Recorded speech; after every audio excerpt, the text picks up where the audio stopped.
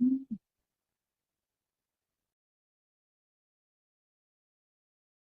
afternoon, everybody.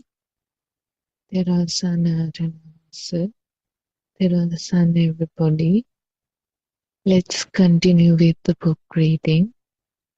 The True Dhamma Has Awakened, Volume 2, page number 82, second paragraph.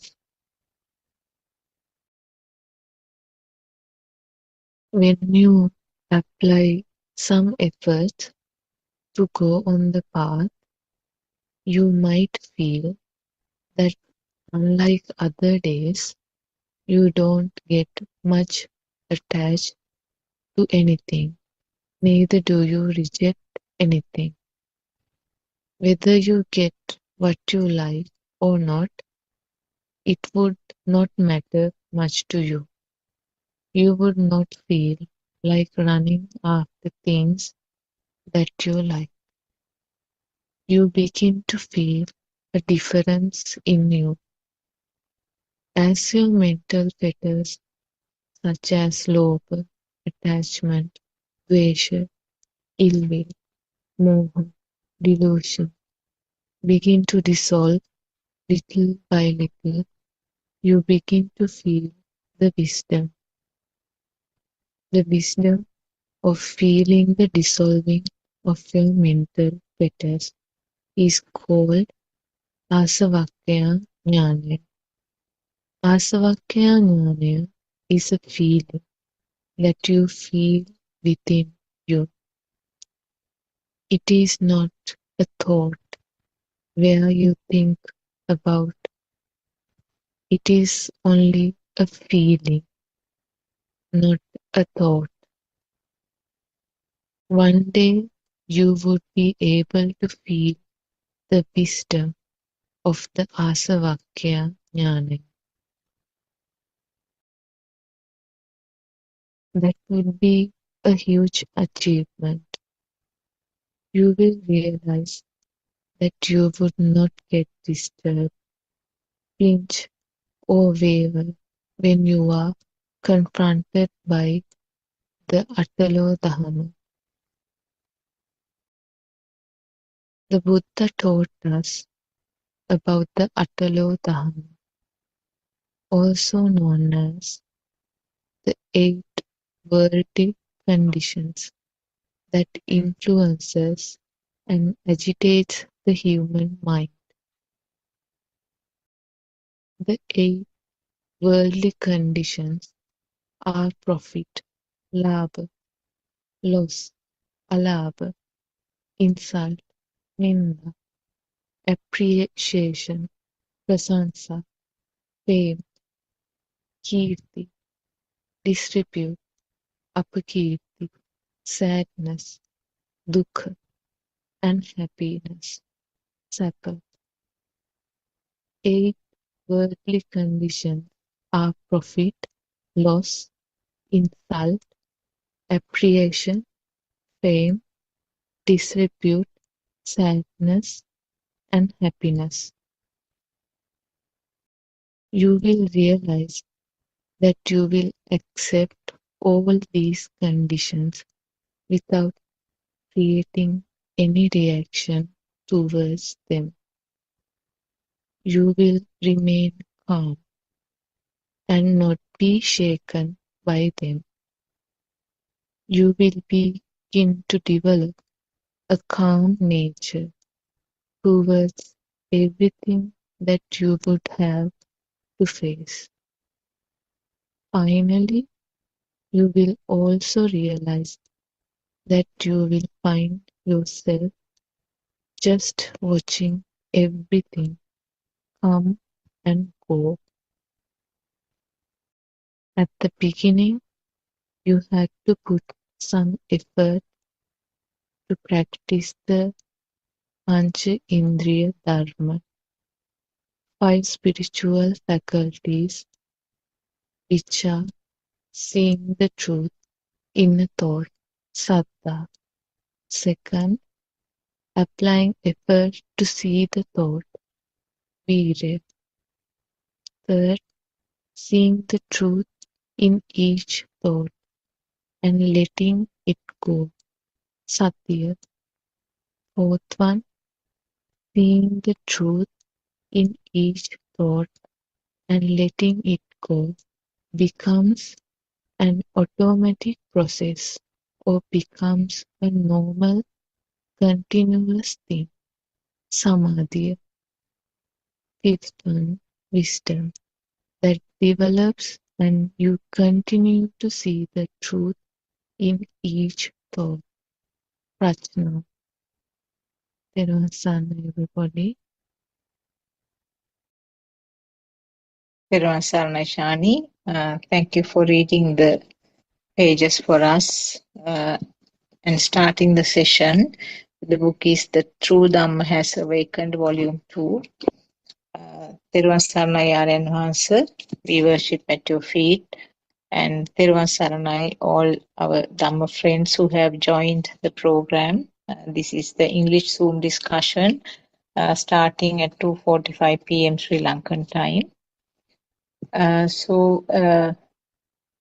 If I sort of summarize what was read by Shani, it shows the advantages or the benefits a person can achieve by understanding this Dhamma, true Dhamma.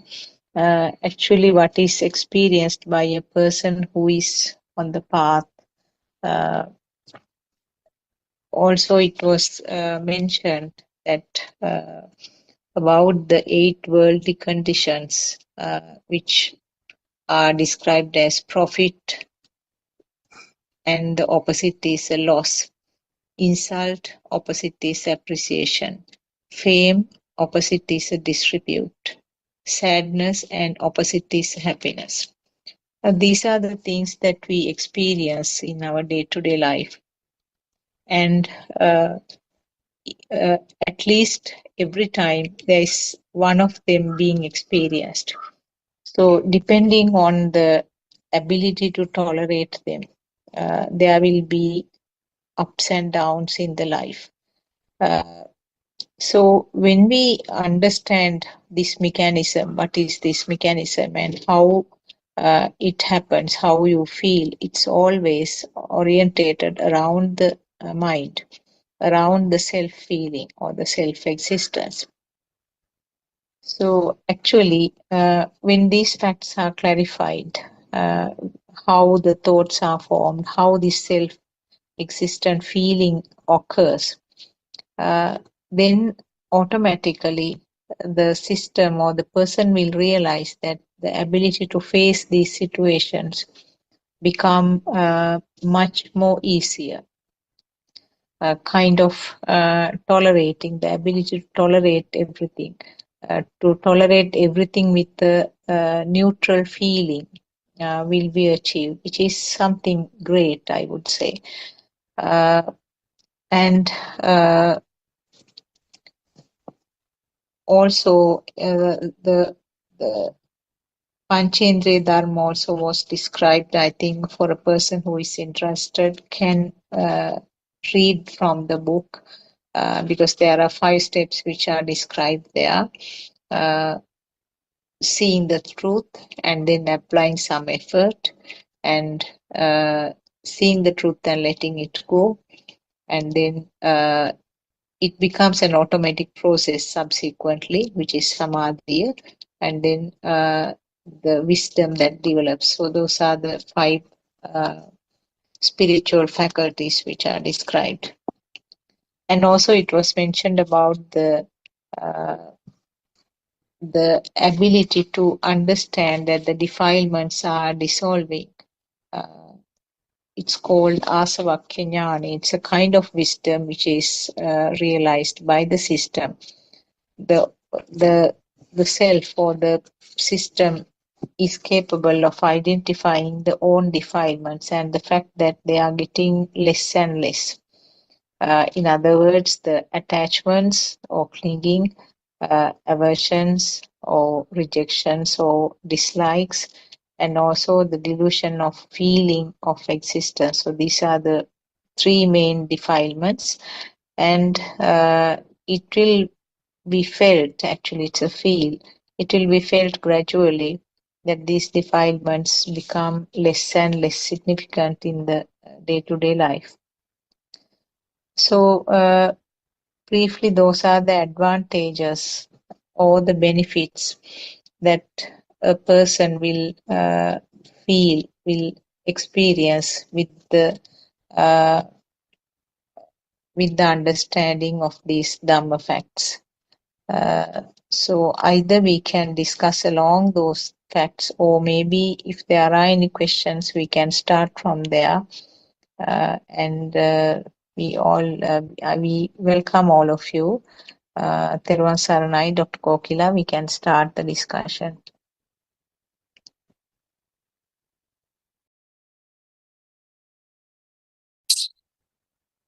Therwan Saranai, worship Aran Hanse. I am not sure whether it's Aran Hanse who has joined.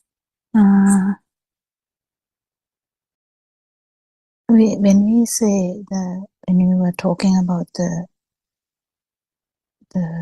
advantages, actually we can't really say like, I don't know whether we can really say like that, but the path itself is something that you can feel when the burning goes down. So it's something you feel. But when we explain, we use so many words to give different ideas. Yes, but it's the same burning or same vibration which goes to kind of which not goes to, but which is not going to have the vibration as before. So this is something you can feel, and with you know that there were some words used, I can't remember now. When we understand that none of these thoughts are true, actually they are constructs. They are mental constructs. So mental constructs are not true at all. So to understand we have to understand how the mental constructs are originated.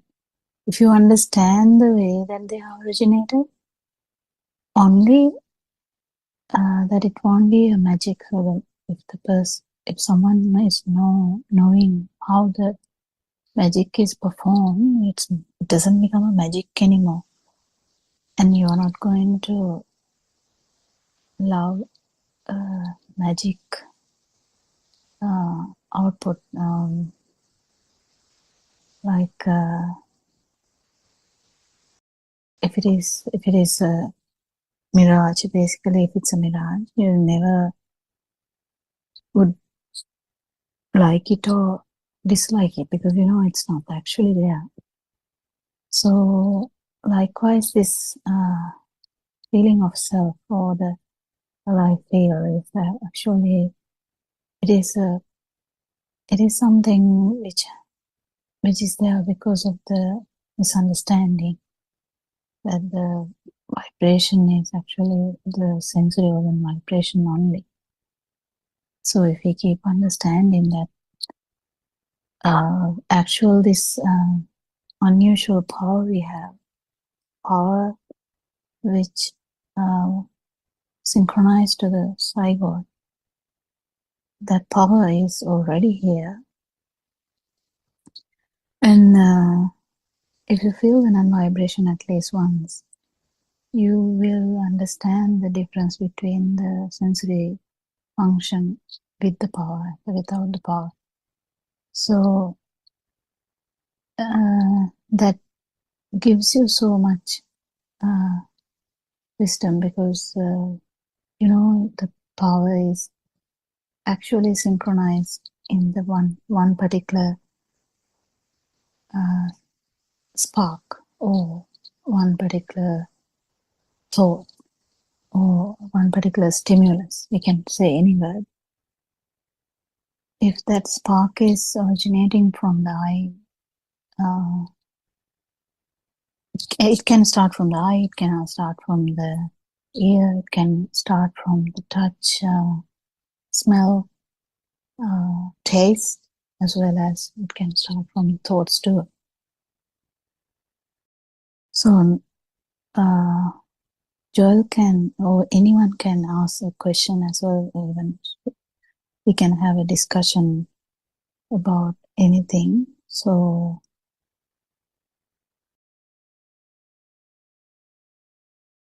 or anyone can bring up a point which you would like to add to the forum as well. But it's important to know that it's something you feel, and the non-vibration is also something you feel. That's the beginning of the no self,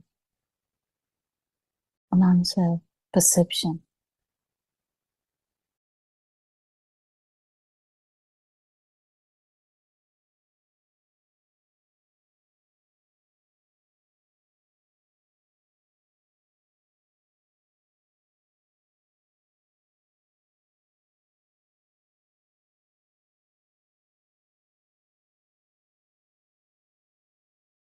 Do you have anything to add,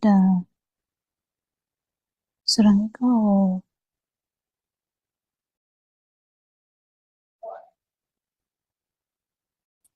Dr. Kokila, yeah, that those conditional states, I was also going to point out the same thing really about one can't really say benefits or disadvantages because there's no such thing as disadvantages or benefits really.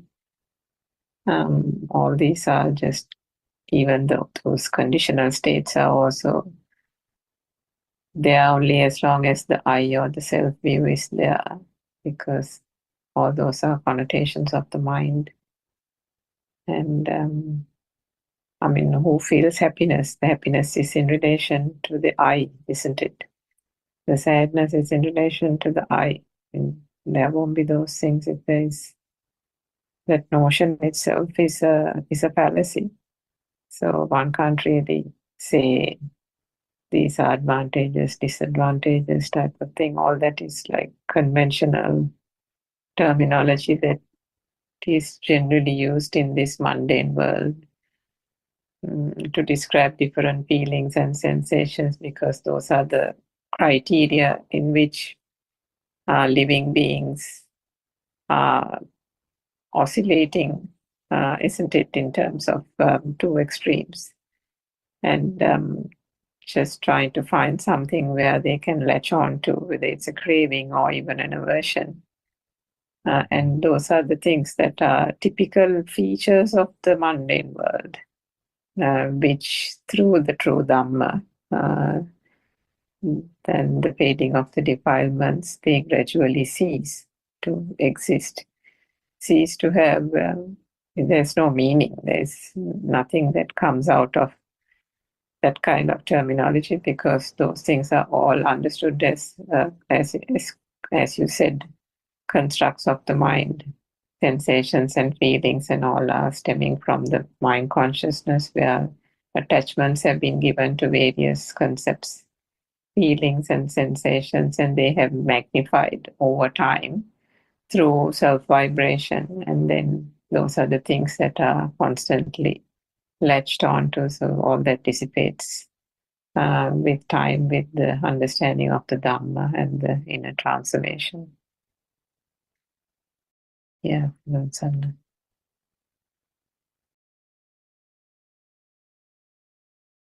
yeah. Actually, when there is no, no thing, we can't talk about the good or bad, or the right or wrong, what are the 8 things that was told was like all the adjectives that we use, but there should be something if we have to put them. So if there's no thing, the value for all we give Actually, this is not even talking in the level that the value, the value, how you feel the value. Value is actually something you feel. So that is what is going to actually disappear, the thing. So in any particular stimulus or spark, what you feel is that the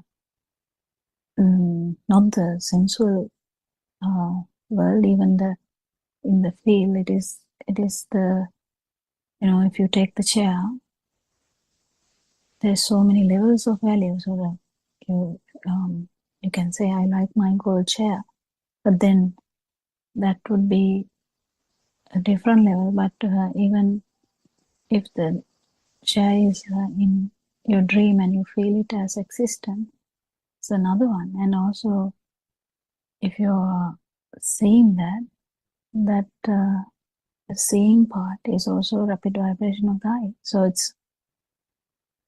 it just constructs everywhere. It can be an organ construct or it can be a mental construct. So whatever it is, this burning or this life feel is actually because of not knowing, because of not understanding that is the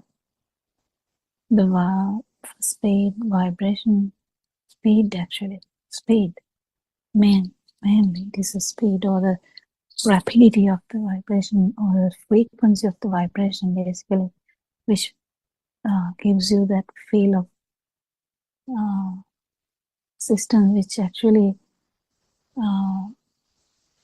goes to feel like the feel of alive feel. So when we take like that, it's if you don't have the if you don't feel the chair, basically there's no thing as there's no, there can't be a good chair or a bad chair. But it's very important now. When Joel used to ask us in the beginning when he joined, how he felt very anxious when people ask him questions in relation to the topics that he doesn't like. So he's kind of trapped in that. So it becomes a thing. And when one becomes a thing, it becomes a thing more and more. It's like, because you try to hide it. You try to hide your, the problem, because you don't want to show your weaknesses. And then it becomes more powerful, that particular spark becomes more powerful. So more the power, the more the suffering is. It's just the way that is. But when you keep understanding, actually there's this, how this magic has happened, how this mind works. Mind is actually, I think, the most prominent organ that any being can have, because it has the ability to give you the world that is there, that as the manifestation. At the same time, you have the ability to understand this all three levels: the form level, the non-form level, the form level, and the sensual level. In human this spark, it is very easy to understand all these levels, so that you can actually get go to or feel the non-vibration level, because it's difficult. The Burm really can't do that. Burm is already in the feel level mostly. There can be some kind of like minor perceptions, but they are all the perceptions of one kind of maybe the touch, the temperature part. But still, there's a will of existence and the life is. But the thing is that worm can't sort it out. But the humans with this big mind, with full of all the defilements, still that is where you can actually feel this non-vibration too. So you have to have the mind to actually feel this and also feel the non-vibration. So kind of you feel the one vibration when the vibration is there, you know the difference. But with the time you will keep understanding more and more, and it's very automatic path, or in the sense involuntary path. So you can't really do anything. If you are trying to do it, is voluntary. So you are trying to do something, we call it voluntary, but then this path is involuntary. That is what people get confused, because they want to do something. All our life we wanted to do something. So we want to, we want to make our parents happy. We want to do something good. All the good side, bad side, right side, wrong side, everything. It took them as literally as they are. So we had almost every day we have a need to feel the next moment, because we have so much hopes, we have so much ideas. Everything is real. Everything is felt as real. And the feelings are actually masked by the mind. So it's all the thought world. In the thought world, you have this good, bad, the right or wrong. Everything is in the mind world. Basically, the form world. All the perceptions. You name it, you have it. So any perception, any spark, it's just a production of the sensory organ. And the sensory organ, when they're synchronized, it forms like a vibration which acts as one vibration, but actually it's not one vibration. It has all the features of all the sensory organs. So even though it acts as one vibration, it has the all other features of the eyes, the ears, the nose, the taste, the touch. The touch component, you have the temperature, everything. So it acts. It literally acts as another new vibration, but actually it's just a combination of. That's why we actually discussed this one day when we come to the house and you smell that burning smell. You know that there's some problem happening. Or if you know that maybe someone is cooking or something like that. How do you get that? How do you get the whole picture? So if you get the smell of pineapple, easy example. You enter the house, just get the smell of the pineapple. How come the pineapple come? But when it happens, just the smell came. You haven't seen it yet, you haven't touched it yet, you haven't tasted it. You just open the door. You haven't gone to the kitchen even. So, but only one sensory function was there. But everything is coming. So that's how it works. It's like in iCloud, if you type something, everything closer to that comes forward, like comes up. So if you type A, everything will come. I mean, you won't be able to find anything just with A, but it's coming with the all the vibrations in even going close to that.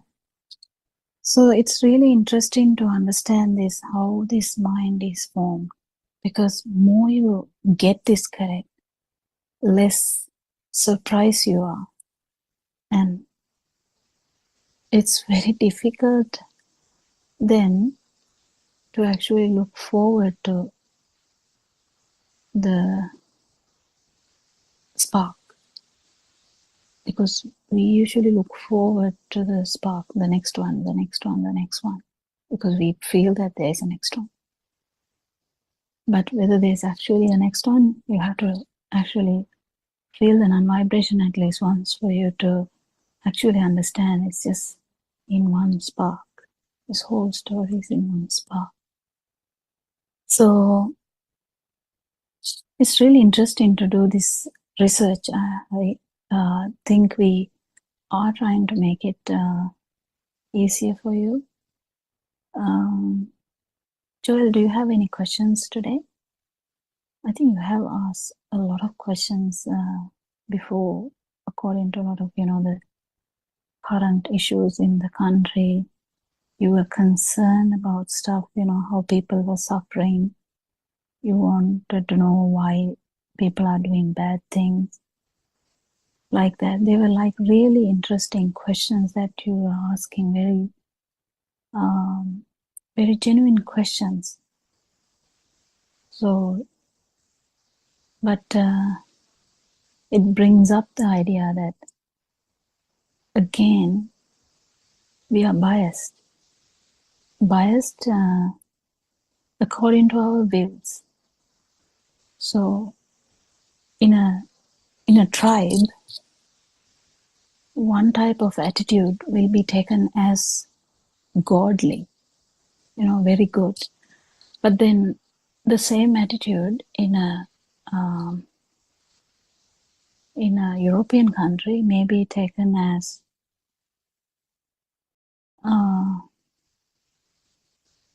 not interesting or not good, or anything. You can compare in any way like this. So we have this good and bad, up and down. So many ideas. But if there is no thing, all these adjectives, all these ideas, all these affirmations, or all surrounding things, the views, they get nullified actually, because you keep understanding to what are we doing this, to which stimuli you are putting this to. There must be, if you think about good, there must be something good. So what is good? So good apple. Well, if you understand that the apple is actually a mental construct, and mental construct means it's a perception. Perception is like a current. How can you otherwise see the apple in the dream? So mental constructs are actually perceptions in the system. They are it's like a current. So in the current, is there apple? Not really, but there's a manifestation. So finally, when you come to understand that even that current you thought that is there, it's actually the speed. It's actually the speed which brought you all that, the manifestation. So that's the beauty of this Dhamma, understanding how apple is nullified. It's not that you can't see the apple. You can eat the apple. You can smell the apple. You can wash the apple. You can do anything with the apple if you like. You can cook the apple also if you want. But that's not the thing. You don't feel that it is actually existing. You know, you are fully aware. If you feel that the apple is existent, that is the feel that is the life feel, basically. That's how the life feel has come. So understanding every and each stimuli is not our plan. I mean, if you have about a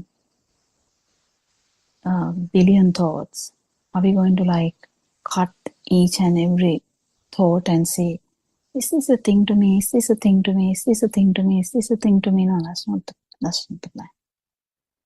Understanding this, and actually when you understand that the power goes down, and you might feel in one particular, whatever the stimuli or the spark, that the non-vibration. So you will feel the vibration as well as because you are fully aware that it is the speed of the sensory organ, that you will feel the non-vibration at the same time. So it's really, this is the point where you turn, because you know that now there's no doubt now. There's no doubt, because you have already felt that if the spark or the stimuli is not a thing, feel of existence, or the alive feel is not there, you still can. You still may have the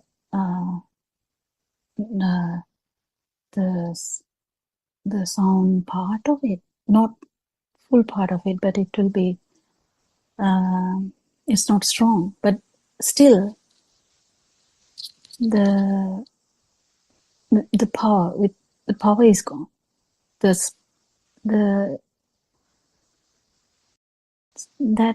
itself give you the so much opening to the whole Dhamma, because you know it is happening in one stimuli. The self perception is going to break down, because you get the non-self perception now, and you're definitely going to get this again and again, because this is going to get powerful, because it's a very strong step. So the Lord Buddha reassure you, this insurance. This is that if you have, or not if you actually, if the system has felt the non-vibration at least once, that system is definitely going to become the non-vibration. There's no doubt. The time duration matters. I mean, some people, the non-vibration is so close to them, their vibration is so close to the non-vibration, they might immediately become the non-vibration. Anything can we add something, Suranka or Dr. Sakuntala? Yes, thanks to both of you for making the corrections. I think the wordings need to be corrected. Thank you. And something along with the line that you were trying to discuss, actually, now I can see a tree. I can see a coconut tree through the window. So what Lord Buddha said was that if an object is taken as existing, that means it becomes a thing. Or in other words, we have been describing it as giving a value. So all this word is being used to describe something which is taken as existing. in one of the sutras, it is described that there will be 11 descriptive features or 11 descriptive points which come along with that. So if I take the coconut tree as existing without realizing that it is a mental construct, actually it is just a shape to the eye, and if I touch it, it will be just the hardness to the skin, and maybe the particular smell, if there is anything particular like that, it will be to the nose, and the sound, the name will be a sound to the ear. So altogether, collectively, there is mental construct that the coconut tree is a mental construct. But to different sense faculties, it's different perceptions. So if you take this as a really existing coconut tree, or if you take it as, if you do not realize that this is just a mental construct, then there are 11 descriptive points. So the coconut tree could be uh, could be the one which was there yesterday, that means the past, which is there now, present, and it's going to last maybe for the next few years.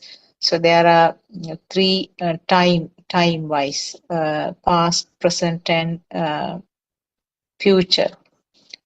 And also you can describe it as something which is near or far. And also you can describe it as something pleasant or unpleasant.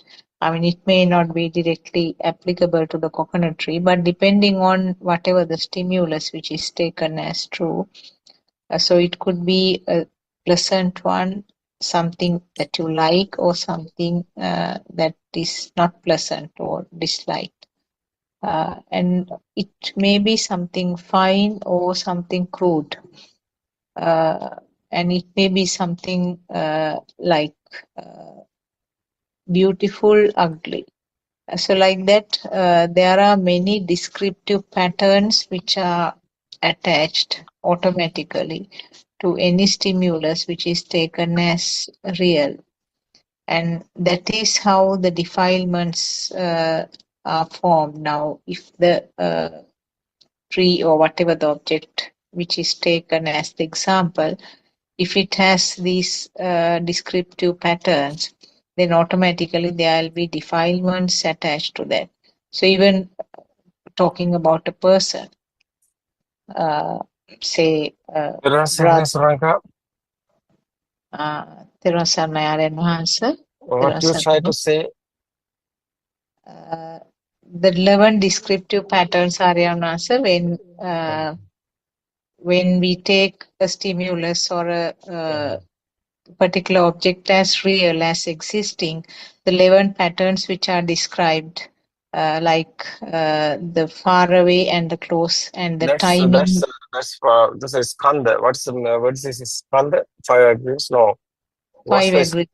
Yeah, 5 aggregates. It's a skanda. Skanda meaning is something there, no? So yes, something there is 5 aggregates, or also that's talking about the feeling is something there. The existent feel. Yes. That's eye, ear, nose, mouth, skin, and the thoughts. So the eye, so look and see something, no? You can hear something. Yes. What's that? Crow sound we are talking. The something there is a coconut tree or anything. It's okay. What's the smell? It's jasmine. What's the taste? It's pineapple. We are talking about this. What's the taste? It's okay. We are what we are talking about? Taste, pineapple taste. What's the pineapple? Pineapple is a thought. Everything is thoughts. Otherwise, but this 6 senses is your word. But otherwise, this world is not real. This sense of creation is not real. You are also not here. The important thing is who have this? Nobody here. No one nobody here, because normally everything is there. But what's the feel? It's okay. Normally you don't know the truth. You don't know. You're not changing your inside. What's your type? What's your life style? What's your idea? Somebody say the world is real. No, that's the Dhamma guys. That's the spiritual guys. Somebody know the truth. That's the truth. He know the truth. He know nothing here, anything. But normally everything is happening. But we are talking about this 11 you talk about, no? That's okay. What's this 11? Is we are talking something there. It's a past or future here, because chair, the future you can, future you future you have chair. It's okay. This present moment, what is this chair? Normally chair is here, but feel is what is the feel? Not inside pain or not inside any vibration. Meaning is chair is only the picture, chair is only the sound.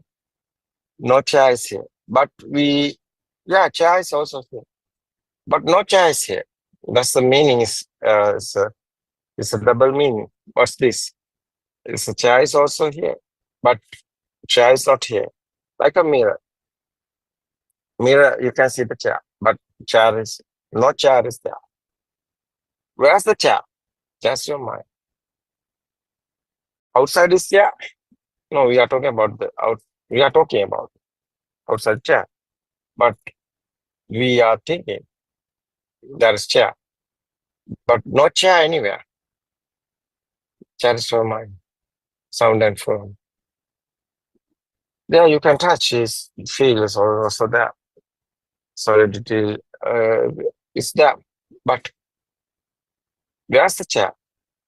Chair is your thinking. Not chair is not anywhere. You can't find the chair anywhere. You can't find the chair because where's the chair? Chair is a thought. But it's okay. You can see the picture. You can hear the sound chair. You can touch. Feel is there.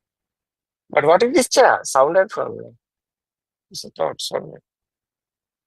And that is why. Chair is here? No, chair is not here. I ask, we are not talking about not here any chair. Chair is here. It's okay. Chair is here. But not chair is not here. What is this? Chair is not real. That's why. So, can you explain this? Dr. Kokila? Yeah. Hello? Dr. Kokila? Yes. Sorry to say this, doctor. Today I feel fed up and frustrated. And I don't feel like living. This is helpful, but I just feel fed up. What's the problem? Stop it. I'm not sure. Is this just regarding this Zoom meeting, or generally you are feeling fed up? Yeah, I'm just feeling fed up with my life. Nothing is working on. Everything going out of my control. Just sucks me, man. I just feel frustrated. That's all about life.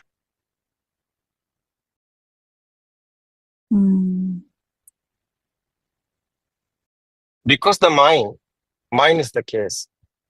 This Dhamma, someone getting first, he's thinking. His thinking outside is not real, but it is thinking. Thinking is not real. Be careful, because I think you can hear the Singha Dhamma discourse because you know the Singha language. I think this mind, this Dhamma is not a mind. We are doing this mind understand. How is creating this mind? So how is these thoughts are coming? How is this lights also coming? How is this sound also coming? These are sensor creations. We are only to understand how is the system is going on. How is these thoughts are coming? Before kindergarten time, the baby on the cot, baby in the cot, the baby don't know anything. Baby haven't defilements otherwise. Baby don't know death or birth or girl or woman or anything. That's a radiant mind. That's our beginning. After what happened to us? How is coming this world? It's our sensor creations. Our eye creation, our eye creating this lightful world, colorful world, this picture world. Our ear creating our sensor. Yes, sensor creating the sound world. Our nose is sensor creating the smell world. Otherwise, our tongue creating the taste full world.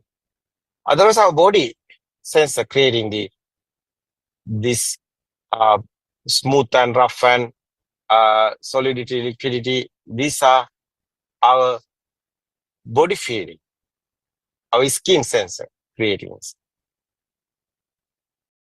This sensor creating is not real. Various of living beings have various of senses. Example is the buffalo looking the red color, otherwise the horse looking the blue color. Otherwise, the various of living beings have various of type of senses. This sensor given them the world. World is not real. This sensor nobody is doing. It's a system. It's the dharmata. It's a process. Nobody is doing. No one is doing. You also not doing. Systematically is happening. This is a nature. We understand the nature. We understand our sensor creations. Kindergarten time, what happened there? That you can realize, you can experience it. Yes, red, yellow, blue. These are sounds. Sri Lankan not talking about like this English words. Ratu part, nil part, ka part. What is this sound? Indians are talking other one. Chinese are talking other one. What is this language? Only the sounds, no? Sound and the picture. Kindergarten, you see that? Picture given the eye. And given the sound. Sound and picture together coming. That's the thoughts. Simply you can experience. What are these thoughts? Thoughts is not real. This thinking world is not real world. How you are drinking pineapple? How you are eating the pineapple? Your tongue making this taste. But taste, what is the pineapple? Pineapple have a picture, pineapple have a sound. Are you eating pineapple? Picture and sound? No. It's the thoughts. You are eating the thoughts. You are smelling the thoughts. Jasmine. What is this smell? You are talking about jasmine. Jasmine have picture and sound. It's the thoughts. What is your word? It's a thinking word. It's not real. It's a simulation word like that. It's a program. It's nobody's saying. This is understanding. You see, this is understanding only. Normally you are living, your lifestyle normally going. This is understand. Finally, you know what happened here. Death or birth, everything is thoughts. Nothing happened. This thought is not real. But normally you are living It's normally, everything is normally happening. You can't stop that. System also normally is going on. No problem. No problem. It's a system. You only the understand. So someone not understood what happened here. He's getting this real. He's in suffering and sadness. But someone know this. Someone talking about my child is dying. How is this child is coming? Before you are married, where's the child? Where's the husband? You are in happy now. How is coming husband and how is these are coming? You see, kindergarten time, nothing there anything, no? After what happened? Red, yellow, blue. And everything coming, the thoughts. Mothers or thoughts. Everything is thoughts. Your children also, you're thinking. This is the real. But normally, life is normally going. Life is normally going. This only the understand. Your inside is suffering and sadness. What is your inside is vibration, pain. That pain is disappeared. That's the power is disappearing. That's the ego is disappearing. That's a fade in your defilements. That's a path of tranquility, peaceful mind. Because liberation of mind, freedom of mind is the way. Someone know the truth. He know this mind is not real. That is the way. After, you can control everything. Why? So you know everything, nothing here. Someone is telling you to some words, it's not good. But you are not any problem. Why? This is only the sound. You know, he's talking something, buffalo, something to you. But normally, you don't know this Dhamma. You don't know the truth. You are getting this power. You are getting this existent power. You know this truth.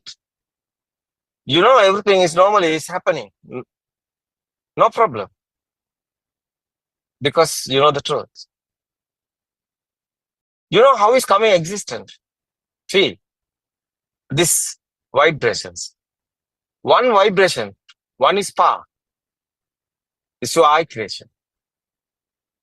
Speedily happening this spark. There's a rapid speed. There's a quantum theory like that. Come in the light. It's not real. The spark. One is spark. Again and again and again and happening. What is this light? It's the speed given you to mirage. No, it's not real. It's a miracle, no? It's not real. What do you think about the coconut? This Dhamma is understand what, no? Yes, sir. Understand, and then actually you will feel it. You can't really. Yeah, after no by problem. force feel it. Yeah, It will feel. You will feel it. Yeah. I Yeah. think. Yeah, coconut. Yeah. Yes, sir. So I was trying to. After no problem, no. Why Yeah, are you no, suffering? Why are you in sadness? You are not at thinking, all. Yeah. yeah, this world is otherwise. You, who are you? You are not you are not body. You are not the mind. Who are you? This is stimulus.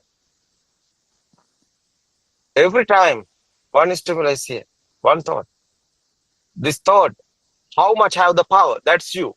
Power is you. That's ego. That's the crane. That's the power. You see this? Mm. Finally, why we are talking about endless happiness here? Why? not sad here. No death or birth. It's only the thoughts. This sadness and suffering coming, you are thinking. Someone is here. He's now coming the death. It's happening. Someone is here. Who are you? It's a power, no? After you are not doing, systematically your power is disappearing. It's a fading. That's the crave is fading. That's the path of Nibbana. Practically, you can experience it. You are not doing. You can't do this. You are doing only the understand. You can't do Nibbana. Because mind can't do this. Mind cannot do this. Mind, how is this? How is mind doing this? Mind is not real.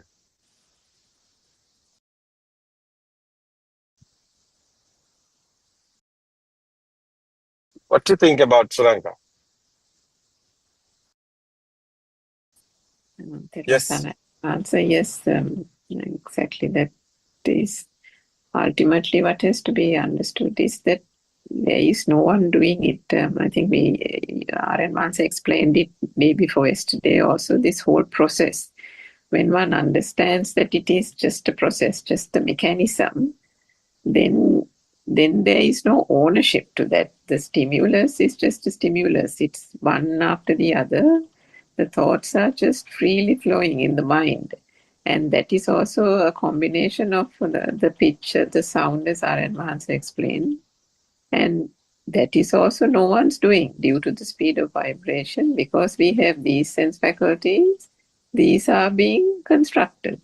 But if we take an animal or different species, the world that gets constructed to that animal, whether it's a horse, a bat, an owl, the world that they get and they perceive is quite different. So then which world is true?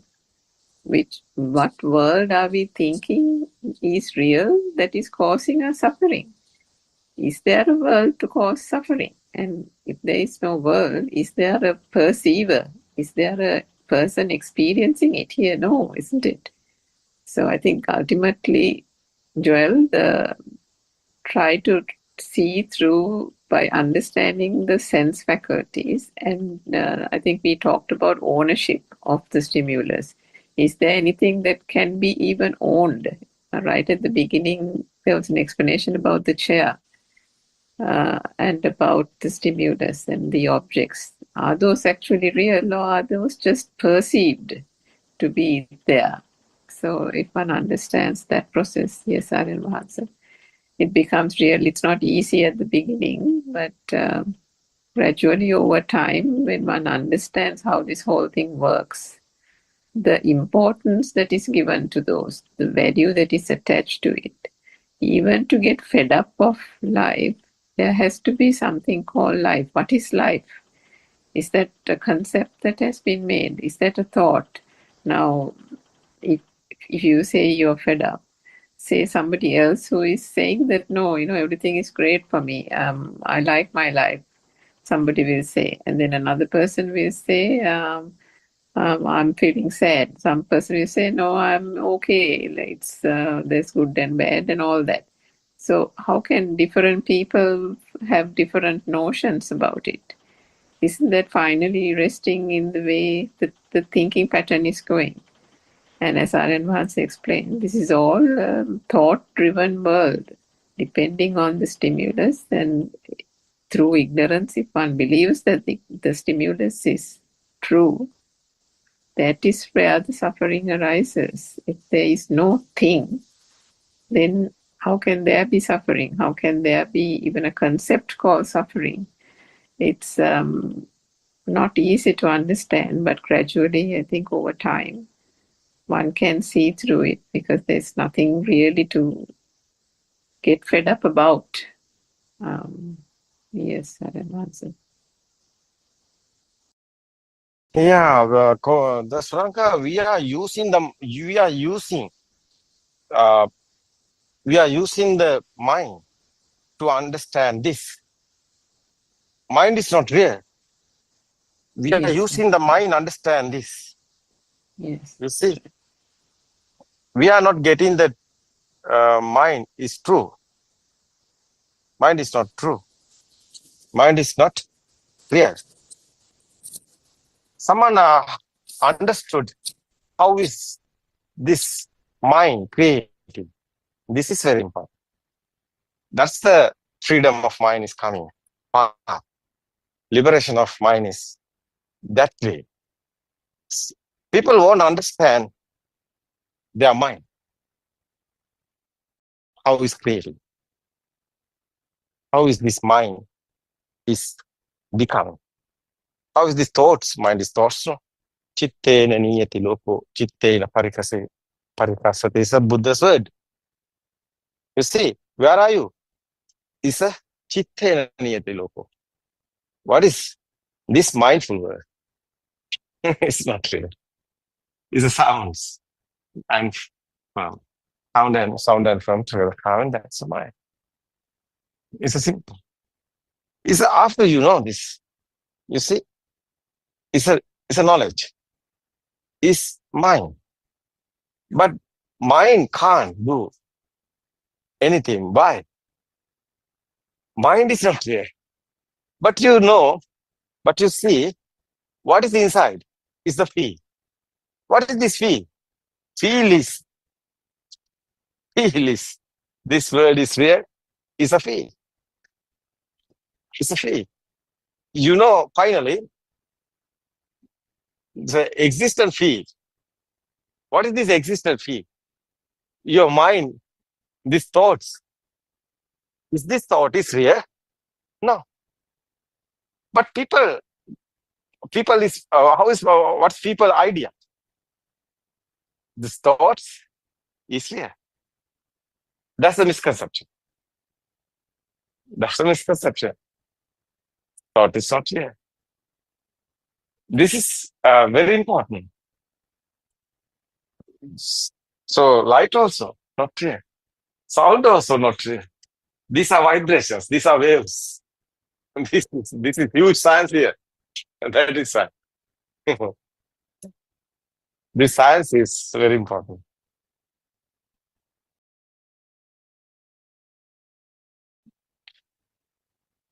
This finally, that existent field is the power. It's okay. That's a itta sanya, perception. Existent perception we are talking, no? Itta sanya. What happened this? Non-existent field is coming. Because he know these are not real. After power, inside power, what is this power? Existent field is there. Itta sanya. We are talking that perception, existent perception, itta sanya. Because you are getting this everything, every thought is real. But every thought is not real. What is this power? Thought is real, is the power. It's a thought, it's a one thought. We are getting this thought. It's what systematically is happening. Chair, example, kindergarten time. How is the teacher teaching this thoughts? How's given to you? Picture given the eye, sound given the ear. This sound and form. You see, this sound existent feel there, otherwise. Sound. Not the chair. It's the sound. It's your sensor creation. That is why Skanda is a Buddha's explaining is very important. Why? The consciousness here, there. What is this consciousness word meaning? What is this perception word? This perception is have the power. But perception converting the consciousness. Consciousness have the power. The same sound. Sound is a perception. You see, Rupa, Vedana, Sanya, Sankara, Vinyana is the Buddha's word. Skanda. Rupa is a vibrations. So waves, vibes, waves. speedily happening, this is power. What happened? It's a Vedana, Sanya, Sankara Vinyana. What is this? It's a feel. The speed, rapid speed is here, it's a vibration. The feel is sound.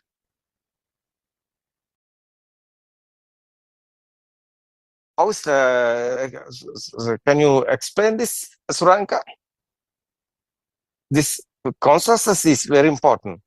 How is coming consciousness? Consciousness have the power. Because one is spark, have the power. That's the secret. Madhya Sutra is there. It's very important one. Very important one is the one is spark, have the power. That's your source of power. That's your cycle of birth power. That's your craving. That's your defilements. That's your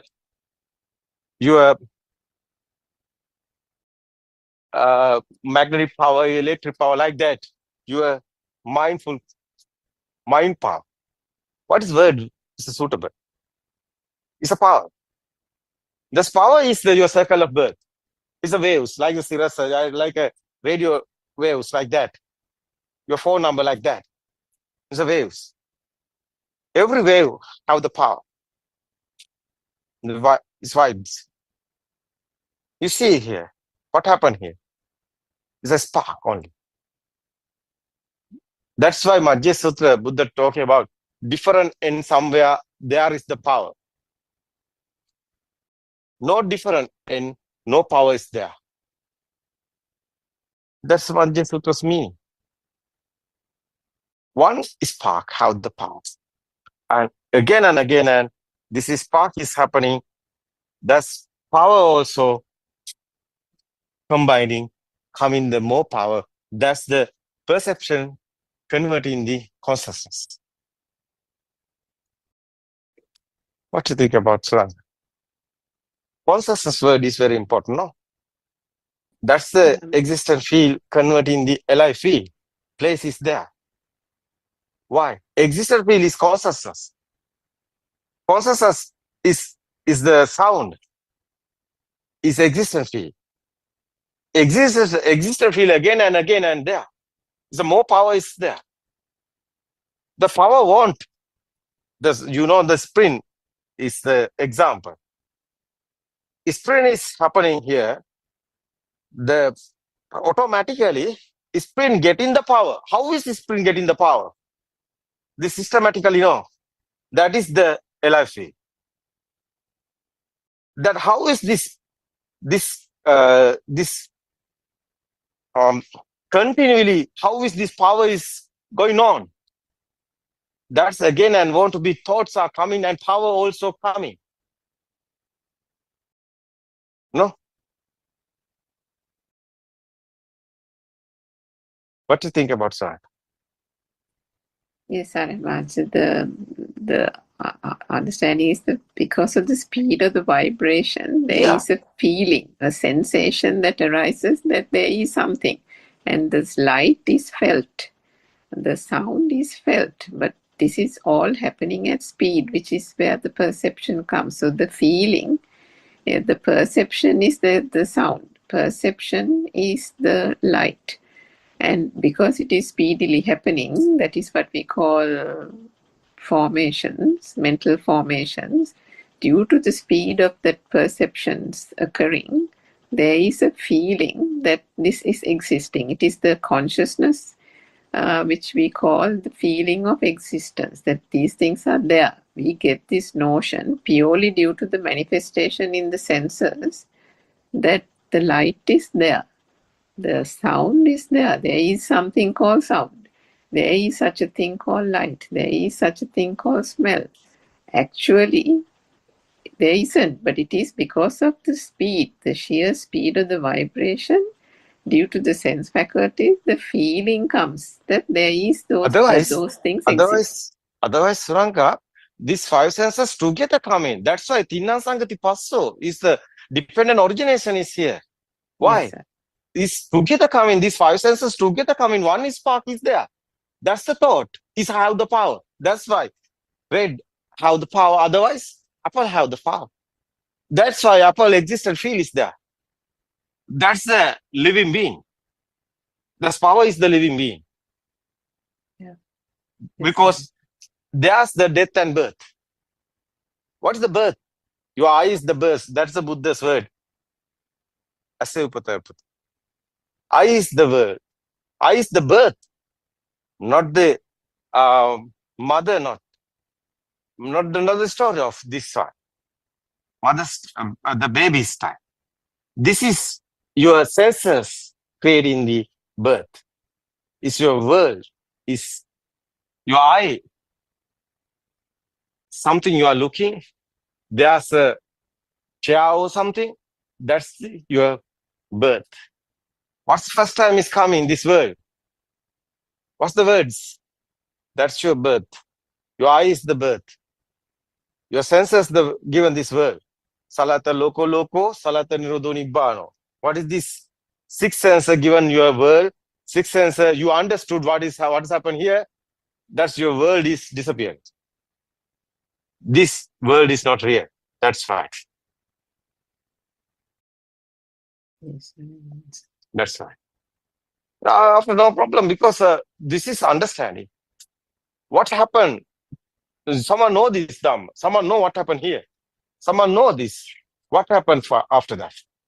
You are inside your power. Who are you? You are the power. Why? This world is you. What is the world? Chair, table, sun and moon, everything. Is that real? Yeah, real is the feel is existent, is the power, is you. Side by side. World is other side, you are here. You have the world. But world is not real. That world, what is this world? Is the inside power is there. Existent feel is there. Because light and sound, no? Coming together, sound and form coming together, that's five senses. One is spark is here, no? That's thought. Thought is existent feel. Is the world, no? Every thought is like a programming, like a data updating system. But you see, this not only the thought, the power is inside. That's why existent feel is there. That feel is you, otherwise. More feel, no, but feel is there. But how is feel continuing? How is this power continuing? That's more power want you. That's why again and again your thought, your mind is working.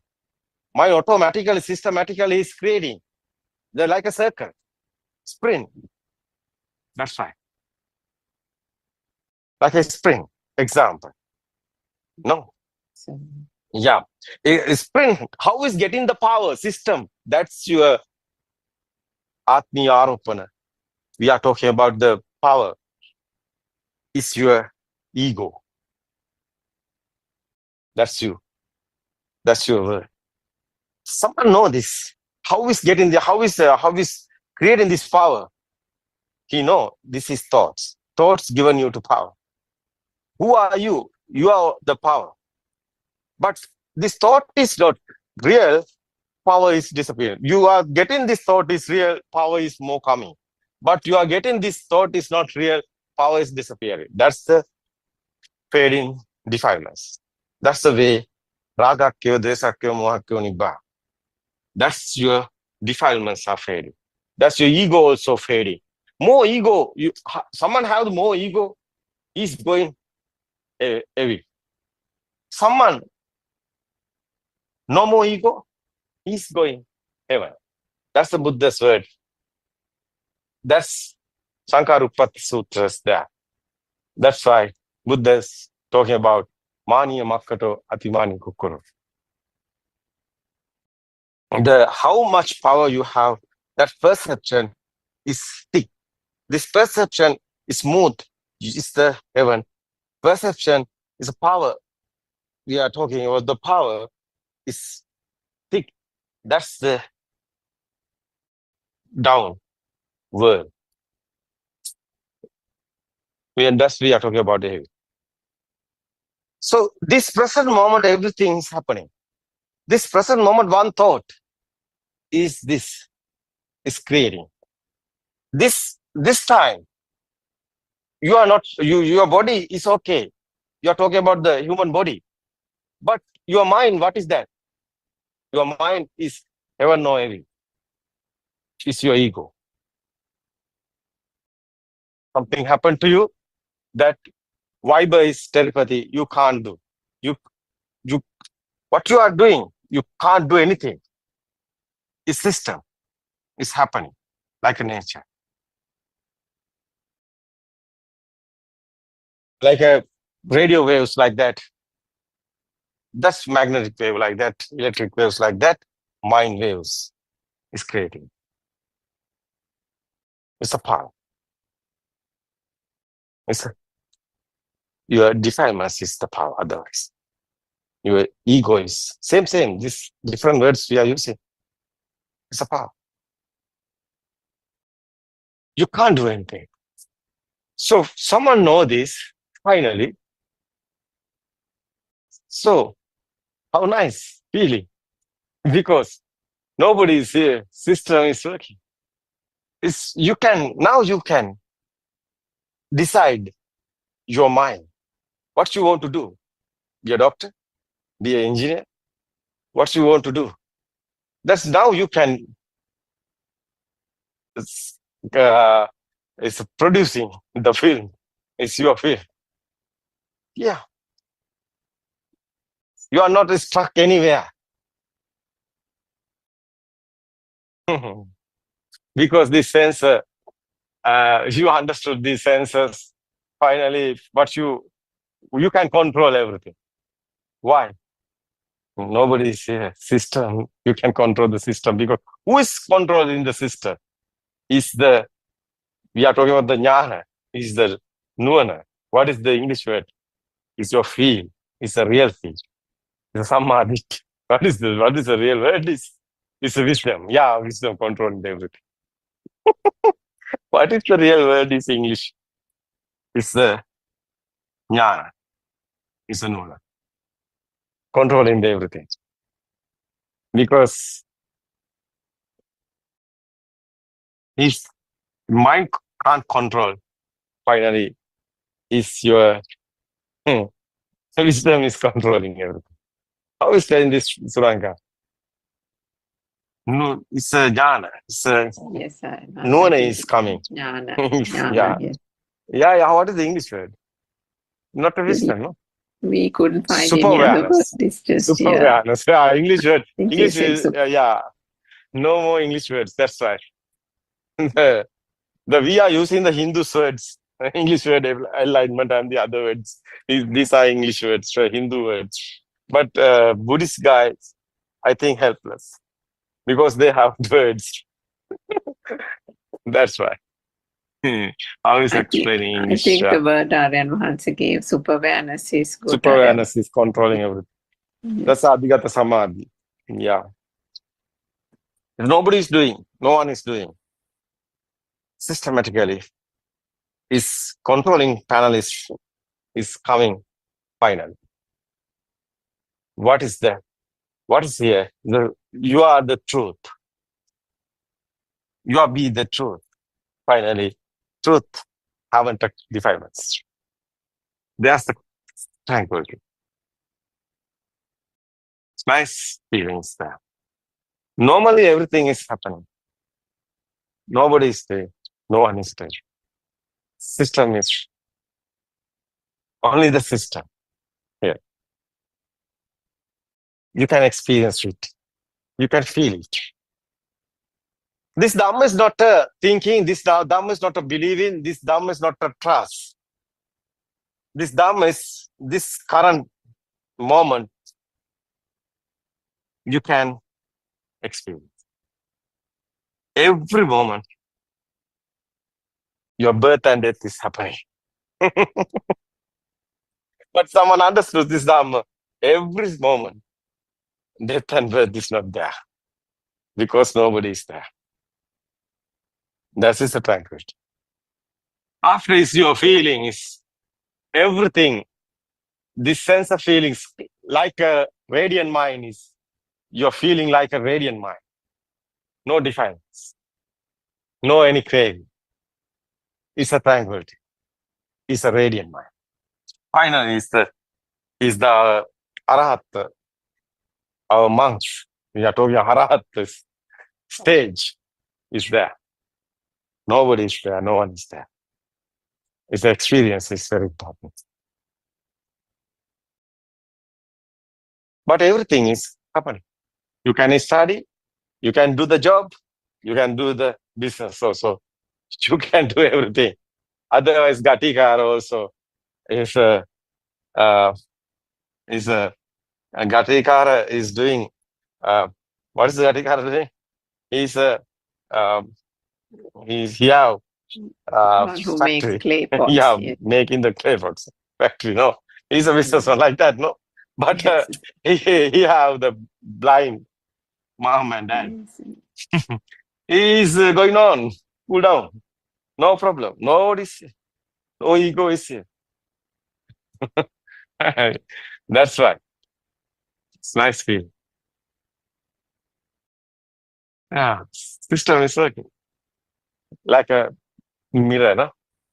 And you can see like a mirror. Nobody is seeing, but everything is there.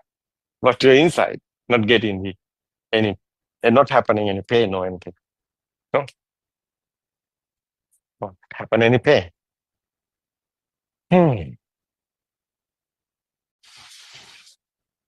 What do you think about Kopila? Yes, it's very, very beautiful to actually feel this. It's important, even for Joel to not to put this very strongly into the system. If you try to do that, might give a. I think Joel want time. Yeah, not Joel easy. needs time, Not and easy. also He want time. he won't can go to realize. kind of Dombagado or somewhere which is very peaceful and maybe just be there Yeah. without doing anything. Yeah. Yeah, that's a possibility. Yeah. Don't be hurry. Cool mind is good, I think. Because the system is normally system. We are understanding. This Dhamma is important thing is understand. After everything is happening, no? Yeah. Yeah. What do you think about Jay, no? Joel. Jay. Yes, Jay.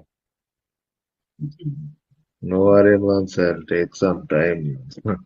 Yeah. I think it's more time because realize this experience is very important because this is not a trust or believing. That's Buddha's word. You want to experience, I think. Yes. Your time, I think. You want to realize your time. Keep going. It's okay. You know this Dhamma after you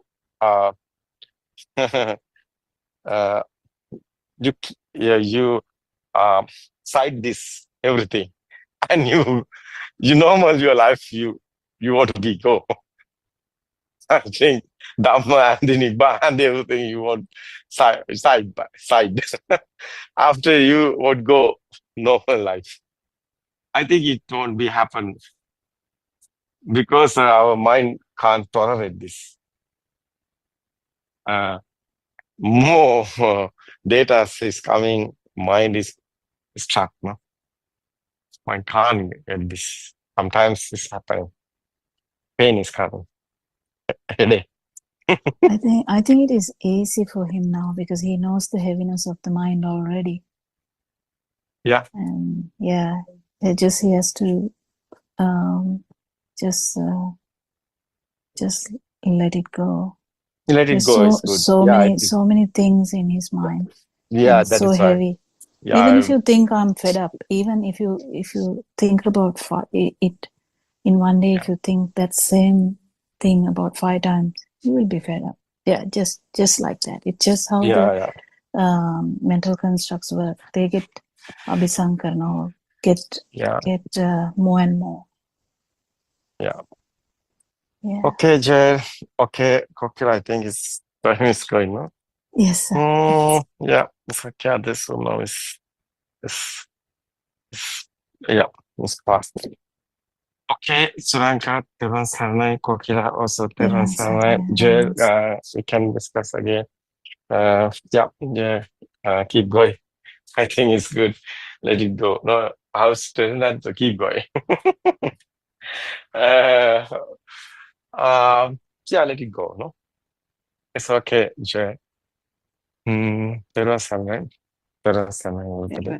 Thank No, we can't join. Okay.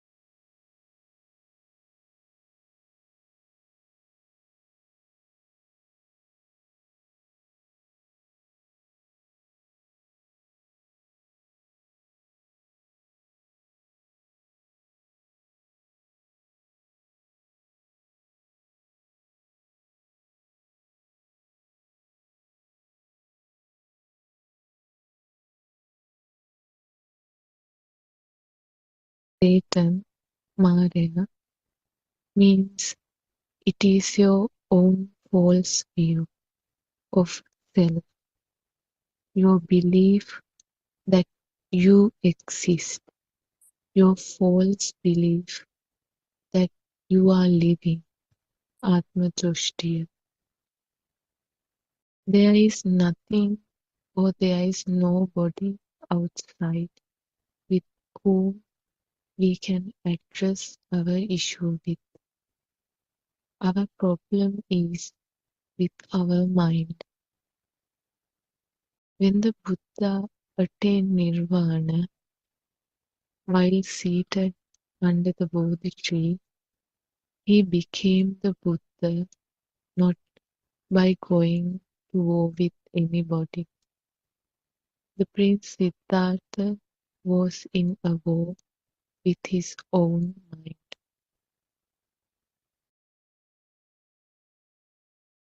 After he realized the pure truth about the mind, he became the Buddha.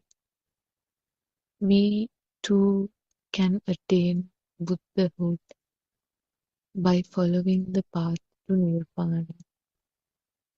We cannot become a Samma Sambuddha because we are not the ones who discovered the illusion of the mind. It was Lord Buddha, our teacher, who first revealed the pure truth to the world by his own investigation of this illusional mind. We are only his followers who are going on the path to realize the ultimate truth or nirvana. This is the difference between the Buddha and his followers. Otherwise, we are all following the path to nirvana, and we are all trying to tune into a frequency of nothingness, the Buddha Swabhavaya, or the nature of the Buddha. Our minds become tuned to nothingness, to the Shunyatave. Shunyata Animita Cheto Vimuktiya. No mind means no thought.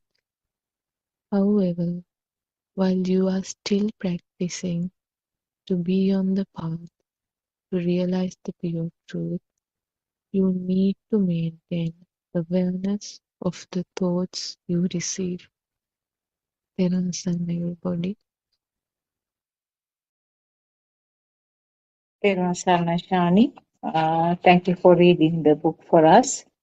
Uh, we worship our Enhancer at his feet.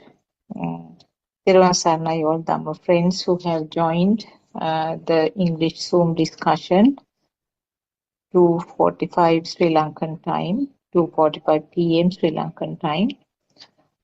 So we have been just following the facts written in the book, The True Dhamma Has Awakened, Volume 2.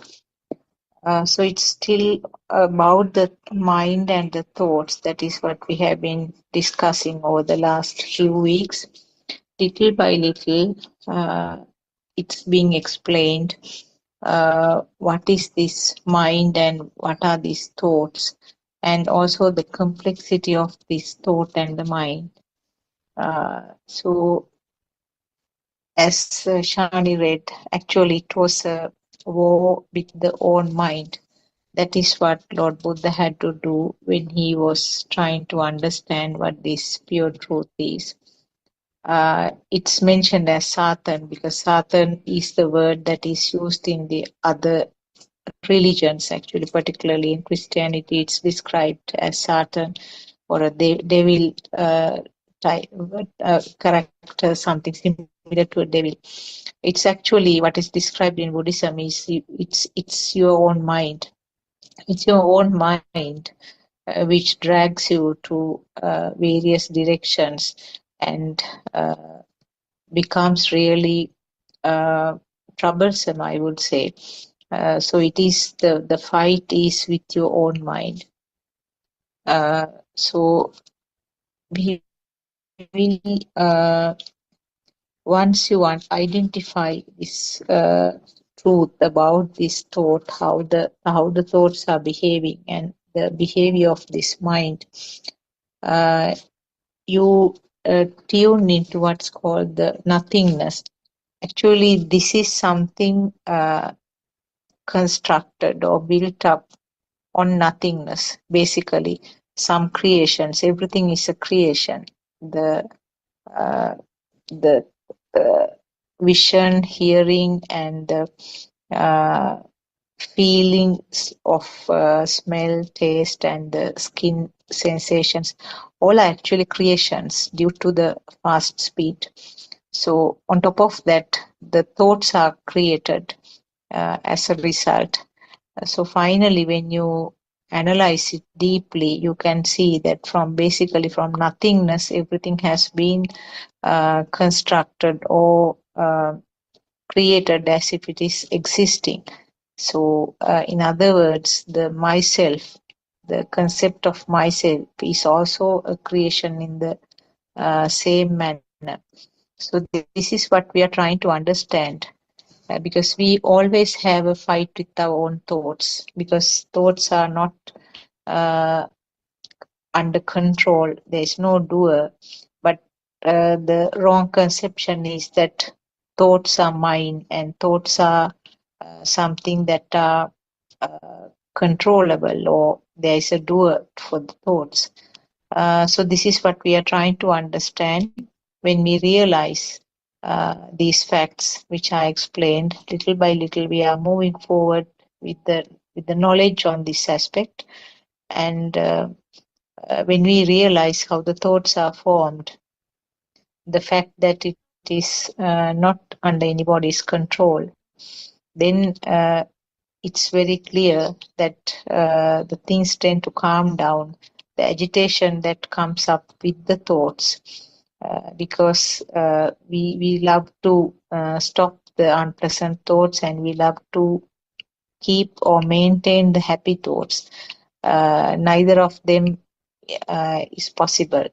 So when you realize this mechanism, automatically there is some calming down, and then there is slowing of the thought process. Actually, thoughts will not stop, because thoughts will be forming as long as the physical body is functioning. But the fact that the value added to these thoughts, the fire which comes up with the thought, is the one which will fade away. So all our Dhamma friends have joined, the regular Dhamma friends. Theruvan Saranai to all of you. We can start our discussion, Dr. Kokila. Theruvan Saranai. Theruvan Saranai, we worship Aranwanse. I think I have to tell something here, that we couldn't conclude the session yesterday properly because of the invasion. Actually, it was like a tube light to me. It took for quite few seconds to understand what was going on. So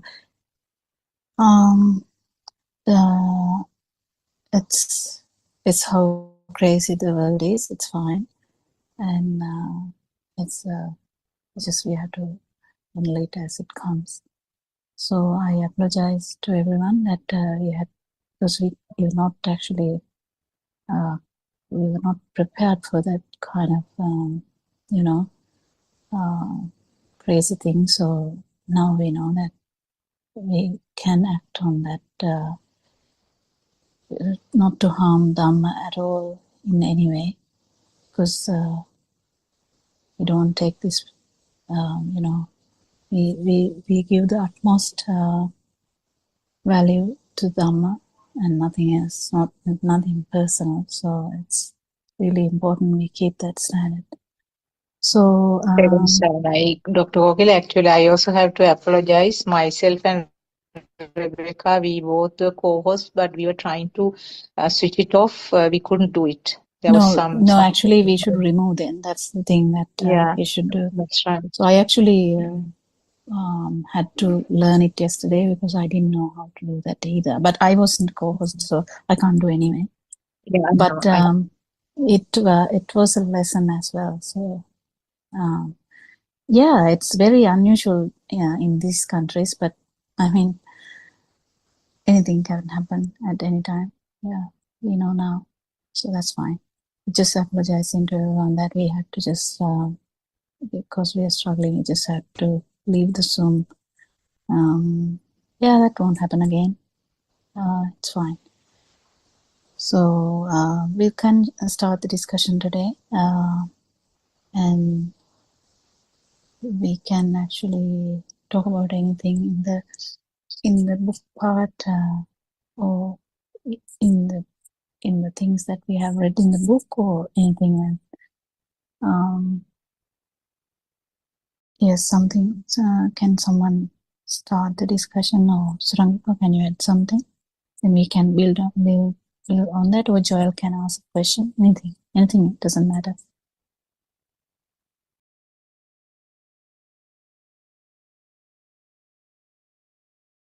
Yes, Joel.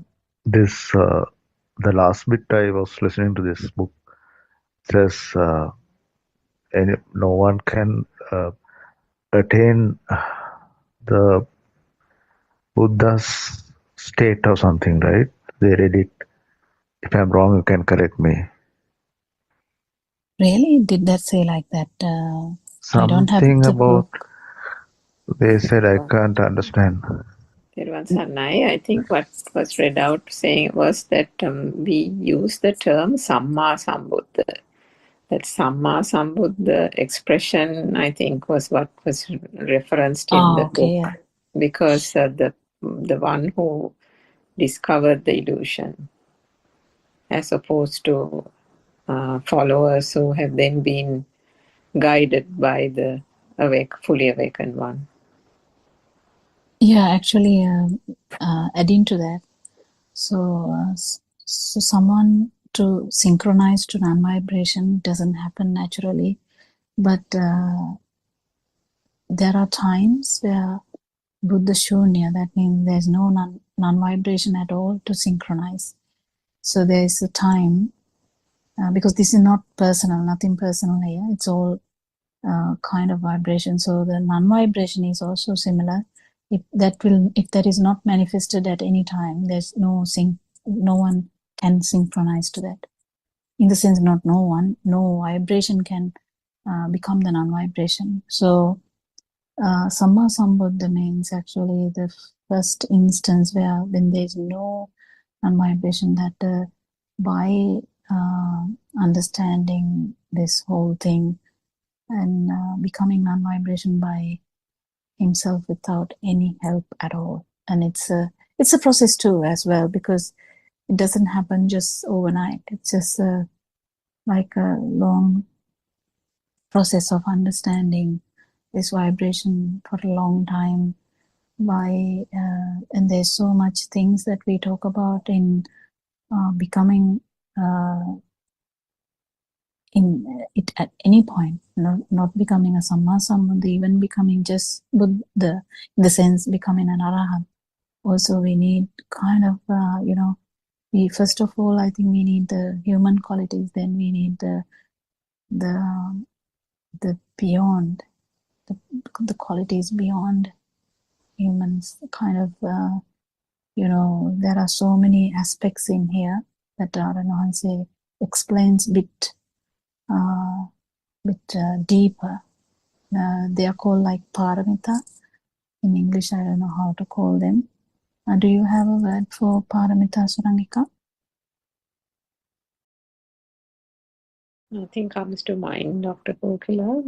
We can have Yeah, a look. kind of like prerequisites, isn't it? Yes, that's probably good, yeah. Prerequisites. So the prerequisites there's so many, but they're all described in, the traditional Buddhism way. Like you have to give things, you have to, what else? I can't remember even actually, but there are so many. But they are all described in such a way that the actual meaning is hidden. But if you, it's all about purity of the system, like purity of the mind. Basically, having basic, real human qualities, because like really, it's very easy to lose the human qualities. As I told yesterday, Joel, it's very easy to vibrate to the animal realms. Even in the human body, you are vibrating into animal realms. But there are instances where they can vibrate on the God's level as well. But the main important here in Dhamma is the no self anger. That means understanding how this self-perception has happened here. Without that realization, whatever the tranquility we have is just limited. It's time limited. It is limited to the posture. It can be limited to your, time of the year or time of the, good time, So nothing like that, good or bad, whether you're dying or alive, whether you are day or night, having going through a very, very rough time out in the life, doesn't matter. This no self-anger would be just there. It's like looking at everything with a different glass. We now look at everything in the self-anger, But when you understand Dhamma, actually, if you start to feel it, you will be looking at the world with the no self angle. Actually, it's a feel. So when you say words, you can misunderstand looking through a glass, because then there's someone looking through the glass. But this is a metaphor I'm using. But actually, it's a feel that you losing you is a beautiful, thing where the burning is zero, whether you're happy or whether you're sad, whether you are in a difficult position or a good position, whether everything is going wrong or whether everything is going right. So the question Joel asked is actually about Samma Sambuddha, but the Buddha status or the Arahant state is a non-vibration. So the non-vibration should be out there to synchronize. And if you synchronize it to at least once, if you synchronize to non-vibration, there's a reassurance from Lord Buddha that you will never vibrate to the lower realms again. In your lifetime, not even after death, it doesn't matter, even now. So that's where that's what the reassurance is. So your vibration is not going to go down to that level, basically. And the once returner, that is another kind of just the path to non-vibration. Once returner also, there's no way that you're just going to have another one thought to go, kind of. And non-returner means the vibration is not strong enough to synchronize to the this sensual world at all. But because there's no self view and there's no self, there's dissolution of the self perception and the self vibration, even the tranquility you feel, you're not going to get attracted to it. You're not going to get attached to it. You're not going to look for it, basically. That's the main important aspect that the Aranmansa was trying to tell you that day, because you said you were looking forward to something, and then he corrected you quickly, saying, no, that's not what we are trying to say. When you lose you're not looking forward to it, but you are the non-vibration, you are the super happiness, you are the super kindness, you are the super loving, you're the everything. It's just out there.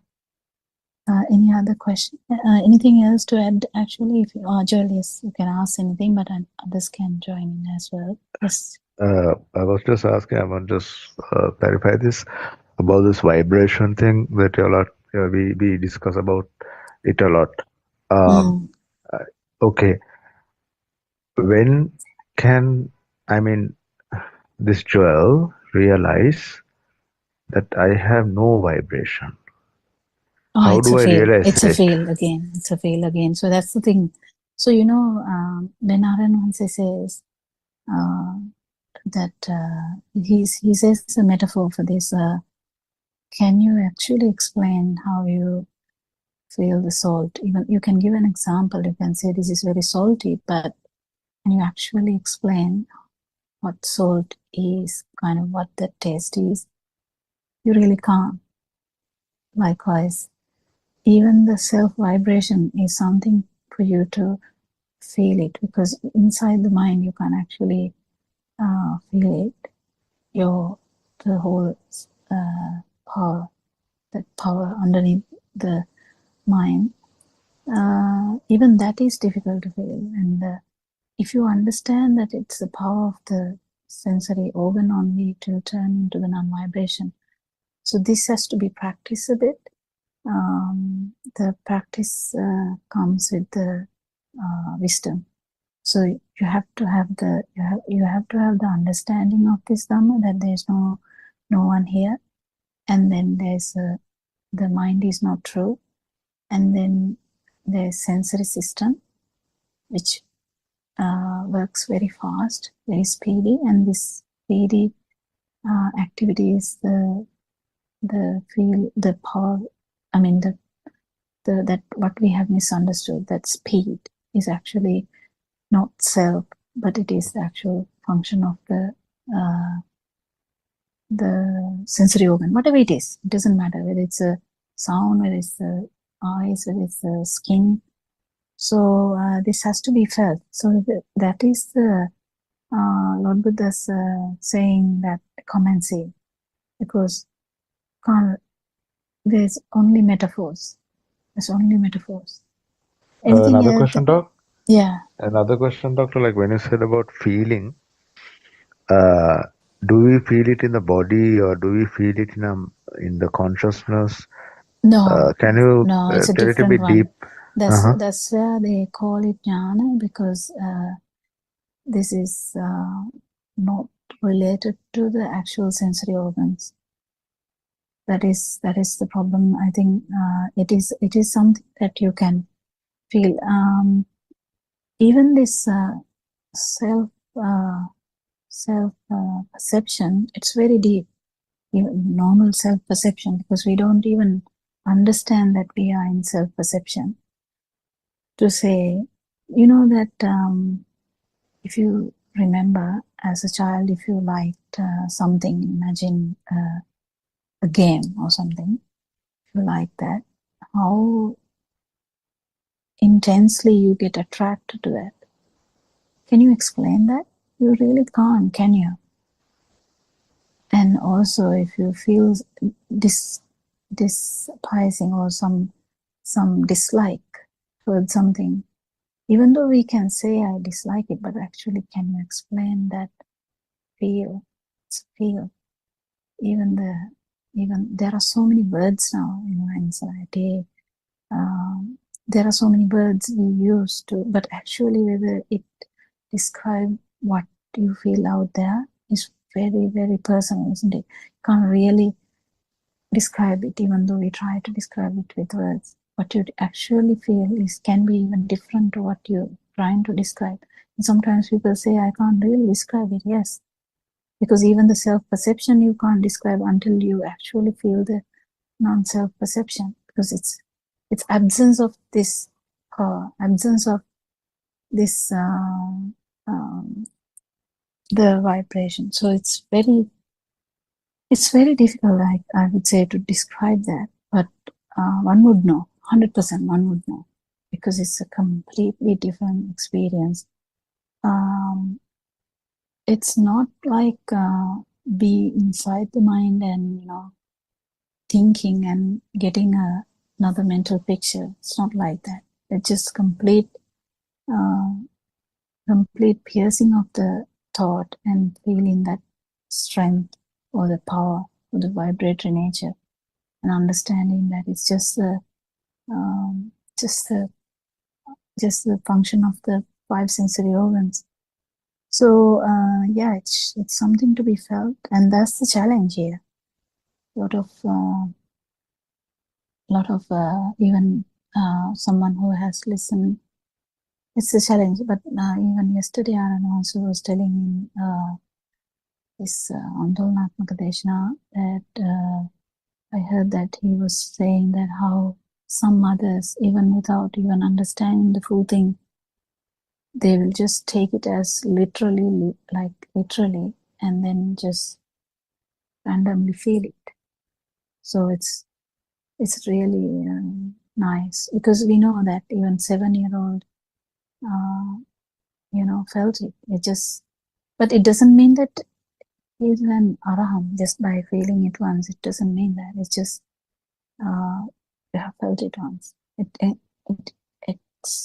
gives an example of what we are saying, and then to become that, there's kind of the mark or the way, and that way includes working without self, talking without self, doing something without self,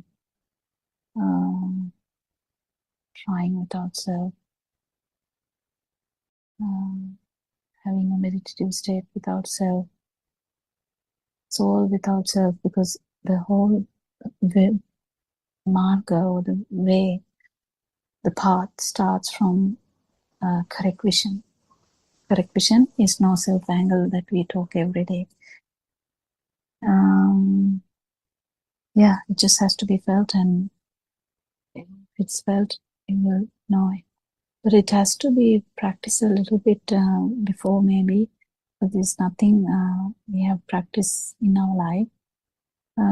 It's easy. It's just understanding how the outside is actually a perception. So if it's a, imagine it's a cross sound, which is a perception in the mind, because definitely we know that the cross sound is not out there, but some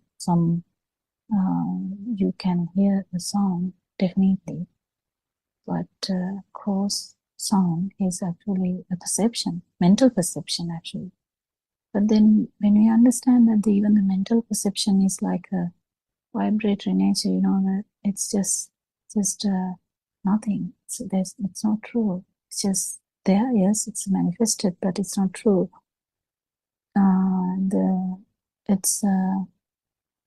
It will actually dissolve the mind, kind of pierce the mind, or liberate from mind, and then that in just one, still the sound is there, the cross sound, but even the cross sound is, it's just a sound now. But then even the sound part is not there. It's just a vibration in the field level, just felt as a vibration. And that vibration, if you have practiced that, it is just the speedy vibration of the sensory organs. You will definitely feel the non-vibration. It's a very good experience, but what happens here is the catch-22 is, when we try to get it, we can't get it, because when we try to get something, it is in the mind we are trying to get something, because we have a mental picture. If you're trying something, if you want to play cricket, it's a mental picture. We want to play cricket. We want to play basketball, it's a mental picture. But then if you want to achieve the nirvana, it becomes a mental picture too. But the problem here is when we want to do something, it will never happen. But if you keep understanding this Dhamma and keep trying to feel this, you know, when you are walking, when you are seeing, when you are so doing any action or talking, or even you know, thinking or touching something or anything, it doesn't matter. If you feel this, you know, that it's not actually real, but it's a perception here, and the perception is also not true, and whatever left is just the vibration of the sensory organ. That's it. And the chances are very there that you will feel the non-vibration. It can't be really explained more than that. It's a feel.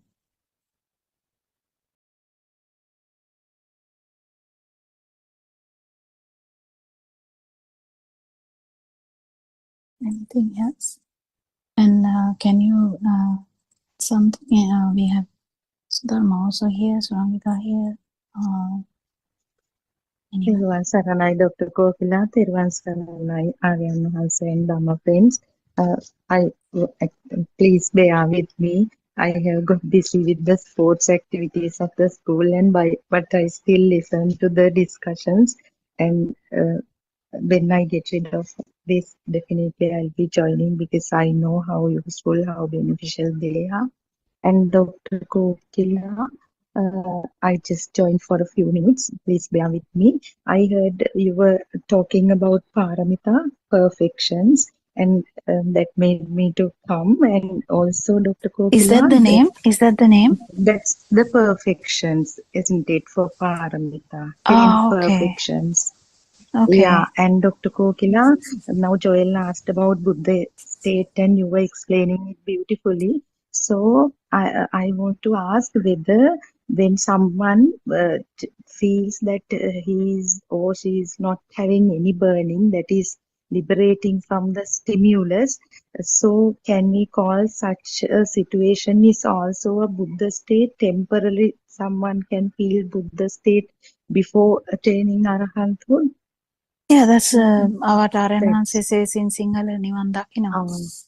right. Nivan Dakinawa is different, Nivanata Pattanawa is different. So you Yes. see that non-vibration, you in the sense you feel it, but then you haven't become, because you have to, if you have to become it, it has to be in each and every thought.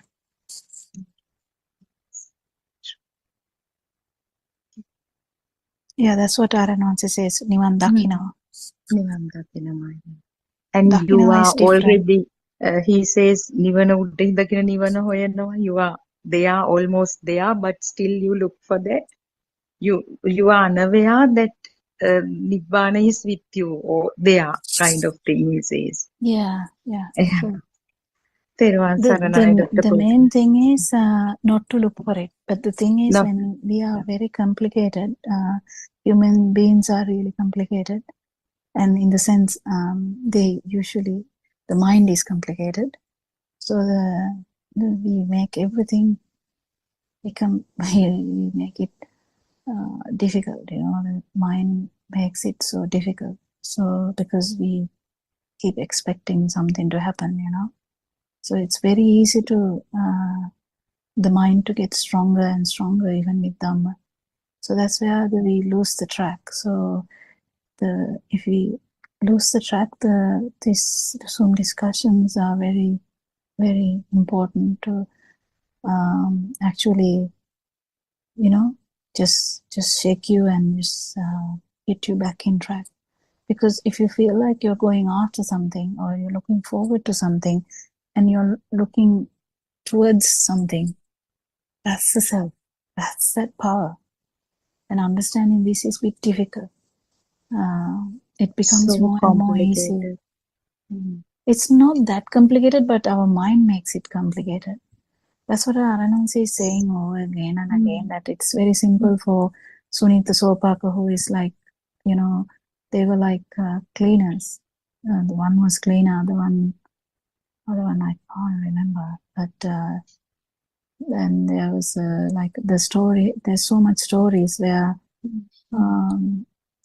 they were not academics or such anything, but they had low vibration. So they just had only need one push. They put the brake. Just one. It's very easy, if you're close to non-vibration, it is easy. And there are barriers. If you ask about the barriers, there are a lot of barriers that Lord Buddha has explained.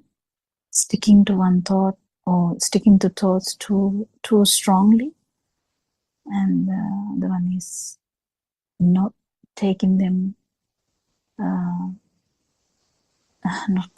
seriously at all. I mean, you can just let everything go and just imagine that, So there are different ways to tell that. I can't even remember the whole thing, but Lord Buddha has explained that what prevents you.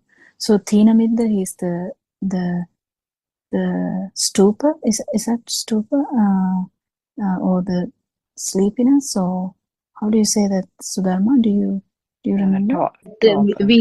We thought it should be lethargy. One day also we discussed it. But lethargy has different exactly explanations, because lethargy is like a medical term too. But anyway, it's fine.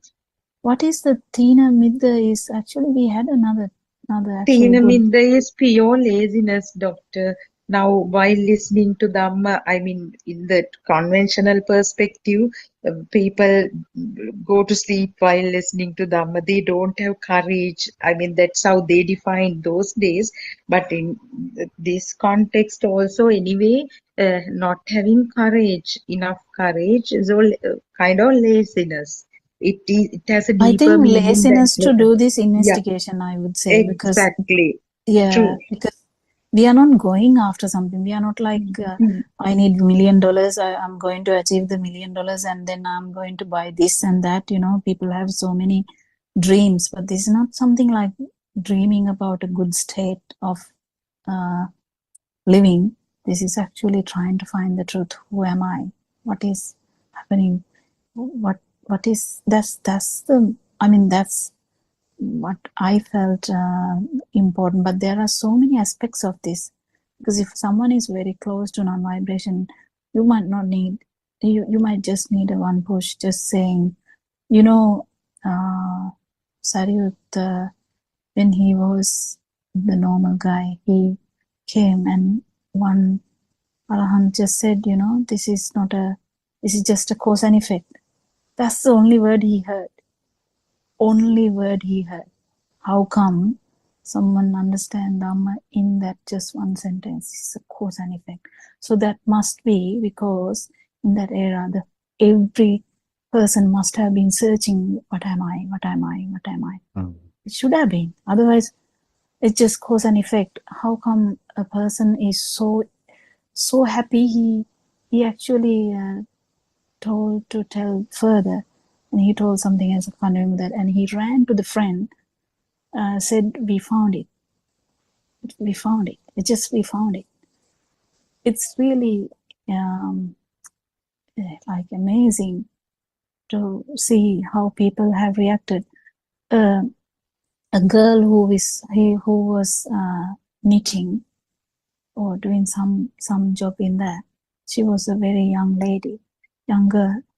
The Buddha waited there without doing the sermon. There were about 500 people. Buddha waited without uttering a single word.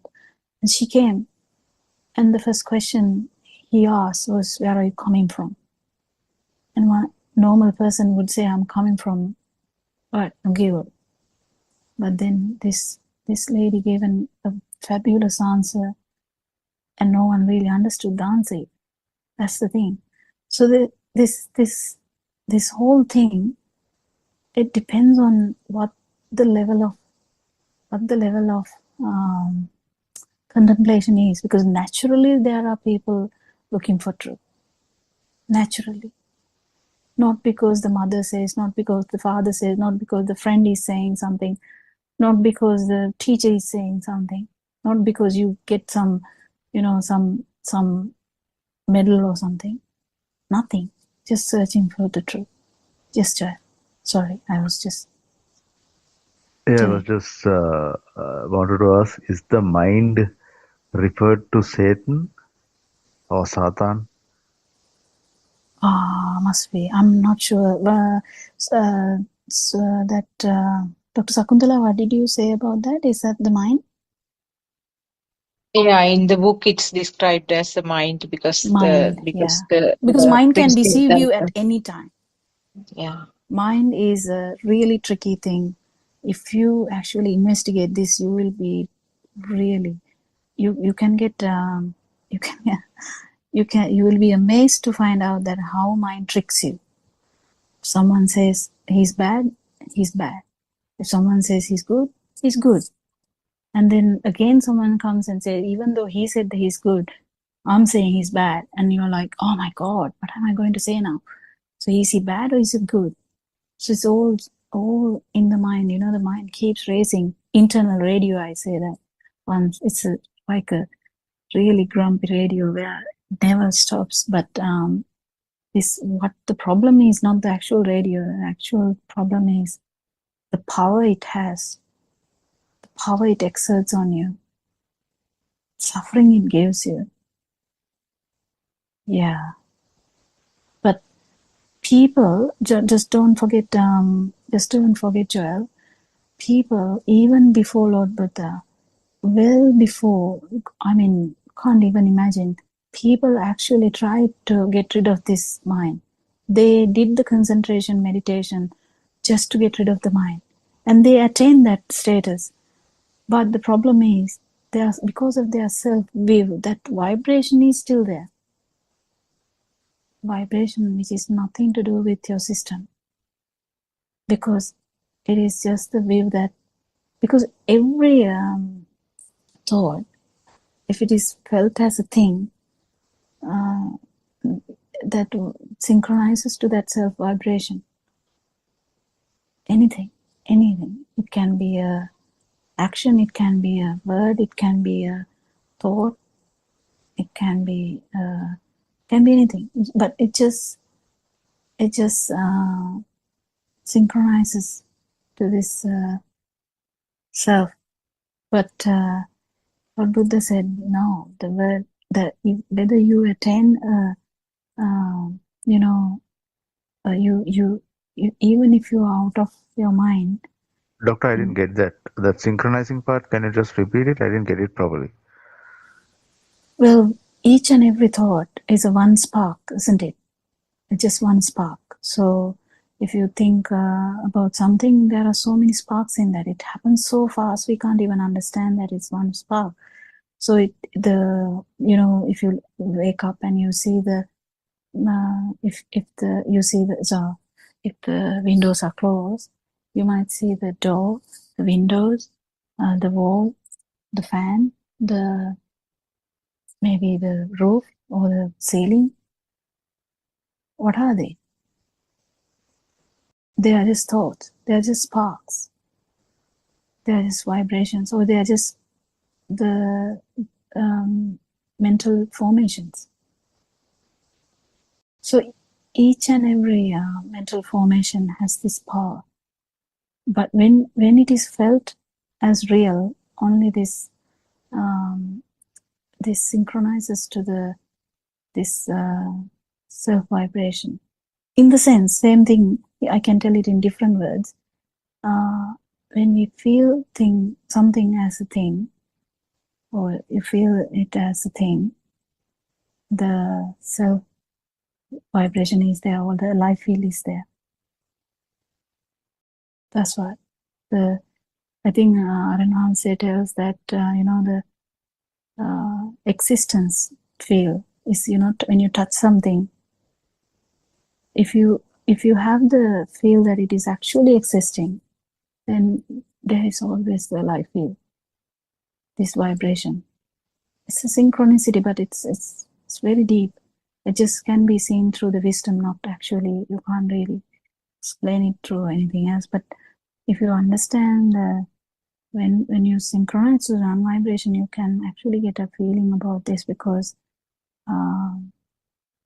at that moment you feel the vibration as well as the non-vibration. So that will never happen, because when the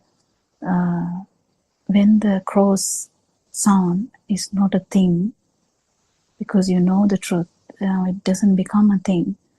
Definitely it will come to the vibratory nature of the sensory organ. And even that, if you know it's just the sensory organ, you don't really give a thing to that sound. It's just vibration. In that, you will definitely synchronize to the non-vibration. How can that happen? And if that happens, you understand, then at all the other times, if you're feeling it as a thing, you synchronize to the self vibration. That's what I was trying to say, but it can be too complicated when I say that, because I'm not that good in explaining, like sometimes I don't say, but it's like you don't give a value to it, yeah, to that thing, kind of thing. If it's a sound, even you don't give big value, but just it's a sound and just it's a sound. But the thing is, that is in mind. So as soon as you say that, it is in mind. This is beyond mind. So the beyond mind is a complete field. There's no perception at all. You can't even say colors, or you can't say even it's this smell or that smell, or this is gandhai or sugandhai. What is it? The bad smell or good smell. You can't really say even that, because it's just liberation from mind and that vibration. It's a vibratory nature of that. That's actually the vibration which synchronizes to the another zygote, even when you when your system stops the respiration. Just imagine your system stops. Why there's a power which can synchronize somewhere else? How? Why there's an additional power there? Because this is not actually related here. Because this is just the additional power that came from taking this whole system as real. It's just like any other vibrations. Because there are so many vibrations out there. If you do a scientific research about the vibrations, you will understand there's so many vibrations out there. But the main important thing here is your kind of vibration that has synchronized to the zygote and that has manifested all these things at this moment. After the baby can't remember anything until about 1 year of age or even 2 years of age. Why? Because there was no picture, no perception at all at that. So what happened in between that? It was just a feel.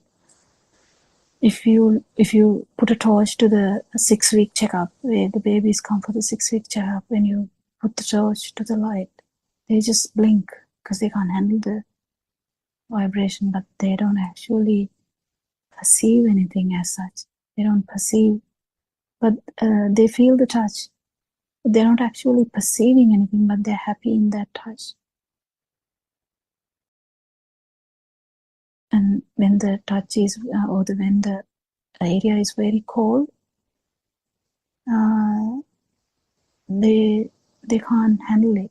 So there's a level of vibration that you can handle in the skin as a human.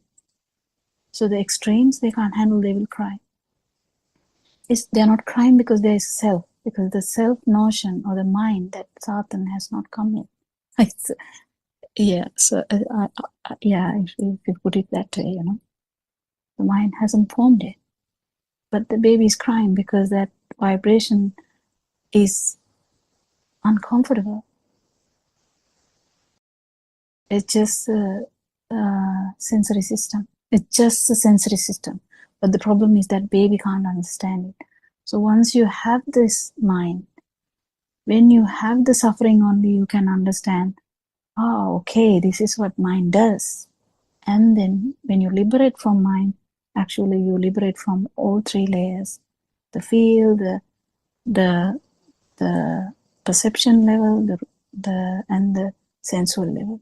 Sensual level is where you actually look for the milk toffee. You want the milk toffee. You want to touch it and take it to your mouth and actually taste it.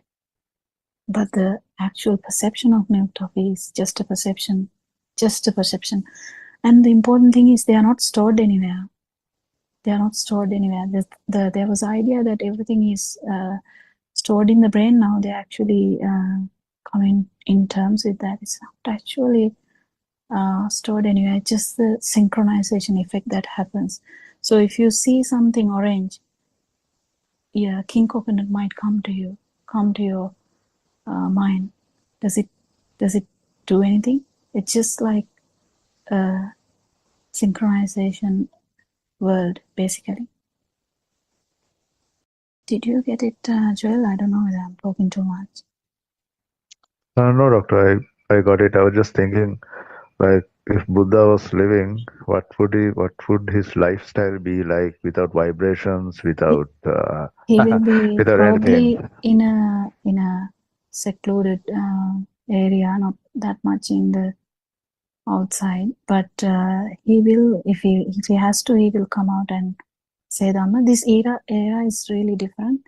It's an online era now. So who knows? He might even do the same thing that RNS is trying to do. So he's not coming out as such. He's just trying to spread this to whatever the avenues we have.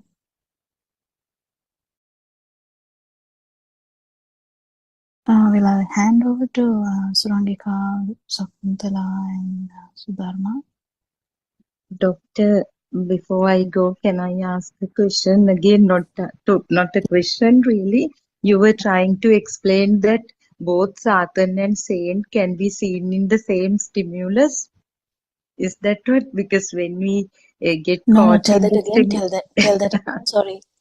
Tell no, that again. when we get caught in the stimulus The mind. ignorantly, that's the Satan state, and when you liberate from it, it's the saint state. Oh, No yeah, idea. maybe. Yeah.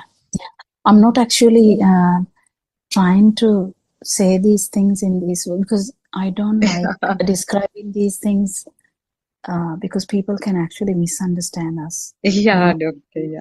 Yeah, people actually can misunderstand us. We are trying to say so much natural thing, so much scientific thing, so much,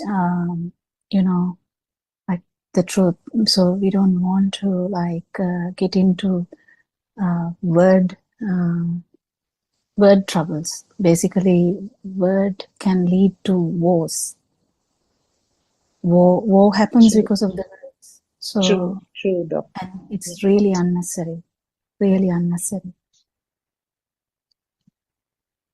Again, I will Teruvan further Saranai, I'm compelled to leave, doctor, and all the friends. Teruvan Saranai. Thank you so much.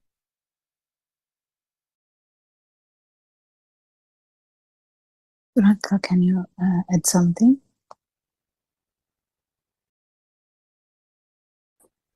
Dr. Kokida, I think that question is quite interesting. And that's the conundrum, isn't it? The mind and the all-powerful mind. One cannot forcibly get out of it or do any such thing. And to Joe's question about the wisdom and the field also, it's not something that can be forced. There can not be a person here doing it because this whole truth is about non-self, which means that we are debunking the myth that was the I, the self, isn't it?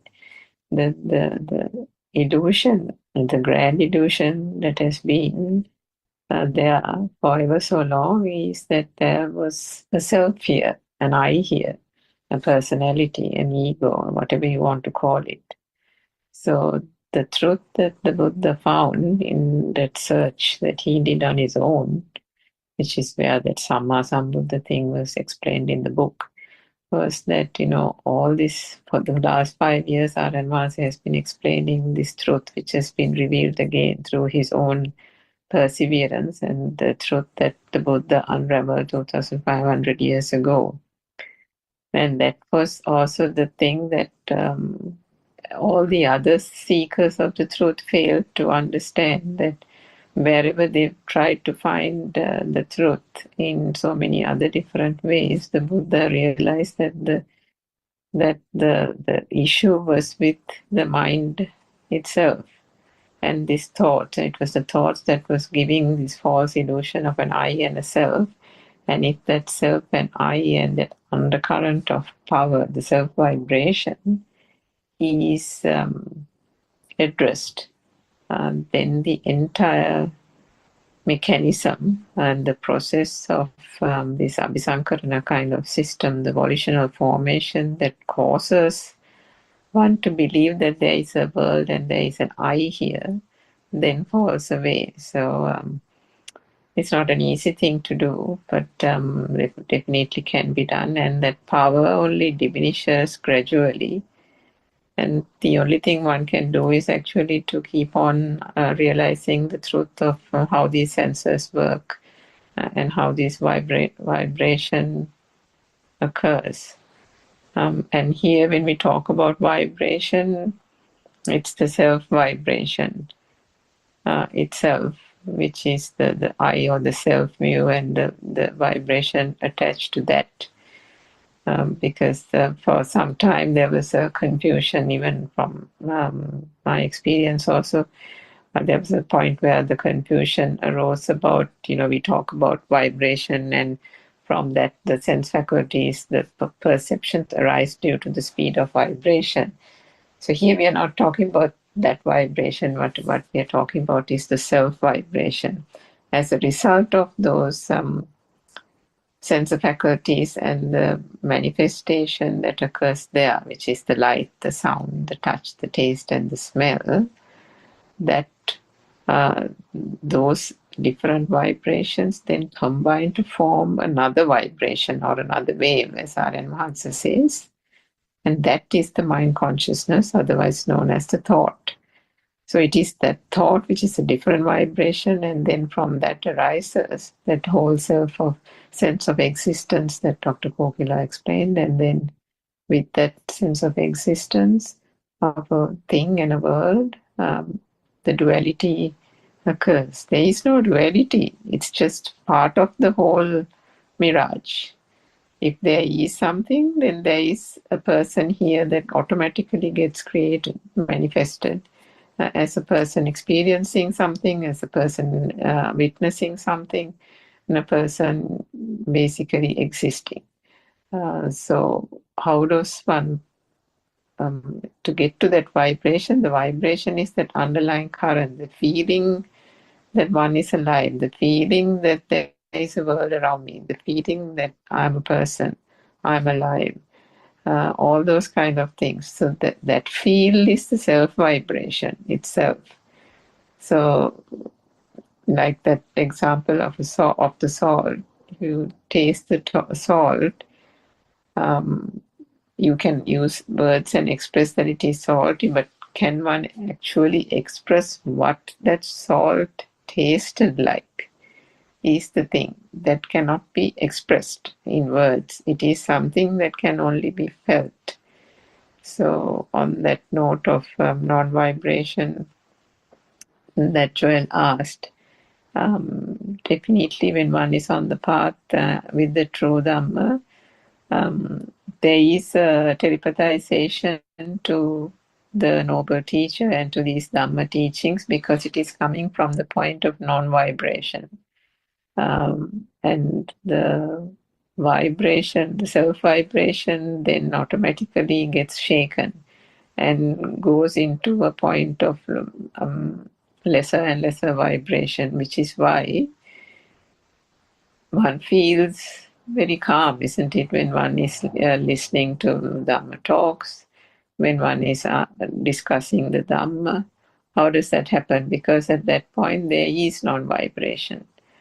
But the Buddha state is the permanent state of non-vibration. And what again has to be clarified there is no state called non-vibration. The dissipation of vibration, or the loosening the vibration, or the cessation, I should say cessation of the vibration itself is non-vibration. Because otherwise one would be looking for this non-vibrational state, looking for a state of nirvana. There is no another state. Yesterday, I think we talked about the 31 planes of existence.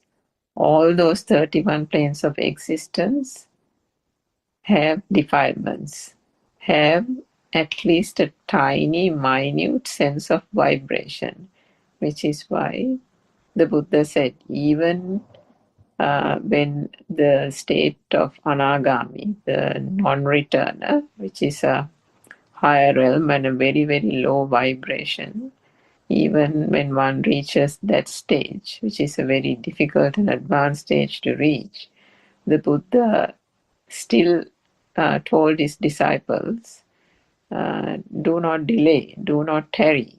Even the smallest amount of defilement, or I think he used the word like, asuchi, which means like, dirt. Even the smallest sense of dirt or fecal matter can still smell. So what he meant by that metaphor is that one cannot rest on one's laurels, even being a non-returner. There is still a certain amount of perseverance that still needs to be made. Again, when we take the example of another Thero in the Buddha's days, I think it was Khemaka Thero, who still, when other monks said that you have now reached Arahathood, the ultimate Buddha state, he pronounced that no, because being honest to oneself and understanding and feeling, I should say, I suppose, the one on the vibration, it is something that only can be discerned by that particular mechanism, by that system. No one else can pronounce over it. And Khemaka Thero did say that defilements, yes, the defilements are gone, but there is still a sense of vibration, more rather than the non-vibrational state. Non-vibration had not been realized. So it's again, yeah, so I think it's the mind and the mechanisms of it that needs to be grasped and understood, and this comes only in bits and pieces, little by little, gradually, so there's nothing to get discouraged about. It comes, and all that can be done is to understand how this mechanism works. And as Dr. Kokila said, that wisdom, the inner transformation, is something that then arises, which is ultimately the feel. Basically, there, I think it's just the feel that there isn't anything. The shunyatava, isn't it, Dr. Kokila? Yeah. Yes, Kokila, that also my, Teran Sana, I like to know what's this today. This discussion is going. It was based on some of Joel's questions, also. What's that? What was the last question? Joel, what was the last question you asked? My last question was like, You can ask anything, actually. yeah, this is the mind called Satan, and what's the link between Satan and the mind? Yeah, that's related to, I think, the What's the meaning? Christian thing. What's the I wasn't sure. It was from the book. What's the meaning? Is that mind? I've not heard that clear. What's that mean? Yeah, popular. What's the question? Surangika, do you remember the book? It says Satan. Is it Satan or? What is that question? Because in Christian religion, there's a word Satan or Satan. Yeah, I don't remember the book, Karen Manson, but I think in Christianity there is a reference to Satan. I think in Sinhalese we say Satan, isn't it? Yeah, it's okay. What's the question? Question is whether it is the mind, that it could have been described as the mind, which is the tricky part. But I'm not 100% sure the words. That's why I told that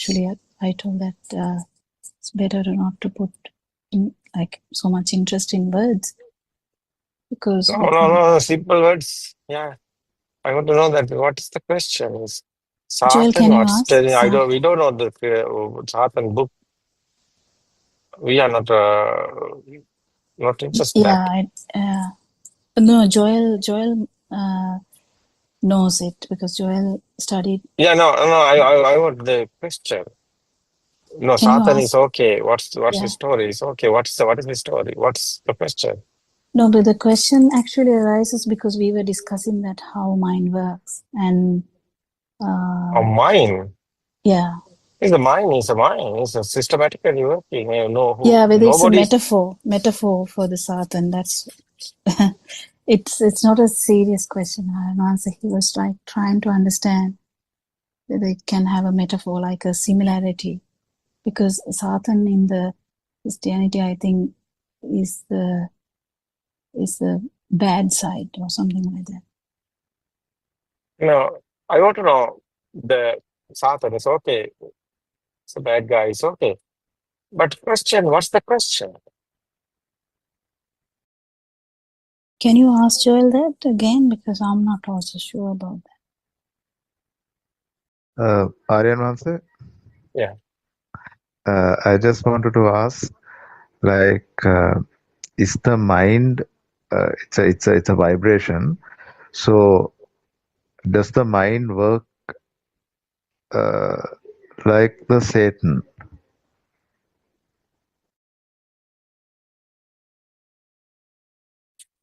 Mind work, right? Certain. What's that? Does, like, now, for example, like if we get bad thoughts, thoughts like unwanted thoughts, a perception, uh, uh, how does it's a Satan linked to it? Oh, it can be happen to everybody. What's this is a Buddha's story, is the Devadatta. What's the story is Devadatta? What's the Devadatta's mind? He's a ego, no? What's he won't do?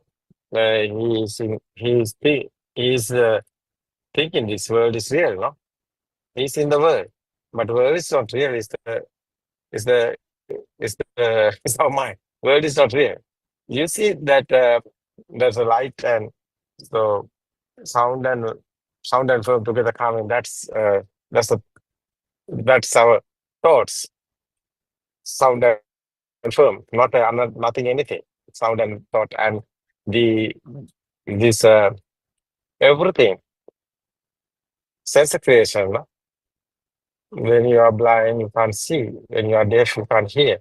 So otherwise, you smell and taste, and otherwise you are smooth and rough. Is this? We are talking about the four elements, no? That's smooth and rough and hot and cool. These are our body feelings. So these are together common. That's a thought. So it's okay. Thoughts, chair, table, red, yellow, blue, everything is thoughts. So we are thinking. So anybody, Satan or Devadatta or Buddha or anybody, he is in this world. He is in thinking world. It's like a film. It's not a real. It's a the case is the everywhere there is everywhere have the power. What's the power? It's like a gravity power, like that, magnetic power, like that, glue, like that. This vibrations creating the combining system. Is the is a system. It's the combining system. Is the this everything. Where's the power? Where's the spark? Where's the vibration? There's the attach everything. How is telling this? You see this? Is attachments. No. Glue like that. That's a power. No, our thoughts also same shape. Otherwise, light also, the many sparks together coming. It's a combining. No, this is the science. This is we are talking about dharma. What is this dharma? What is this dharma? Dharma is happening. Nobody is doing. It's a systematically happening. How is this system? How is this system creating? How is this our sense of creating? How is this happening? How is these thoughts are creating? How is this material also creating? Material also vibrations. So you see that sun is coming bigger than uh, the earth is disappearing because it's hot. More than hot is coming. How is earth is here? No earth is here. So like that, you see ice. Ice. Hot is coming. Ice becoming a water. After more than hot is coming, water is disappearing. The air is here. So where's the ice? Ice is power. You see this? How is ice is coming? Fridge is there. Again, ice can be happen. Can be there. Nobody's doing. It's a system. So like this, our nature.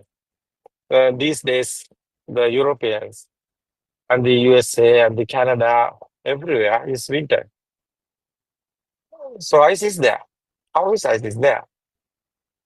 Yeah, it's a few months after, 2 months after, they are talking about ice is disappearing, water is coming. After water is disappearing, it's okay. Again, the circle is happening. What is the hot? Hot also vibration. You see this earth also here. How is earth is here? Is systematically is balancing, no? Hot and cool and the everything, material also. This everything is here, the balancing. We are talking about this vibrations balancing. You see light also vibration, otherwise the sound also vibration. So we are explaining one is spark is negative and positive wires is together. Someone touch, there's a spark. Is you can see the light because your eye is here working. You can see like a camera. You can see the light, but your eye is not working. You're blind. You can't see the light. There's one spark is here. Negative and positive wires is spark. But you have eye. You can see the light. You have ear. You can hear the sounds. Chatters. Sound is coming. You have nose, you can hear, you can smell the is that's type of. So you have body feel, you can touch. It's a what is there? This is how your senses, no? Eye, ear, nose, and this body feels. These are your senses. These senses various, very varieties, no? 5 types of human body have 5 types of senses. So that's the senses is one spark is there, but 5 senses, they are the 5 senses made in the 5 type of sparks, sounds, lights, and hot and smell. So you see, so various of living beings have various of type of senses. So some living beings, some ants, haven't five senses. So sometimes 1 sensor, 2 sensors, 3 sensors, sometimes more than 5 sensors. They have. So what is this word? Is your word is real? No, it's your senses. So what Satan's thinking? It's okay, we can realize this. What is this thoughts? Thought is not real. So every thoughts have the power. You see, red, yellow is existence field is there because the power is there. You see that how is light perception we are talking about? Power is there. Perception is a spark, speed be happening. So light is there, but light existence field is consciousness words we are using. Consciousness words we are using living being. Consciousness we are not talking about the trees. Consciousness have the living beings. So why this we are talking is a power. It's waves. Yeah. What is this? What is this type of power? Is a thinking power. You see this finally, your eye creation light existent and the sound also existent. And the light and sound together coming, no, sound and form together coming, that's your thoughts. your thoughts creating. That's your mind. You are thinking, no? It's a chair, table, red, yellow. It's a 1, 2, 3. Everything is what is your sound and lights. These pictures together. These sense creations together is power. One is power. One is spark is speedily happening. That is why one is spark we are talking. Every moment, one spark here. So one thought is here. This thought have existent field. That is the imaging existent field. Because what is this spark? What is kindergarten time? The teacher given the picture and given the sound. So you see that many countries, different languages using. What is this language? Only the sound. Sound and picture combining, that's the language. Chinese are talking chin, chin, chin. We don't know what is the sound. Otherwise, the English are talking about chair, but Sri Lanka here, Sinhala is not talking about the chair. Sri Lanka is talking about the putu. What is this putu? Only the sound. Yeah, these thoughts, not real. But existent feel is there because power is there. So after what happened here, that speedily sparking is a rapid speed. This story, because your eye is a factory like that, making the pictures like this. Sound also, sense creations.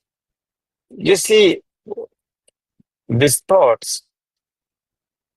There's a light also.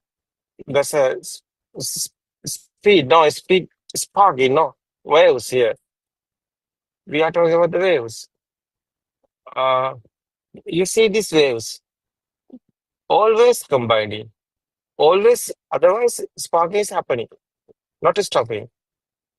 Because system is here. Earth also is systematically creating. You know, this Earth is rotating. The 165 kilometers per minute. No, so this Earth is rotating speedily, but we can't see because the huge size. But we are thinking this. We are still here, but we are not in still here because Earth is always moving, circling, but we can't see it's happening here. That's type of here. Everything is vibrations, but we are not seeing the vibrations. We are not seeing the waves. We are seeing these pictures and sound and material, but this material is not still. It's not permanent. It's not still. It's always changing is happening. These are not everything is not real. So why I'm explaining this? Because these thoughts is the secret. Light also spark speed, is a power. They are light also power. Existential field is there. That's Buddha's word is itasanya. That's the existential field. Light. Only we are talking one sensor. It's eye. But you see, the sound and pictures together coming, and the body feel also one time. These five senses. What's the spark is here? That's one time. Is everything one. Everything. This moment is happening. That's why it's kindergarten time, baby. See the picture, but sound is coming here. Together is a thought is coming. So it's one is spark. Otherwise, thought is not two. Thought also one is spark. You see, this thought existent field. So this thought existent field is not stopping. Again and again, this thought is coming. This is speedily, this vibration, this waves not stopping. The automatically, systematically is happening. We can't stop that because the speed is there. Everything is this illusion, how it's coming, is the speed is the secret inside, because it's spark, it's a waves, uh, vibes, we are talking waves, right? You see this chair also again and again coming, more power is coming, same, mother, father, everything. You see this power is generating, more power is coming. Uh, There's a do also is coming feeling. That's why existence field converting the alive field. Alive field also this power, more power, existence field, more power is coming like a spring, more power, automatically power is generated moving the spring. Like this alive field. Example is spring. More power is there. Moving type is there. Spring. How is moving the spring? Is more power is there. Like this human mind, more power is coming. Chair, not only the chair. Now chair, how me? Now me, my mind is coming. How is me, my mind is coming? Is a power is only the here. Is the existent field. But me, my mind is coming automatically. How is another thought is automatically coming. Who have this? Who have this existent field? It's a me. I have this existent field. This is the secret. This is the secret. Inside here. Who are you? You are not the body, you are not the mind. You are this stimulus. Stimulus power is you. But you can't this easy understand. It's not easy to understand. It's very difficult to understand. But it is the happen here. What's you? You, who are you? That's the question is real important. You are the power. But it is thinking power. That is why you are still here. Is a power. You are doing everything, studying and job is doing. What are you doing? Because you are still here. Because you have feel. You're alive feel. Me, my mind. You are here now. Now you are not talking about the chair. You are talking about me. I'm here. But cause and effect dhamma, cause is vibration, spark. Effect is light and sound. Second one is cause is sound and firm. The effect is thought, chair. Chair have sound, chair have picture. It's your sensor. The third one is chair is a cause. Effect is the existent field. The now existent field is power. Is coming. The fourth one is existent field is cause. Effort is alive field. Is the another one. More power is coming combined in. That is why it's a more power here. The feel the interesting is this the feeling. It's me, my mind is a alive field. You see cause and effect dhamma is unbelievable, Because finally you can realize nobody is here, only the vibration, only the power is here. Power is disappearing because this thought is you are thinking everything is real. But your mind is understood Dhamma is a system, this process, someone understood. How is our sense of creation? How is these thoughts are coming? How is this feel is coming? Is that nobody is here. No living being is here. It's not a body. It's your pain. It's your that's we are talking about raga desha more. What's this? Attachments and disattached. How is this happening? This is a system. System. This is this vibration. What continually happening, but it's not continually happening. You see this because the nature impermanent. Everything is not permanent. It's impermanent. Everything is vibration. Vibration is not still anything. So arising and passing away, not still anything. That's why Buddha word is arising and passing away is a Udeha Vijnana. Is a Ude arising and it's not still here. No. It's a spark. You see this. This thought, we don't like die. We want here, stay. That's why humans are try to keep the everything, body and the everything. But it's nature is here. The system is here. Nothing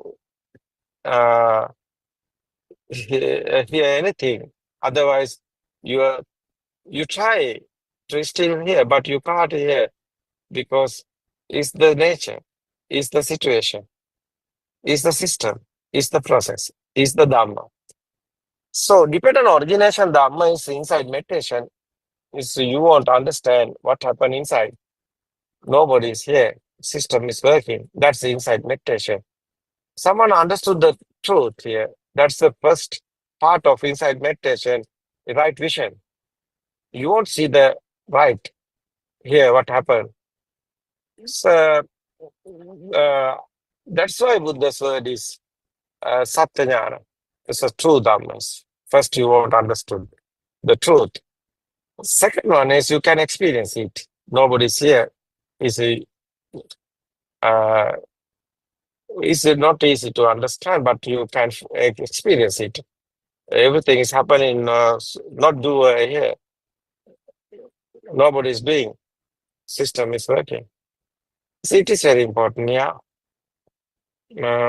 Finally, someone understood this process. It's a who is here? Nobody is here now. System is working, no problem here. It's okay, no problem. We understand what happened here. The thoughts haven't a file, it's outer values. Thoughts haven't a value, yeah. Thoughts are normally here. Nobody is doing this. Systematically, thoughts are here, but no values. That's why thoughts are valueless. No power. That is why no pain, no any inside vibrations. So thoughts also here. Everything can be happen. You can be die. Your child's your everything, your whole house, everything can be. It's not everything. Not stay here. Everything can be happen, but no problem because you are understood. It's your thoughts. It's your mind. The no worry, no sorry like that. No worry, no suffering, no sadness. That's why endless happiness is here because you understood everything. It's no problem here. So Satan is you are talking about the mind, but it is only the incident. It's only the thought, not necessary. Because no bad or good is your mind. So everything is only the thoughts. You see, Tarzan's thinking is other one. So but this thinking other one. It's okay. Otherwise, these are stories. No, nobody knows what is the real one. So okay, many books right here, but people finding people are realizing what is the real book, not anywhere real book, because real is understand. It's a wisdom. It's the nature. It's the Father, and Son is the thing. Like this, you see, you can realize this.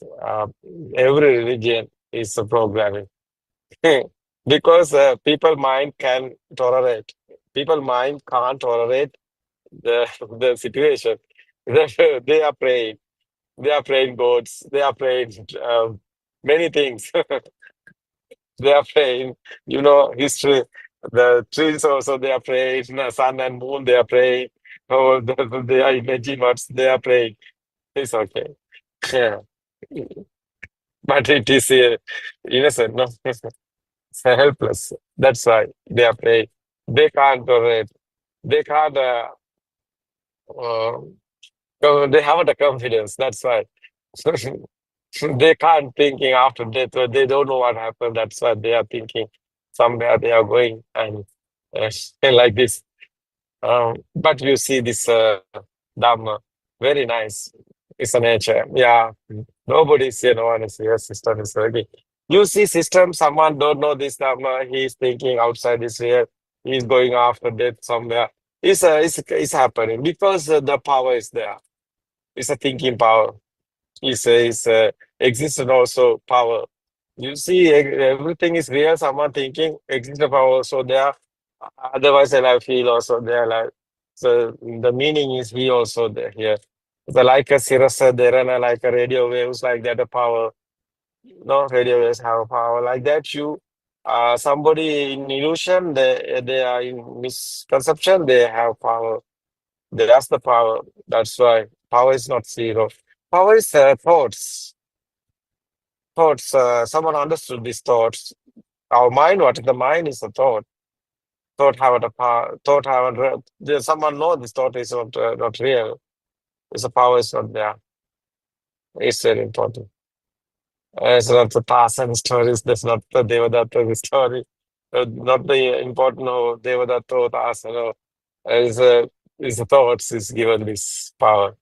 It's very important.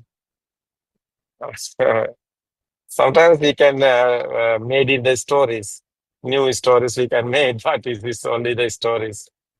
So animal also they have their own senses. They have power. Otherwise, every living being have power. This is like a cirrus. There are like this. There's a radio waves like that. Some magnetic power like that, electric power like that. This mind power we are talking about. Is a system. You can't see the magnetic power, but you can drop the stone. How is coming fed out? How is coming fed out the flow? Is the power is there, but you can't see where's the power. Yeah, electric also power you can't see, but it's there. Like this, your thinking power you can't see, but power is there. So we are talking about the stories, but it's not the stories. There's the power. Something happened to you, you want to rebuild again. Something lost you can rebuild again. That's type of power because your mind is a coming power is many things you are doing recovering that situation and you want to steal everything. No, I don't know how much is this story understood, but I try to explain. Sometimes my English is not good, but it's okay. I want to give the message. Message is a power. Power is fading. Thank It's you, okay. Aryan Vanse. Thank you It's so okay. much. It's okay. Okay. Okay. Yes, I think our time is now gone. What think about? Suranka, what do you think about? Yes, Pokra, do you hear me? Yeah, it's a beautiful Yes. explanation. After all, Yeah. Satan or anything, mind is a mind, isn't it? It's just a process and a mechanism. Yes. Mechanism, yeah, it's very important to understand mechanism. It's good words. Mm. Yes, now what's the time is here? Our side, yeah, 4:22. It's okay, our other Zoom is now starting. Terasana, everybody. Terasana, Pokira also. Terasana is welcome. Tomorrow we can join again our English phone discussion. Terasana. Terasana, Jay. Yes, no? It's okay. Other Zoom is now starting. It's a Buddothpado. Yep.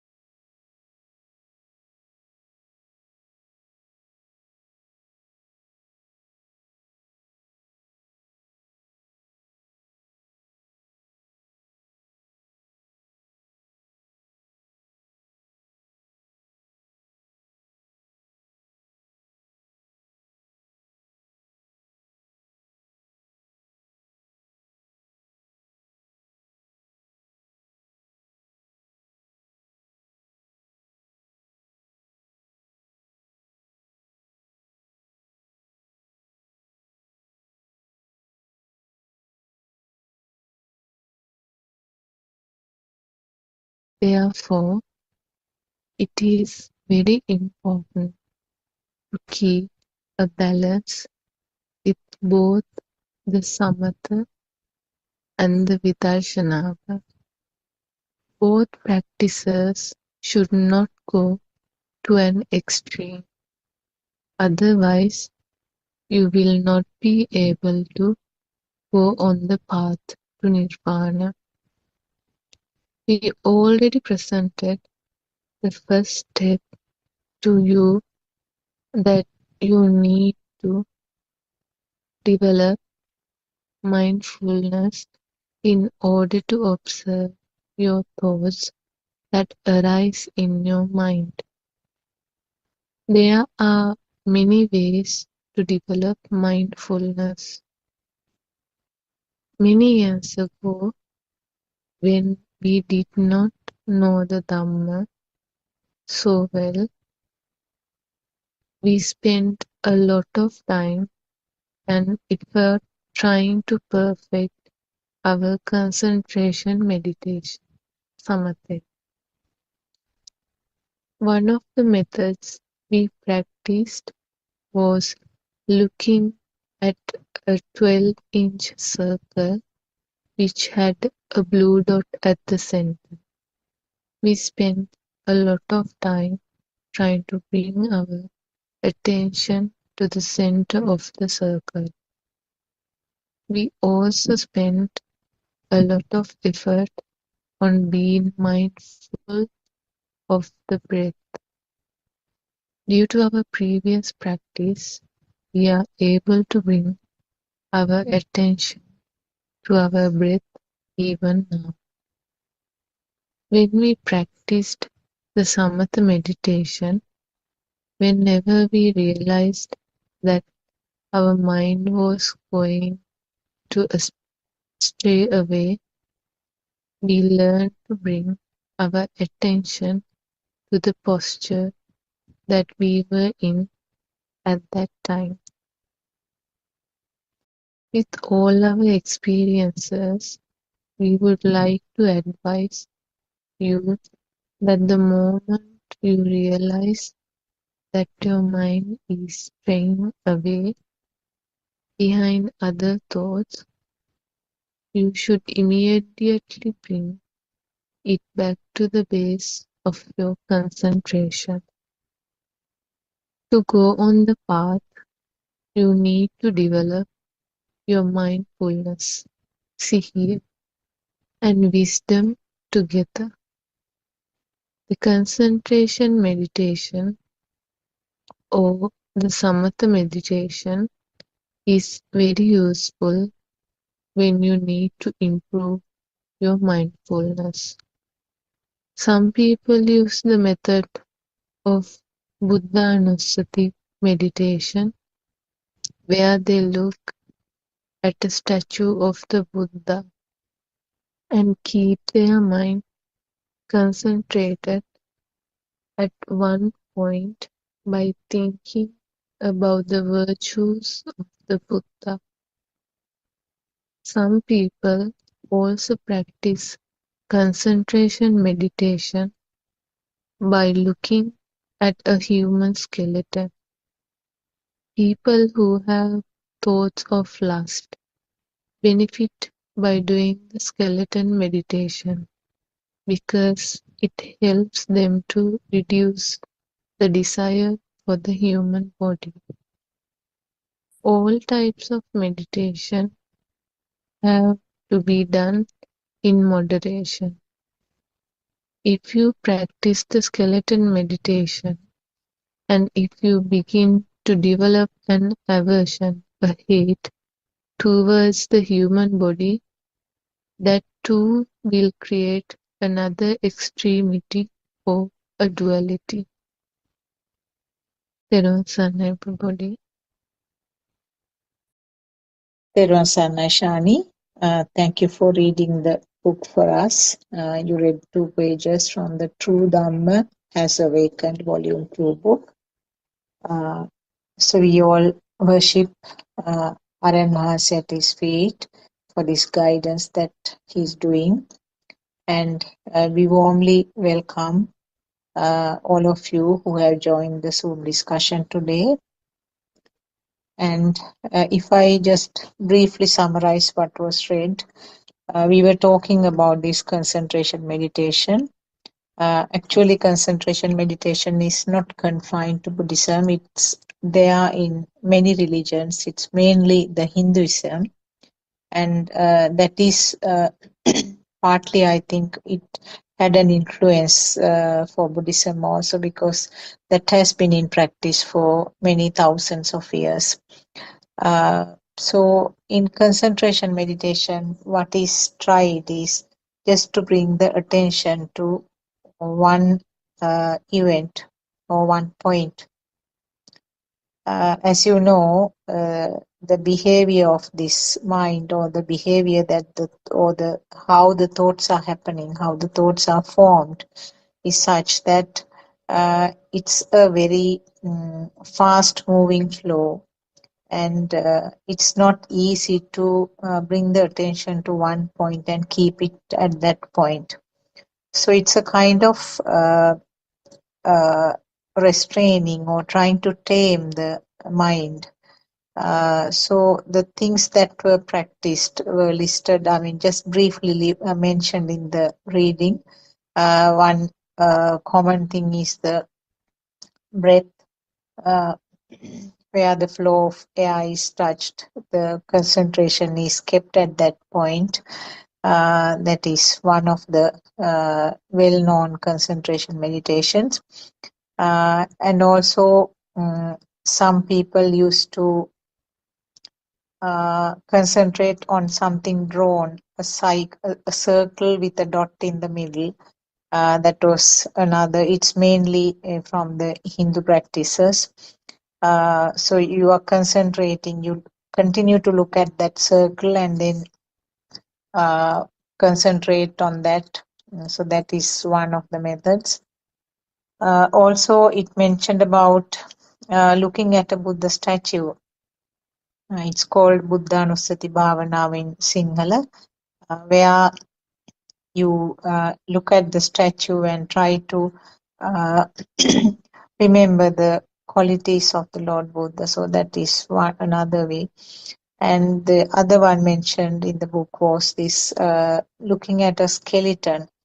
And it's good for a person who has some attachment to a physical body. So when you try to focus on the skeleton, you realize that even though the body is covered with the muscles and the skin, and then looking very attractive from outside, underneath that is that skeleton, which might bring a kind of horrific feel to somebody, or another person might feel straight away some aversion to that. So those are different methods of being mindful to one point. But this thing called mindfulness actually is not limited to Buddhism, or not limited to a religion. It's practiced even by groups who are not following any specific religion, but it helps in all these methods. Actually, it helps to calm down the mind which is agitated. So now we know that any of them should not be practiced to the extreme end. It has to be in moderation, because it helps to calm down the mind. As I said, it's like taming a wild animal, and you tie it up to a pole, and then right at the beginning the animal will be angry and try to break away from the point, and then finally when the mind realizes that it cannot sort of run away, it will calm down. So this is a simple example, that a simple metaphor that I can show you. So what happens is the mind will be trained to focus on one point. So this has to be balanced, as we read in the book, as we all know, because going to that extreme end is also not going to help, because as long as you are in that meditation, as long as you are concentrating on that point, you feel very much relaxed and very light and sort of kind of happy. And the moment your attention is away and moment you stop the meditation, usually the mind will start going stray as it has been doing. So that is why, I mean, going into one extreme end of this meditation is not going to help. What has to be done is actually to have a balance between the concentration meditation and the insight meditation.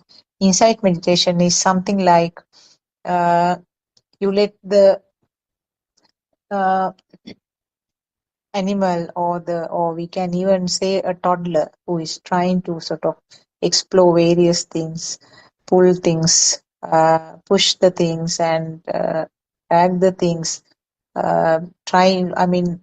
various kind of experimenting. So you can allow that to happen, but be an observer of that. So that is the basic explanation of insight meditation. So those are the things that we read so far today. We will start our discussion. Maybe if there are any questions, we can start with those. I will ask Dr. Kokila and Surangika and Joel to start the discussion. Thiruvan Saranai.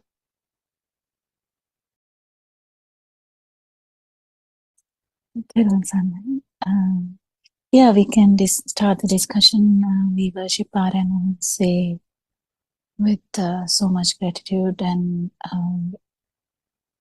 we do these Zoom discussions according to his guidance. And do you have any questions? Anyone can start the discussion also, doesn't matter.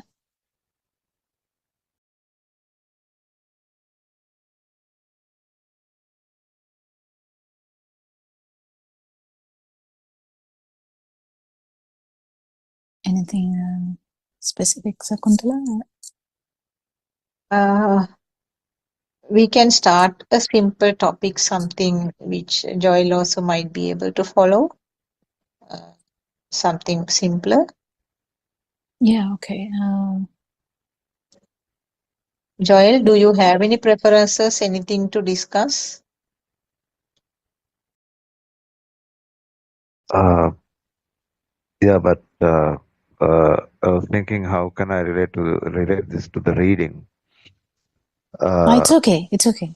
When I think about this, when I said about this mind and the five senses, we get it through the five senses, and there's a perception called, or we name it or label it as body or something. Okay. So same thing is told in my religion as well. As to they say, don't worry about tomorrow because tomorrow has its own burden. So I just compare and see how it goes. Is it good to compare or is it bad to compare? Oh, good question, actually. It's a very good question. So the truth has nothing, because religions have so much of things, actually the Buddhism nowadays has gone to so much action based karma pala. I don't know whether you even know about that, but it is really based on action and effect. But actual Lord Buddha's teaching was nothing like that. It was actually about the truth, about all the senses, how it works, how you feel alive, how you feel the self, how this self-perception is another just a perception which has the same mechanism of all the other perceptions. It's just a perception. This is being even proven if you read a scientific article, which is very neuroscientific articles, or people who look through the science, who is trying to understand. Even they have started to understand that the quantum, the effect of life, how life is not actually the mind or the body. And then they are searching what it is, and they are actually understanding that it's just a kind of a power which we haven't thought about, or we haven't researched enough about. But Lord Buddha has always told you can't really research about it from outside. You have to research about it inside. So the research about what happens here is, I would say, the most scientific thing ever I have heard. Because I had that question every day. I had so many questions, actually. I had so many questions about this action or the karma, or belief that if you do this, you get this, kind of that. But how it relates everywhere, you know that bad things will bring bad, good things will bring good. But is that all? How is it? What is life? Why there is a manifestation like here, like this, and why my friend's manifestation is different? Why someone in UK's manifestation is different? How there are differences in manifestation? How there are differences in the observations? How they are having different experiences? How these people, or even animals, or even a cellular organism, how do they have this alive feel? And what is it? And how is it? And how is it? Is it kind of continuous thing, or is it kind of something which arises at, with the stimulus? So there are so many questions. So I would say I entered Dhamma from a kind of scientific thinking, not really through any religion aspect, actually. So I never had that issue, because I just researched, and I still do that. How people look at these things, how people get the views, how people get the strong connections, how people, some people will not get the strong connections, how everything and foremost. But the most magical thing here is how you feel alive. And how does that happen? Why does it bring so much suffering? And is there a possibility of life without suffering? And so the comparison is okay. We compare. So just imagine, when I say about the comparison, I did the comparison too, because I compare it with the science, not with any religion aspect. So that's why I value Aranwanse's sermons, because if he understands the person listening is into the science, he will definitely go according to that line. He will not talk to me in a way that he talks to a village mother, because my thinking pattern is so complicated because of what we have learned, and we have so much data, and the village mother doesn't have that much data, so then she doesn't need anything like that. She just need to be said it just simply, that whatever you're thinking is, it's just a mind. and whatever you feel is just your body, the perceptions, or just the sensory organs. That's all you have to say. To a simple person, that is enough. So to people like, specifically like me, who has so much data, the comparison will immediately happen.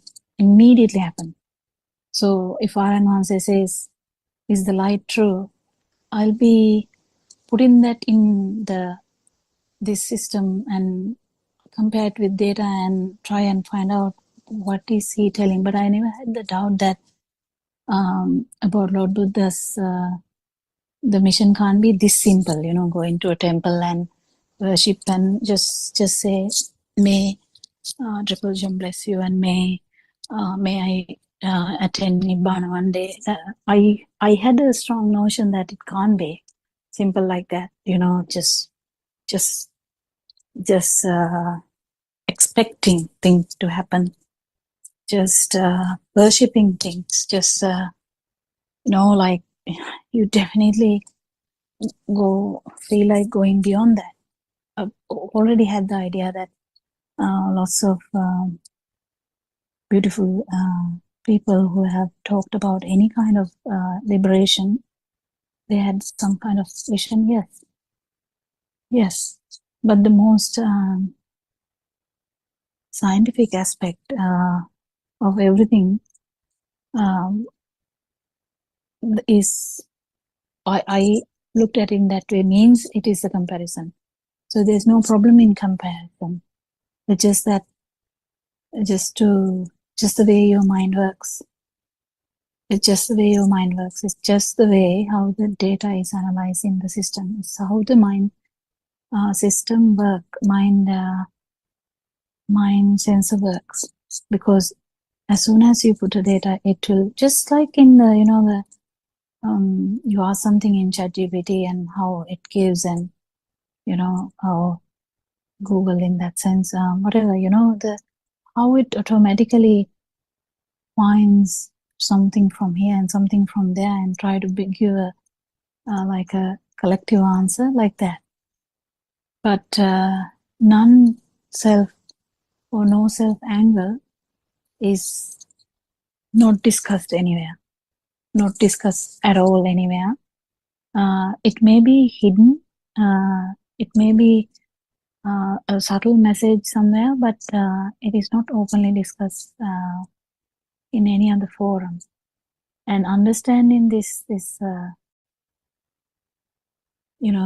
this life, actually what we feel here is a current, and that is also not there when the stimulus is not taken as a thing. You can't, because each and every time we telepathize into that, and this synchronization happens, and because this happens so fast, we feel like this film is active and happening now. So from the moment you get up until the moment you sleep, the whole film is like working. It's like as if you are inside the dream. How this works, that is the research. What do you think, Joel? So basically comparison is okay, but this is how the data is processed anyway. Yeah, thanks, Dr. for your answer. Can I ask another question as well? Yeah. It was read about this skeleton meditation to retrieve from lust. Am I correct? Yeah, I have heard about it. Yeah.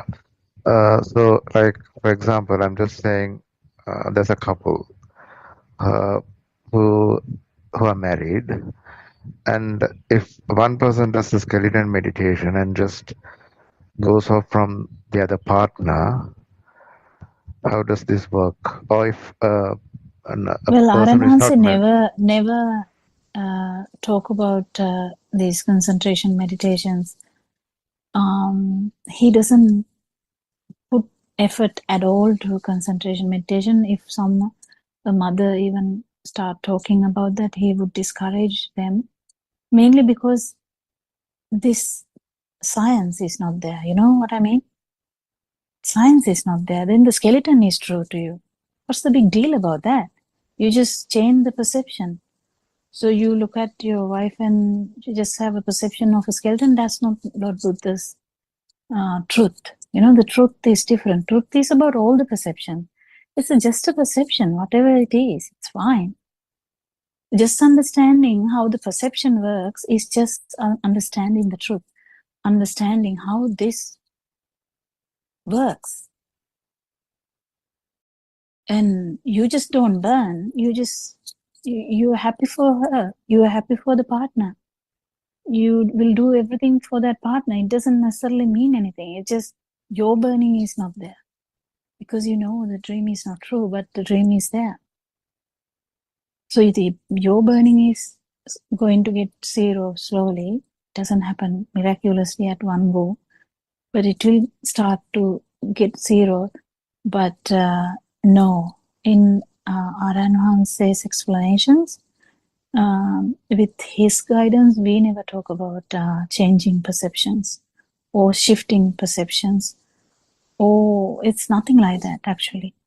When we understand that everything out there is a perception, that just that. Even the skeleton is a perception. Do you get the point, Joy? Excuse me, can I add something to that? Yeah. Actually, those concentration meditations have been in practice in India for many thousands of years. So this is also one of them. And when at the time that the Lord Buddha started, preaching this Buddhism, these were in very solid level. The people were practicing in a very strong way. So there were different groups. They all said that they are trying to find truth. So they were using these various kinds of meditations to find out whether they can reach that goal. So what happened was, Lord Buddha didn't want to sort of straight away cut off those things and then give completely a new concept to the people. What he did was, he didn't sort of reject or straightforward refuse them, but he tried to use some of them so that these people will have a change. These people will understand that concentration meditation alone is not the path to find the truth. So this meditation is one of them. Actually, they have been used even in Sri Lankan monasteries, the jungle type of places where the priests are mainly doing meditation. So they have been using these skeletons to keep their sort of emotions and keep their feelings into the very low level where they will be able to concentrate on what they want to do.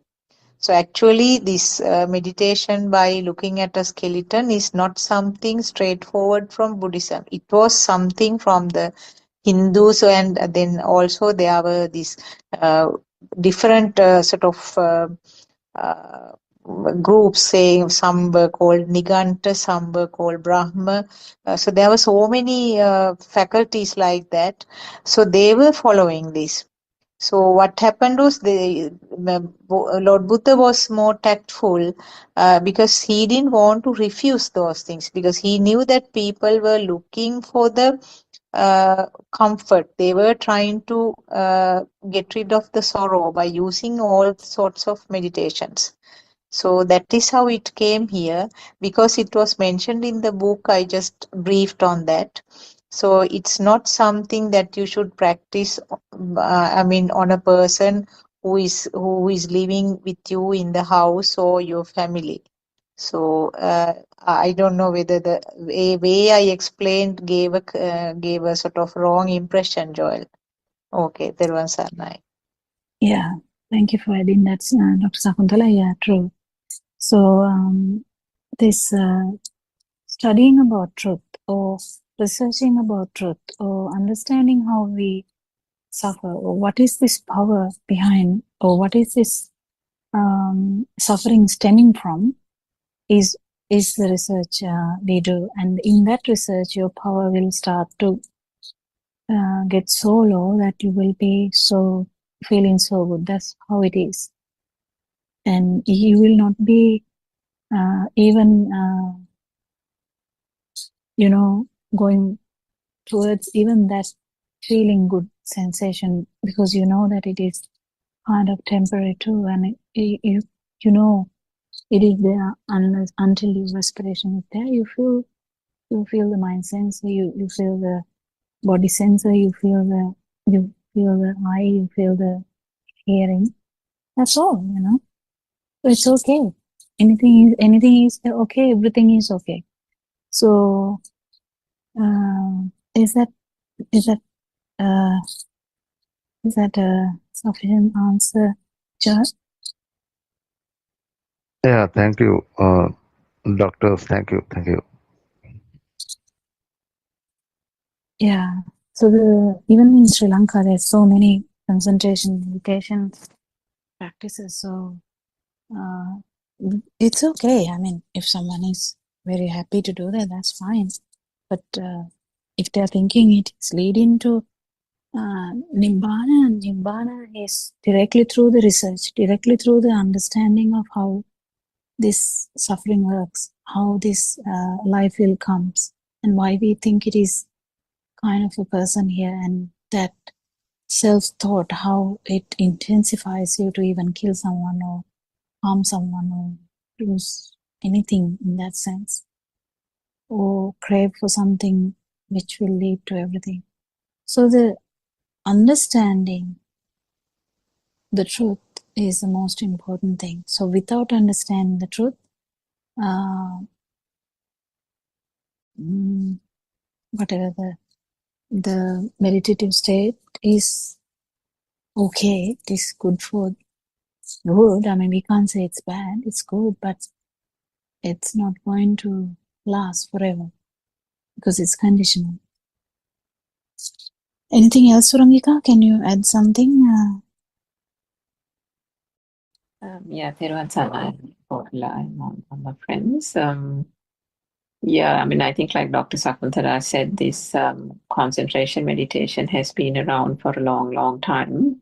And the Buddha didn't want to go completely contrary to society, because there was a way he was diplomatically trying to almost corral them towards a way of thinking, because he realized that all these various types of concentration meditation was only just touching the surface, scratching the surface really. And that was what he himself discovered after a 6-year-long search, that all these various rituals and different types of meditation was only going to a particular point, but not really addressing the core issue of this whole existence. And because if there is existence, there is suffering. And whilst everybody knew there is suffering, they couldn't really put their finger on the truth, the source of the suffering, which was why there were quite a lot of intellectual people at that age as well. But it's just that they just couldn't get at the truth. So what the Buddha realized was that this existence came from this sense, the alive feel, or this whole undercurrent. The sense of feeling alive is coming from this sense of existence and this self-perception. So that was what, with great research into the mind, that was discovered by him long, long years ago. But coming back to these different types of meditation, just like the skeleton meditation, you actually have, somebody said that, some monasteries even have skeletons in the temple, so that they use that for meditation when people come for retreats. But another thing that is there even in the sutra is you divide or you categorize the human body into 32 body parts. Kind of, divide it up into blood, liver, skin, nails, hair, and so on. into 32 body parts, and in each of those body parts you examine whether the I is there, whether the self is there, and to an extent that is effective, to an extent, because the common notion is that most of the people say, I have a body, so I'm here, this is my body, this is me, this is the physical me. So some are still fixated on that. So to that extent, to kind of transcend that aspect of it, breaking down the body, the human parts into 32 or whatever, and then saying, is the blood me? If you take the blood, so you kind of mentally do this thing. You can sit in one position and you take this, you imagine the skin is taken out, you imagine the blood is taken out of the system, and it's lying in a pool in front of you. So is that blood me? Is the skin and the nails, if it is taken out, is that me? So like that you can reflect. And to that extent, one can then gradually realize that these things are just the human body is just an aggregate of all these various body parts. But does that finally get you to the truth? Not really, because then you know that you kind of get a realization that the I is not here, but then that doesn't make the sense of feeling alive, the suffering, the I sense that you get when something doesn't work the way you want, that burning is still present. That burning hasn't gone away just because you dissected the human body. So ultimately, all these things were done gradually, almost like incrementally, by the Buddha to finally say that the core or the crux is in understanding the mind. And that is why you have heard, I think, Aryan Mahansa also saying, the body is not me, and the mind is not me, and then who am I? That is the core teaching and the core two questions that he asks anyone who is new to this truth, new to understanding the truth. I mean, you answer those two questions, you become speechless. There's absolutely no answer to give. So that is the core truth that is trying to be taught in these sessions, because you can do it on your own as well and understand, is this leg mine, is this hand mine, and all these kind of things. If you take a general anesthesia and you don't feel any of the body sensations, then what happens? So isn't that just a function of a sense of faculty? It's the same with the eyes, same with the ears and the nose and the tongue. So whatever that we experience, isn't that just the experience through a perception, as Dr. Kokila said, arising out of the sense faculties? If that's the case, where did this so-called I, notion of I come from, the notion of self come from? So this is the great examination, this is the great truth, the search for it in this so-called mind. Yeah, Dr. Kokila, so it's amazing, isn't it? All this concentration, meditation is just a halfway house to finding the truth, which is why Aryan Mahansa doesn't recommend going down those paths. You can go and you can get stuck halfway, and then you might spend 20-30 years just doing that meditation, because there is a certain sense of calmness, some tranquility that you can gain out of it. There is no denying it. You can. But is that the end? Or are you just, just kind of languishing in a spot when when the burning is still there and the suffering is there? And if one is really curious, if one really wants to get to the core of eradicating the suffering, then one must be brave enough, courageous enough to say, I know I'm feeling very calm and tranquil, and that meditation is like really giving me a good feeling, but hang on, like, I still have these cravings. I don't like that person, or if somebody says something to me, I'm getting this burning sensation. I'm never satisfied, or something or the other. So why is this? Is the meditation not working in that case? So one needs to be able to be brave, be able to be frank and honest, and see that is that working, or is that then not the truth? So that search and the honesty and the frankness of one's own search for the truth, I think, is very important. Yes, Dr. Gopilan.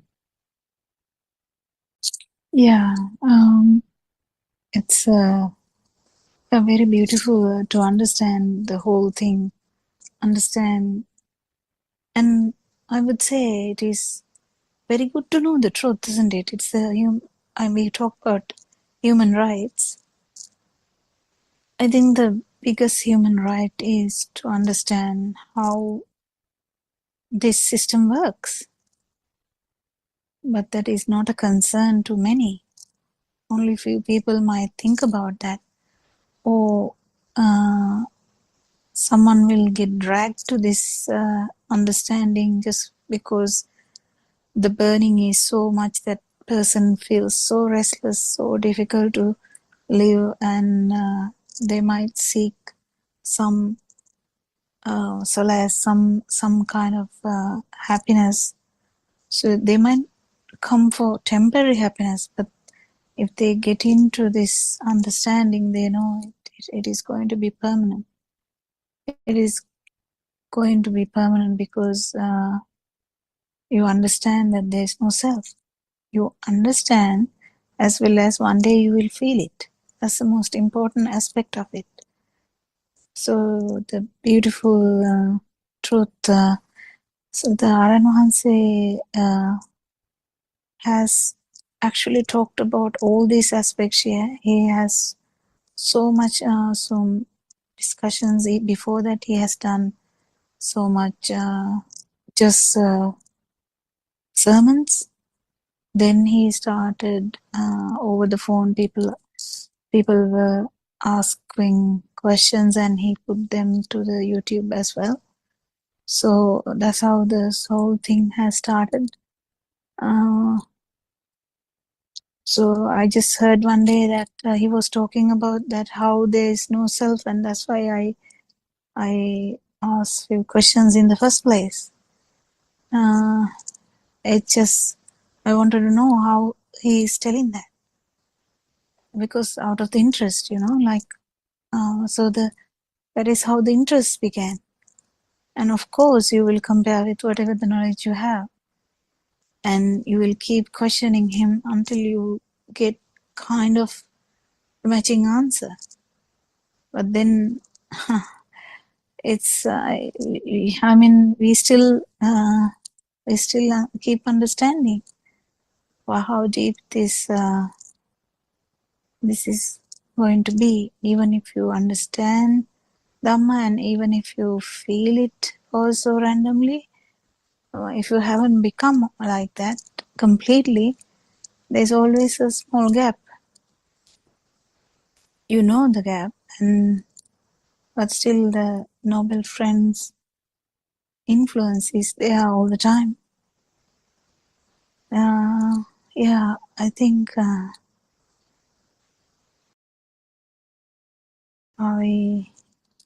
we have much time actually. So what are the other things we can talk about? Joel, do you have any other question? The other question is like in Buddhism they talk about rebirth, right? After death. If you are in the action and course, yes. If you are in this no self Dhamma, that is what is. So it is different, like, yes, they talk about that, yes, 100%. Yeah, so why didn't Buddha be reborn? Buddha? Yeah. Why didn't he have a No, rebirth? because there is no self vibration. So that's the thing you understand. So imagine a person is dying. What is dying? Dying means the system stops. So why there is some power left is the question. Why a child is born and is telling about the past birth, and they match exactly how he hit the train and how and actually when you go back to that place, there was that person and exact same thing which a child can't imagine. Child can't imagine, child can't read, child can't listen to radio, but he's talking about something which happened years ago. How come that happened? There are so many researchers in the world, also in European countries, in abroad also. There's so many researches happening about this near-death experiences and the rebirth, and there's always a thing that people directly can't tell because they can't sort of get it. The thing here is, if you are in if the body system shuts down and everything should shut down, isn't it? Then why not is the problem. Then there's additional power there. That additional power of the last thought, it is synchronizing to another zygote. So how does that happen? How come that happens? It can be human, it can be any animal, it can be anything. So this is what the research included. This is what the research went on and on. And yes, rebirth is there. If there is, if the vibration is there, rebirth is there 100%. But if the vibration here is not there, and you completely understand this Dhamma and your vibration dies, in the sense gets zero, your system will stop. Yeah, that's it.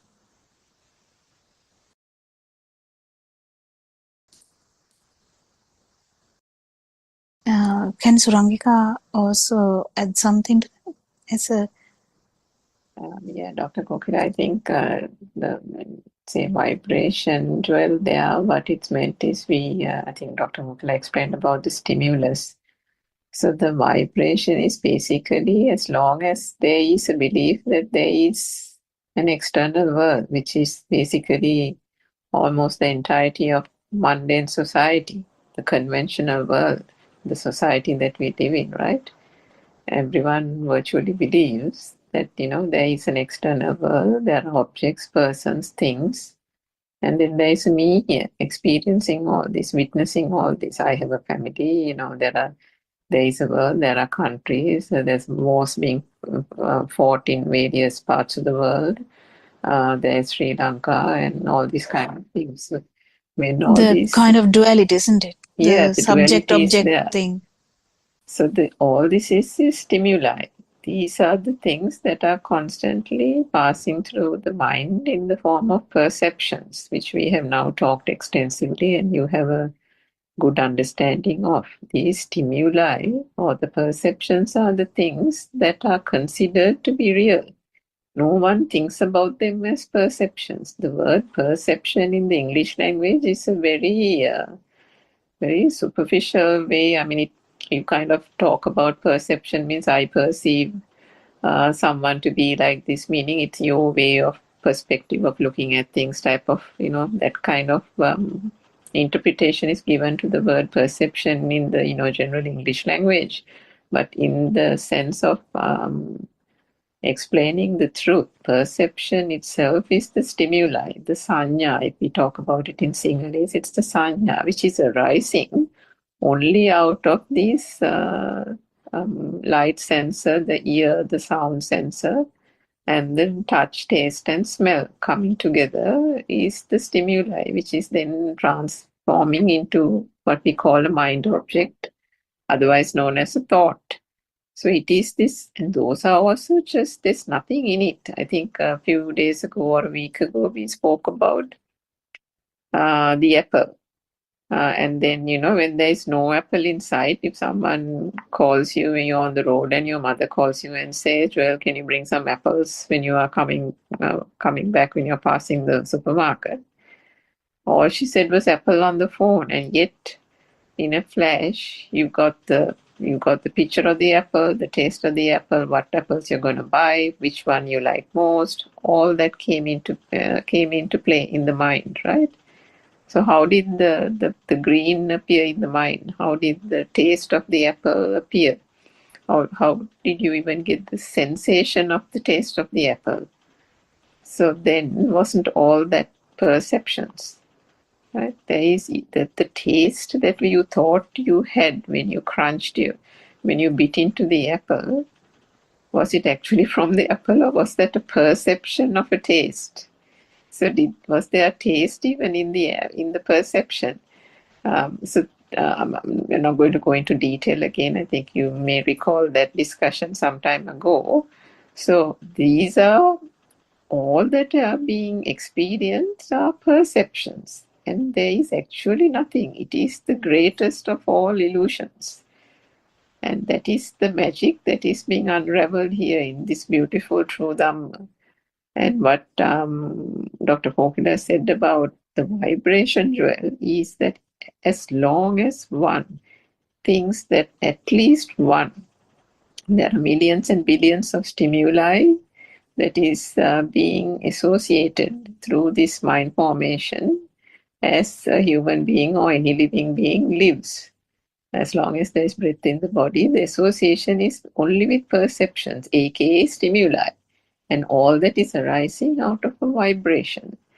And if even a single stimuli is believed to be true and it exists, and then because of that, the I exists on this side, the sense of existence is there, and the sense of alive feel is there, the self-perception is there. And if the self-perception is there, the self-vibration is definitely there. And that is what Dr. Kokila says. When the last breath is gone, that vibration is the one that will synchronize to another vibration of the same frequency.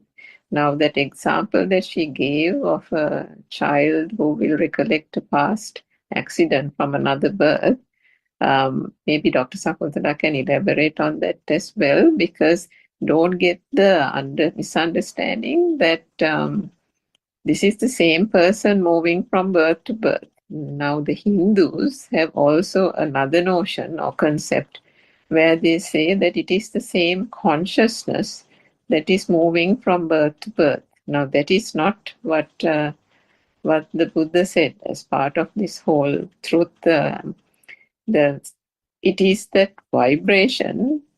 You can't say that person, or it's not a person. It's the vibration, isn't it, Dr. Kokila? Maybe that can be explained a little further, because otherwise we might give the impression that it's a person moving from birth to birth. Yeah, actually, yes, but in small words, actually, I think just understanding truth,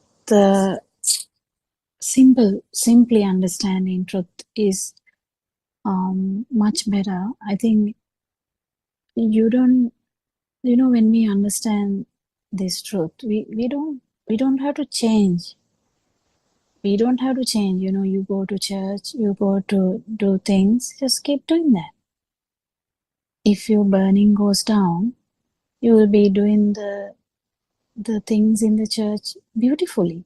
You will go and ring the bell or whatever the things that you do. You do the chanting, you do the chanting. Just imagine a traditional Buddhist, what they do the similar things.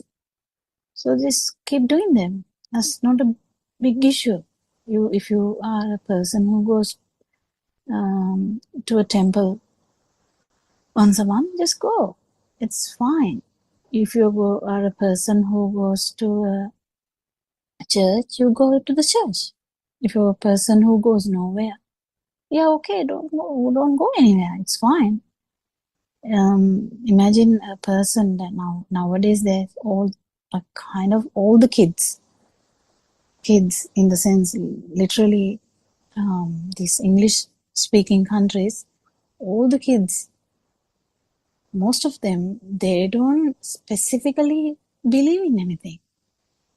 They just don't. They just do things according to their parents. That's fine. Imagine someone is a Hindu. Yeah, they just keep doing the traditional paths that they go to the Kovil and they do the, you know, the. I have gone to churches. I have gone to Kovils. I have gone to kind of everywhere where their rituals are so beautiful. So that is not the problem here.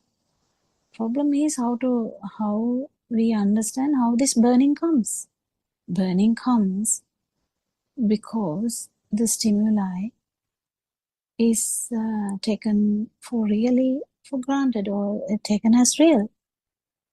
And if we understand the perception, whether whatever the perception, it doesn't matter whether it's a light, whether it's a sound, whether it's a bird, whether it's whatever, it doesn't matter. So Joel, the basic message is actually just flow with your life. Just flow with your life. Whatever the flow, whatever you do, it doesn't matter. Keep doing whatever you're doing. You do daily ritual, whatever daily ritual, there should be a daily pattern of things, and the pattern is going to continue even if you understand Dhamma. The pattern is not going to change. The burning is going to die down. Did you get the point, Joel? Yes, doctor, like go with the flow, life flow, Yeah. but your vibrations and your burnings will just calm down as it is.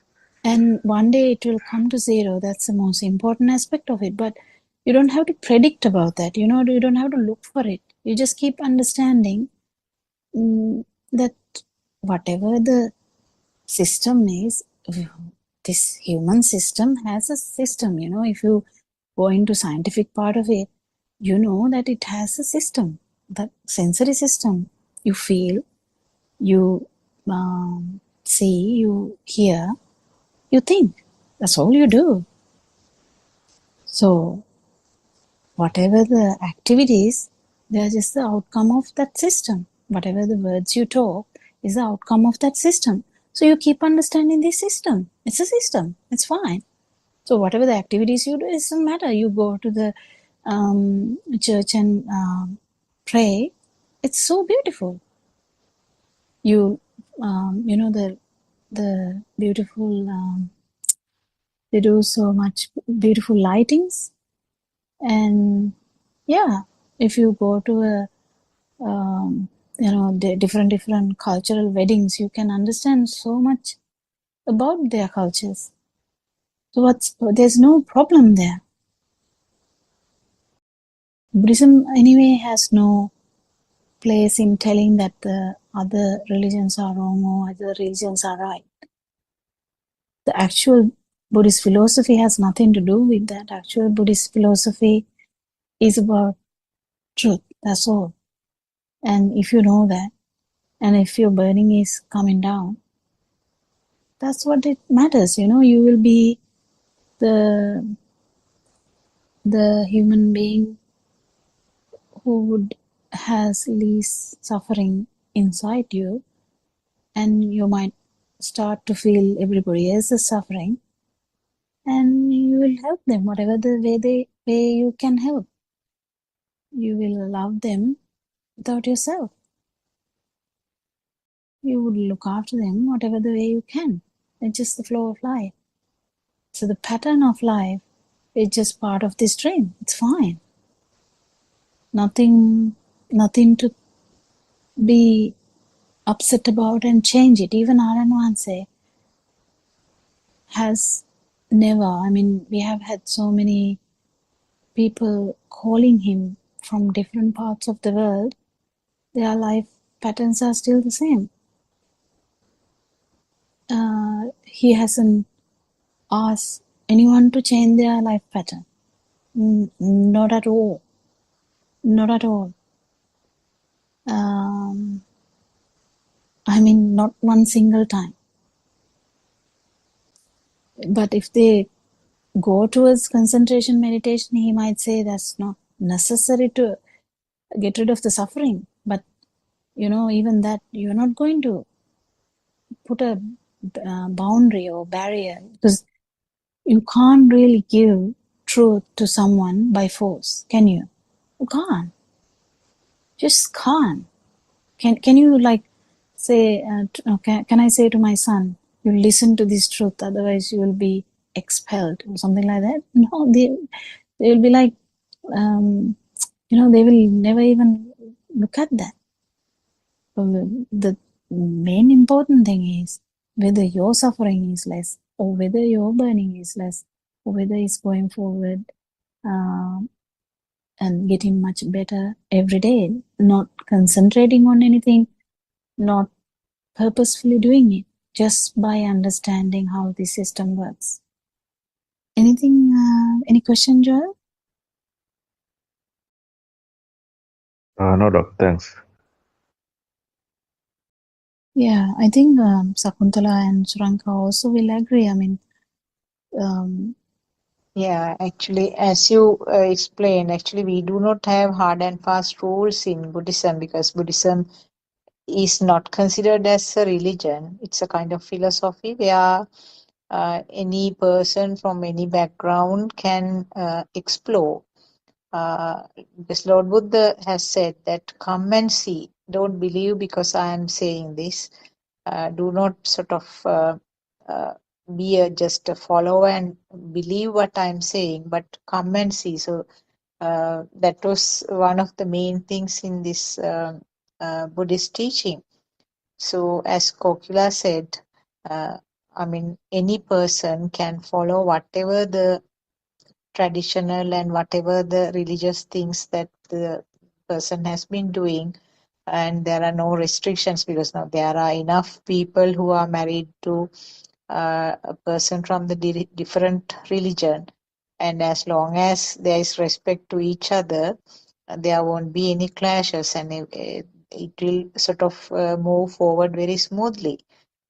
So similarly, you can just listen to our discussions. If there are any questions, you can always bring up, particularly if you have anything against to what you have uh, heard from your teachings, you can always bring up that point and we can discuss. We can sort of find out what is the truth and how you can balance it. And also if there are maybe certain things which are too deep for you because we have been listening to these for years and years, so we can grasp the things, and we have a very basic knowledge on Pali terms also, very basic, I would say. So therefore, the grasping ability may not be as good for us. So just take up the things which are comfortably, which can be taken comfortably, and take the things that you can match with what you know, and take the things that you can make use of for your life practices. So I think just take it very lightly, Joel. This is not something, not a very serious kind of discussion. Because some of these people who are listening to this are from different language, maybe different religious backgrounds, and they need something very simple.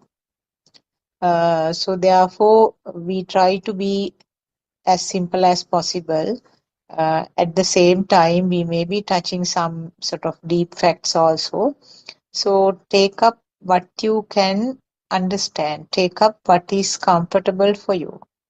I think that's all I want to say. Surangika, anything to add? There was Anna. I think that's right, Dr. Sakuntala. I mean, each of us on a, the point at which our understanding is quite different, because the vibration is different, and there have been many a time where we have listened to more profound aspects being explained by our noble teacher, and goes completely over our heads, Joel. So don't worry, everything, as Dr. Kokila said yesterday also, take what you can.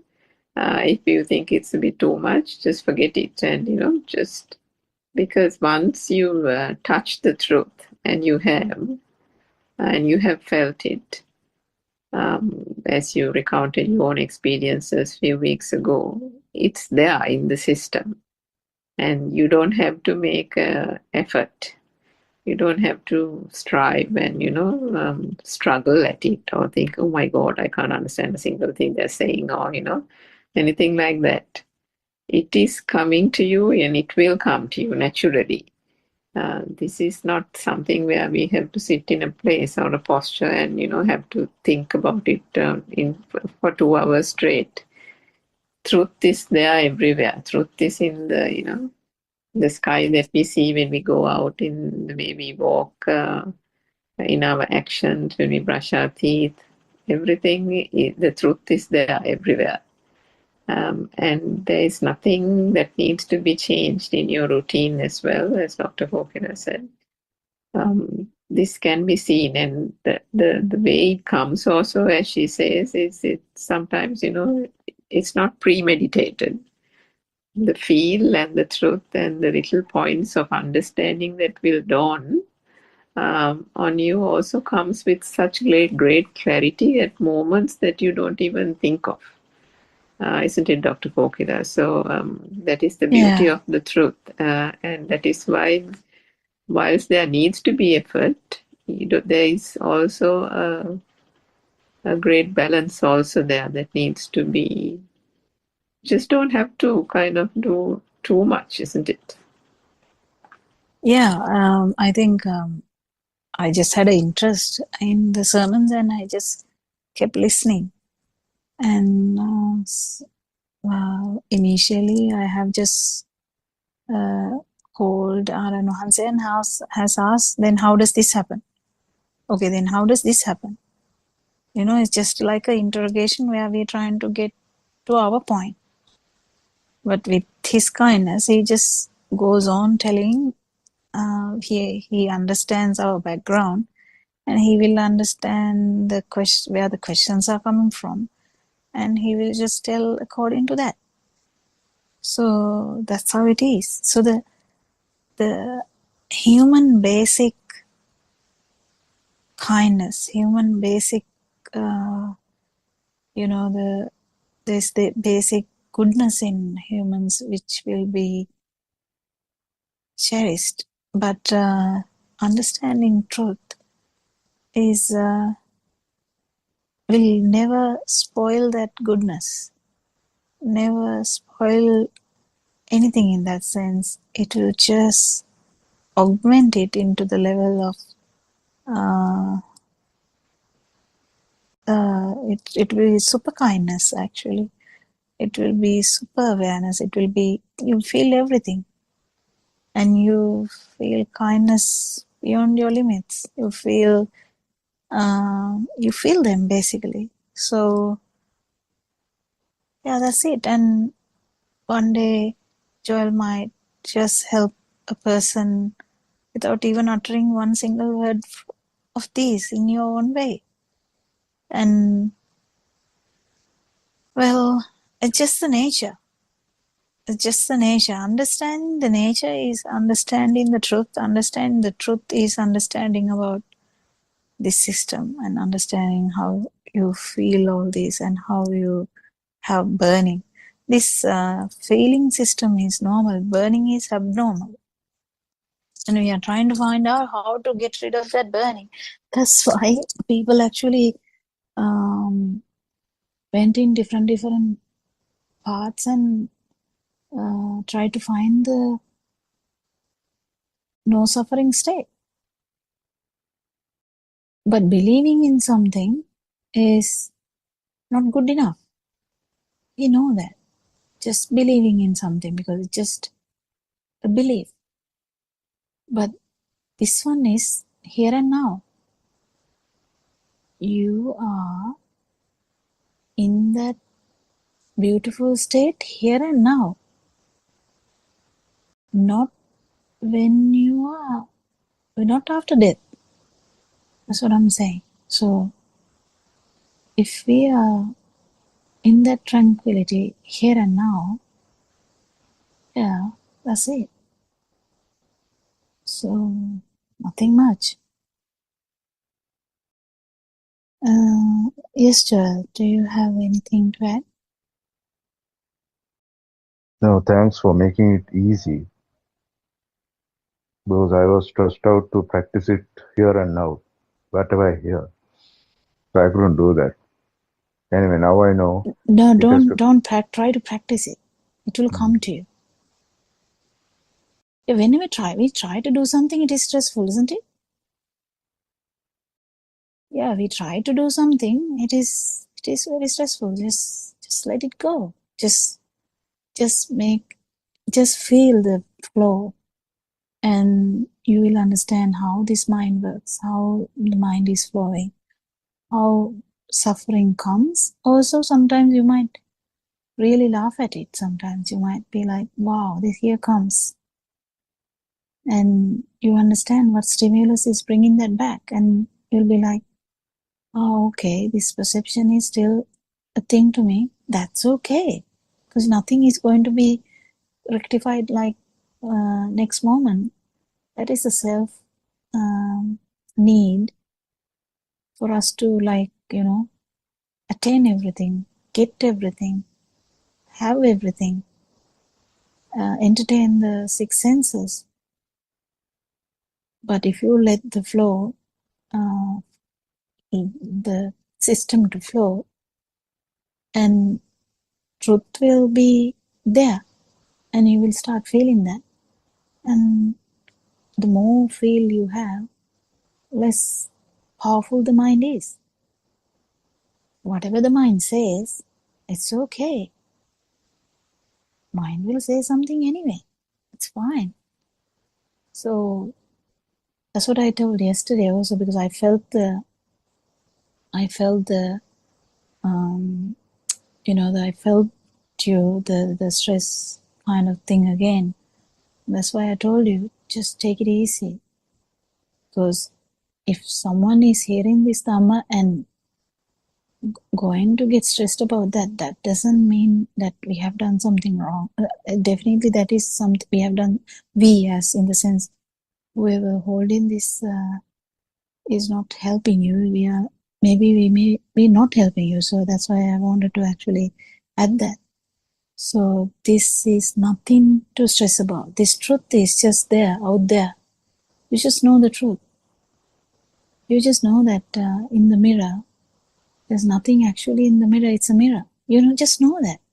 So don't we actually use the mirror though? We use the mirror.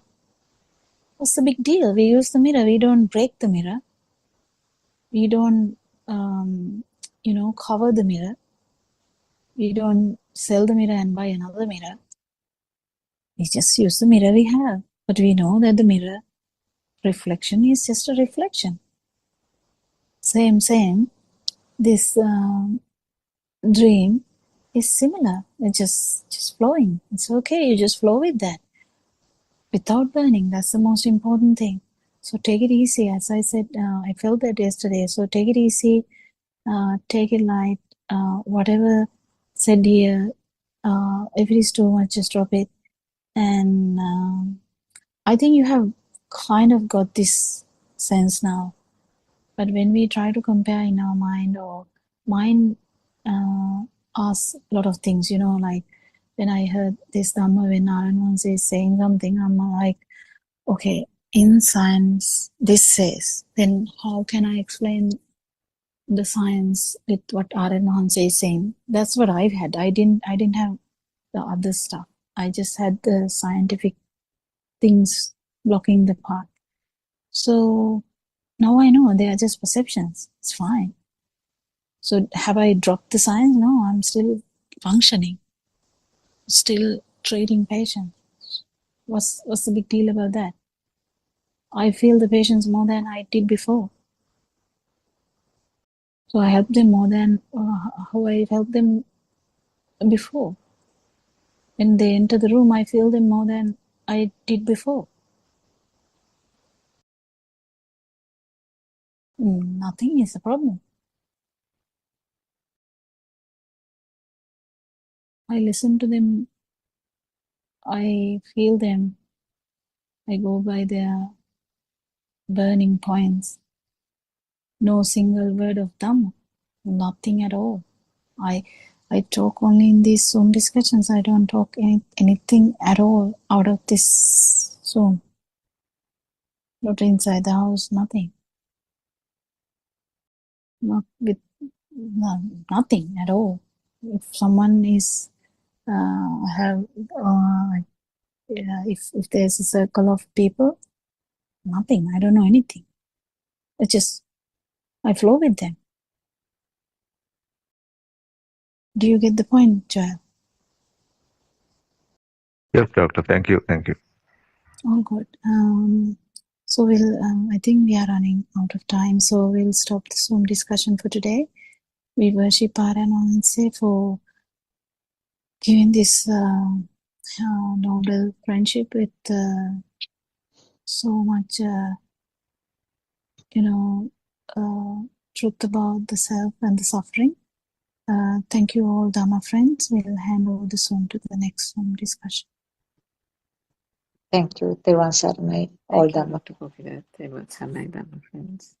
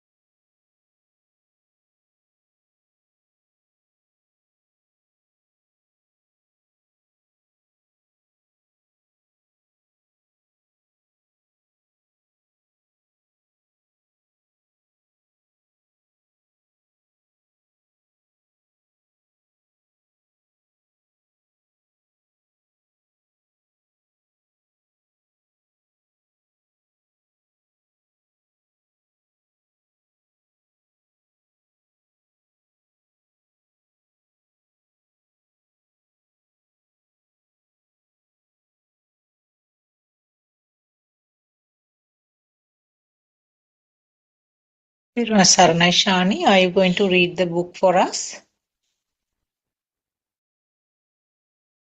Good afternoon, everybody. Terasana everyone. Terasana everybody. Let's continue with the book reading. The True Dhamma Has Awakened, Volume 2, page number 68.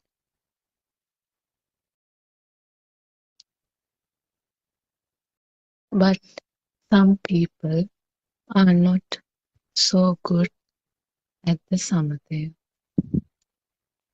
Their mind tends to drift away when they try to do the samatha meditation. Some people are very good at vipassana meditation. By birth, they are able to be aware of their thoughts that come and go. They also have the wisdom to analyze the truth about the thought they receive.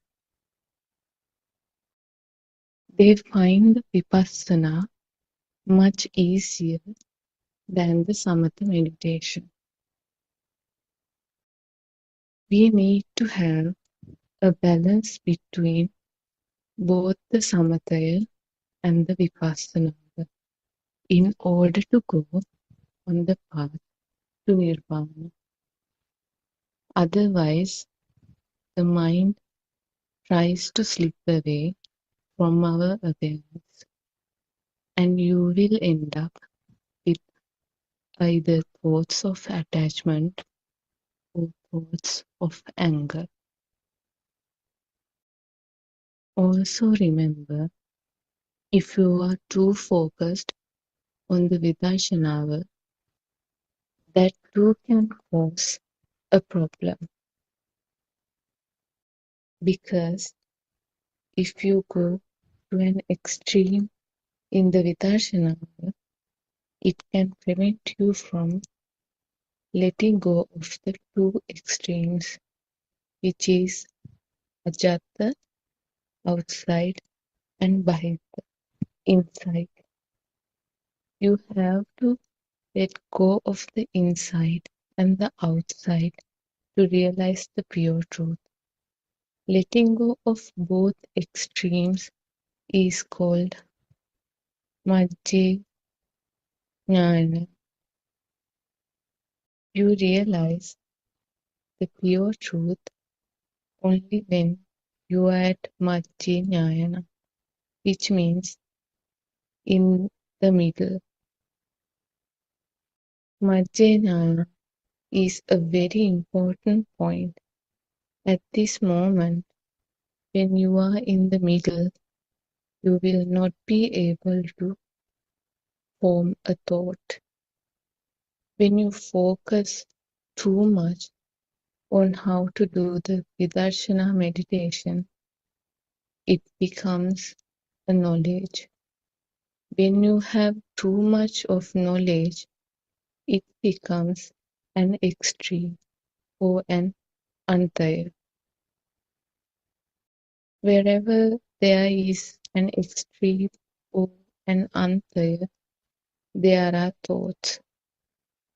And wherever there are thoughts, there is no escape from this Vijnana Maya or this illusion. Where there are thoughts, there is fire. You feel like you are caught in fire. You cannot find nirvana in a mind that is on fire. An educated mind or a foolish mind, both minds can be considered as being on fire too, because both minds have thoughts. Everybody. Therwan Saranai Shani. Thank you for reading the book for us. We worship Aryan Mahansa at his feet, Therwan Saranai Aryan Mahansa, and we warmly welcome all our Dhamma friends who have joined the Zoom discussion, and also the other friends who are listening to us via other means. So this is the 2:45 p.m. Sri Lankan time English Zoom discussion of Buddothpado, and this we will continue until 4 p.m. Sri Lankan time. If I brief what Shani read for us, actually it was giving an outline about the two types of meditation. Samatha meditation is what is called concentration meditation, where the mind is tried to be, or the thoughts are kept at one point, concentrated on one point. And this is what has been in practice for a long, long time. And also in other religions also this is being practiced.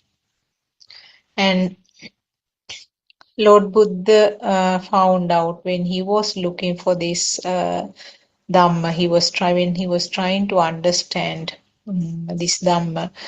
He also did concentration meditation under several very famous gurus who were there at that time, and he excelled in that concentration meditation. But he found that this is not the end. In fact, those gurus offered them the second in command like place, so that he can continue to be a teacher and guide the followers or the disciples, because they had lots of followers that time, because the trend was to find out the truth. So there were lots of people looking for truth, going from person to person, trying to understand what is the truth. So anyway, Lord Buddha, he was a hermit actually. He hasn't reached this state of Buddha at that time. So he left those places, and then finally what he found was this, what is called this vipassana meditation or vidarshana meditation. And with that he could explore and find out the truth. Actually, it's mentioned as vipassana meditation in this book, but under that, two things are described by our noble friend R.M. Mahanse, vidarshana meditation or insight meditation, which means that we try to analyze, we take a thought and analyze and try to find out how it is formed, how it is created. The beautiful example that he gives is that if you analyze a leaf of a mango tree, the pattern of that mango leaf, then you know that all the mango leaves have the same, more or less same pattern. So you don't need to analyze or check or examine all the leaves in the tree, but just analyzing one or experimenting and finding out how that pattern is in one leaf, that is enough. So it is called this insight meditation or vidarshana meditation, where a kind of piercing deep and deep to find out what is the truth. And the vipassana meditation is something that you experience with that knowledge, where every thought, like you seeing all the mango leaves in the tree, the thoughts, when one thought is analyzed deep, and understanding how it is formed and how the thoughts are behaved, how the thoughts are formed, then you need to analyze every thought that comes up, but you know that every thought behaves in the same way. So you become an observer, kind of observing when it comes to vipassana meditation. So those are the two things I wanted to bring up. All our Dhamma friends have joined, Dr. Kokila, Surangika and Sudharma. Therwan Sarnai to all of you. We can start our discussion. I was just briefing what Shani read for us. Therwan Sarnai.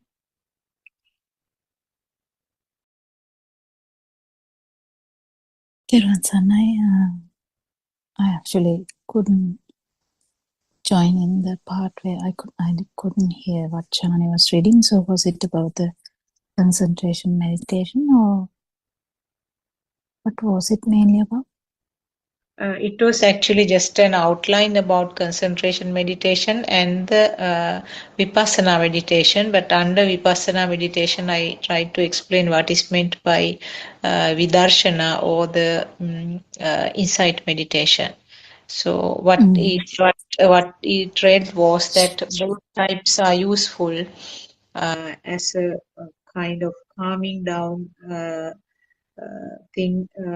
Concentration meditation is useful, and vidarshana meditation sometimes increases, I mean, you improve with the knowledge, but knowledge alone is not going to be helpful. So both should be balanced. That was what was read. Actually, Vipassana meditation is not only knowledge. Vipassana meditation is like piercing one thought with Yeah, that I mentioned, with yes. all the with all the things that we know about how mind is created. Are there any questions? I think we can discuss anything related to that or anything other than that as well. We can ask Surangika or Sudharma to talk as well. Anything? තෙරුවන් සරණයි ආයන වහන්සේට නමස්කාර වේවා තෙරුවන් සරණයි doctors and Miss Rangika and Joy. So it's very beautiful the way Dr. Sakuntala highlighted. This is actually I am writing an article also. For that also I have some issues, so I am again seeking help from you, especially to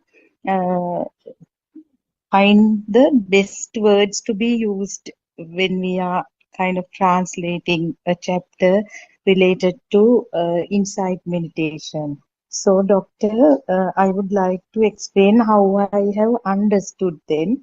So, in penetrative meditation, or Vipassana meditation is, as you said, seeing through the stimulus. It's like going deeper to see the truth of it, how it is formed, that there is no truth in that.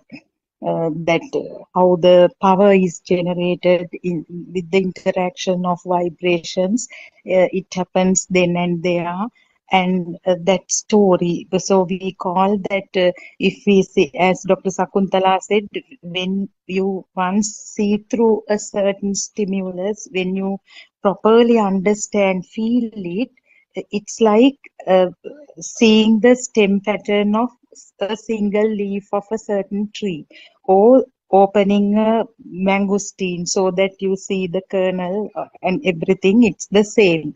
So the composition of each and every thought or stimulus is the same. Are you telling that how you are going to solve someone's problem or giving a talk?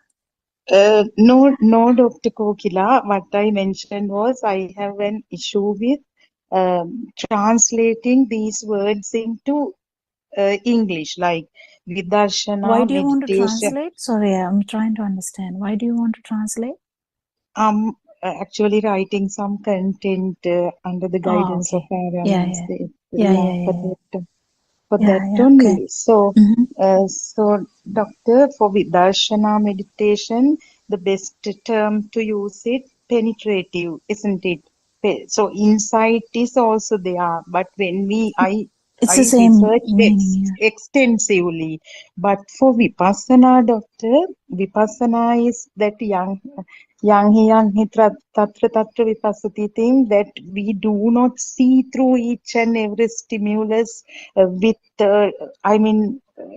intentionally, but when we mature in the path, naturally we liberate from the thought. We see, we do not get caught in anything. It's like we don't go deeper like that to analyze, but naturally we liberate from each and every thought then and there. So that is Vipassana meditation. There is a difference. Not a vast difference, but still that certain concentration, this Vipassana Kanika Samadhi, it also arises through that. So for that, is it okay to use penetrative meditation for Vidarshana and give within brackets, I give Vidarshana meditation there. And for Vipassana, I use the insight meditation and still give within bracket it as Vipassana meditation. Then again in the same chapter we talk about concentration meditation also, doctor. There I researched a lot, and the best word to be used for concentration meditation, samatha bhavana, is tranquility meditation to avoid confusion. So, what do you think actually? Can you just suggest? I don't know whether I'm taking time off your discussion, but still, I thought this is the best platform to discuss this openly. And because the other thing, Dr. Kokila, in the same chapter, I to write Vidarshana, write about Vidarshana Samadhi and Samatha Samadhi. So Samatha Samadhi is tranquility concentration. Vidarshana Samadhi is again insight concentration. It's little, I am trying to, kind of discuss it, and to avoid confusion, I always give the Pali term within brackets, but still it's a bit I of think a... Surangika is much better than me for the words, because I'm not sure about all these words. What do you think, special... Surangika? Yeah, Miss Surangika, please. Therwan Sanai. I think, Sudharma, for the Vidarshana, if you just use insight meditation within brackets Vidarshana, that would be better, I think. But okay. I'm open to on the Vipassana. It's anybody else, if they have a better suggestion. I'm not 100% sure what we should say for Vipassana. Samadhi also, the word Samadhi also needs interpreting, isn't it? Samadhi and Surangika, we can't, I think, change its concentration, because Sati Samadhi, there are 5 specific situations, all Sila Samadhi, those things are kind of now for generations they have written that in Buddhist scriptures, and for Samadhi we can't change, we have to use the word concentration. I don't think so, Yeah, I don't think so.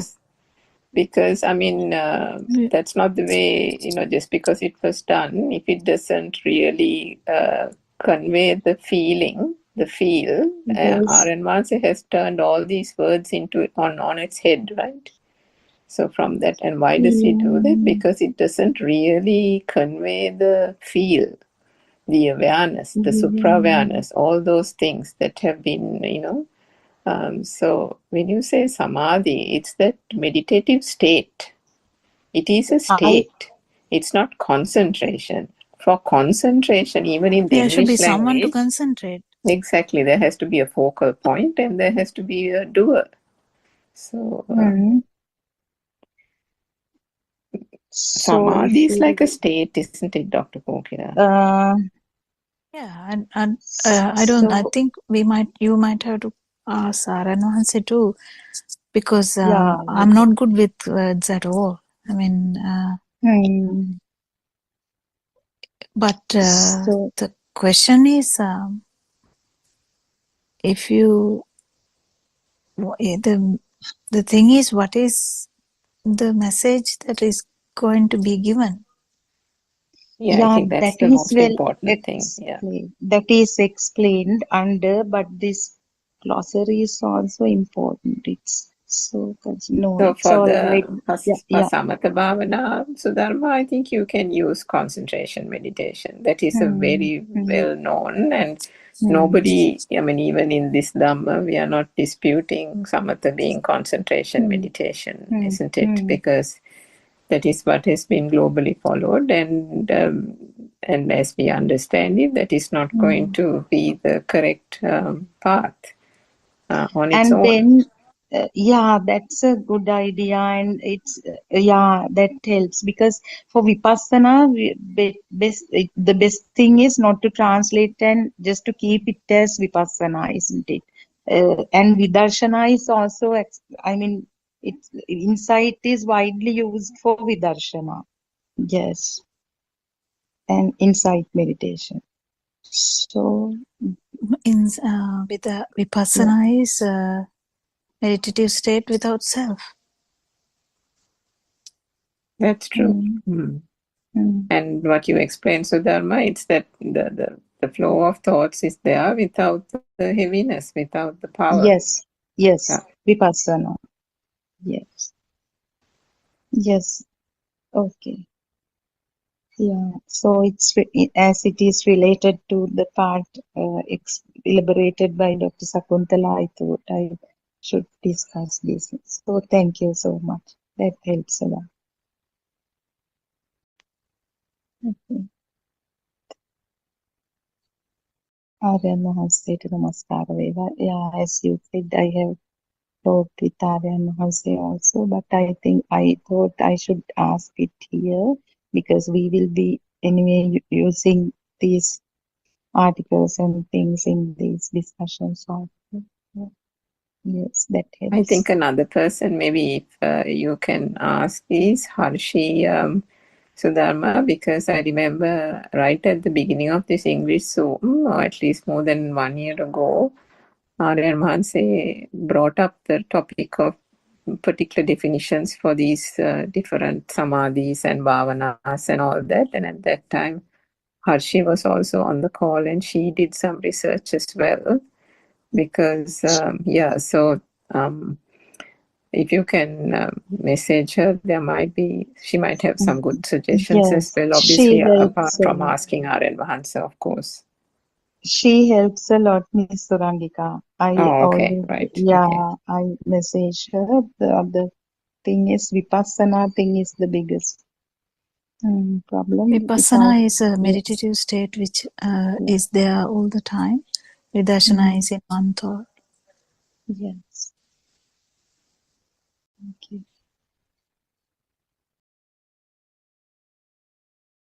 But that thing is without self. Yes. That is the thing. I'm not good with the words, but it is difficult, isn't it? Yes. And Dr. Kokila, as a question, now when we say that use the term radiant mind in association with the newborns, actually there is again a mind, mental image that, okay, the radiant mind, there's something called radiant mind and it's there at the birth and so on. But still, in this Vipassana meditative state, when one liberates from each and every stimulus, again, can we call that state is all as radiant mind experience? Radiant mind without self again. Yes, yes. Because the self vibration is not there in an arahant. Okay. It's a radiant mind without the self vibration or the power. That's the difference between the baby and the arahant anyway. Isn't it? What do you think? So at the arahant stage, the taints have no any power. Is that the difference? But Yeah, there's no power. yeah, no power. No taints, There are no no power. taints even. No taints. No yeah. taints. And So actually the real radiant mind is the mind of an arahant. We can't again objectify that, but still. with these words Yeah. can actually mislead, but I think the main important message is the words are used in different aspects, the you without you, the versus you. So it's very difficult. You just can't say, but it's I don't know. I mean, radiant mind, we can't actually attribute any defilements to a radiant mind anyway. But the radiant mind of an arahant doesn't have the self-view, doesn't have the self-perception, doesn't have the self-vibration. That's it.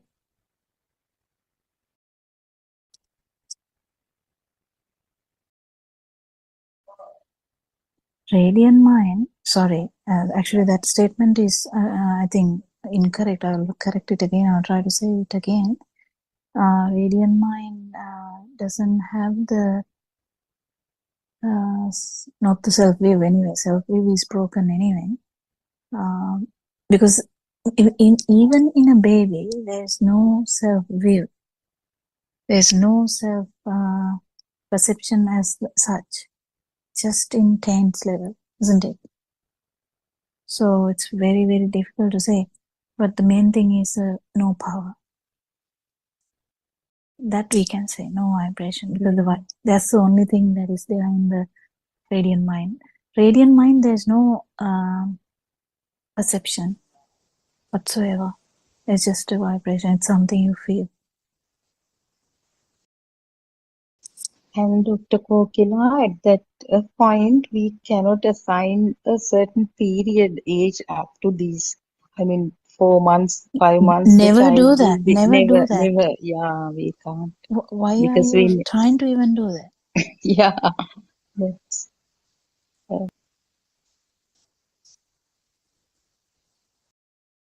Dr. Kokila, if the taints are there, the vibration is there, isn't it? Yes, 100%. That's the baby. Yeah. But the taints means the Dasa Sangyojana, but in Dasa Sangyojana, not all can be there, isn't it? Because the view is not there, so we have to be careful in saying, is it Dasa Sangyojana, the taints? Sasrava means 10 fetters. I Oh, actually. no. Okay, I got you. Sorry. That's the fetters. Okay. Oh, this is complicated. I don't know. Yeah, okay. Got you. It's taints means sasava. Sasava means vibration. Yes. Sorry, these words are not good with me. Anything else? I think the difference between the radiant mind of the baby and the radiant mind of the Arhat state is that no taints at the level of the Arhat state, isn't it? The baby No has, taints. yeah. Yeah, no taints. But the problem is in actual language, we can't really say taints because no one knows taints. It's Yes. mainly the vibration or the power. Yeah. Because the tense is the word from, I think, Pali.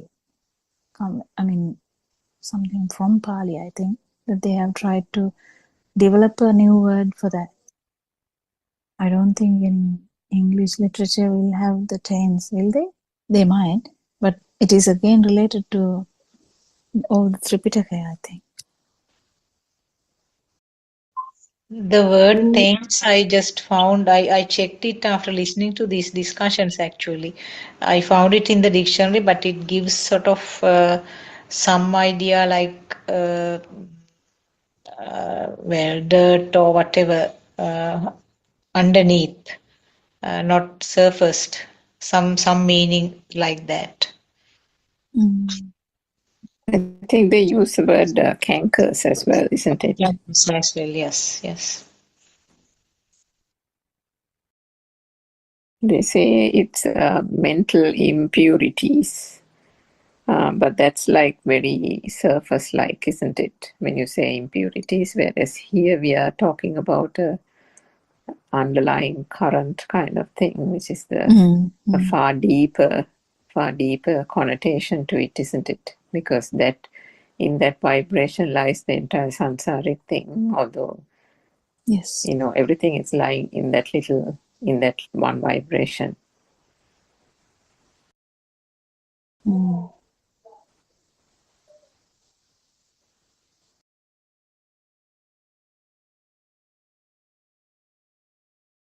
Dr. Sakuntala, you were going to check yesterday about that sutra for Joel. Were you able to? No, actually, I couldn't do it. I wasn't sure whether anyone had interest about that, so I couldn't make it. I will ask one of the nuns they remember these sutras very well. Yeah, no, I was also trying to rack my brain to see, because I remember, I think I know what you're saying, there was something where Lord Buddha said, if you want to meditate in the jungle, obviously you don't go and select a place where there are a lot of mosquitoes or something like that, isn't it? There was some kind of story behind around it as well. So certain things where you have to practice practice patience. Then in certain instances you have to not associate with various things. And like that you get several, isn't it, in that Some sutra? very practical points are there in that Yes, suit. some practical I will points. need to find it out. I'll be able to find out Maybe by the ashrava, something to do with some. Yeah. Yeah, I will do it. Sorry, I couldn't do it right. That's actually in the beginning of the path. Oh, I think it's in the Sabbasava Sutra, isn't it? Maybe it is. It Maybe says Sabbasava Sutra, 7 yes. ways to dispel defilements.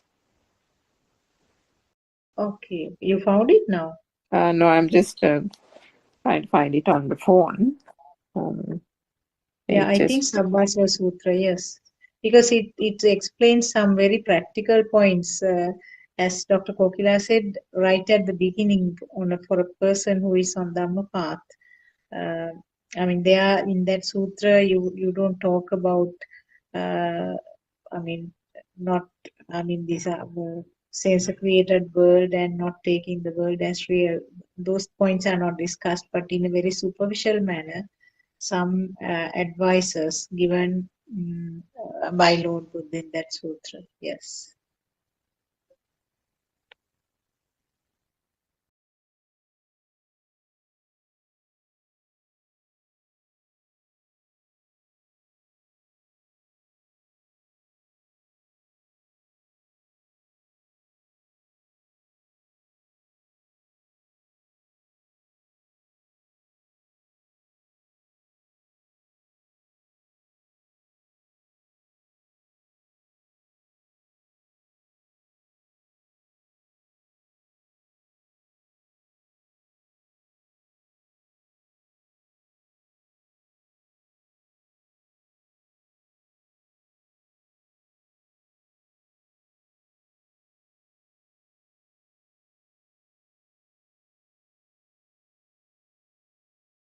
Anything else?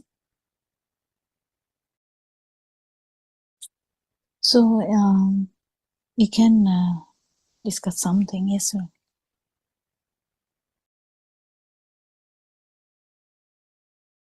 I can share a personal experience, Dr. Kokila. Last week, I had to undergo an MRI test. So when I was inside that machine, it was like being in the space, because Avyan Mahase at the very beginning several times he explained. So now you still say the world is real, but imagine if you were born in the space without any visual formations around, what would be your experience like? So it was like that kind of experience, because throughout I was there for like more than 1 hour. So the tests are like categorized, I don't know, 3 minutes, 30 seconds, so forth.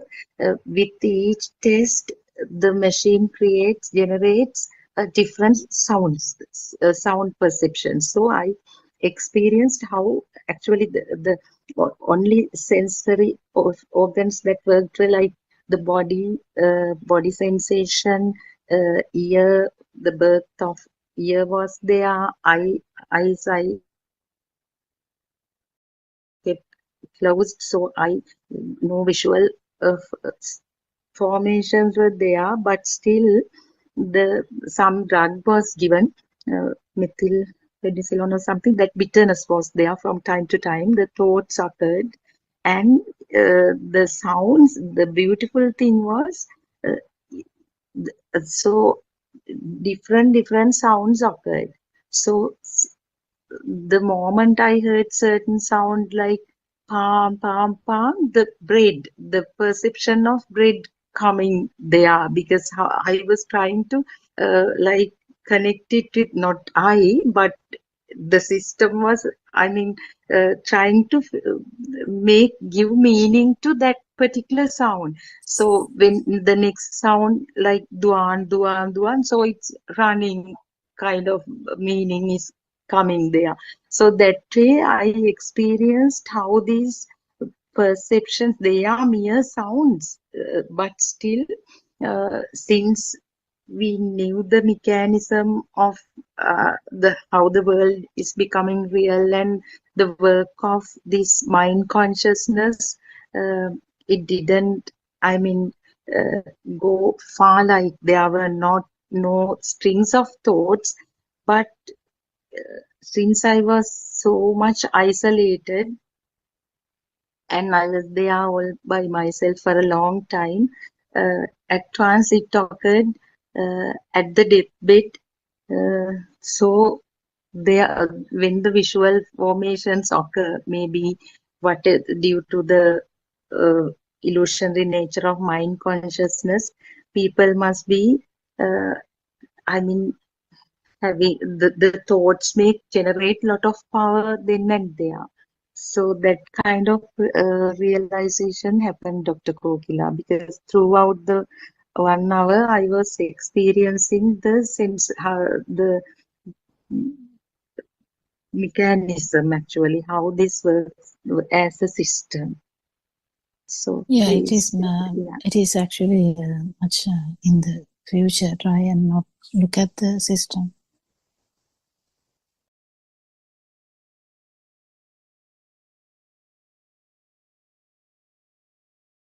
Now you have the habit of looking at the system. In the future, if you have clear understanding about Dhamma, you don't need to try and look at the system. Just let it happen.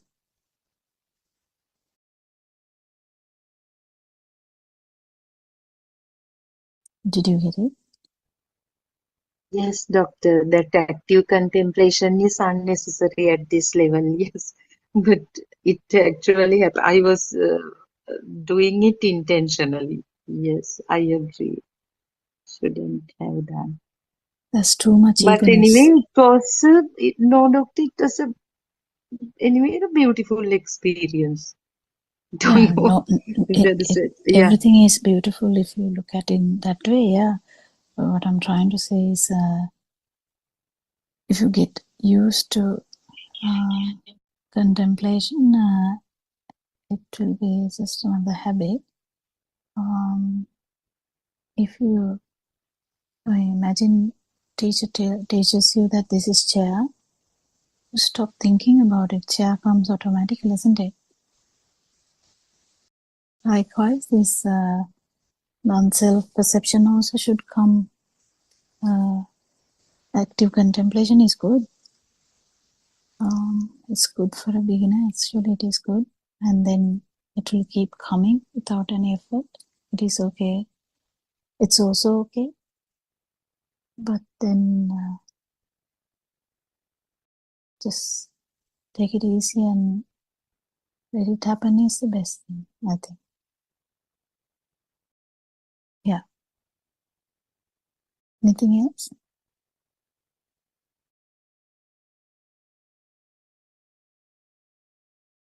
Dr. Kokila, Therasana, in the absence of any specific questions, maybe we can elaborate a little bit more on this Vidarshana meditation and concentration meditation, because we have read it from the book. Yeah, so what can we, so if you are taking a chair, so the chair, how does the chair happen? So is chair outside? We can see chair outside. Is the chair outside? Actually, there is no chair outside. So chair is actually a perception.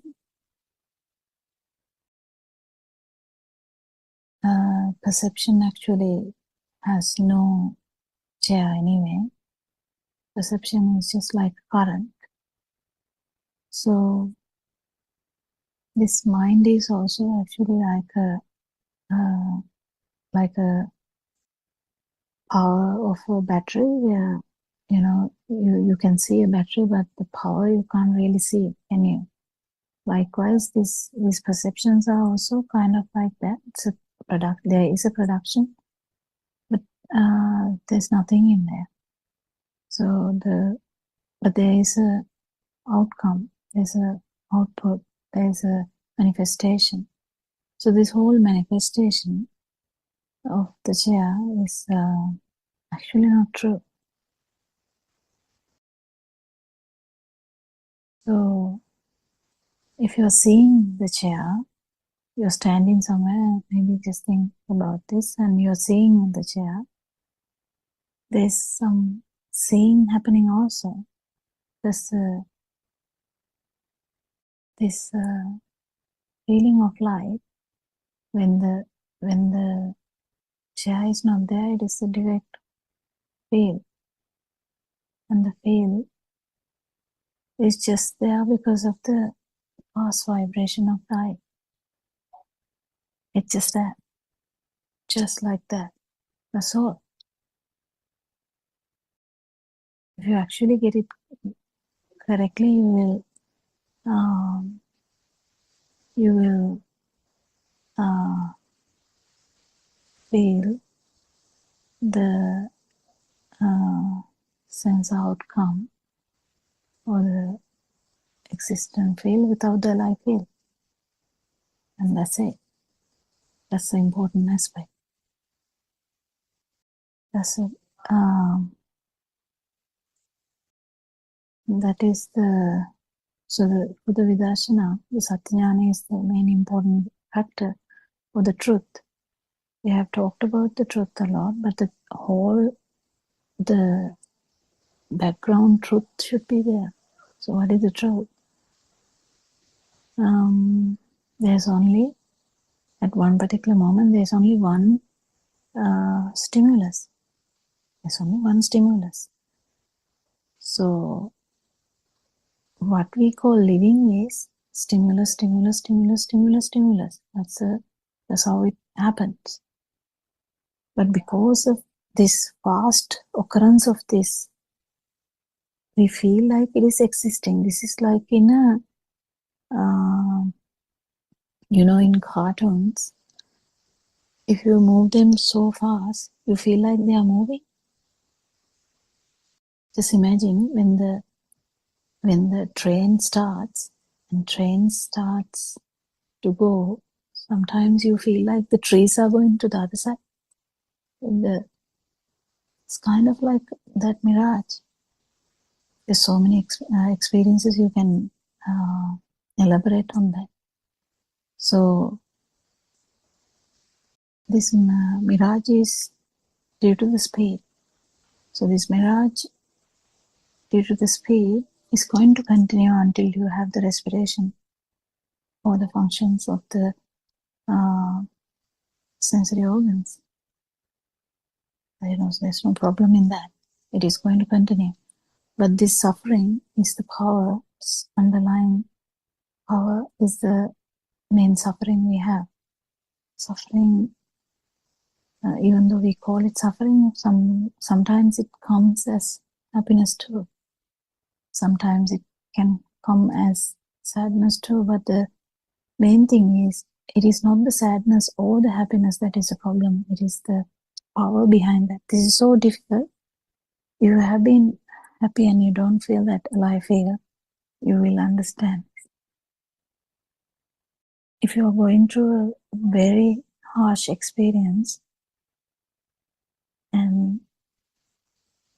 but still you don't feel as you are in there,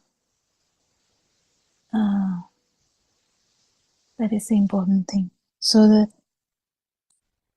Vidarshana has so many aspects about that. So because all the Satyajnana is in is collectively affecting that one particular moment. Outcome is the actual meditative state which comes, because once you understand that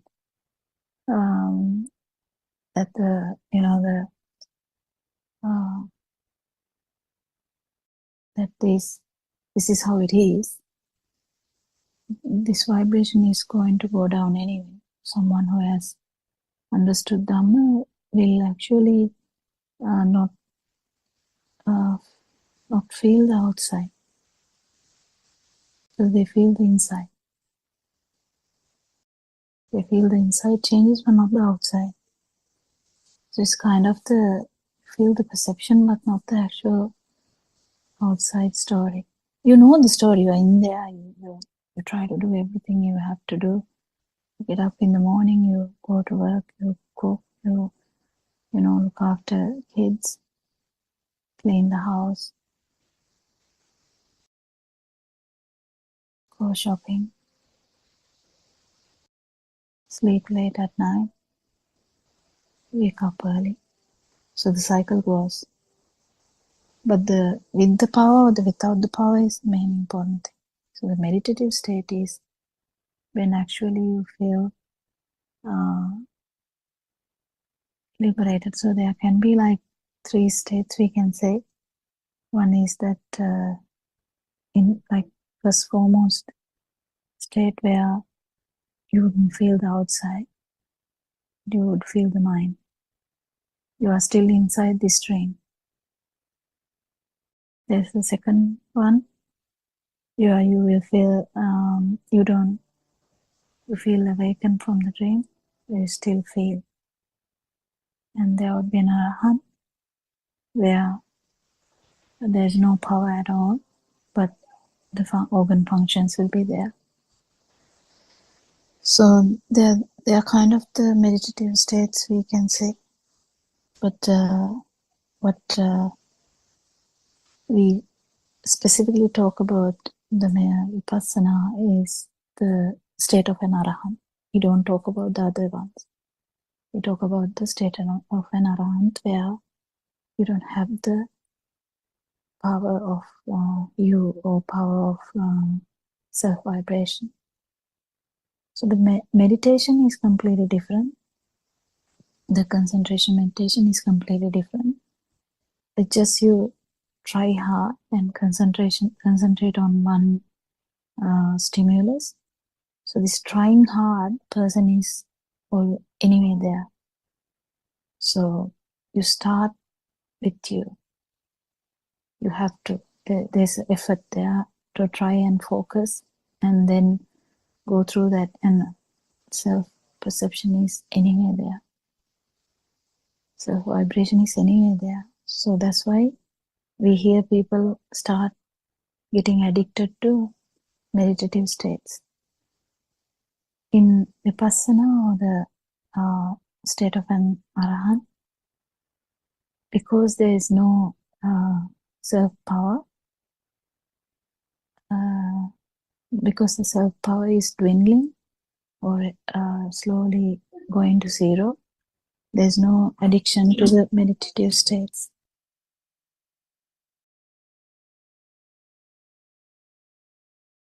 So, don't know whether I said anything. Can you add something, Suranka?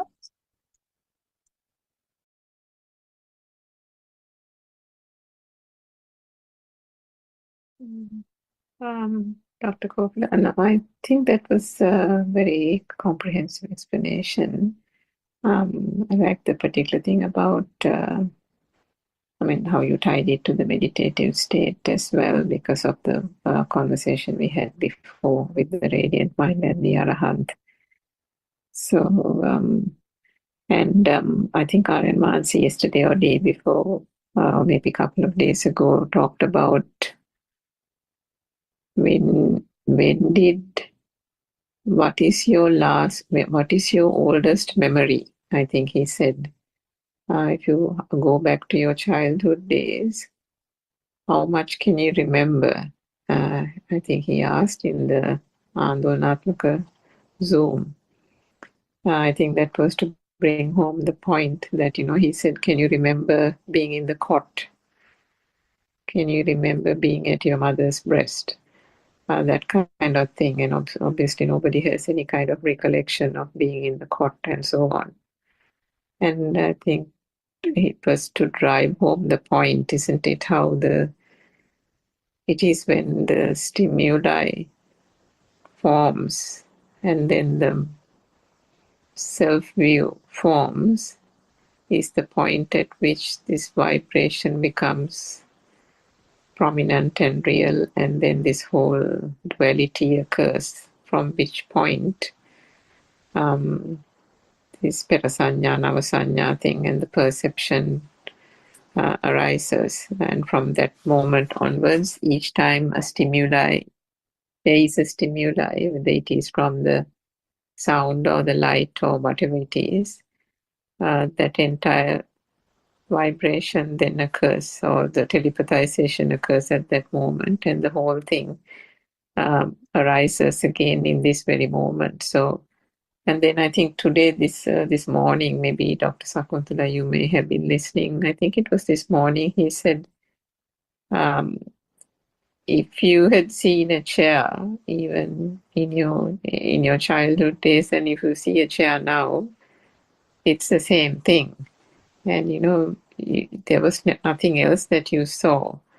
But something that crossed my mind at that point is true. The initial stimulus, the telepathization happens from that first stimulus, because it's the same telepathization, the synchronization as you call it. But each time there is also add-ons, isn't it, Dr. Kokila? Because if we say that Sarasanga Kalpalakshayak me mohote, or all those experiences are telepathizing in this very moment, every experience in the samsaric cycle, one can think about it in a very, oh my God, all those births type of thing. But is it that is very overt, isn't it? That is a very shallow kind of meaning, isn't it? Because what Ardenvans is trying to say, or for us to understand, is that everything lies in this one vibration. And the collective experiences, we may think that, we saw many chairs.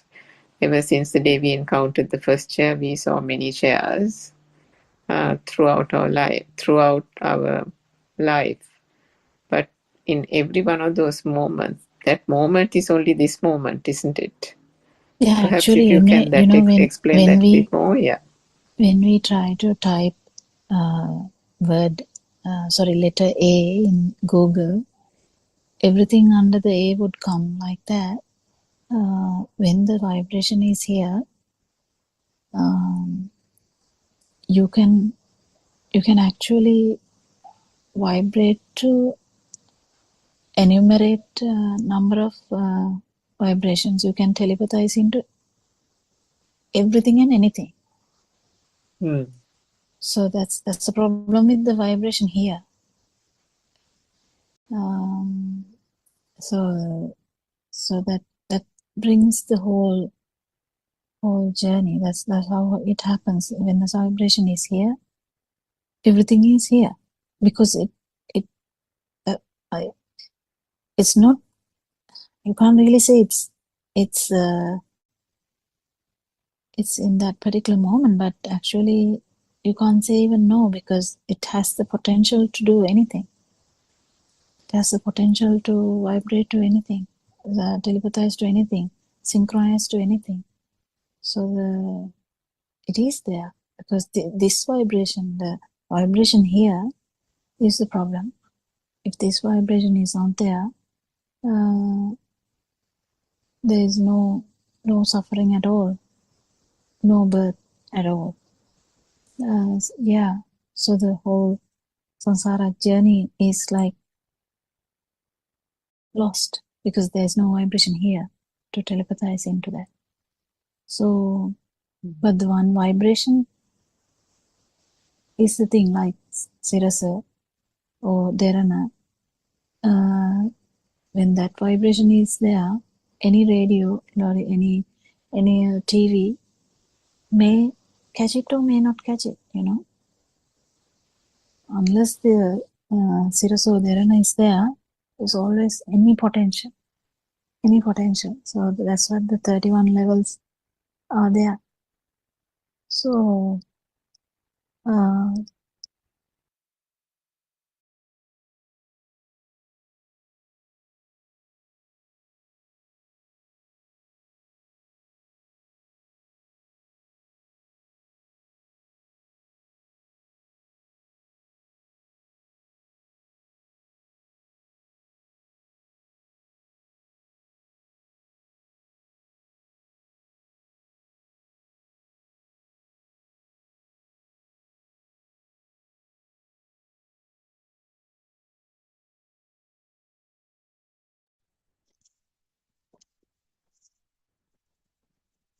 Thiruvan Saranai, I worship Triple Gem respectfully.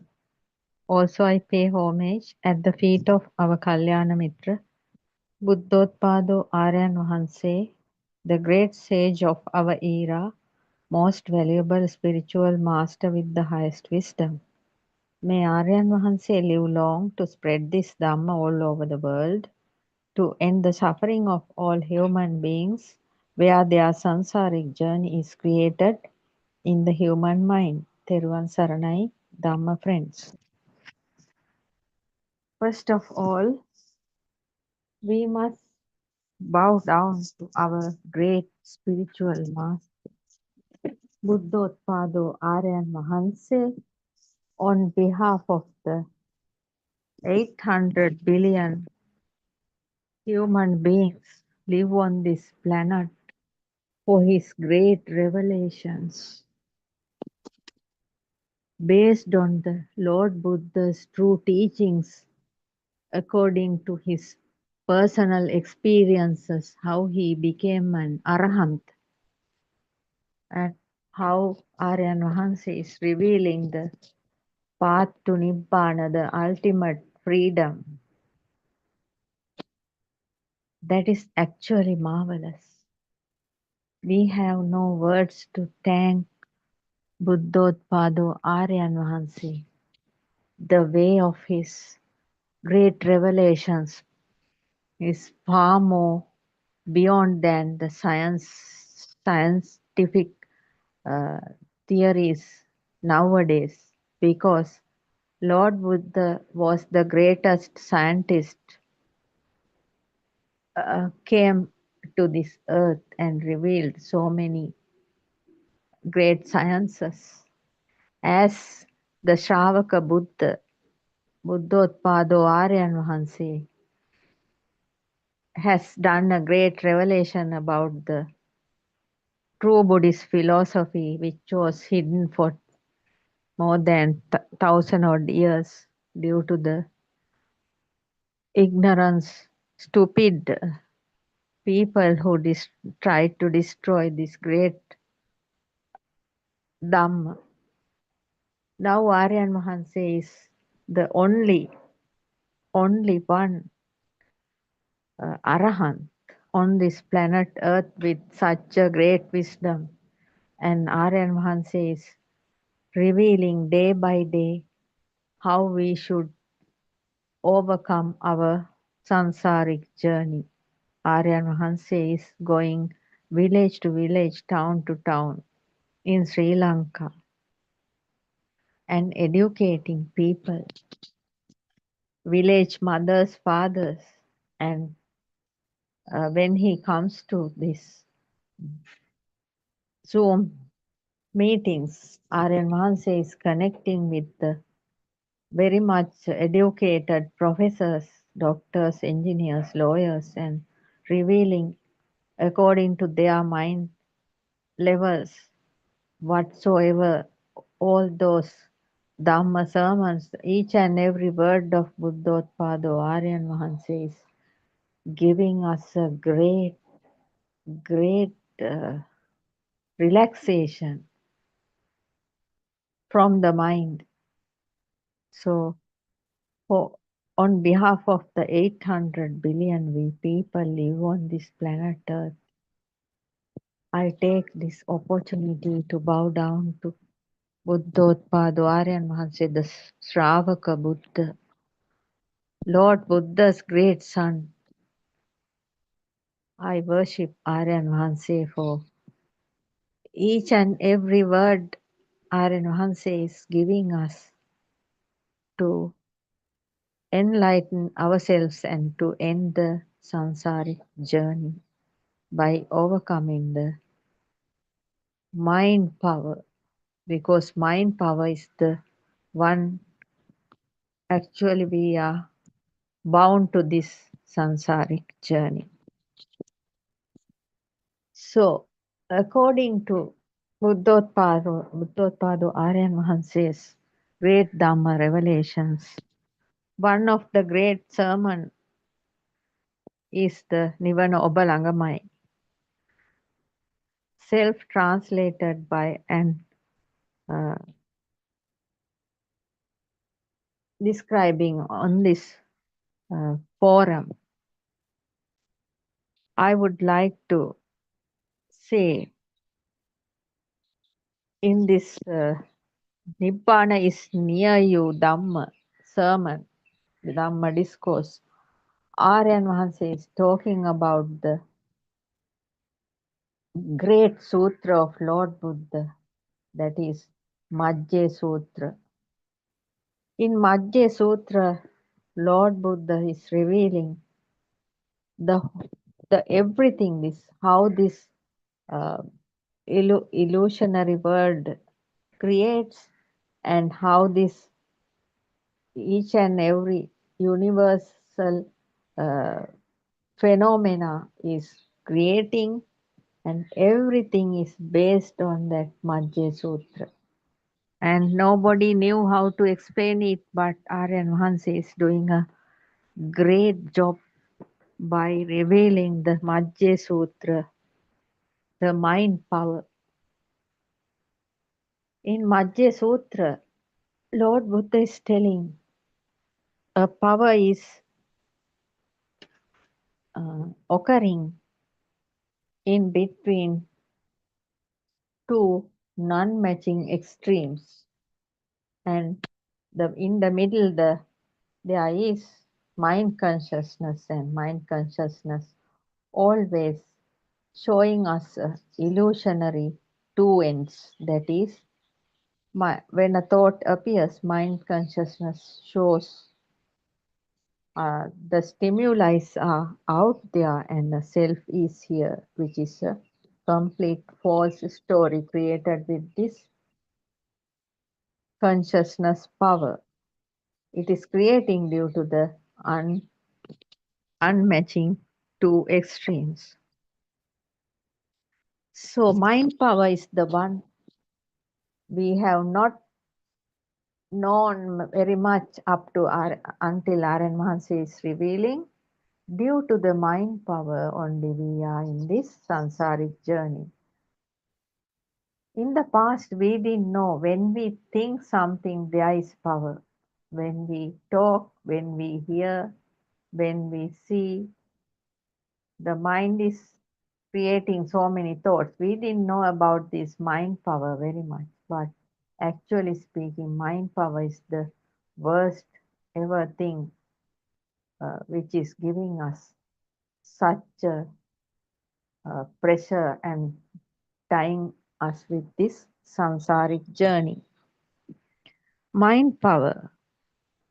Mind static power is like magnetic power, electric power. This is another static power. Yes, that means each and every stimuli, each and every thought, each and every mind consciousness, that means the thoughts have mind power. Actually, this mind power is like a static power, and it is more likely the magnetic power, because mind power is always trying to grab things. Electric power and magnetic power are more like this, and this mind power is another type of static power. Magnetic power creates inside uh, an activity process. Yes, magnetic power creates inside an activity process. That means uh, when we keep a magnetic power happens. That means uh, it attracts the things around. Gravity power creates due to the rotation of Earth. Yes, all these are interconnected. Mind power is also same as this gravity power. Gravity power creates due to the rotation of the Earth. We all know this Earth is rotating. Due to the rotation of the Earth, this gravity power is creating, and we are bound to the Earth. If there is no gravity power, we are not bound to this Earth. Then we are floating like. If the Earth rotation stops, no more gravity power. Yes. If the Earth rotation stops, there will be no more gravity power. This rotation power is the rotation power of a rotating top. In Sinhala it calls, in Sinhalese language it calls as a bambaraya. That means a rotating top. When we rotate the rotating top, it rotates on its own, and this rotation power of the Earth is also like that. It rotates on its own. This creates within that rotating top, we can see it very well. It rotates. This creates within. In any space, planetary bodies or planets are rotating in the same way. We can see in this vast cosmos, there are so many planetary bodies and planets are rotating on its own.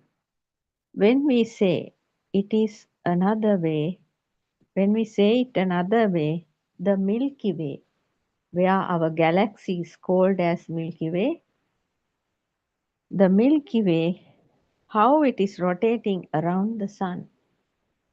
Yes, that means this about nine planets are rotating around the sun. That planetary gathering is called as Milky Way. That is our galaxy. We are in the Milky Way galaxy, the Earth, planet Earth. It is also rotating around the sun because it entered into the orbit of sun. Planets here is also a power. Yes. The Milky Way, why they are rotating instead of going here and there? There is a science here. Yes. In the Milky Way, all the planets are rotating without going here and there. Why it is? Because there is a power there, a bonding power is there. Actually speaking, there is a science here. A system, a process is there each and every where in this cosmos. A system, a process, we can realize that because of some vibrations in this cosmos is now in this nature, and because of some vibration it continues this way. Yes, this vast cosmos is full of uh, vibrational powers. So all these vibrational powers are having these, each and every object in this vast cosmos has a vibrational power. In this vast cosmos, a system of process because of the vibrations happening in the cosmos. Continuously, this is happening in this vast cosmos. That is why we feel like living. Scientists say one day the heat power of the sun will increase and the earth will destroy. Yes, we can feel sometimes the sun's power is very high and we are unable to stay like in the under the hot sun. Nowadays scientists say one day the heat power of sun will increase and the earth will destroy. See the theory of this. There is a theory of this. There is an experiment we can do in a laboratory. Even in a house, home, we can do it. We can take two wooden rods and rubbing on another. They get heated. When we take two wooden rods and rub on one another, both the rods are getting heated. Heat created due to clashing power of the two rods. Not only that, there is a static power also. That means when we rub the both of the wooden rods, a static power is also happens on these two wooden rods. When we throw some small paper pieces, they are sticking on these rods. Not only the heat, another power, static power, is also creating, and when we put some small pieces of paper, the two sticks are, that means these small pieces of papers are sticking with those two rods. Like gravity power, and attraction power is created in it. That means there is a very big science in this whole cosmos, and it is very clearly, in a very short way, Lord Buddha is described in the Majjhima Sutra, and the mind power is also there. According to the other things, mind power is also creating. Like gravity power and attraction power is created in it. We talk about light vibration, sound vibration. There are a lot of vibrations in this process. Heat waves, etc.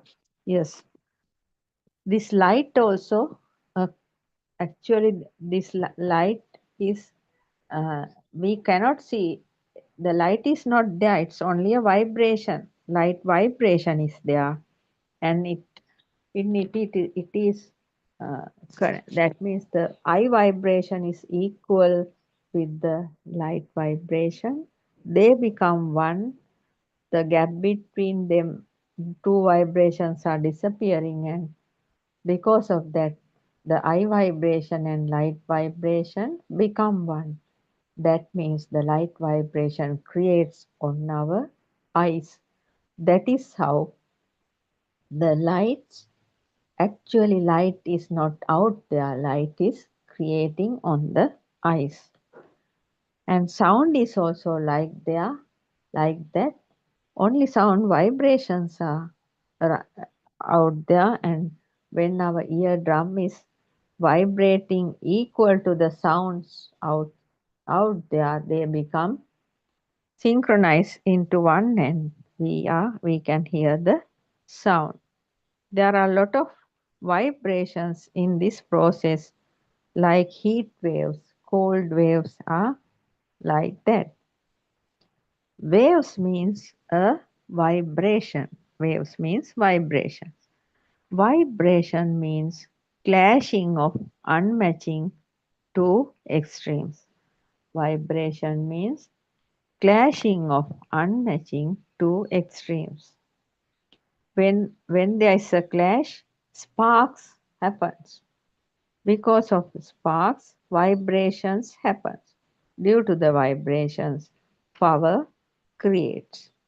This science, this phenomena, Lord Buddha showed in Majje Sutra. Yes, our great scientist Lord Buddha has showed us this phenomena showed in Lord Buddha's Majje Sutra, the great science. A power is creating in between two extremes. That is the great treasure hidden inside this. Yes.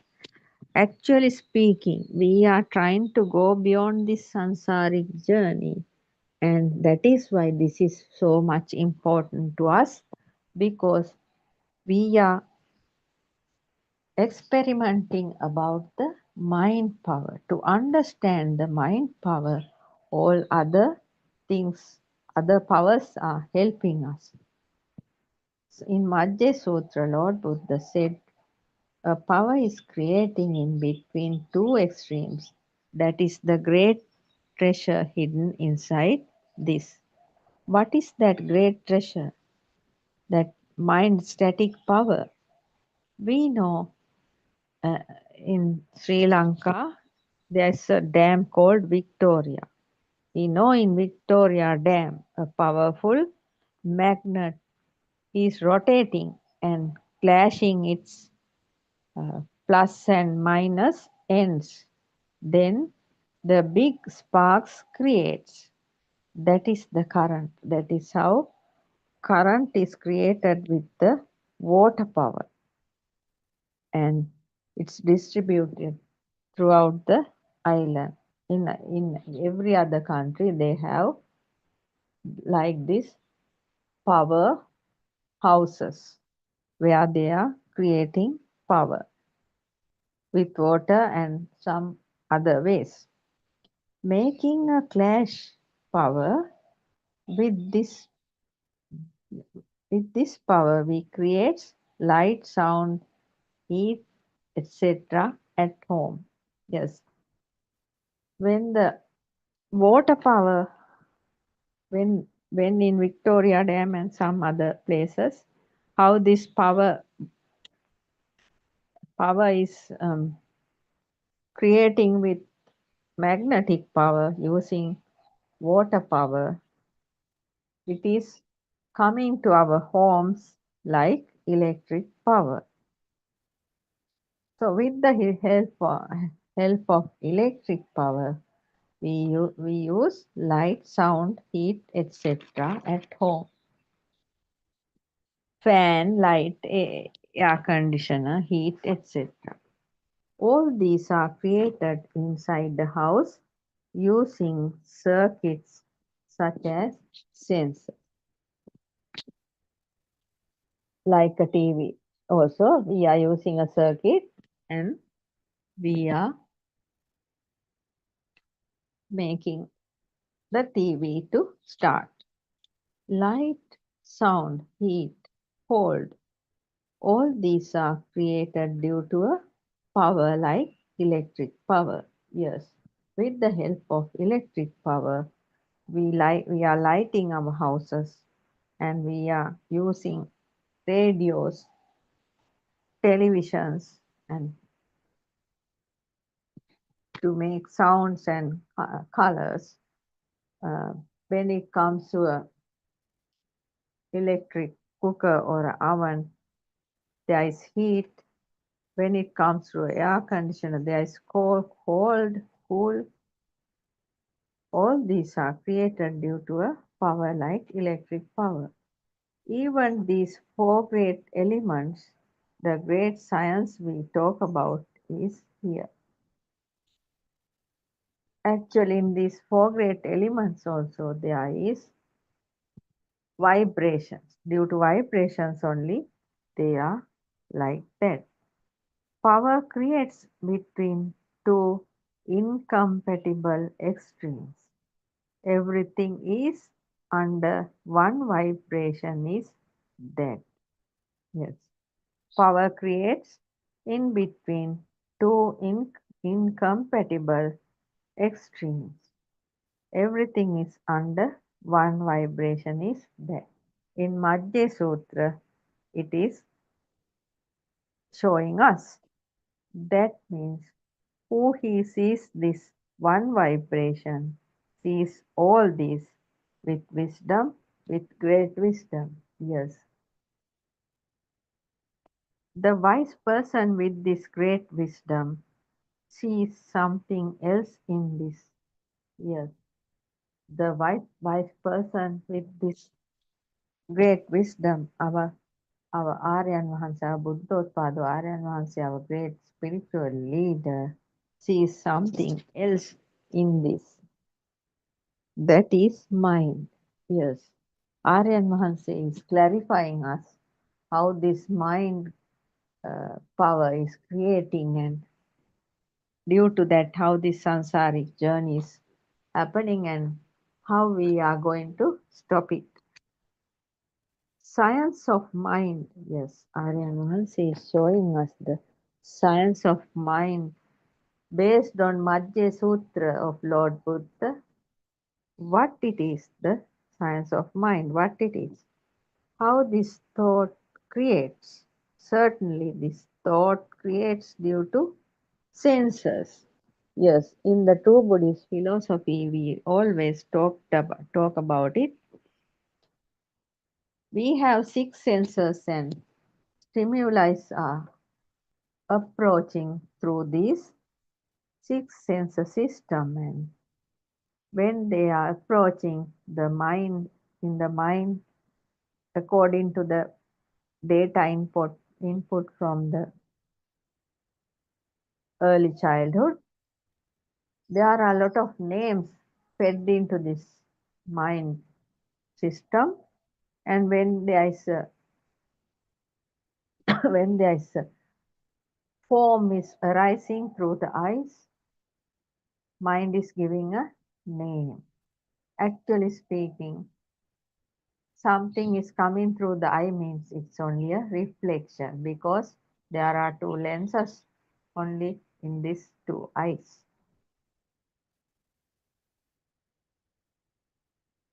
So thoughts are creating due to the senses. When the forms eye, that means color and sound and touch form comes within through these six senses. They are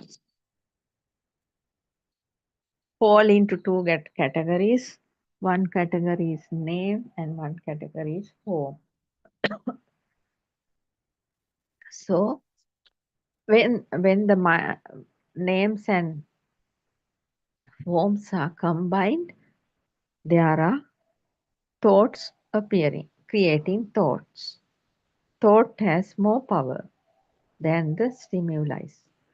Then the thought is actually directed to the mind consciousness level. That is the middle in speaking in Madhya Sutra. The mind consciousness is the power happening in between.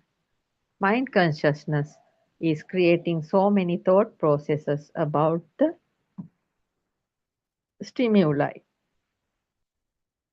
So many power is there. That is why the creation of thoughts are more and more, and the craving is also there in the middle. Due to the craving and the mind consciousness, this samsaric journey is continuing. Light and sound combined vibration.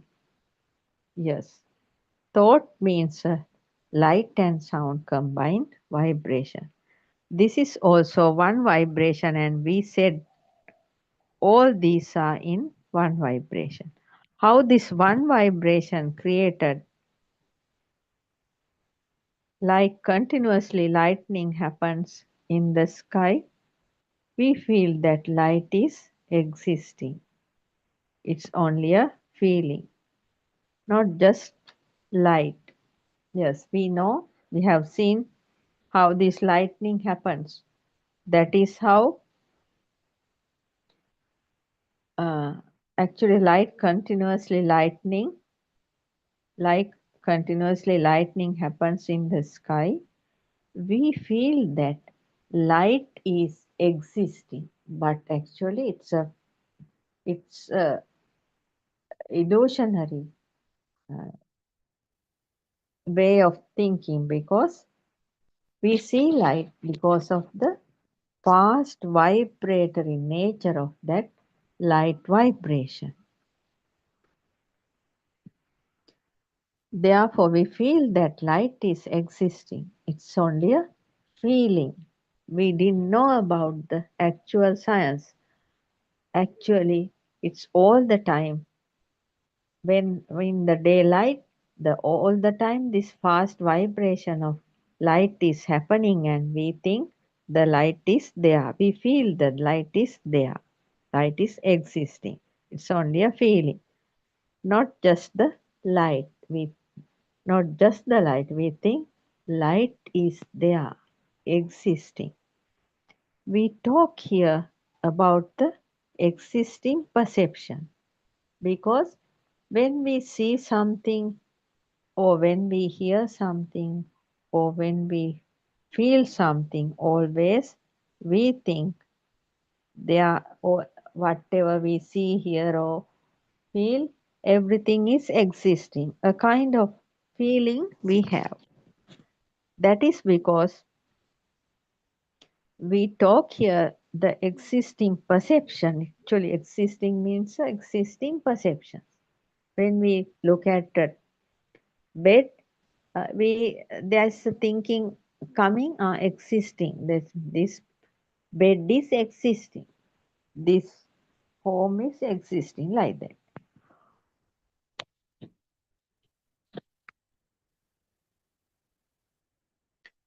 So that is actually a existing perception.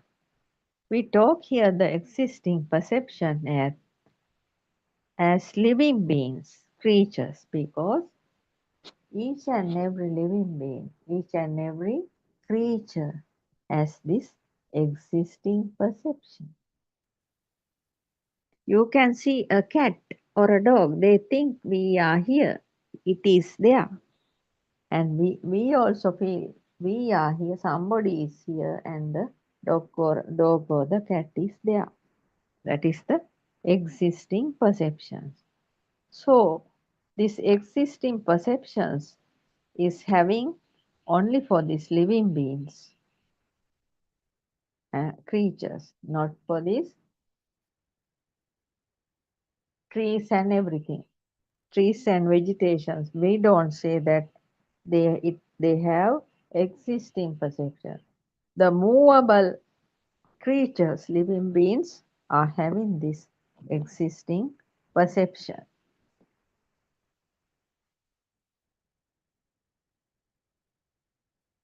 We don't call this tree as a creature, but feeling the existing perceptions makes a living being, because it has only for the living beings.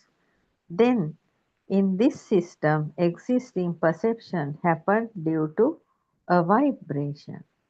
Existing perceptions takes as the vibration of a living being. Yes, because of the existing perceptions, we think everything is there and there is a self here, but both are wrong. According to the true Buddhist philosophy, the great revelation of Buddothpado Aryan Vahanse based on the true teachings of Lord Buddha. Light is not here, but the feeling of existing light is there.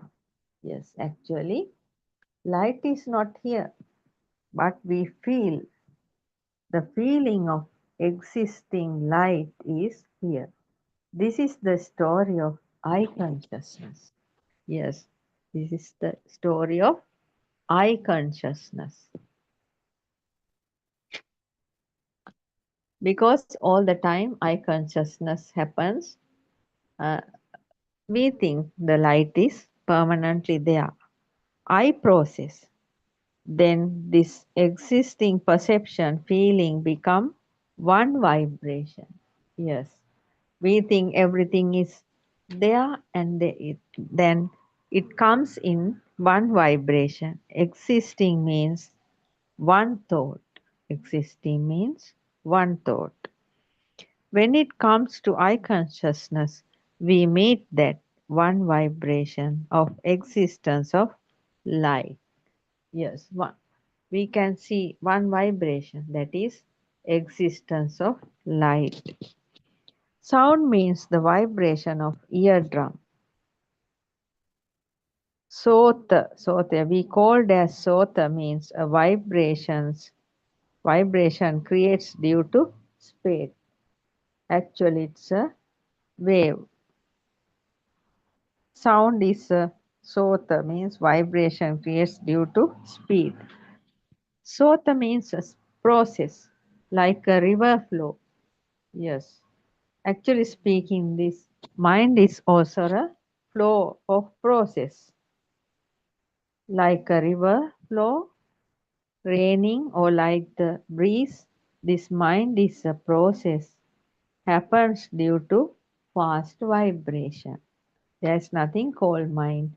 It's only a vibration, fast vibration process.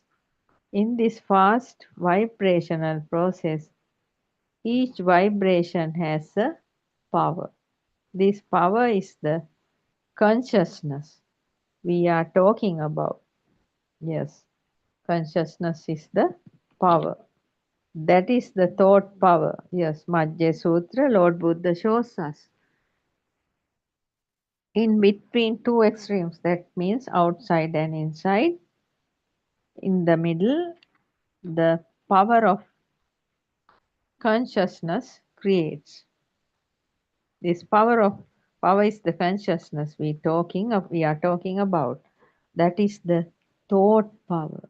Yes, as gravity power, as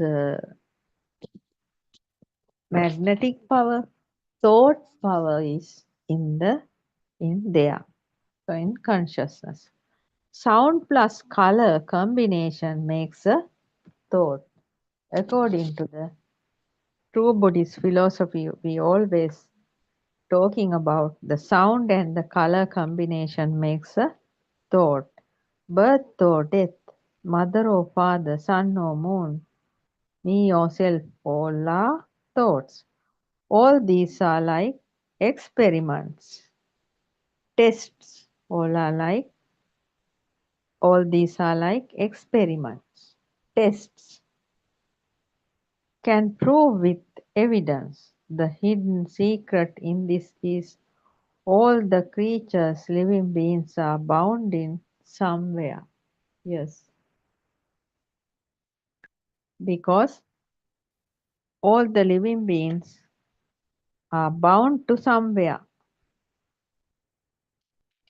That is what Lord Buddha shows us in Majja Sutra.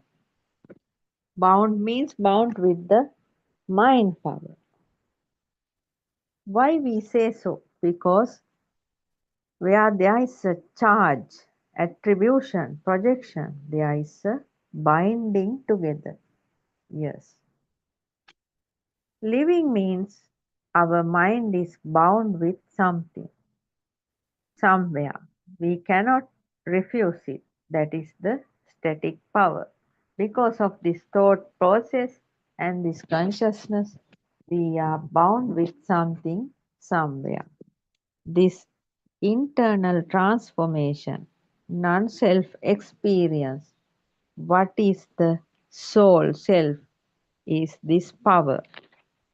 Self dissolving means dissolving the power. Actually speaking, according to Majjhya Sutra, the power creating inside, in the middle, in two incompatible extremes is the mind power which bound us to something and dragging us through the sansaric journey.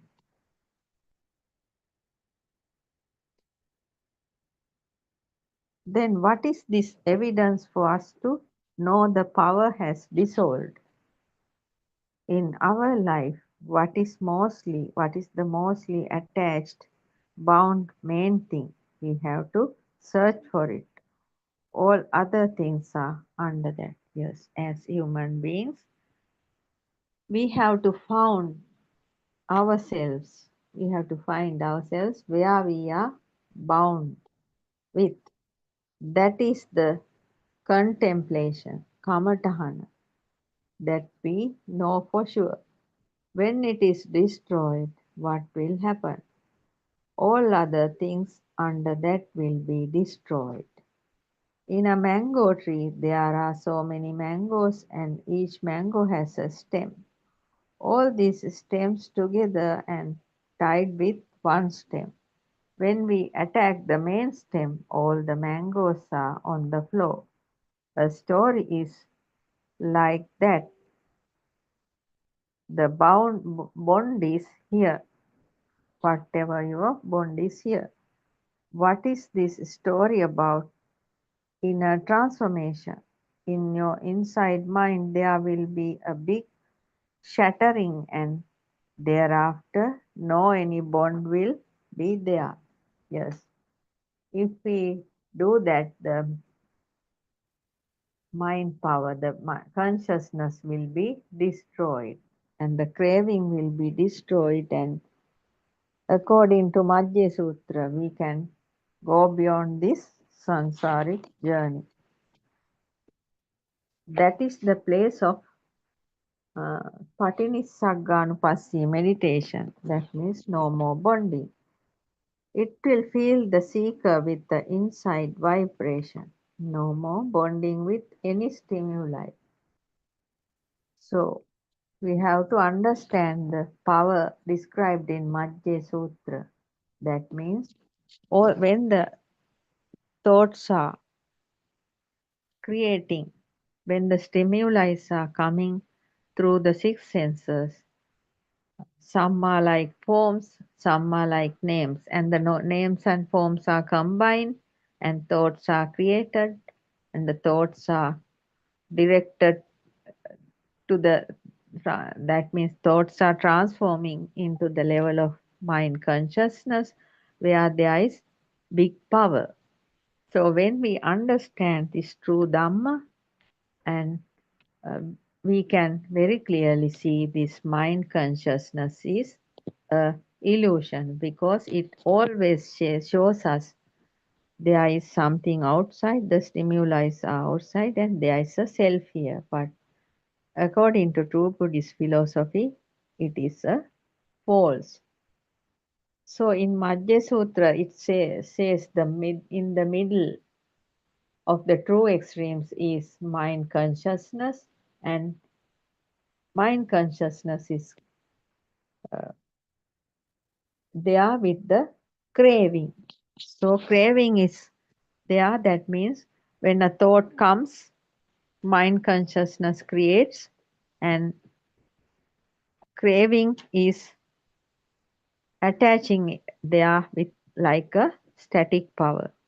And when the mind consciousness and craving come together, that means we are having so many uneasiness, and we are running behind for sensual pleasure, always trying to satisfy the six senses.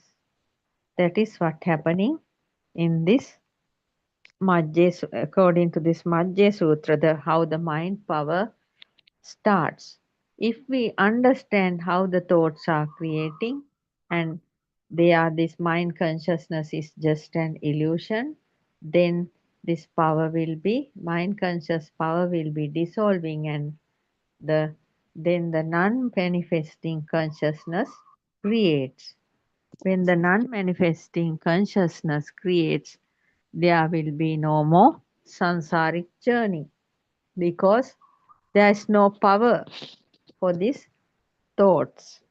Power of thought power is dissolving, and thought power is slowly dissolving, and there will be only non-manifesting consciousness. That means consciousness is not going out and not asking us to run around to fulfill our sensual pleasure.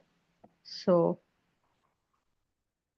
Lord Buddha shows, according to the Majje Sutra, and Aryan Vahanse is showing us the same thing more in a more detailed way in the Nivana Obalangamai Deshana, that means Nibbana is near you, Dhamma discourse. So we have to understand how this mind consciousness creates, and due to this creation of thoughts which are not true, no stimuli is true, no light and sound is also not true. So when we realize that how these thoughts are creating, so our interest towards the thoughts are lowering, then the thought power will become more lower and dissolving. Thought power is slowly dissolving, and there will be no more mind consciousness is there. Only mind consciousness is there, but it is becoming non-manifesting consciousness.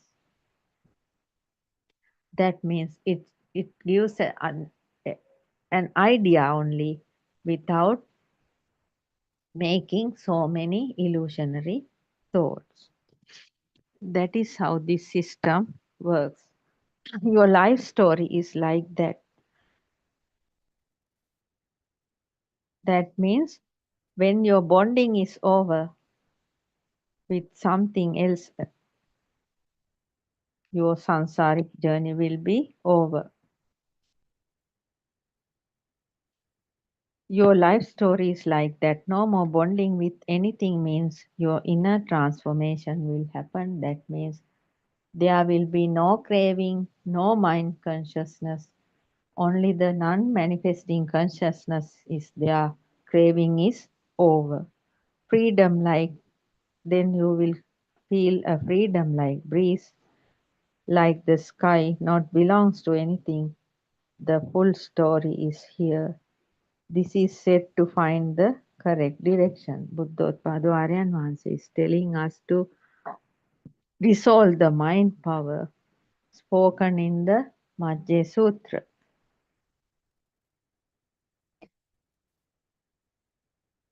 Actually speaking, that power in between that two extremes is the power of our continuous journey in this samsaric cycle. So it is not very difficult. If we have some kind of effort, we can understand.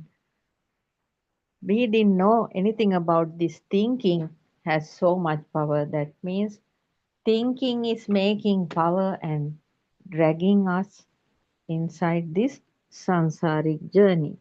To come out of it, we have to be very careful, and we have to understand how the thoughts are creating,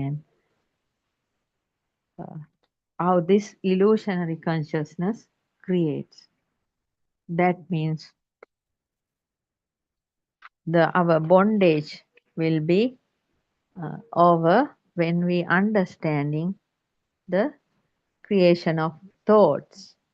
Then, according to Majjhya Sutra, Lord Buddha shows the craving and the mind consciousness is in between. When the mind power, thought power is dissolving by understanding the creation of thoughts according to Buddothpado Aryan Vahanse's teachings, we are completely come out from that power. That means we are redeeming from the mind power. Then thereafter no more problem with this sansaric journey is over. Teruvan Saranai. I'm going to conclude this session now. I worship Triple Gem respectfully. Also, I pay homage at the feet of our Kalyana Mitra Buddhothpado Aryan Vahanse, the great sage of our era, the most valuable spiritual master with the highest wisdom. May Aryan Vahanse live long to spread this Dhamma all over the world to end the suffering of all human beings. Teruvan Saranai, Dhamma friends.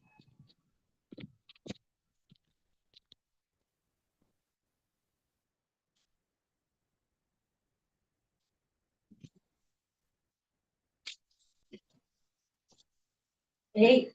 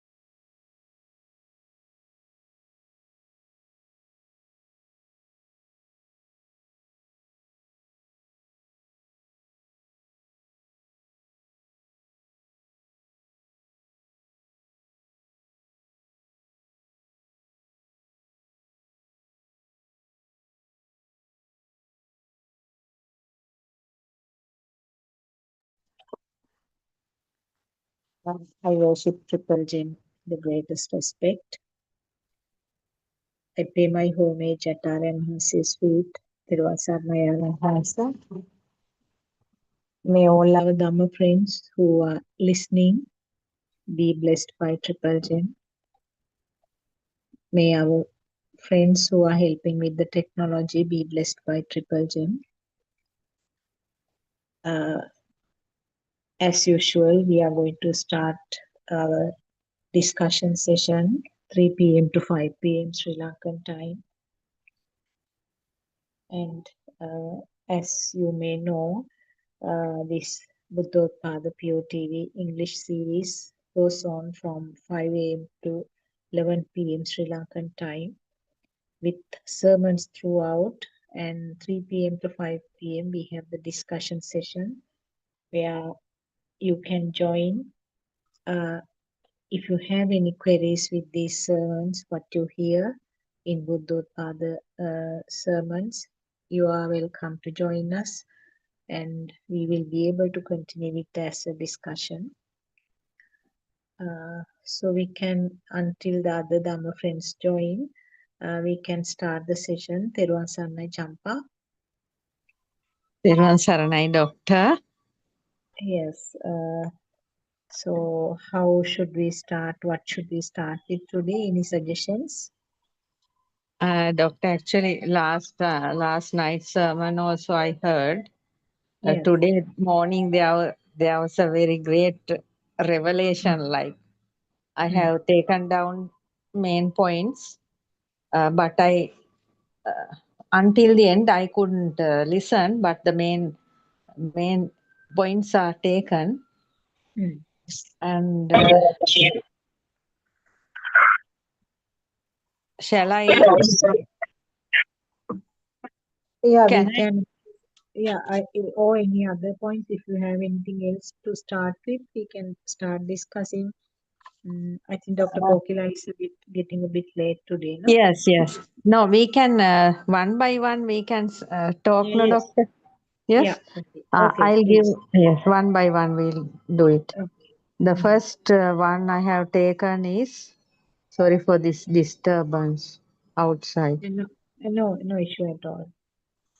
Mind power, mind static power is like magnetic power, electric power. This is another static power. We can talk about it, Doctor. Yeah. Did you understand something from that statement? What did you feel? Yes, Doctor. Actually, before listening to Aryan Mahan says Dhamma, we didn't know no, these thoughts have power. Thinking, yes, thinking, yes,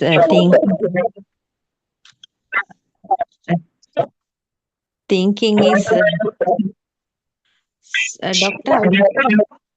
Doctor. There no sound from here. Actually, I can see my mic is working even when I'm not talking. I don't know what to say. Yes, Doctor. There is something from your end. I looked at few days. You better show it to somebody. Then there Does may it be. indicate that my mic is working when I'm not talking also? No, there's some kind of disturbance is coming. Not now. Now it's not there. Sometimes only. All right, okay. So, Doctor, it's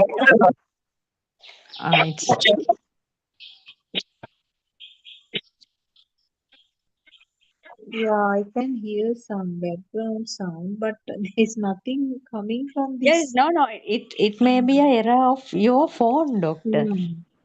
Yes, that can be make. Actually, this mind power is kind of a static power, like a magnetic power, electric power. Actually, we didn't know about it, but not so much powerful like electric power, or else more power than electric power or magnetic power. There is this Sorry, Champa, I don't know. I can't hear any sound from here. Shall I join with another phone then? Okay, doctor. I think it's better. Better, huh? Yeah. Okay. Okay. I'll wait. Okay. Okay.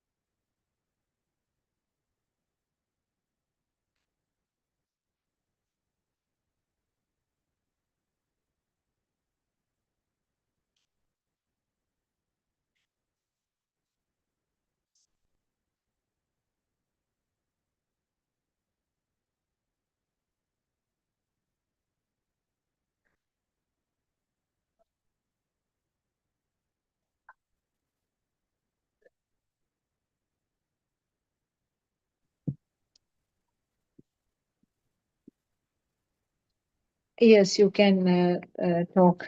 If the sound, if the disturbance is coming again, let me know. It may be a problem with my line then, not the phone, but the Ah, SLT or dial-up line.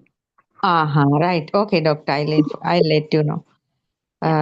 That means this mind power is also like a magnetic power or electric power. The mind power is having some kind of mm, that means that mind power is actually grabbing us throughout the samsaric journey, because unknowingly we have stuck in that, like doctor. Yeah. Mm. Yeah, actually, yes, what you said is correct. From what I have understood, if I say now, power is not something that you can experience as it is with your senses. You can't see Yes, the power, you can't yes, feel it, you can't hear, you can't taste it, smell it, etc. yes, So, power has to be manifested with some way. yes, Uh, now, the example that Aranhasi gives often is that magnetic power is manifested uh, as if some metal pieces are attracted to that. Until yes, then, we can't see the magnetic power, but the power yes, is there. yes, Similarly, the gravity power is manifested by keeping the all the objects and the people attached to the surface of the earth. earth, Yeah, yes, so the gravity power is not there, we will be floating. yes, yes, yes, There won't be any trees on the surface, there won't be any animals, buildings, nothing will be there. So yes, the first station and also the something when you release, it will fall straight to the ground because yes, of the power. So gravity the power, power is manifested in those ways. yes, yes, Electricity power, if you take, the live wire will be there, but the live wire, if it is connected to a light, it will be manifested as light. It will be yes, manifested as sound if you connect it to an electric guitar. Uh, yes, if you fix it to a burner, it will come up as a fire. So, fire, like, it has to be manifested in some way to recognize that power or the current.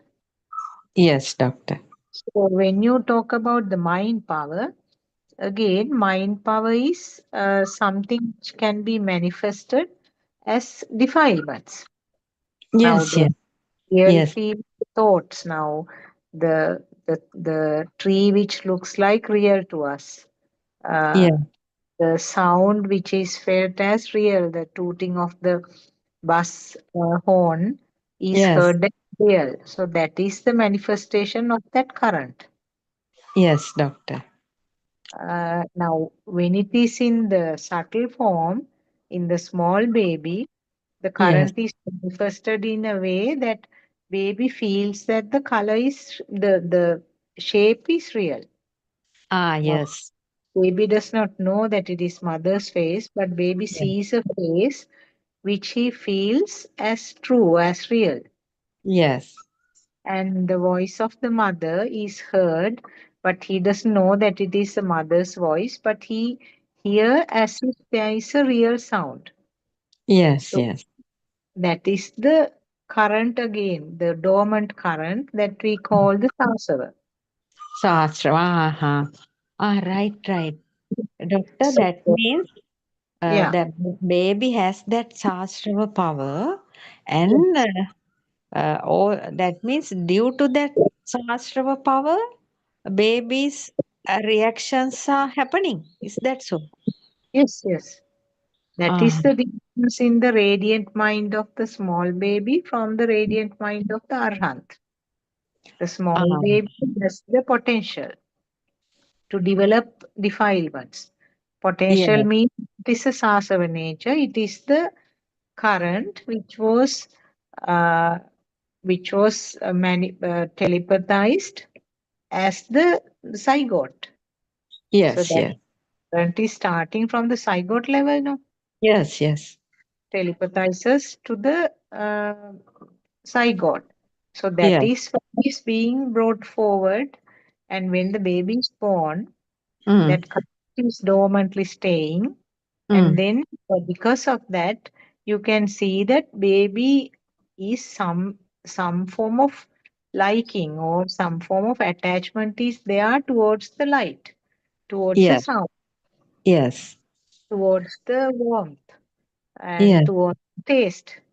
So yes, that's why when you try to remove that, he indicates unhappiness.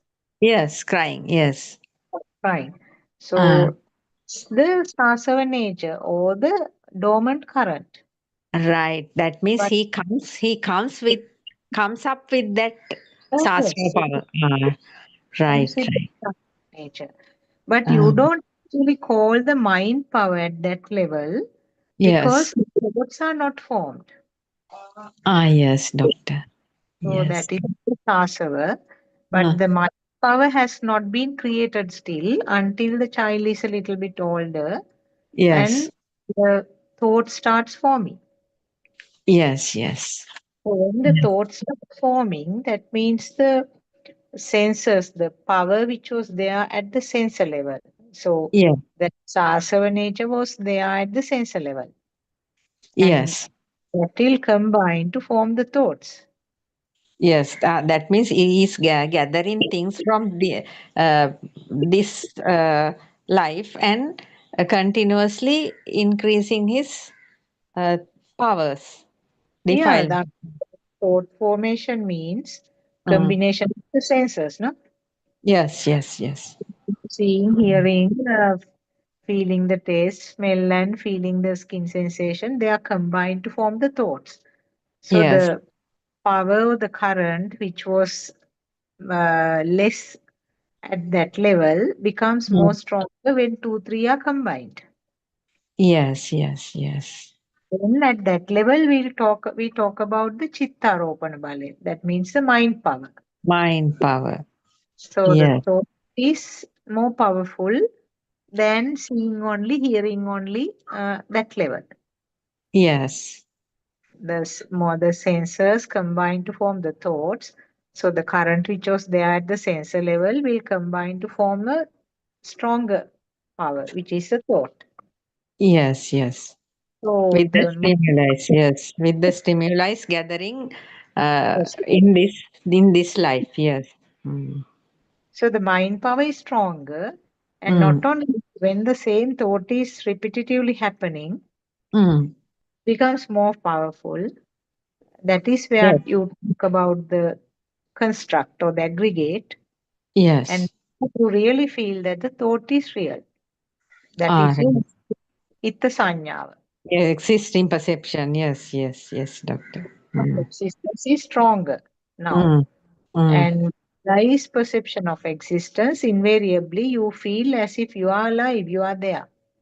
Or in Yes, other words, that current itself is the one which is interpreted as the self. yes. Existing perception. Yes. Gives the self perception, no?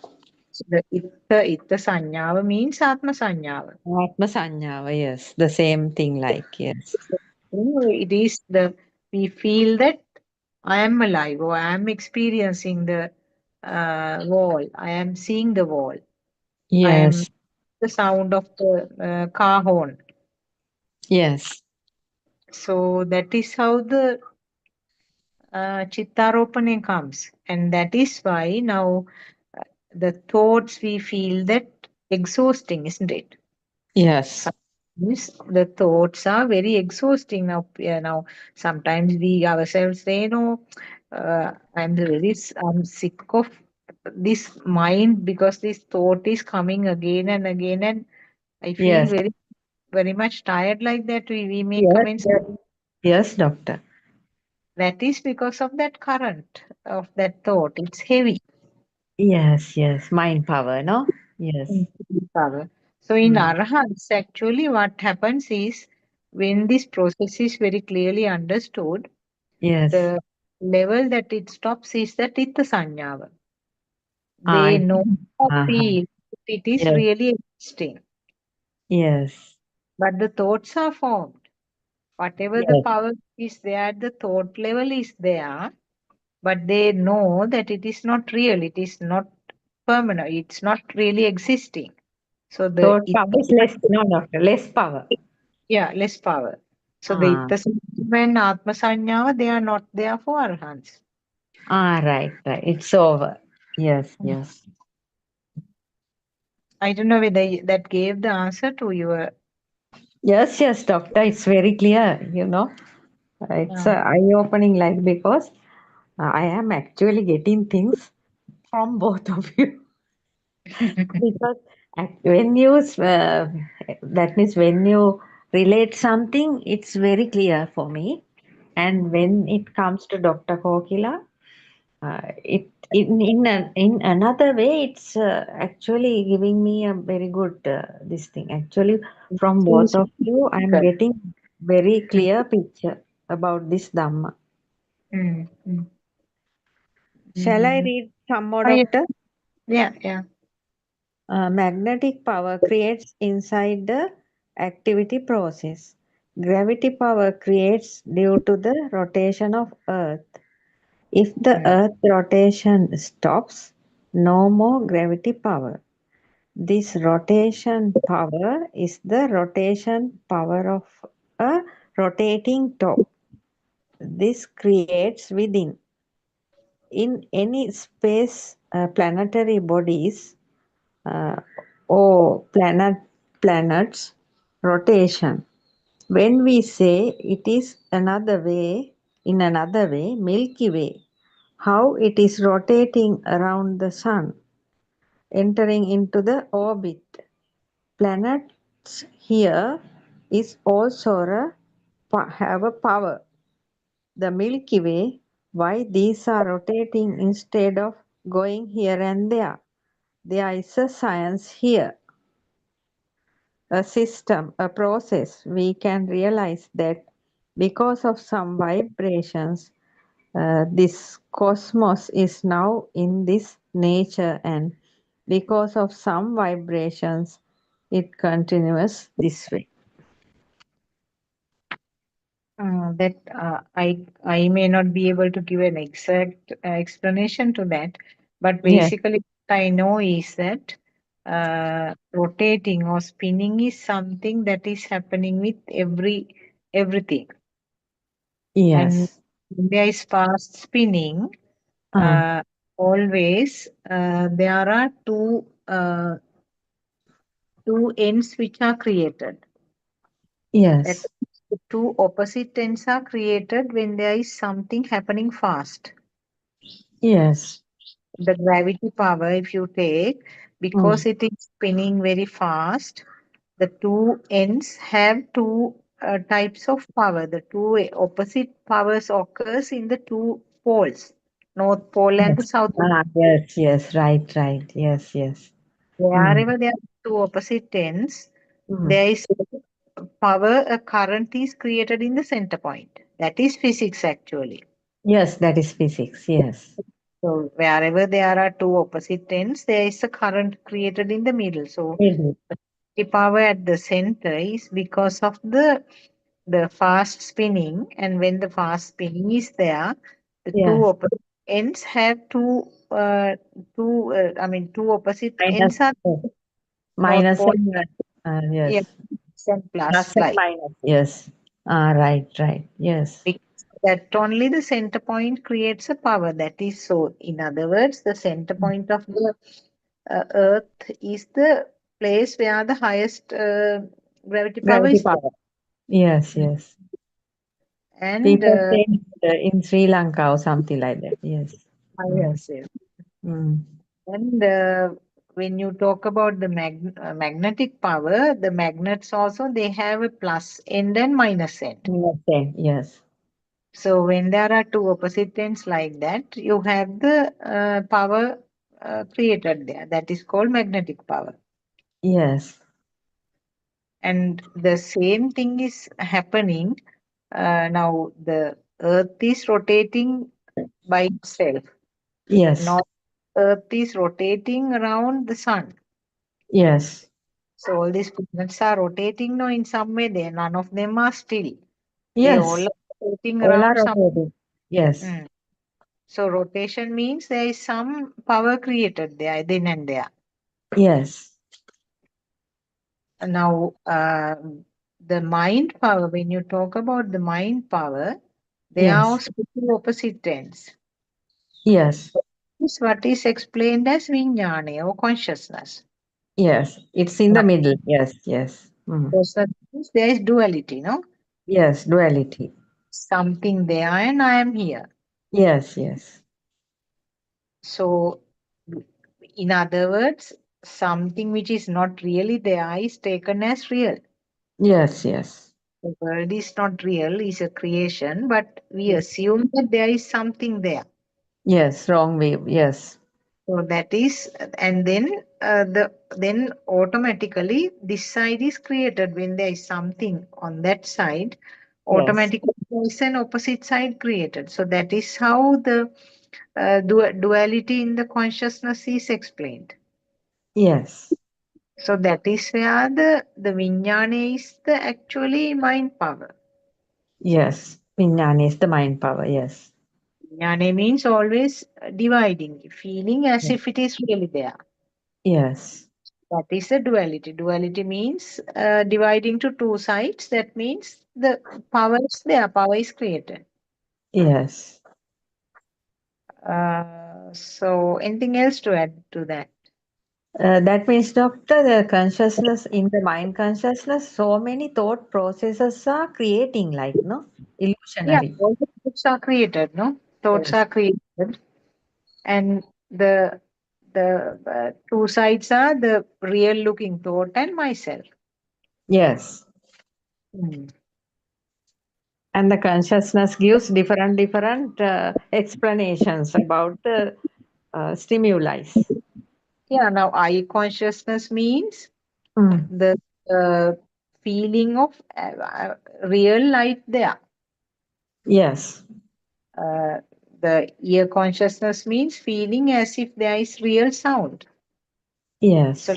all five consciousness means the really feeling as if there is a real taste, feeling as Yes. if there is real smell, and Yes. feeling as if there is real skin sensation. So when Yes. it comes to mind consciousness, feeling as if the thought is real. Yes. Yes. Yes. So always there are two opposite ends, and two opposite ends means there is some uh, power created. So the Yes. when you talk about the rupane or the vibration, uh, Yes. it can be written as a wave on the if you write it on a Yes. piece of Wave. Yes. Yes. Yes. paper. So again, there are two opposite ends in the wave, Uh-huh. isn't it? Now the Yes. if you draw a line in the middle, one Yes. half the wave is up and other Up half is and down. down. Yes. Yes. Wave is like that. Yes. So the two ends Ah. means two ends. Right. Right. So Mm. that is we call that vibrations have a power. Now the Right, vibration. because of the two ends. Yes, yes. Yes. We say as a Rupanaya or the Yes, vibration of I. yes, So vibration of the I means you can draw it in the same way as a wave. yes, So when there is vibration in the I, there is a current created there. yes, yes. And when, Automatically. Yes. yes, Mhm. when there's a vibration of the eardrum, there is power created. Same Yes, all four senses, all yes, five senses. When there is vibration, the power is created. yes, Now that is the power that leads to the feeling that as if the light is really there to the baby. yes, yes, The vibration means there is a power created, but it's not a large scale power, but there is some power. That is why yes. we feel that the light is there. The sanya is there for the baby also, no? To No, no. someone. No, you don't call it Itta Sanya at that Oh, level. yes, yes, Baby yes, feels, yes, that is yes. actually self vibration. All That is right. that is not self perception. Yes, It's a basic level of self. yes, Baby feels in a subtle way that baby is experiencing the light, but yes. because there are no thoughts, you don't call it Itta Sanya at that time. Right, right. Okay, You yes, the Itta Sanya and Atma Sanya only beyond the level that the thoughts are formed. yes. Anyhow, baby feels the light and the sound, Yes. color, everything. Yes, somewhat. Separate, baby feels them. Mm, Also, baby likes it. likes it. Yeah, that is Mm. why he indicates that when you try to remove something colorful, a baby Yes, will indicate that he likes it, he he wants it. likes it. Yes, yes. Hmm. Mm. We keep something on the cot, and the sound is there when baby is looking at it and laughing. Things like that happen. Yes, yes, yes, doctor. That is Mm. because he hear the sound and he's enjoying it, he likes it, Mm, good. Yes, but no thought formation, yes, no naming or description. yes. For the time being, he's happy. Hmm. Yes, yes. Only the rupane is there, only the vibration is there. Right, right, right. Actually, there's a big science in everything. Actually, this because of the science only, this is happening. No, doctor, our sansaric journey continues. Yes. Everywhere it is a telepathization, no? Yes, Everywhere, synchronized. Yes, yes. Now this telepathization or synchronization, whatever communication you are using, that is what is happening everywhere. everywhere. Yes, doctor. Even when you get a thought at this moment, it is the same mechanism. Yes, Even when the current, when this life comes to an end, the current which is remaining again will telepathize to another suitable current. That is yes, of empathization. So the same mechanism there. yes, doctor. A very big science, and nobody knows about it. Only Mm. Aryan Vance is showing us nowadays. Yeah. Yeah. Purva Sarnai Surangika. තෙරුවන් සරණයි doctor. තෙරුවන් සරණයි There was Champa. Surandika. Yeah. Champa What is was the reading some parts from the yesterday's Yeah, uh, today morning, doctor. Saturday morning. No, yes. we are discussing about that. Shall we continue with that, Surangika? Yes, of course. Today morning's one was very long, wasn't it? Yes, Yeah. Yeah. I have taken only the main points. Yeah. Yeah. Okay, That. Champa, you can Uh, read. Yeah. Scientists say one day the heat power of sun will increase and the earth will destroy. See the theory of this. There is an experiment we can do in a laboratory. Two wooden rods rubbing on and on another they gets heated. Heat created due to the clashing power. Not only that, there is a static power also. When we throw some small paper pieces, they are sticking on these rods. Like gravity power and attraction power is created in it. We talk about light vibration, sound vibration. There are a lot of vibrations in this process, heat waves, etc. Waves means vibrations. Vibrations means clashing of unmatching two extremes. Clash, then spark happens, then vibration, then power. Yeah, so that is actually the science part, no? When Yes. two things are rubbing together, power is created there because of the Rubbing. rubbing. Yes, rubbing. There is some power created, and that wherever there is a power, there is some attraction. Yes. Yes. So I remember this same thing being explained, explained in relation to the whirlpool. Whirlpool. Yes. Yes. Yes. Pool, with that spinning, there is a power created, and whatever the rubbish or bits and pieces around is sucked into that whirlpool, no? Yes. So same way, I remember Aryan Mahasi saying, now the mind power, because of that mind power, this defilements or the keles or the tanha is a result of that. That Yes. why when because of the mind power only, or it is that itself mind power means all kinds of defilements. Yes. Attachment means all things can be explained in the same way. Yes. Uh, yes, Subram also has joined. Surangi, Dharma. Yes. Tera Sarana. තෙරුවන් සරණයි doctor තෙරුවන් සරණයි Okay. Champa තෙරුවන් සරණයි Answer. That's the Maybe curiosity. Surangika will have something to add to what we were saying, of what we were reading now.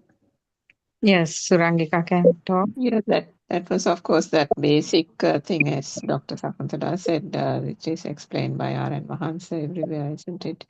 Today, Yeah. I think in the morning, he was talking to Kavindya and Yes. going on more about how what is it, the gravitational power, isn't it? If there is no speed, if the Earth itself is not rotating, then Yes. the gravitation, power of gravitation won't be felt. The Yes. gravitation actually comes about because of the speed of rotation. Yes. So, which is the part that he was trying to say about this whole manifestation in the senses is arising because of the speed. But Yes. essentially, more than the light forming and the sound forming, it is the result of those forming, and the misconception of something being there is the main issue, which has given rise to self vibration, isn't it? That's what he was trying to, if I got it right, that is what he was trying to say is the core of this whole illusion. Not that light is a problem. It is not the manifestation that is the issue. It is not the manifestation, because as long as the sensors are getting created, the light and the sensor is one and the same, isn't it? The eye creation and the light creation is one and the same. The sound and the ear creation is one and the same. But that by itself arising, whether it is due to speed or not, is not the problem. But from that gives rise the feeling of existence. It is the feeling of existence is the thing that then propels this illusory being, no being, no, an illusory being, Mm. to think that there is something there worth existing, worth living for, worth fighting for, worth protecting, worth living, worth savoring, tasting, experiencing, isn't it? Yes. That is what propagates this whole Sakkaya Ditthi self-view. Yeah. One more thing I heard on one of these days, I think that Aranas has mentioned it earlier also. This aging is because of the rotation, no? Yes, doctor. I have heard about it. Yes. So if there is no rotation, you can't talk about aging. Yes. Yeah, he told me the last time I spoke to him about 2 weeks ago or so, or maybe before that, he said, can you just think of when you go on a long distance journey, in say on a highway, Mm. and then he said, don't you experience the fact that you are more tired? And Yes. he said the fact that you are more tired rather than, just doing a normal traveling from one suburb to the other suburb, say 60 kilometers per hour, whereas on the highway you are doing 100 kilometers per hour and you're doing long distance. Mm.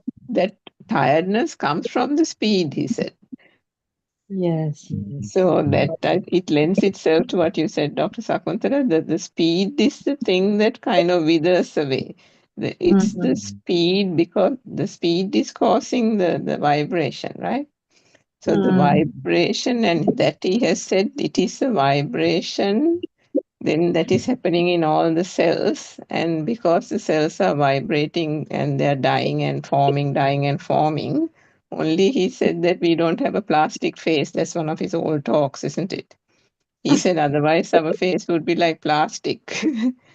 And why it is so supple and flexible, and the skin can be, it can be dented, it can be touched and squeezed and all that. That suppleness of the skin, the cells, everything is coming about because of the organisms living and dying, meaning the cells are constantly vibrating and dying, and it keeps reviving, isn't it? Millions of cells die. I mean, I'm sure you must be knowing more, doctor, from a medical side of things. Yeah, every cell, every organ, the cells are dying and some are growing again, some do not actually. Some are so constantly, some are losing. Yes. Whatever is there is dying, but no new ones are coming. But some organs constantly, as you said, new ones are coming up and the ones are dying. Mm. So as you said, that point is important. You don't realize that you feel extra tired when you are traveling in a highway, isn't it? What we Mm. feeling, the road is nice and well done, surface is good, so that you will feel less tired when you are traveling long Yeah. distance on the highway. Yeah. It's actually true. I mean, I never thought of it till Aaron once said it actually. Yes, Uh, yes, yes. but I mean, we have experienced it, but we never. I mean, I didn't tie it to the speed. I always thought that if I'm driving for 1 hour, I am tired. But Mm. it's actually not that. It's the speed, isn't it? Yeah. Yeah, Yes. Shall I read a little more, doctor? Maybe Sudharma has something to add. Right. No, I was just listening, and there are some disturbing sounds outside. Some construction work is going on in my next door. But if it is yeah. not disturbing, yeah. Oh, it's not disturbing, And when, Sudharma. No yeah, problem. when Surangika said that, I was just wondering that reforming and I mean everything arising and ceasing, isn't it common to all phenomena? I mean, whatever is made up of four great elements, they are subjected to that arising and ceasing. No? In that case, Actually, when only the Narayan was vibration, just Sudharma. yeah, Yeah. that's right. So, Mm. how is it only about living things? Isn't it common to non-living entities also, like plastic? It's Or everything actually, not it's just living everything. beings. Yeah. Yeah, everything. Yeah, So, yeah, everything. right. So, what is the uniqueness now when you said that suppleness of the skin and all? It's it is it due to this rising and ceasing nature of cells and the eight of whatever it is, everything is made up of these Suddhashtaka, no, pure all entities. Shuddhashtaka. Am I confused too? What's it? Yeah. Shuddhashtaka is, of course, what we can experience, no, through these senses. Yeah. That is the smallest particle of all, in a way, that is the four great elements. No? Yeah, but all that is again That what can be discerned through the mind, right?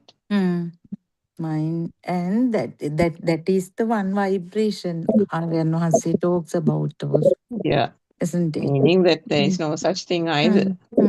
No such thing either. It's in changing nature all the time. No, so whatever it is, whether it is a mountain or a tree or whatever I mean, those are just names given to those formations, but still, whatever the shapes that arise, whatever we experience with the skin, uh, they are again made up of four great elements. No? So, human body or the animal body, whatever the uh, formation, all are ultimately made up of this particle, same particle. Yeah, Yeah, it's but all. Composition may be different, ratio may be different. Is it? yeah, ratio may be different, but actually, Lord Buddha also used the term Suddhashtaka just for the convenience of explaining. But Mm. when teaching, there is nothing called Suddhashtaka also. You can't have a smallest molecule called Shuddhashtaka, No. isn't it? There is nothing called, but Lord Buddha used it to explain for the Mm. convenience. But at the last point, he says that there is nothing called Patavi, nothing called Apo, Tejo, Mm. Vayu, so no. Mm. Yeah, So and why he used Shuddhashtaka, the 8 patterns of vibration, is because he was talking to people. He was hmm, talking to mankind. Mm. So yeah, for mankind, the senses are the 6 senses. And the Shuddhashtaka, or the 8 patterns of vibration, were the only patterns of vibration discernible to these senses. I mean, Mm. Ranvanse has gone a step further to help us understand this philosophy by talking about the Shuddha Tuna, meaning Mm. 3 patterns which the worm Mm. can experience and so on, Mm. to break that, break the misconception that we have that everything is subject to only 8 patterns of vibration. Whereas it's not, no, it's only because these human sensors are detecting only those, Mm. isn't it? That is where he was trying to break it's a drushtya, it's a view, isn't it? Mm. Misconception. Now, Mm. if you think about lay people, they so firmly believe now that this Shuddhashtaka thing is there, out there. Yeah, we are always ready to believe that something is there. No? So at Mm. least Suddhashtaka or some vibration is there. So that is our ignorance. True. Hmm.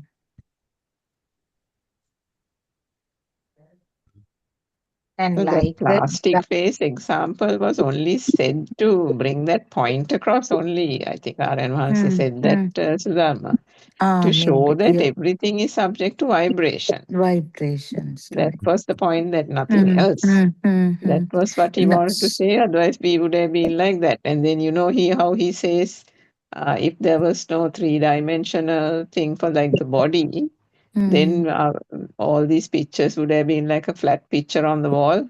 Yeah. Yeah. Mm.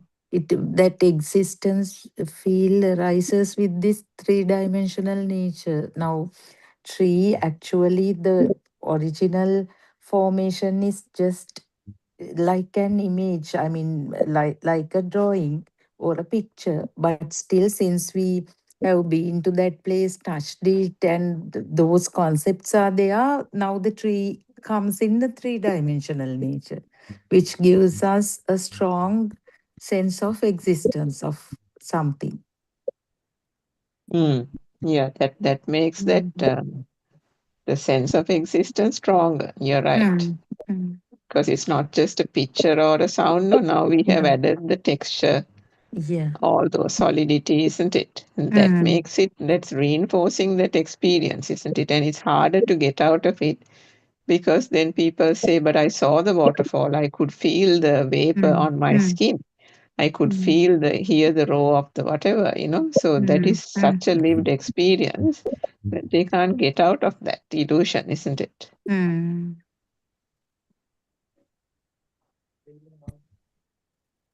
But when you think about those upadaya rupa, Yeah. champa, I don't know what the English term is for that. Yeah. Upadaya rupa is that the solidity, the smoothness, and the sense of distance, the sense of being nearby, Mm. the roughness, Mm. all those kind of things are all facets of these That, perceptions, isn't it? yeah, mental image, it's there. Mental Yeah. images. Yeah. So all of those make it so real, isn't it? Now, when we think Yes. about we have to go and buy the milk, we don't think about the milk next door, no, we think about the milk in the supermarket, which is Yeah. like far away, isn't it? Mm. So that sense of distance also has come about through that thought perception by thinking about the buying the milk. The value, everything. Yeah, Yeah, it's everything. so complex. I mean, so complicated. And all that Yeah. hits in one moment, isn't One it? moment, even less than a moment. I mean, in a split second, everything arises. So many days, one vibration. No? Now that thought, that single vibration, single thought by milk, that has all kinds of data about the distance, the Yeah. vibration. Instantly, everything telepathizes. All related data telepathizes in that very instant. Yeah. Yeah, now, example, if you are drinking light skim milk, Sudama, Hmm. you will immediately the picture of the bottle will be a skim milk bottle, isn't it? Hmm. Hmm. And then automatically when you think about the supermarket, it's only a cold milk bottle that you won't will think Hmm. about a hot milk bottle. No? Yeah. It's a cold milk bottle that you can almost feel it being carried through with your fingers, isn't it? Taking it Yeah. out of Yeah. the Hmm. freezer in the supermarket, Hmm. putting it in the shopping cart. All that Hmm. comes in a flash. But Yeah, the that's thing is, none of that is a problem if one understands this whole process, isn't it? Yeah, in the morning also, that's what he said. Now you know the magic. Uh, in the morning or in the sermon that was going on, right now he's doing a sermon somewhere. There was some interruption. I was listening to it, and that's what he said. Now you know the magic. So let things happen. And he actually uh, emphasized the importance of seeing how things happen without the involvement of a self. Even today, he said how he carried those CR books to the uh, monastery or the forest monastery that he was uh, in those days, and he used to write the list of things that happened and how many things uh, he was able to carry out without the involvement of a self. And so that after 2 years definitely one would experience non-self nature of all activities if someone is strong enough and committed enough to do such a thing. Mm. Now, while listening to that, Surangika, what I felt was now we are in the comfort zone, and by just coming to a session and listening to sermons, we are going to achieve we are going to realize the whole thing. I mean, with only through his help and guidance. That must be the reason that very recently you all said that he said, "Nam no longer will be taking you, I mean, like babies. I'm not going to spoon feed you. You have to look after yourself." Something you said yesterday. Yeah. Urunekala talk, no? Ah, Yeah. I think there is a certain level up to which a Kalyana Mitra even can help. Without the relevant systems commitment, it is impossible. No, I think Aryan Vansay has gone out of the way to, I mean, talk. He has done so much for all of us. So he feels our commitment is not sufficient in the path. Yeah, that he says, no, Lord Buddha Hmm. said, "Ketamanaramita Parat Kela," if we go somewhere else, what am I Hmm. to do? Like that. So, Hmm. it's like horse being taken to the water. You can't take the horse to drink water, or you can take it up to the water. So, something like that. And the other thing he said this morning or yesterday, maybe in the night, was uh, part of the determination involves not doing anything also and listening to his advice. Now, sometimes how much he says, Hmm. now nothing to do, just relax and if something happens, only then reflect on it. Nobody waits like that. No, everybody wants to do something. Why? No, Because the nirvana is a thing, right? Or has that, become a thing. yeah, that's beautiful. When you're telling also what I felt was we have taken that too early. I have taken that too early. Okay, now let go of everything and relax. Things will happen. It depends actually, because there are some instances where I suppose you have to relax. Hmm. Hmm. And at some points, there is a certain amount of reflection. The problem is if you don't know where to relax and where to reflect, Yeah, true. then one can kind of get a bit into hot water, no? Hmm. One should seriously do the 4 points of contemplation and should feel the diminishing of defilements. And actually, at the very beginning, he said, no, you have to have awareness here, basically, because here is important to see how things happen without the involvement of the self. So, without all that, if we try to go by Dhamma facts, I mean, I'm talking about the system anyway. So it wouldn't happen. And Aryan Hanse said in the morning to talk about internal transformation without really coming up to a certain point is a joke or something, is it? Oh, did he? Okay. Mhm. Yeah, I mean, that makes sense anyway, isn't it? Mhm. We try to make his experiences our own experiences. It can be a trick of the mind also.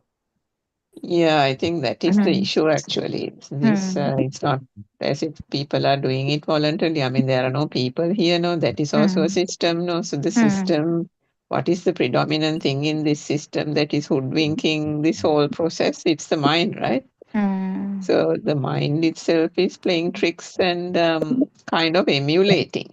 Mhm. But whatever signals, data that it gets, whether it is from the conventional world with all its misconceptions, or whether it is Aryan Mahansa's noble teacher's message, then that is also taken as, yeah, I'm experiencing it. Yeah, Mhm. yes, I also felt it. Mhm. Yes, I felt it that day. Mhm. Like that. Mhm.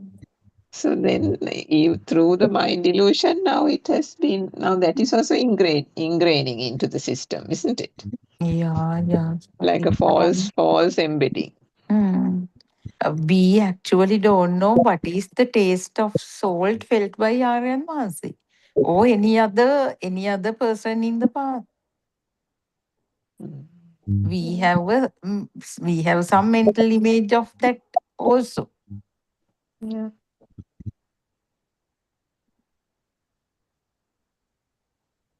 Champa, what do you think? I have something to read there from the today morning session.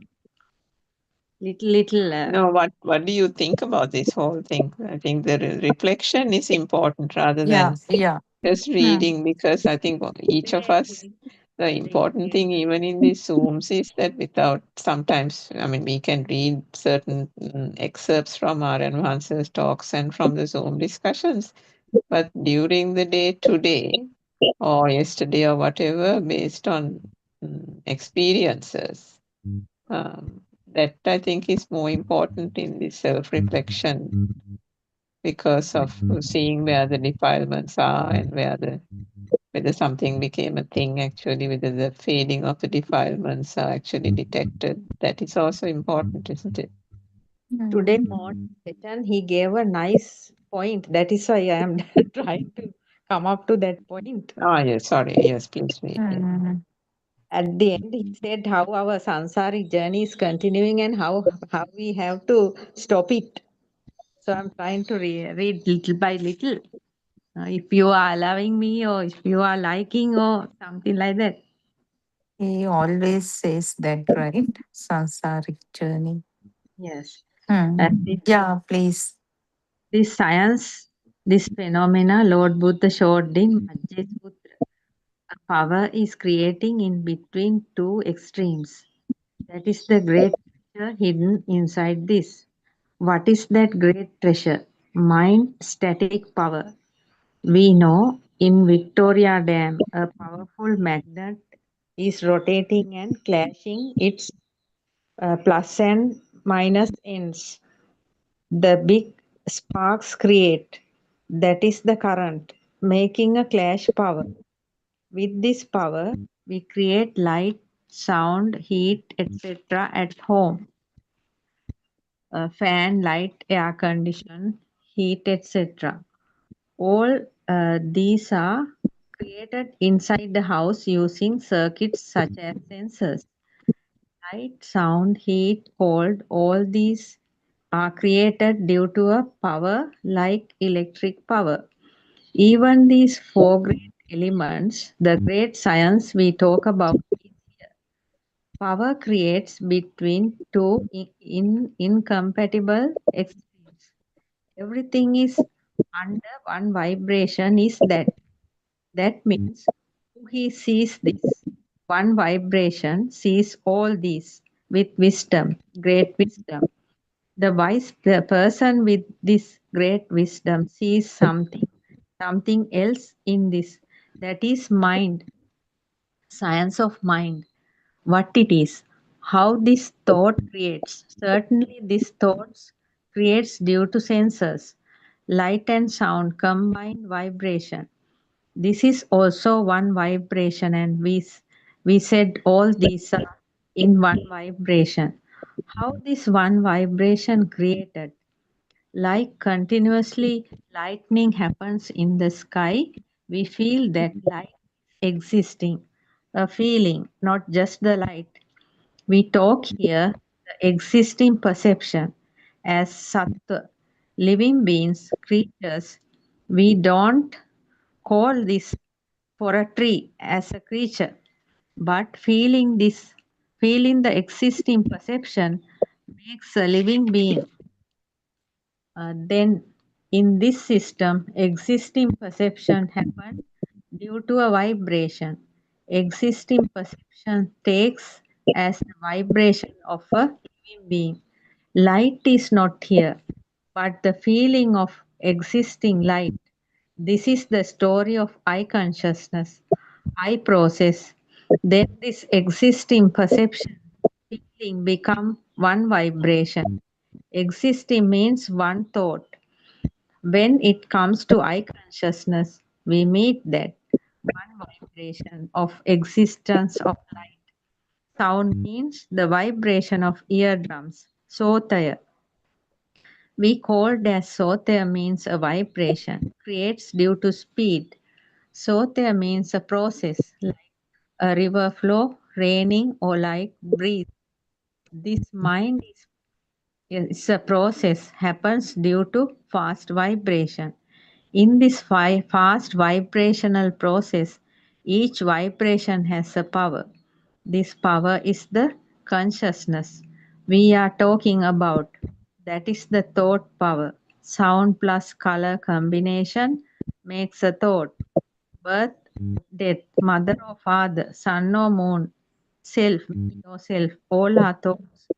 All these are like experiments, tests, can prove with evidence. The hidden secret in this is all the creatures, living beings are bound in somewhere. Why we say so? Because there is a charge, attribution, projection. There is a binding together.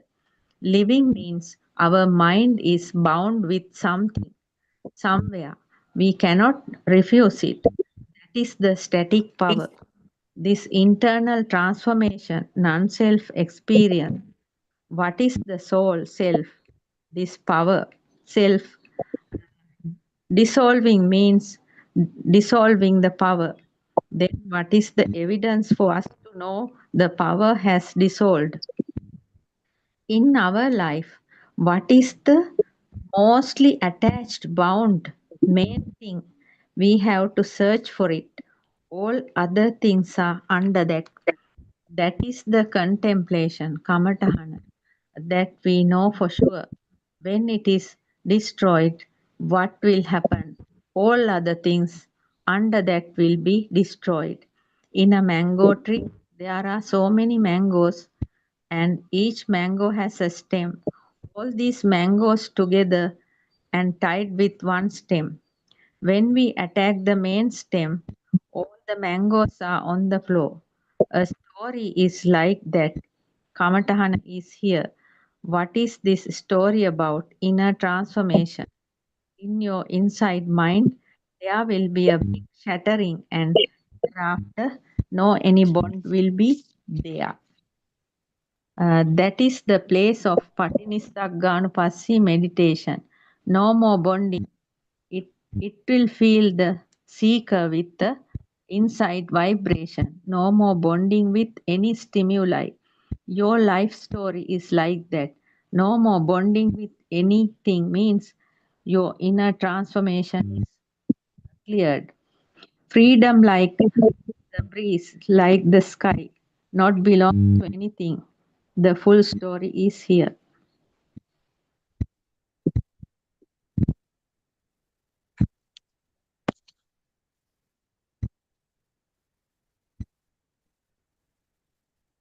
I think that is the Darshaniya part mainly, no? Darshaniya part being again explained in that, isn't it? Is it also that? Actually, me doctor, today I took it seriously when he said that mango, bunch of mangoes, that stem. So that what he meant was, we all have, I mean, some serious attachment to something. Yes, So, if we can handle it, uh, all other attachments won't be a problem. yes, So I was actually investigating into that uh, to see. I talked to my daughter-in-law also to see, and I actually in this system it is basically my eldest son. Because there are reasons. When my husband passed away, you know, even my family, maybe my parents, my sisters, all like they were like sympathizing, and we were like so in a helpless situation, desperate, like no when husband. So at that point, my son was in grade 12, just started his advanced level. So he worked hard. We were actually, uh, I didn't have a car at that time also. We depended on my husband. So when he passed away, I couldn't drive that van. So we didn't have a car. So he used to go to tuition classes in try shows. And, it was a really difficult time for us. And my house was also, upper floor was not done. So at that point then he did his studies, and in the first sitting itself he was selected to the government medical faculty. So after that, the lost glory, lost dignity, recognition, all came back to us because of his success. I mean, it is not a very big thing, but with all that, I had a lot of respect to my eldest son because he was so responsible. When he was small, also uh, I mean, anyway, for the big child, we have a kind of attachment, no? So and I then the second son, of course, uh, he was kind of not as responsible as the brother, but he did his studies. But still, the eldest son did a lot, for he understood the difficulties. Uh, what if he was not selected to government university? Then again, we have to spend a lot of money to help for him to do his higher studies. So that way, I mean, that is some one reason I thought that I am so much attached to him, and and the other thing was right throughout. Now he is 30. Until he migrated to Australia 2 years back, all 28 years he was with me at home. Because he went to school here, went to medical faculty in Gaul with me right throughout. So the biggest bond was with him. And you wouldn't believe, when he moved to uh, Australia, he cried. Actually, he cried 3 months, telling that he made a wrong decision. It's not the right thing to leave you there. I'm talking to lawyers, and trying to see whether at which age I can apply for the permanent visas for parental visa, and so on. Then gradually, then I was actually in all the calls that I made with him, I was explaining to him the Dhamma. Now, see, mother is just a thought. Because at that point I was in the path, and it was easy for me, but it was difficult for him. So always there were so many Dhamma talks with him, and so after going there and coming back also, uh, that still that bond is there. I respect him, but still that burning is going down with Dhamma. So after listening to the sermon today morning, I actually s- reflected a lot about my life and where this biggest attachment was. Not with my parents, even not with my husband, to that level. It is with my son. I know now, and now that however it's also going down. So Aryan Hanse's advice to find out where we are so much uh, kind of attached to, that is where the self arises, no, with that. So what he says is, if you can handle it, you can alleviate or bring it down, rest of it will definitely uh, go down or will diminish.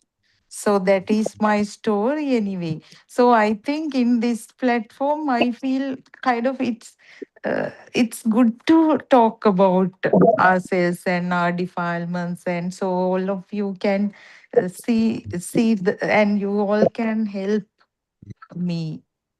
Yes, Then yeah. that that point I also taken very seriously because it is the point we are more stuck like. Yes. In Hmm. my case, it is with my son actually. Not very much, but it's some. I have one son, and I am having the bond with him Hmm. to a certain extent with the husband also, but more likely with the son. Yes. Yeah, I suppose each of us have the same thing. I mean, the Same. Kamatahan you said. Yeah. Yeah. Yes, So doctor. I also have more. I am not greatly attached to the children, but Yes. Hmm. that I can feel the heaviness is more with my daughter and husband. Uh, Hmm. not that much attached to the son because son has been anyway. He's an easygoing type of person from the beginning. Yes. Hmm. Even though he's a younger one. He doesn't take much. I mean, now even giving a call, he doesn't sometimes bother. Now he generally talks to me once a week. Yes. And Hmm. he wants to talk once in 2 3 days. Every 2 3 days, she wants to talk to both of us. Hmm. So the son is very easygoing. He says, "This Sunday we are not at home. Okay, then we'll talk next week." So that Yes. is 2 weeks That is time. good. Yes. And the husband also now only two of us are at home. So many things are happening together. So therefore, I suppose any change, I feel it more. So Yes. I take the Kamatahana, the two mangoes are two of them in my bunch. Hmm. Yes, Hmm. doctor. So maybe Surangika can give the opinion for all three of us. Hmm. No, not to give an opinion, but I mean, I suppose it's good to actually talk about it, as Sudharma says, Hmm. because I think even Aaron once asked me what were the Kamatahan. So the Kamatahan used to be the parents and You said. work. The two things that were the ones that that one gets most tied down into, isn't it? Especially if they're, you know, most of us lead pretty sedentary lives, isn't it? Hmm. Meaning, even when you think about our advance talking to certain mothers about how did you even get onto this path? How did Buddothpado sermons be so attract you attention when there's so many talks in the mainstream media? There is something within these systems that have kind of called to that non-vibration, isn't it? And that is why, after listening to so many over the years, these systems have ended up here because it is Hmm. almost sensing that non vibration. But at the same time, the lived experiences based on the defilements and the taints have brought this system with all this data and everything to a certain extent that escaping that and getting out of the holes of that stranglehold is also not easy. So, as Sudharma said, the elder son for her, and then the husband and sorry, the husband and the daughter for you, doctor, and then for Champa, the son. Something has been there is something that is holding or Mm, putting like a weight down, isn't it? Like a big stone, kind of keeping us from kind of going up or reaching those non-vibrational kind of experiences because of something that has become real either in the external world or through the perception. So that is where I think if we all remember, Harshi was speaking on the 5 a.m. Zoom about 2 3 days ago. There are also she was talking about how these perceptions and the field of existence and all that becomes more and more refined. So Hmm. meaning that first you can actually in the outside world, you can take that son or mother to be true, right? And then that itself is a bother and it's a weight. And so that means the world itself has become true, including the parents, including the son and the daughter, and so on.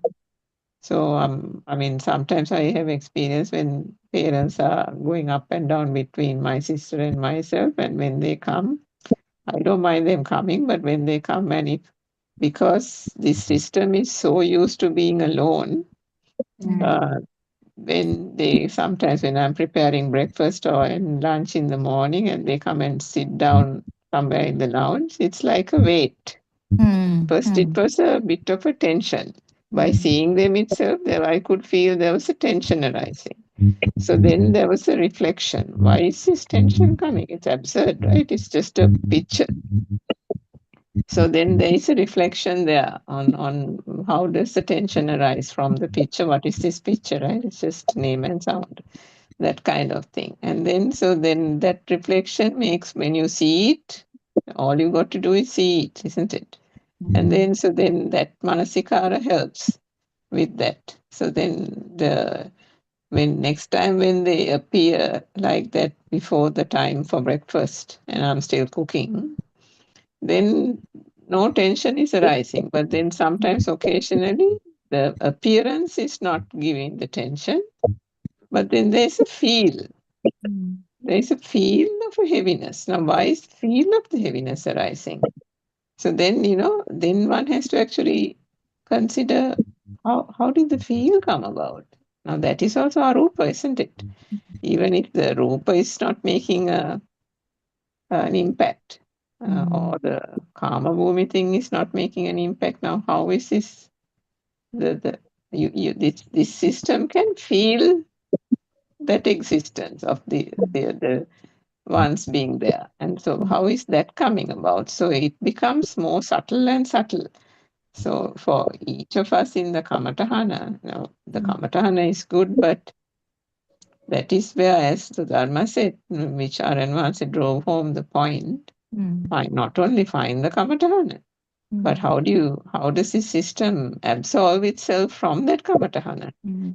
Forever and a day we have been stuck with that kamatahana, right? So the Dhamma surely has to help see the light. So in every aspect, whether it is the form realm, what was the first one? Sensual realm, isn't it? Whether it is so tangible, the physicality of the appearance of the sun, the parents, if they fall sick, if you're worried, if they say something, you're annoyed, all those things can be in the sensual realm. But then, even if that has been transcended, if the mere thought of them coming or something in the work occurring and that is annoying you, or if there is a tension, then in the form realm also there is something that has to be cleansed. So then even if once that is also transcended, still I was talking about a heavy feeling with our advances. So that could be even the formless realm, even if it is not coming in a tangible physical appearance kind of way, or there is no value actually attached, because you can feel that value is diminishing, isn't it? No longer are those defilements so apparent, so obvious. But occasionally something can happen where it comes up to the surface. So how is that? That means that has not been completely transcended. That means there is some amount of reflection that still has to be done. Either one is stuck in the form realm or the formless realm with regard to that kamatahana, whether it is the son, the husband, or whoever. So ultimately it is that reflection. Now Aranvansa says, no, stop thinking about all these things all the time. When actually the tension arises, see it for what it is. Try to unrecognize that, how that is coming about through the Dhamma. So seeing it, and then that's all. Then that would itself lead to not having that again, because the defilement and how it arose, that it is part of the system, that the thought itself with all those perceptions magnifying over time, with the Abhisankarana over time, has now caused that to come about with that heaviness. But is there anything called heaviness? The heaviness is also due to the speed of vibration, as Dr. Kukila always tells us. So doing the reflection is the important thing, at least at that point, if not, even if we are not doing it all the time. And Alan Vance says, no, if you're 2-3 years of listening, stop doing this all the time business, because all the time doing it means you're constantly in the mind, isn't it? Mm. Yeah.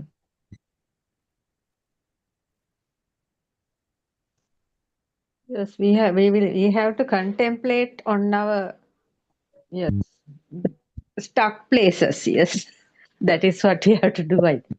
Yeah, we know the level of attachment or level how true that perception for us is, and we can tactfully handle. Like Swarnamali also used to give certain uh, strategies, no, to even once. I remember to Harshi how to go to the gym. You don't have to think that you are going to the gym and like that. I have anyway within the past few months done that, right? I used to tell my son, no, actually I didn't talk to him, but Shami is here, no, his wife. I used to tell her, did you call him, how is he? I am not directly talking to him, so that way now I don't make calls to him. I mean, I mean, it has become so natural now not to call him, just to know about him once in sometimes for days and days.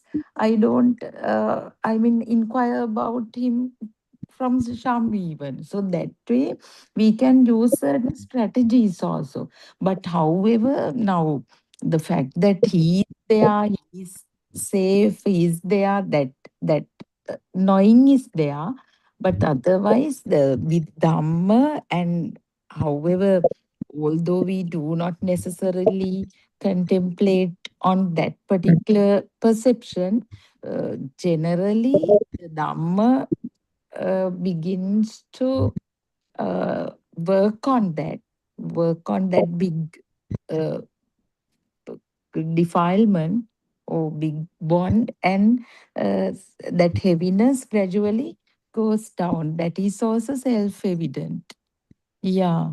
But as Surangika said, we don't know when it comes, like ember or like a piece of coal under ashes. It may come up when, so if we hear something has gone wrong with him, then we can see again the level of bond and the defilement. So that way, yeah, it is self-evident to, And even that, Sudama, now yeah, see, now, for example, the reasons that you gave, yeah, when the reasons you gave that Kamatahana is so strong is mm, because of that experience about when your husband died, how yeah, responsible your son was, right?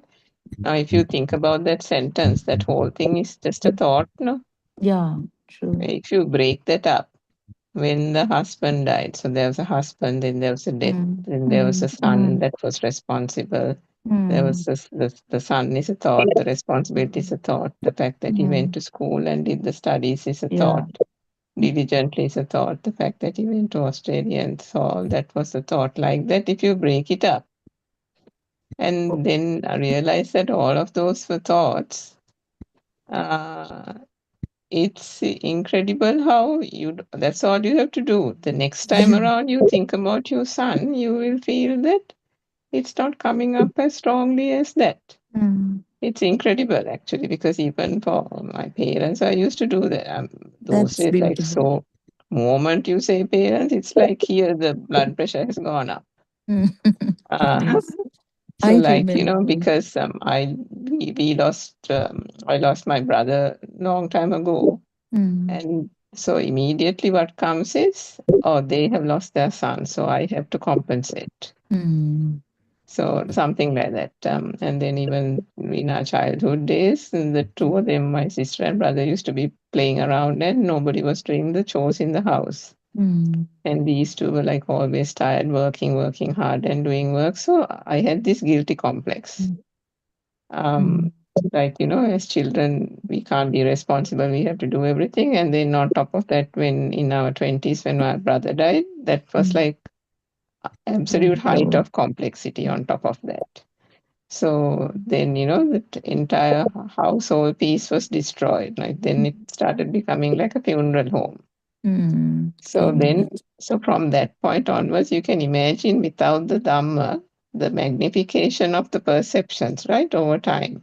And then leaving them behind in Sri Lanka, coming here, then from here monitoring their welfare, the medicine, the food. And then so that has become more and more and more. So when you go to contemplate that now, when you think about the parents, as we talked about earlier, the whole thing is coming in one Dhamma shot, right? Yeah. So massive, massive pressure going up. So how did that pressure go down? That is because of Dhamma contemplation, right? Now, are there parents? Parent is a thought, mother is a thought. I mean, any other parent, any other person, what is the difference, right? We have So if you keep on thinking that the obligation is a thought, the daughter is a thought, the fact that this is the parents that lost their son is a thought, you have to break it up. You have to, however much near and dear that object is, you have to break it up. You have to do that impassioned, clinical examination of that all these elements, because ultimately everything, as Aranvasa said today also, sabba sankara samato, sabbe sankara, right? Anicca. Everything is finally a mental formation, mental image, chitta rupa. So how did these things become so important to us, and how that itself is me, isn't it? If there is a mother, there is a me here. Yeah. That has got born out of what? Nothing, no? And then the son means the mother is created. But if there is all this ultimately is a perception.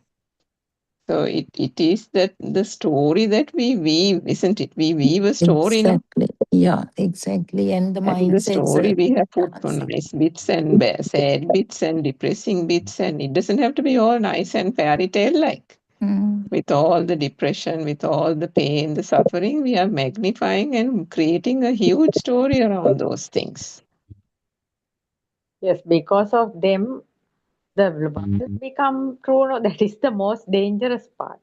Yeah, the self view is created. The moment that thing becomes true, the self view is there, isn't it? The loke my mama.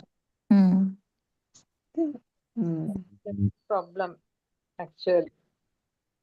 That's very good. The way that you explained, breaking them up into like thoughts, how each get entangled, connected, and ultimately becomes a film. So finally, yeah, nothing. There's nothing. I mean, it's just mind sensor. That's And another thing Harshi said 2-3 days ago was, the more one is contemplating, and then now you're gradually the defilements are reducing. These things are not becoming a thing, right? But then there is this thing where that is there, and that has not become a thing, and there is a system which has not become a thing. So now when you said that you're not talking to your son, you're asking your daughter-in-law about how the son is. Can you see that your mind is slightly playing a trick on you? You are indirectly, that mind is almost telling you that you are good now because you are not talking to the son directly. Therefore, you have progressed. But on the other side, you are still getting information from your daughter-in-law about your son. So there is some kind of appeasement from the mother role that you have. The mother role is getting some kind of information and appeasement that the son is all right. Yes, yes. So that is why always that critically one has to see what is going on here, isn't it? Because this Vijnanamaya and the self-view has some place to encase itself comfortably. It's trying to live somewhere in some nook and cranny comfortably, isn't it? Yeah, when it comes to contemplation, also not just taking them as sound and color or whatever. As you said, when certain circumstances arise, we can then and there we can investigate into them and handle them. That is the best way to uh, do it, right? Without, I mean, blindly taking everything, now following the 4 stages of contemplation, that may not work. Then it becomes difficult and meaningless also. So once we identify the defilements and the problem areas, we can address them, as you say. Dr. Sakuntala, what do you think? Yeah, actually, I was to say is, but as Sudharma said, all the facts you explained, we knew, but you shed a new light actually. Mm. That's real. I mean, that thought came up to me also. I mean, Mm. even though we knew the things, it's like sort of you put a bright light opening the eyes. Very true, actually, because right from the beginning, everything that explained were thoughts. Now, husband is a thought. How did the husband come up? That much of number of years that you have been married. How did the daughter come up? That is a thought, and then that equals to the time that she was born. So all are at the end full of thoughts. And as Sudharma said, I think then and there, when there is an incident, when there is something that is felt, contemplation is essential, isn't it? Yes, Yeah, doctor. I mean, that's true. So now recently, for work-wise, there was a incident where this team, yeah, young person in the team, you give him something to do. If you tell him 3 things, he'll do 2 things. If you give him 2 things, he'll do 1 thing.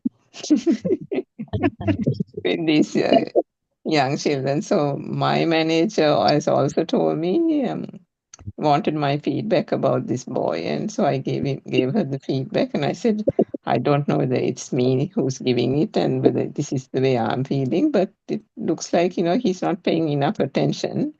And I said, there's no point in giving him jobs to do if he's going to do half, and I have to follow up 3 times during the day to get the rest of it done. I might as well do it myself. So then she said that there were other people who have given him work and they had the same feedback that they had given her. So apart from that, so now this is not about the other person, no, this is about the system, right? So then recently the system now again, something like that occurred, then one thing was done, and then when I checked on the second thing, it wasn't done. So now slight tension coming up. So then one wonders now what is this tension? Where is it coming from? Now so that there is a job, now there is a task that has been given, now all this has become real. There has to be a reason for the tension. So now the tension is coming because the mind has a chitta rupa, mental image, that a job that is given has to be completed.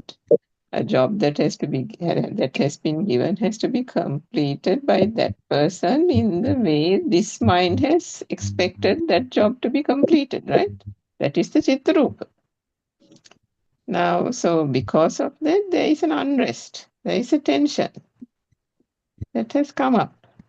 So, so that now each of the senses have a experience now of its own, like the light for the eye and the ear for hearing, for the sound for the ear, and so on. So what the mind sensor also has this feature of those things. So one has to just see that this tension is coming because of this lack of doing thing, which is a mental picture, and the mental picture has now not got the reaction or the result that it wanted. And the typical thing that it wants is it wants the job fully completed, right? So it wasn't there. So there's a dissatisfaction. So see the dissatisfaction as a function of the mind sensor. Yes. Otherwise, what happens now? We are saying, "Ah, you now see, after all these weeks, you were good, and now see what happened." Yes, That's the yes, way we take it. No? We take it as, see, now you're again like it's a self view, isn't it? Then, yes, yes, And that so I is a mean, skill. That is the skill that is the that is skill. So, that Rama, it you is. then and there you got it, and the way you analyze. So that is the skill actually. But Kusalaya. it is difficult. There Skill. can be moments where it goes off. Another thing that I was telling another friend yesterday who listens to Buddothpado, I was telling him that 2 days now took last week and the week before I had to take my mother to the doctors. Again, got late to go from home. And moment now, 10 minutes to get to the place for the appointment and 15 minutes or 10-20 minutes driving time. So definitely not going to get there, no? So now, whilst driving, tension is coming up. Yeah. And why is the tension coming up? Now the mind has calculated, right? Immediately 10 minutes for the appointment, 20 minutes driving time, not enough time. yes, So now what is the reaction? There's a tendency for the foot to get onto the accelerator faster. yes, Right? You can feel the tension coming into the body. You can feel the tension in the mind. yes, So where it is coming from? This system has taken data in, yes, isn't it? The system is now reacting. Okay, it late. Now it's almost like, it's like going on. And now the tension, because there is no equilibrium. The yes, equilibrium is if it was 10 minutes and 10 minutes for the appointment and 8 minutes driving time, or that would have been an easy kind of okay. But now it has switched. So now the mental image is you can't make it, you can't make it. You're going to get late. She's going to get late for the appointment. So now none of that is coming in words. It's not coming in thoughts either. Can you see? No sensual realm, yes. no form realm. But in That's a the formless, this tension is coming up. yes. It's It's very amazing, isn't it? yes, So seeing it is the thing. You have All to, and I mean, even in that process, one has to see where is the tension coming from. yes, that tension itself is the self, and at that point always I have also experienced when the self arises, there is no self anyway, this fake notion of self, the burning arises, the world is so real, the world becomes so real. yes, yes, Now last week, Suranka, I also had a similar experience. I was on test duty all of a sudden, and I was supposed to get some money into my account. Initially they promised it's an online transfer, and all of a sudden they were calling and telling you to open a new account in a certain bank. If so, you would get that amount today itself, otherwise it would be 1 week later something. So I had another, so same way if I analyze it now, it was Thursday. I was on test duty. I was so reluctant to apply for half days leave all of a sudden without prior information, and without prior approval actually. So I have to. I had no car, so I had to book a pick me. And then on Saturday, I have another appointment in the sense to I need the money for another deal. I can't disappoint that party. So it's while working to go to the bank and spend 3 hours in Sri Lanka, it nearly took 2 hours for me to open it. So as you said, it's very beautiful. I mean, it's so enlightening the way that you present your real life experiences. That's why when you talk through your own experiences, actually it's very, very, very easy for us to pass yes, the message to others and to apply it to our own experiences actually. Thank you so much, and it's so beautiful, Surangika. Yeah. Dr. Sakun. Yeah, Radhika, it is actually very beautiful. It is a formless, isn't it? That tension-like thing that doesn't have a picture, doesn't have the sensual thing that you Yeah. can ignore, it's just formless, no? Yeah, it's formless because it's not now generally those days you all might recall there's a lot of thoughts coming up and you're scolding yourself that you got late, you're scolding yourself that you didn't get your mother ready on time or son ready on time or something. No, now no thoughts. No, and no blaming anybody also. Now, otherwise, I could have turned around and told my mother, no, you didn't get ready on time and this and that and all that. None of that also happens. Then the thoughts are also not coming up, say, like scolding oneself or scolding the mother internally. Even now, thoughts come, though we might not even vocalize it to the other person. Internally, the thoughts are rising no at a rate. Now, that is also not happening. But the tension is there.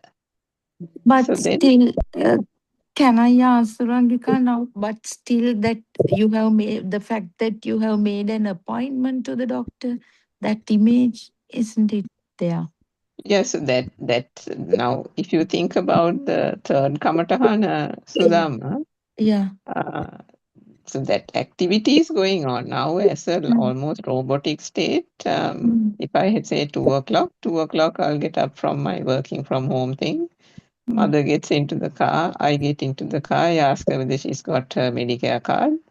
All that backs out of the garage, door is closed and on the way. Now automatically the eyes go to the clock. Eyes go to the clock. I see that the time is this. And then one looks, the eyes look at the GPS, looks at the timing of that. Automatically, all that is happening, right? And the driving is also happening. Now, automatically, the mind is now, these are all coming as like Riyasit type of thing. But then all that is happening, the driving is happening. And if my mother is asking a question, that is also being answered. All that is happening. All that is normal. In the on the outside, everything is normal. All right. Inner feeling is there, But the now I'm tension. halfway down the road, I'm wondering what is this kind of tension like thing that is being felt suddenly?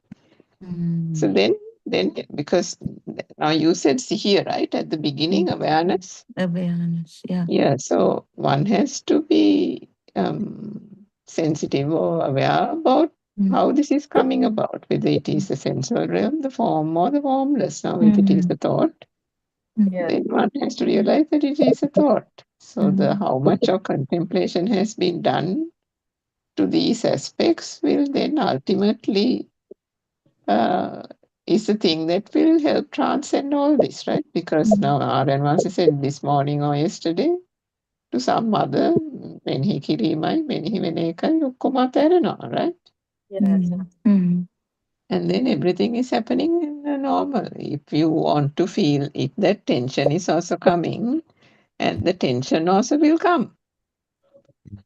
The tension also will come, but the thing is, if you have fully transcended all three, you won't take that tension to be me. Me. It's the system. That is the problem. Moment it comes, we are like highly worried. Why? Because we are thinking that, nee, that is me. Now.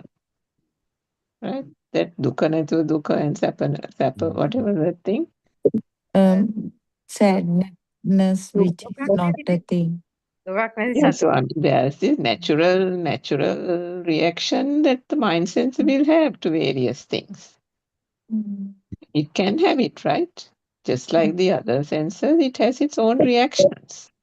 Sadness without ownership, isn't it? Yeah, the Happiness ownership without, component is the yeah. issue because where is the ownership coming? As long as that is because the self view is there, even in some minute form somewhere, minute or substantial, depending on the object, is there somewhere, right? As you said, it can arise, it can be dormant for some time, and then it can arise. So when Naran says you have to, these experiences count, isn't it? Rather than staying at home and sitting pretty on a couch and contemplating, where everything is normal, isn't it? Everything is in an equilibrium. So then when you are thinking, everything is good, I'm calm, I'm feeling light, maybe the Dhamma is now fully contemplated. Is that Can we measure anything by that? No, it's difficult, isn't it? I mean, one is No, hoodwinking there this should system. not be, yes, there should not be conclusion. Dr. Kokila has joined now. Teruvan Saranai, Doctor. This is the kind of the end part, but I'm so happy all of you there. Yeah, that's good. I just had to go out with the kids who just came. Right. It's okay, doctor. We had good sessions from Aran Hanse last night and today morning. I Yes. think you all must have discussed. That's good. Yes, sir. And what Surangika said was right. It's maybe about confirming that there is no one here. And that's all actually. There's nothing much other than that.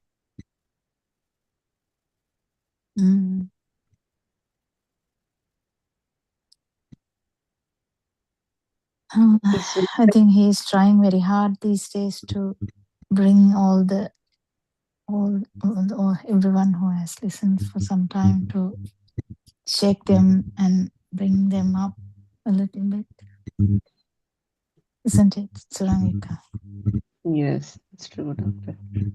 This Mavatagama, just before I joined, I heard him telling because somebody was going on with him about the Satara Satipatthana and mistakenly thinking that you have to do Kayanupassana first before you do Vedananupassana and so on.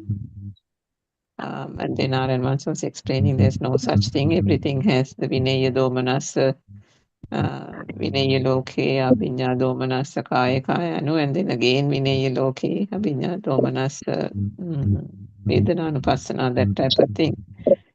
The other thing there that I just, not from today's talk, that I wanted to ask you was, what is the difference between Chittanupassana and Dhammanupassana? I'm not 100% sure, but I think Chittanupassana includes Sita Hadana Vidya, but the whole Dharmatave, that there is no self. Everything is in the Dhammanupassana, I thought. But I may be wrong. Because direct translation, I can't remember. Ayatana Dhammanupassana means ayatana. Chittanupassana is Ayatana in the sense that none of these things have a self. Basically, it is about the non-self. Yeah. Sabbe Dhamma Anatta part. So it's not the perception not being real, it's not Dhammanupassana. No, it's a whole life, I thought. But anyway, it involves everything. Dhammanupassana involves everything. And then Chittanu is? It's something going down step by step, isn't it? Now you consider about the body first, then the Vedanava within there, then the thoughts, and then as you said, the everything. Sabbe Dhamma Anatta means Dhamma. Dhamma means everything that has become true, everything that is felt as true. So that includes the things created at the sensor level. Isn't that? I don't know. That is how I have understood. Yeah, I must listen to that Satara Satipatthana Sutra again. But I think Aran once said you don't have to go in sequence. It's not a sequential thing, actually. No need of sequence. No, but actually Aran Hanse has given it in his sequence also, even though there is no sequence. That those old talks, isn't it, actually in the big end, In those old talks, he has split it into all that, isn't it? Yeah, and also his 4 steps also has no, and the end, it's Anatma is the end, right?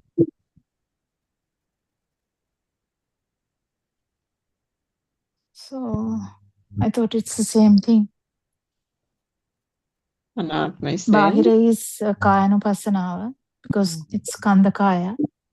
Yes, Doctor. Skandakaya is the Aramuna, so that is there all through, all right through. That is the first one though. Is Kayanupasana is Skandakaya. That is the first one. And there's no such thing as the first one, is what he was saying. Yeah. But I mean, the Bahira Midima, I'm talking about Aranhanse's thing. Bahira Midim means Skandakaya. That is the tree, chair, all that. But Aramuna Skanda is Aramuna, no, doctor? So Aramuna means, same thing, doesn't yeah, mean tree. from Loke, Bahira Loke. It means both sides, right? Aramuna is still an Aramuna if it is in No, the sitter. he has given it in 2 steps. Bahira Midim, Sitem Midim, same thing. But both are Skandakaya, right? Yeah. Mm. But Lord Buddha's one, it's Skandakaya. Kayanupasana is Skandakaya. Yeah. So what I'm saying is the Bahira Midima, Sitim Midima, both are part of Skanda Kaya Anupasana. Right? Yeah, but actually Sitem Midima and not Sitem Midima, sorry. Maybe The Nama part. Dhammanupasana is that. Nama part, Vedananupasana is included. Vedananupasana is not just body, no? Vedana is, Rupa Vedana Sanya Sankara Vijnana, Vedana is in the Nama side. So that's the thing. Rupa side is the first one. Nama side is the second one. Third one is third and fourth actually go together. But we can look at it in different angles. That's not a problem because Lord Buddha actually has said this in multiple angles. So that's not a problem. Whatever the way you fully realize it, it's okay. At the end, Everything is actually, realized, isn't it? Yeah. No difference. At the end, the consciousness, up to the consciousness, you have realized.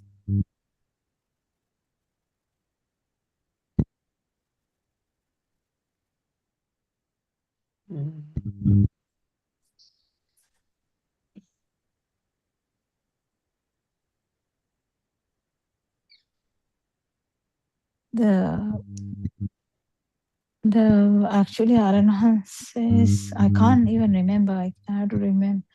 Listen to them again if I have to talk about them. I can't remember. They were done long time ago, this Satipatthana. Yeah, but I think the most important thing that he keeps on emphasizing in these talks is that it can't be done unless you know the Buddhist philosophy. Yes, knowing and experiencing is the main thing. Because actually, that if you don't get the proper angle, it's difficult. Because it's in the krutya side, right? The practical side. Yeah, because everything constricts to nama side when and that is important. That's why it is said first. Even though you say now anyone can say no, it's a skandakaya, but actually the two parts are very important because Nancy always says බාහිරින් මිදෙන්න නැතුව නාමයෙන් මිදෙන කතාවක් ගැන කතා කරන්න බෑ. So we have to shrink the whole world. When we are shrinking, we feel, first we realize is actually if there's no feel, there's no, in the sense that if there's no sanya vedana, there's no sensation. rupa. Yeah, there's no rupa, no nama natu rupa nae. Yeah, so actually though you say Mahiring then it's actually the analyzing the nama part. This whole thing is constricting slowly. Otherwise it's too wide now. So the constriction is happening.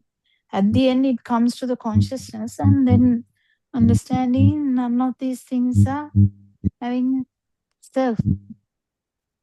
It's one experience, but actually discussed in several aspects.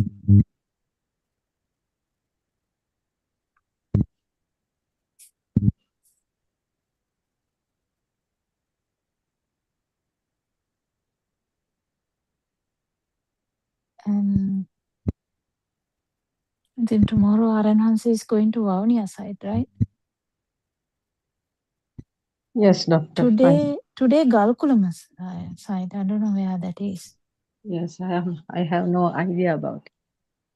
Galkulam. I know it's near Nachadura, but that's It's close to Anuradhapura, actually.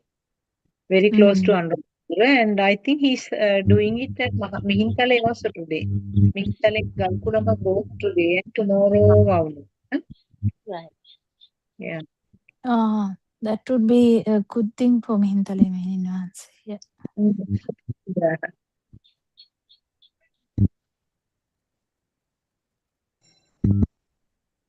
It's very difficult to calm down for her, so it will at least make her a bit calm down. Going to Vavuniya is very great, I think. To Yeah, open. Mangalika's house, yeah. Yeah, all these people are people who have listened to Dhamma for a long time. Hopefully Champa had the time to listen to not today morning, yesterday morning, and Aranhansi's Dhamma. I have After, not today morning, after Kavindya, he did a small fraction, beautiful summation, like summary like. Okay, doctor. Today thing Yesterday. also, today I have taken notes. Last night also I listened. Today morning thing, yes. Last night I can't remember exactly. It was Not about the yesterday morning things. Yeah. But he's insisting to everyone in a way is good. Yes. To try and go deeper, which I mentioned yesterday as well, because it's everyone's I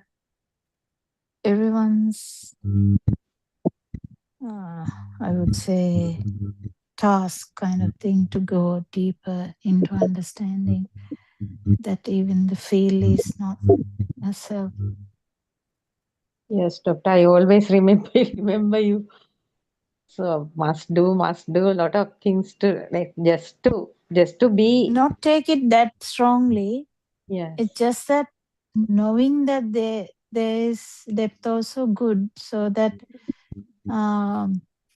it will lead to the depth. If someone doesn't know, there is no depth, because actually in Hinduism they touch the that Lothrusuwe, but they didn't know that there was a thing beyond. Now they can't take it. Once they go there, they can't take it also. So the Kramputta, Kalaram, the Kramputta, they are kind of stuck. So, but Lord Buddha is the only one who actually found out that there is something deeper because of his interest in finding a total cure. Yeah. So that should be the attitude, not to stress, because stress can't take you anywhere. Yes. Without stressing, must contemplate. Just trying to understand. I think Avinda also said some of that sentence today as well. Just try to understand, but not overconfident, not underconfident. Just be. Yes. Just be there. Yes. I think we have come to the end. Thank you so much for your doing the thing today. Thank you so much. Thank you, Ara and Mansa, for your noble guidance. Thank you, Dharma friends.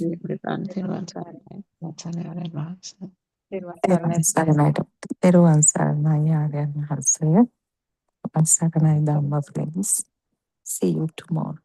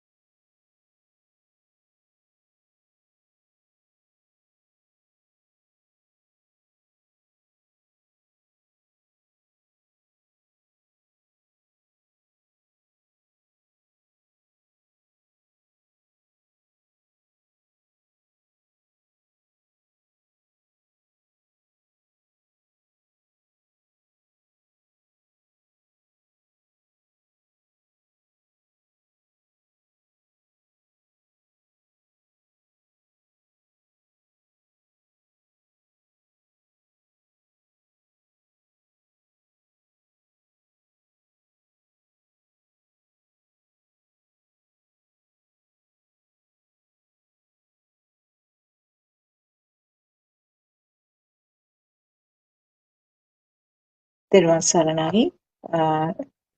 We worship Paran Mahasi as usual, pay our respect to our spiritual leader, our noble friend Aran Mahasi, Thiruvang Saranai. And we also warmly welcome all of you who have joined the English Zoom discussion today. Thiruvang Saranai, everybody. So, as usual, we will start our discussion 2:45 to 4 p.m., our usual English Zoom discussion of Buddothpado Dhamma teaching. Other days, actually, we are generally reading some pages from the book, but today, I suppose we can straight away start the discussion. So,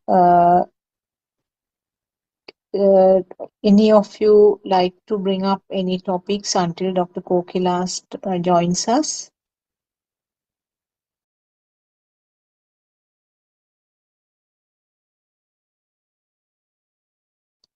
Okay, Thiruvang, I think we will just, maybe we can continue a little bit more of the same topic that we were talking yesterday about the ego, that this question that was brought up by Joel.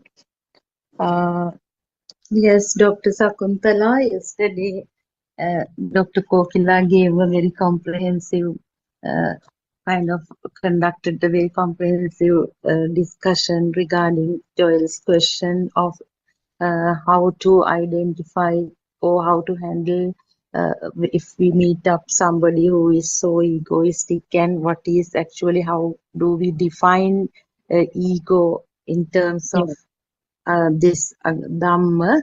So what I felt was, Dr. Sakuntala, so we generally feel that people, when they try to show up, when they try to be recognized among a crowd, we obviously, it is obvious that they are egoistic generally, but still, when somebody keeps quiet also, when there is a necessity to talk, so at that point also we feel, actually we know that they do not speak up due to their ego, because in Dhamma discussions now, actually the biggest challenge one has is to identify one's ego. So Aryan Hanse actually explains it in several ways, like it is the self perception, basically self view, or actually conceit also is used to refer to that, manaya. So identifying one's self kind of how much that person is trying to maintain that self is also defined as the ego in these discussions. So, for example, now actually what Aryan Hanse always mentions is, we cannot see how egoistic we are. That is actually in 7 o'clock discussions. That's why sometimes he makes each other to talk about us in order to help the other person only, not to intimidate or not to let down, just to help each other in this journey. So actually, if we try to, yesterday the discussion was basically about how a egoistic person would try to dominate over others and try to show up as if I know everything, because in schools actually this self-perception, we know, is obvious even in small children, because according to Dhamma, once somebody is born, of course this vibration occurs, and gradually when the five sensory faculties begin to work, of course, with the existence feel and the alive feel, self perception also gets stronger and stronger. So even among school children, I have experience now, especially when we assign group work. If we select the uh, most kind of talkative person, or who shows up leadership skills to be the group leader, sometimes he dominates over all the other children. Even the most silent one must be having certain things to contribute to that group activity. But that the small child, unknowingly, they dominate over the others and do not let others to uh, be a part of that simple thing. So despite the age, we can see this self perception, self view in everyone. It's very interesting the way that the small children show it up.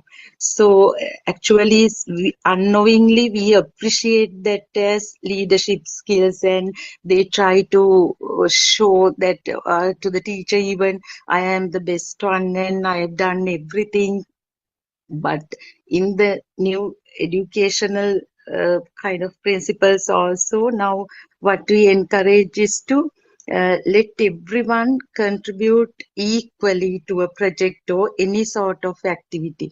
So it was a very interesting question that Joel asked. We can discuss it from different perspectives. So that much I can contribute. Now Dr. Kokila, Ms. Surangika and all have joined.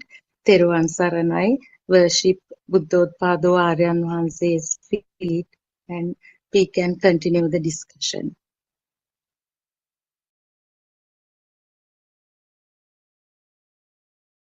Sorry, I just joined. Theruvan San had an answer.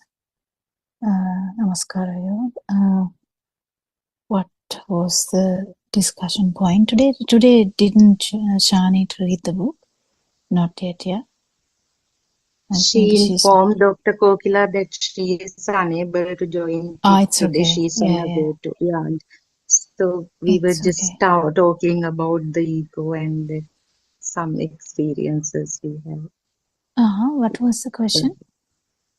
No, it was just a continuation of the yesterday's discussion. And Okay. yeah, Actually, we didn't have much time to take Surangika's, I don't know whether Surangika spoke, I can't remember, but even Sakuntala, Dr. Sakuntala couldn't participate in that because I think we ran out of time quickly yesterday.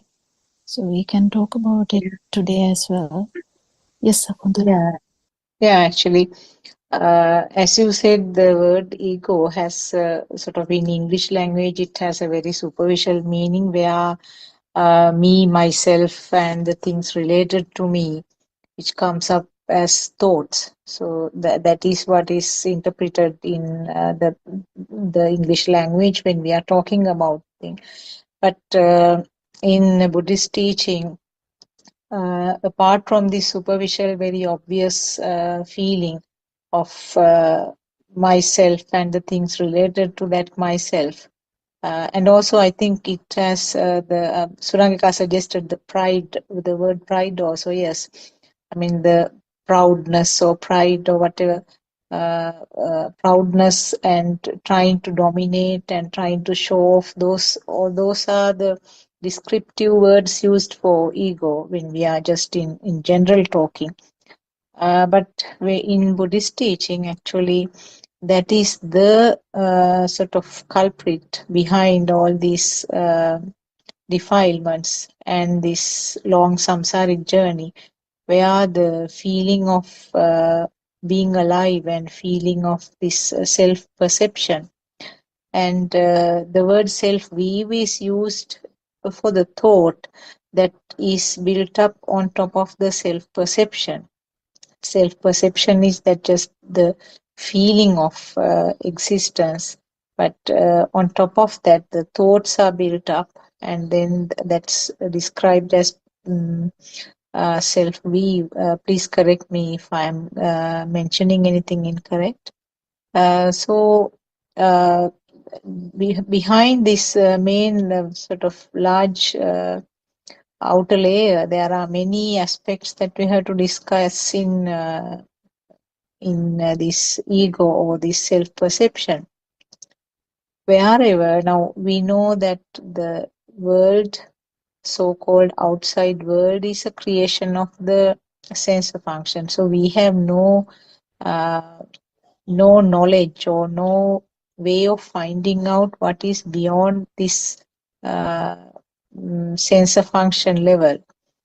We assume that what we are experiencing is existing outside, and different animals have their own sort of different feelings or the different ways of accepting what was experienced.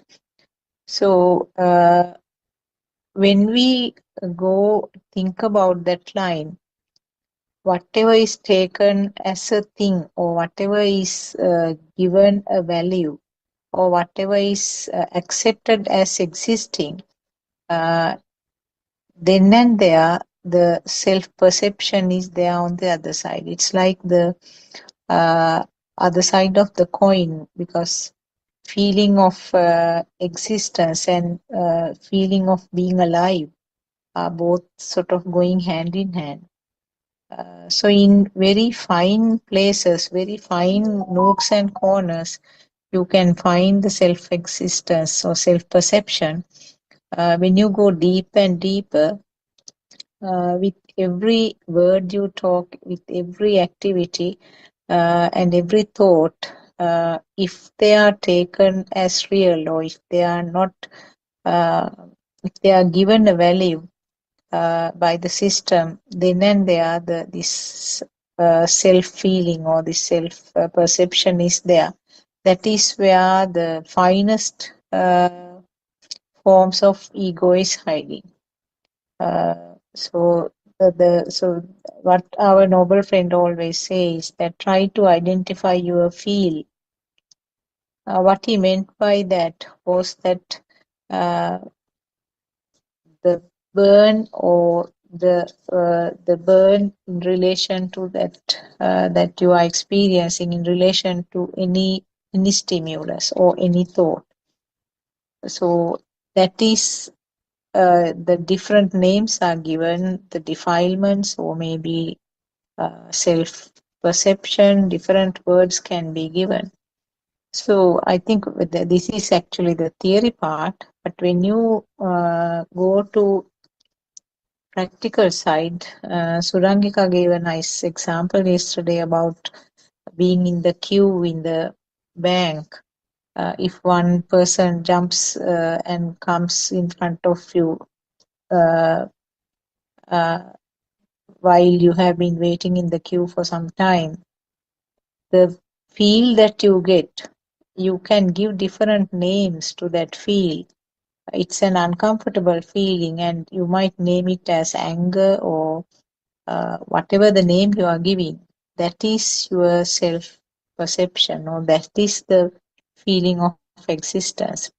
So similarly, there will be so many household events, or when you go out, or when you are at the workplace, wherever you are, from morning to night until the time to bed, you will come across so many incidents where you feel that lighting up or where you feel that fire within you. So this training to understand, training to pick up or recognize this fire, that is what is needed in this Dhamma pathway. So maybe I will give the chance to somebody else to talk. Maybe Dr. Kokila or Surangika can add. Thiruvaan Saranai. Yeah, I think Surangika can add something too. It's good to have different perspectives, different examples. And I think it's kind of the power of the self-perception that props up. It's like a pop-up. It's it's a very funny pop-up actually. This ego. It's easy to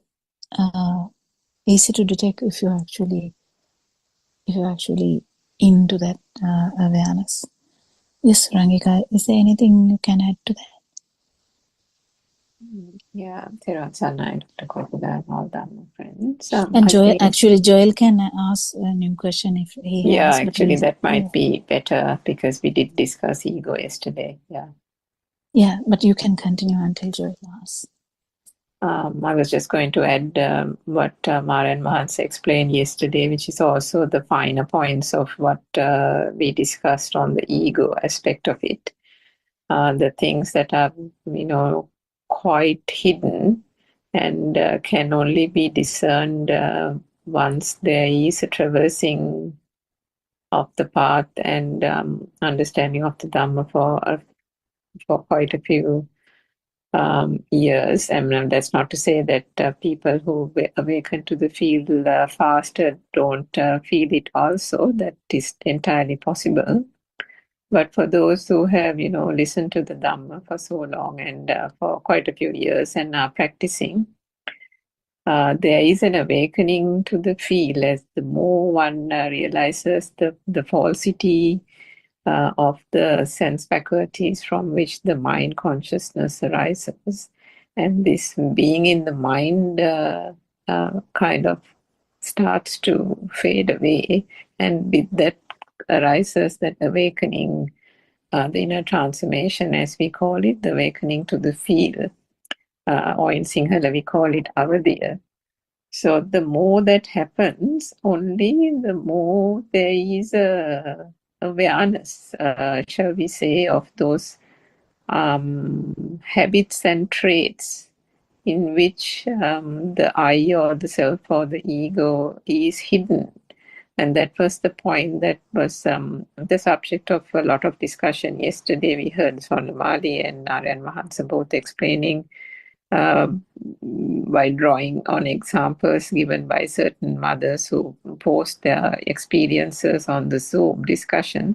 But if we turn and look, at our own experiences also, things that, those are things that one needs to be able to detect. And it's not like a person detecting, it's the jnana or the wisdom that comes into play at that point. And to a certain extent, our noble teacher did say when one or two mothers said, oh, I felt that, or I felt this, and I thought I had to say it on Zoom, kind of thing. He said, you don't need to say everything on Zoom. There are things, if it is discerned, if there is an awareness, then all that is needed at that point is the awareness. That little tinge, as Dr. Popila said, the pop-up. The pop-up is not a very big pop-up. Sometimes it's a little pop-up. You can't even say it's a pop-up. It's like a tinge, isn't it? A little slight tinge here and there. If, something is not kept in its place. If, other people's teacups have been washed and your teacup has been left.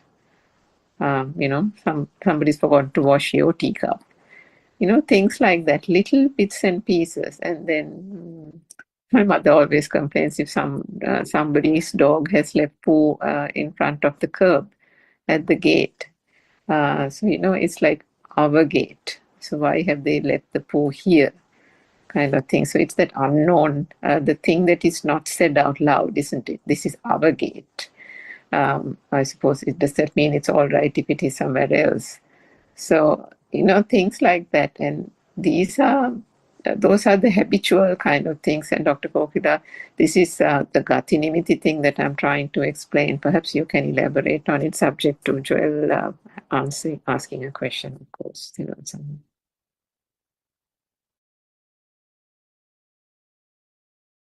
Yeah, anyone having a question, we can actually discuss around that too. Yes, Sudha. Yeah, no, Dr. Kokila, that ego, actually, it's the biggest challenge one has to kind of overcome, because although we cannot do it deliberately, it's interesting now when Miss Surangika said the way we choose clothes, way we speak even, because Aryan Vanse always talks about people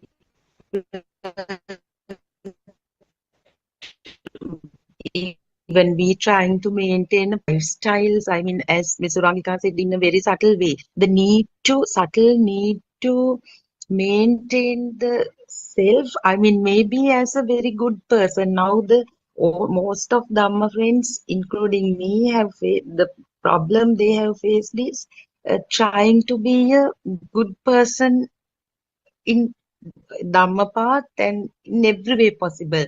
So, on one side, now we discussed how we try to outshine and so on and so forth, and still trying to maintain a self that does not hurt anyone, very polite, and always worrying about other people being upset because of my actions, thoughts. So there is also again the self-perception. So it's so kind of complex, and I don't know, it's when it comes to feel, actually there is a subtle need to maintain a self. There is a subtle need. We of course understand that it is a system. So with that, this gradually dissolves, but still the noble teacher, of course, Aryan Mahanse at once notices and he pinpoints how this ego or the self perception is there in ourselves, though even though we can't detect. So it is sometimes, I don't know, from the way we talk, from the even we are well aware of this also, still it's there. So it will be there until we fully get rid of this kind of, although we say we have liberated from the outside world, there are instances where we still feel that outside world is real.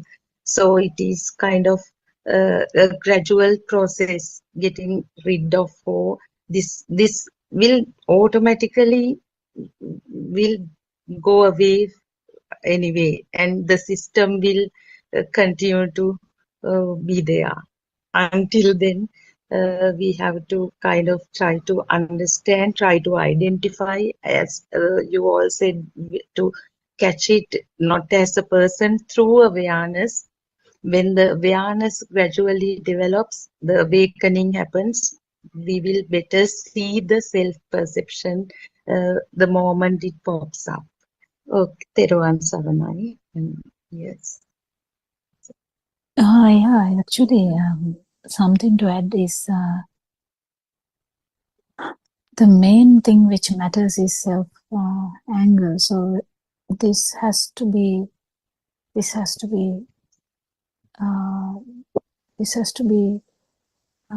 addressed, and then when the self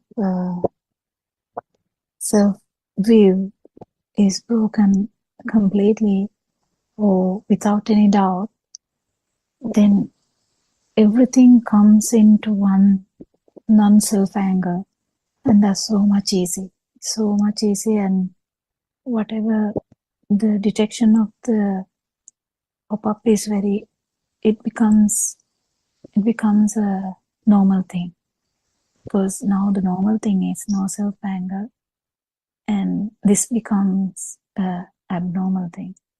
So the detection rate is higher and higher. Yes, Joel. Yeah, I was just thinking about this ego thing that we were talking about and how it fades away when we listen to this Dhamma. And one particular thing what came to my mind is, okay, the ego fades away. And as Sudharma said, we become polite, we become humble. Those things eventually happen when the ego fades away. But when you become humble also, certain things, certain people get over your head. So in what way does the ego fades away, and how does humbleness come that it will be good for us and for others as well? Yeah, this is the thing. When there is no self-anger, then when there is no, when there is no self-anger, everything becomes different. So whatever you feel, you go by the feel, and if you feel that this person is actually doing something wrong, and you might just speak out. It doesn't necessarily matter. But the thing is, because the feel is so high, you can actually feel where they are coming from. That's the most important thing. Why they are doing that, what led them to act like this, so the definitely you will feel everything. It's not just one thing. You will feel everything. So you'll feel if someone is actually trying to do something through higher power of self. It is very easy to detect. So I don't think the common sense is not gone. We already have our own common sense and how this world works, and but because you feel everything, so the feel aspect is much higher. You're not going to be guided by the mind, so you will do whatever you feel. That's it. It doesn't necessarily mean you're going to be benefited from that or not benefited from that. You can't judge by that. Actually, this judgment part is in our mind. Every judgment is in our mind. Whether this is going to harm me or not harm me is our judgment.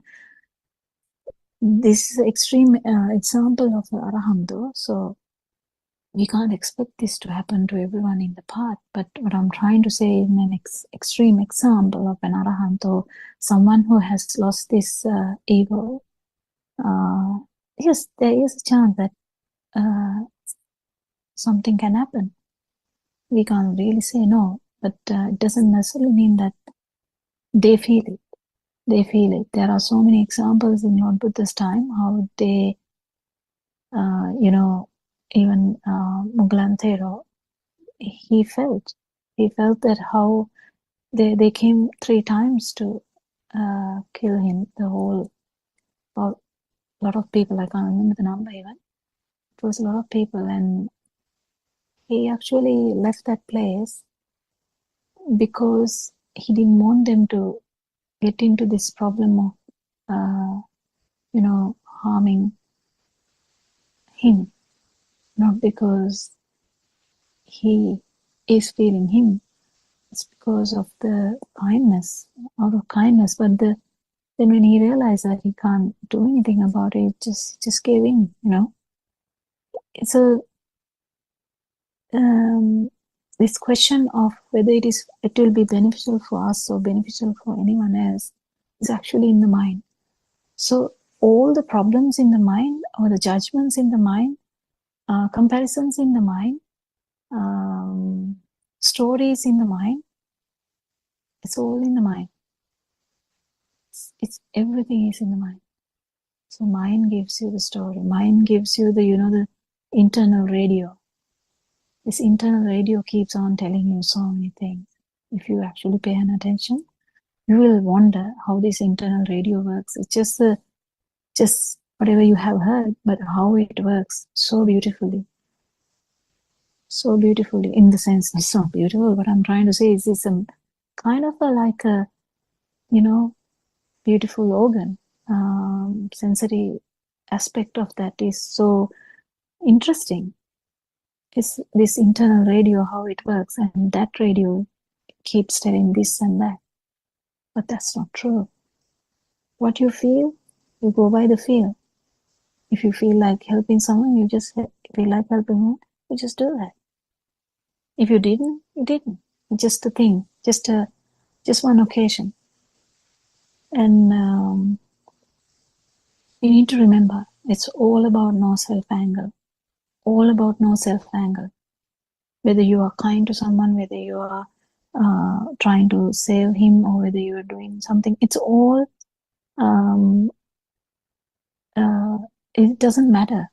When you have the no self-anger, because you have had a change in your, when you have the no self-anger, whatever happens is just an episode of this film. Doesn't necessarily mean anything. So these episodes, yeah, good or bad, better or worse, justice or injustice in that same way. It's really the outcome of the mind. And this internal radio will keep telling you, judging you, making you go haywire. Just, if you actually detect this, it's so beautiful to detect this, and you just go by the feel. Not necessarily mean anything. You go by the feel. If you feel like helping that person, you help. If you don't feel like helping like that person, you just didn't. It's just a moment. It's just a moment. Just another moment. But this has to be felt. That's the thing. Anything else, Suranka? Do you have anything to add on to that, Vaja's question? Peron Saranai, can I just add something? Yeah. Actually, there is a sutra where maybe I can find it out by tomorrow. There is a sutra which has been disclosed by Lord Buddha. I think there are about 7 or 10 simple ways that those are kind of advices how to handle this sort of difficult situations, difficult people, etc. The only one thing I can remember is, if possible, avoid such situations. Now, if there is a place where sort of some form of unpleasant thing is going to happen, avoiding is one of the advices given. But rest of the things I can't remember, but I will be able to find out. And also, just I want to mention about 2 stories. These are actually merely two stories, but we can try to get the message underneath that. So one story is that about a devil called Alavaka. I think our Dhamma friends may have heard about that name. Alavaka, he was a devil, probably a human being who was having that devilish behavior. And Lord Buddha wanted, and the people were having lots of trouble because of him, his behavior. And Lord Buddha went to his mansion or whatever, his place one day, and he wasn't there. And then Lord Buddha was sitting on his chair. And when he came, he got very angry and he said, go out. So Lord Buddha obediently went out. Then he said, go in. He went in again. Like that, 3 or 4 times, he commanded, go out, come in, go out, come in. And after third time, Lord Buddha said, no, I'm not doing it anymore. You do whatever you can do. So then this devilish person realized that I cannot shake this person. And then apparently he listened to them and he changed. So that was one thing. I mean, you can show your humble behavior up to a point, but maybe you will have to have a different way of handling when it's going to continue. There's another story actually where there was a snake who was very, I would say, the innocent and wouldn't harm anybody. And it says, the story says that the snake was observing Sil. So those are added things by the writer, I suppose. And because he was so harmless, one day a woman who went to the jungle, she picked up some firewood, and she was looking up for something to tie up the firewood, and she found this harmless snake, and she used it as a rope. So finally, the snake was really harassed, and he was in great pain after this episode. And the snake went and sort of went up to Lord Buddha. So Lord Buddha said that, at least for your survival, show your hood. So those are two stories, actually, just simply stories. But what is underneath is that, I mean, being humble 100% may not be sort of may not be the ideal thing, or may not be helpful for the survivor. So at some point, you will have to show your abilities. But remember, in all these situations, not having a fire within you, when you are showing your sort of strongness or whatever the qualities that you want to show, going beyond this humbleness, when you are showing those qualities, or when you are showing your objection, depending on the situation, it's important that to realize that you are doing it without any fire within you. That is the important thing. So just I thought of adding that. Yes, I think Yeah, Dr. I think Sudha. Yeah. those examples, I think even Lord Buddha's examples, it's all guided by the feel. That is the thing. Yes. You know, Yes. it's beyond the mental formation. That's the thing that we have to understand. So when we kind of think that now I have to be humble, I should do this, or then next time I should be now appear angry. That's not the thing. Now that's what I was trying to say. That is not the thing. Like that's not, how can I say that?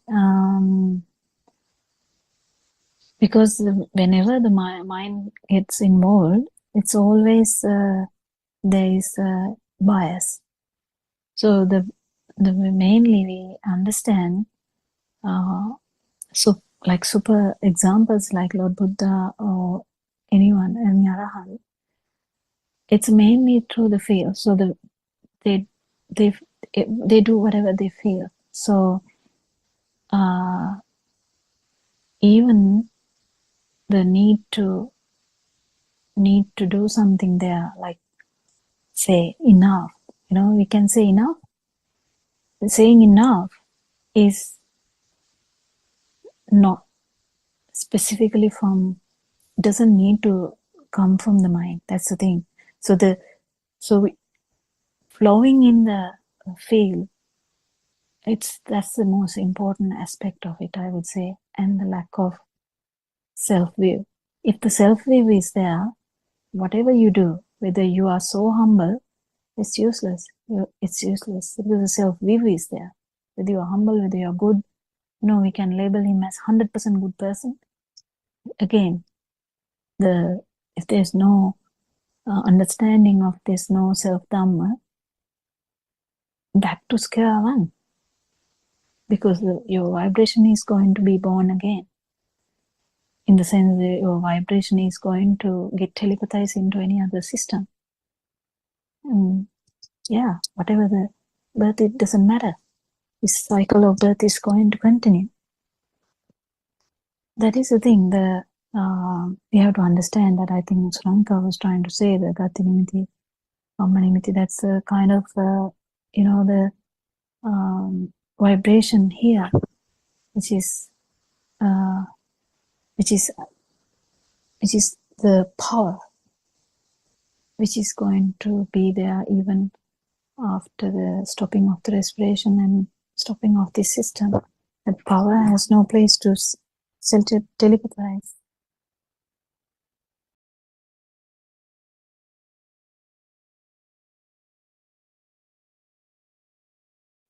Yeah. Dr. Kokila, I was just Yes. listening to Dr. Sakuntala's thing that something mentioned about sutra, that if something is happening, don't go to that place. I mean, prevent from going to that place. So my other question is, Even that we can plan yeah, it as well as yeah, we can go by the feel. That's the thing, Joel.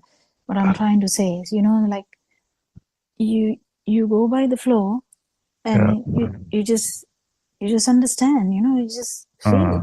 This is not suitable. So that's Uh, it. yeah. Like for us, it's good. For adults, my question is, like you said about that 14-year-old girl or a child going through that, but she can't say no or enough. Then it becomes a trauma. So how can a child prevent from abuse and all those things according to Sutra, because she doesn't know what is good and bad? How can a child be protected from those things when she's No, we going to can't. school? Yeah, that's We my can't. question. We can't. We can't because if someone has heard Dhamma, definitely we have heard so many stories in Lord Buddha's time where a 7-year-old has understood this Dhamma and has an internal change that they understand there is no self, but continue to live so and marry and have children and all that. But the self view is not there. But still, they have the defilement still, which hasn't gone down yet to become an arahant. Which is, if there's something going to happen, it is going to happen. It's just another episode. That's the thing. The mind only, we have this big story that this is good, this is bad, this is justifiable, this is unjustifiable, this is trauma, this is not trauma. So we are talking about actually awakening from that dream. I'm not saying it's easy. I'm not saying that. I'm just saying that's a final outcome. At least we should know that, because if you are in this dream, everything in this dream is feeling like a truth. Even when you talk, you feel that it is happening. You feel true. It's actually happening. But it's this whole thing is actually the outcome of the sensory products. Yes, we can imagine that we two are seeing same. Just imagine twins are watching a same problem, but one of them would perceive it in a different way. The other one is going to perceive it in another way. So the way they perceive is different from system to system, the culture to culture. There are lots of changes, but whatever the dream that you see, this is the outcome of sensory organs. See, this is the thing. It is not easy for us to get hold of this quickly, even though we know now, yes, the mind is just a cumulative, effect of the other 5 sensory organs vibrating together. That is the mind. And whatever the mind, this dream, it's a dream kind of from, if you remember from 2-year-old time, whatever you remember until now, that's the kind of the dream. And when you die, where's the dream? The dream is gone. Where is it gone? Well, is it gone? I don't know. What do you think? So then this dream, this understanding, we're still in that, but we through wisdom we are understanding. It's actually truth. It's just part of the dream, yes. And when the dream changes when you die, if your vibration telepathized to somewhere else, complete different dream. So I have told before also, if the cat is in the same room as you two are seeing 2 different worlds. Cat is worried about the rat. You are worried about something else. So this mind has the ability to project a lot. Project a lot. And the value given to this one thought is you. This is not easy.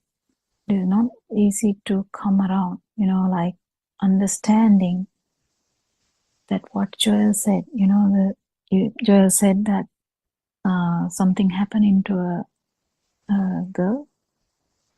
If you actually felt that it is happening, that is you, that is the power of that thought.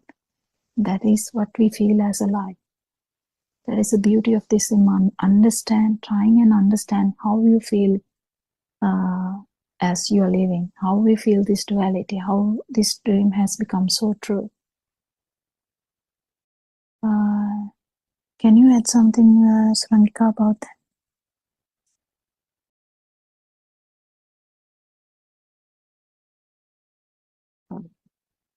Yeah, that's, I think, it's the way of perceiving that, isn't it? And that will be understanding to come to the realization that that question is almost flawed, isn't it, Dr. Popila? Yeah, the question itself has a problem of taking this world as true.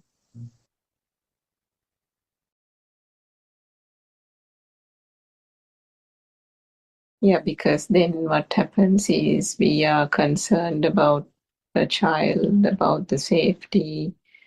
So there is the child, there is the safety. The safety is also a concept in the mind, isn't it? Because where did we get the notion of safety? What is safe for one is not safe for But another don't person. take it for wrong aspect, because we still do those things without that deep weight behind it. That's the It's like thing. the mirror, isn't it? Yeah, we still act on it. We still act in this dream. We still look after kids. We still hang around them because they should be looked after. They have that the safety measures. You do all that. That's the thing. This is very difficult to understand. Understanding this Dhamma only brings this weight down, and that is actually the ego, and that comes down slowly. So you act as before, whatever you know, up until now, whatever you know. I have indicated this before. If someone collapse, we do whatever we know. Someone will call the ambulance, someone will shout, someone will scream, someone will start giving CPR, someone will help to do that. This is all the data we have in this system. Is that a problem? No, but the burning is the problem. So when we understand this, we don't have the burning, but we still keep doing that. Because otherwise we will be like, well, how are you going to act then? No, we act. We act according to this society, according to this pattern, according to the feel we have. Because the feel we have is always, you feel the other. You feel the other person. You feel the child. You feel the mother. You feel the father. You feel the patient. You keep feeling even your pet dog. You keep feeling everything. So when this ego is down, it's so easy to keep failing others, and you will keep helping others. That's not a big issue. That's according to the feel, though, not in the mind. You're not planning to be, I should help this person. That's not the quite way. It just flows. Yes, Sudharma. Peruwan Saranai, Dr. Kokila, that's what Aryan Mahanse explains as when there is no self-fear, you become the other experience fully and you feel as if the same person. There is no duality there, isn't it? So you are so compassionate, you can feel the other person fully. And I remember one example he always mentions, if you see the cat has caught a squirrel, since you are a Dhamma person, are you going to let the cat eat it? If there's a possibility, you have to save that squirrel, uh, which is going to be eaten by the cat. So, although we realize Dhamma, all the safety issues, if somebody is going to rob your house, you have to, if you see that, you have to call the police and you have to do everything. But as you say, doing it without the self view and with the self view are the difference. And when Joel said that being humble, how can we survive and all, actually one can be so down to earth, humble, but with a strong self perception. So it's so beautiful the way Aryan Mahanse has that loud laugh. I mean, no self laugh. I don't know what is to be called. Even Joel said, I would like to laugh like that. So um, so if we are to, can we laugh like that? I mean, we feel, oh, it's bad. We try to kind of control that that laugh is free of everything, any stress, any self perception. And then sometimes Aryan Mahanse shouts at us, he raises his voice. So can we call he is egoistic? So as you say, we cannot judge it from the way somebody, some system actually reacts to certain situations. It is within and it is to be felt. So I understand what Dr. Kokila was trying to explain and all of this. So yes, Teruvan Saranai, I wanted to add that. Yes, Dr. Kokila. And anyone can add anything here. It's very interesting to understand also that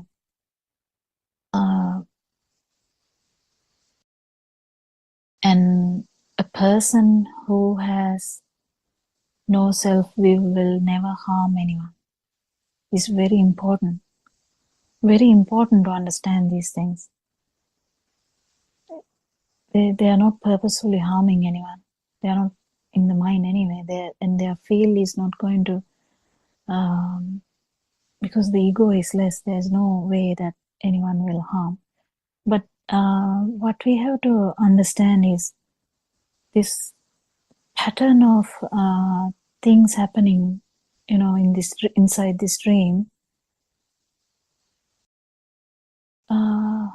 It will go on. It just will go on.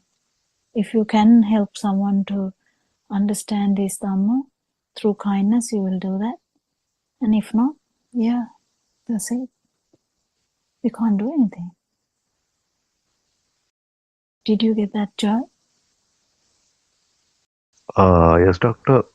Something else that I wanted to ask is that when the Dhamma friend said you feel but others feel, is it connected to empathy? Yeah, you can call that, but empathy word is already taken. Empathy with self, without self. How can we explain that, Joel? It's so difficult, isn't it? Empathy without ego, empathy with ego. How can we explain that? That's what Aryan Mahanse that day said. Unbelievable love, because there's no word to say that. Love without ego. How can you say that? You can't really say that. So we don't have words to say these things. So I just can say empathy without ego. How would I know? How do I explain that any more than that? So because we have this empathy word used now with the self-view. I am here, I have empathy towards them.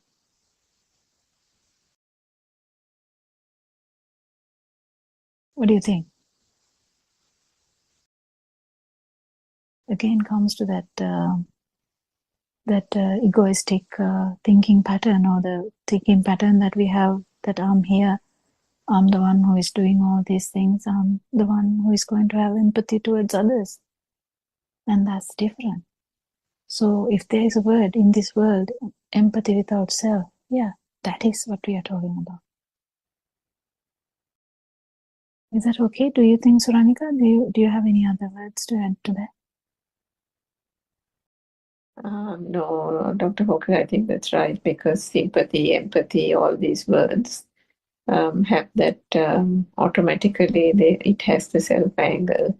I think the word empathy has kind of come about from the traditional sympathy, because they're trying to show that we are aligned with that person, we feel for that person, you and me are alike, you and me are one, kind of, concept that is trying to be conveyed through that word. But whatever said and done, ultimately it all comes from that self angle, and which is why the more the Dhamma realization is there, the need to put things into words really crumbles away, because the use of words itself is like useless. I mean, that's not to say, again, to Dr. Gokula's point about that little girl and safety, that's not to say that the words are not going to be used. Definitely one has to use a language, one has to use a vocabulary to convey certain things, indeed to convey even the Dhamma, the truth. But engaging in meaningless talk, just that rambling of the mind even, there comes a point where it's all useless, and even the formation of the thought itself, it's as if even that mechanism is fed up of the mechanism. The process is fed up of the process of the mind forming words, because even to utter the words, the mind has to form the words first. The mano sankara kind of mental construct happens before it gets turned into words, and the vocal cords are then utilized in order for the words to kind of come out with a sound. But even at the point where the mind is kind of forming the words, even it gives up. I don't know how to explain it, isn't it, Dr. Kopila? Maybe you can explain it better. Because inside, innately, with the internal transformation, the complete uselessness of this volitional formation, this abhisankarana, where all these things are getting constructed. Because what are words? Words are trying to denote objects. Words are trying to denote a thing. It's trying to denote a thing where no thing exists. So when that profound meaning gets embedded more and more, the need for words, the need for speech, the need for those things just dies away. So it's not an easy thing to discern or understand, but it comes gradually. But to get to that also, you have to use words. To get to that, you have to convey a question, as you're doing now, Joel. You have to ask, and to ask, you have to use the mind, and you have to be inquisitive. You have to turn, because this Dhamma is understood based on, it has to satisfy the experience that is the jewel now, isn't it? Because the experience, the world, the sensory perceptions driven world that has created the jewel today is not the Dr. Kokila, is not the Surangika, is not the Sudharma, is not the Dr. Sakuntala. So the defilements and the way this construct has happened, which is jewel, that puzzle has to be solved. And that puzzle is a unique puzzle. So Dharma is another unique puzzle. Everybody is a unique puzzle onto themselves, because the traits, the cankers that then make up the experience of and the self that is jewel, the self that is Sudharma, the self that is Surangika, are quite different. So the way you get about it to get those defilements to fade, is also a unique path of its own, which is why you still have to use questions, you still have to use words, but ultimately, and you will come to that point soon, but Yeah, the need for all that will eventually fade away.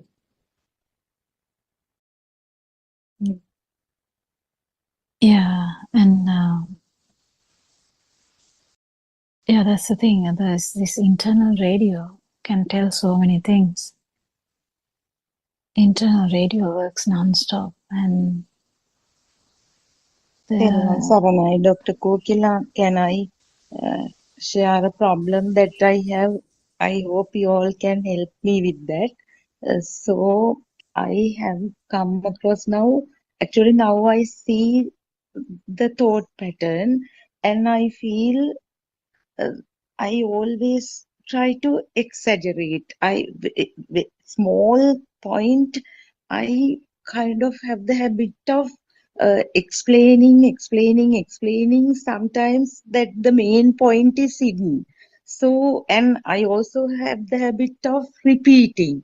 So I wonder whether it has come through teaching because we tell the same thing 100 times when we teach. So I don't know. I see it now.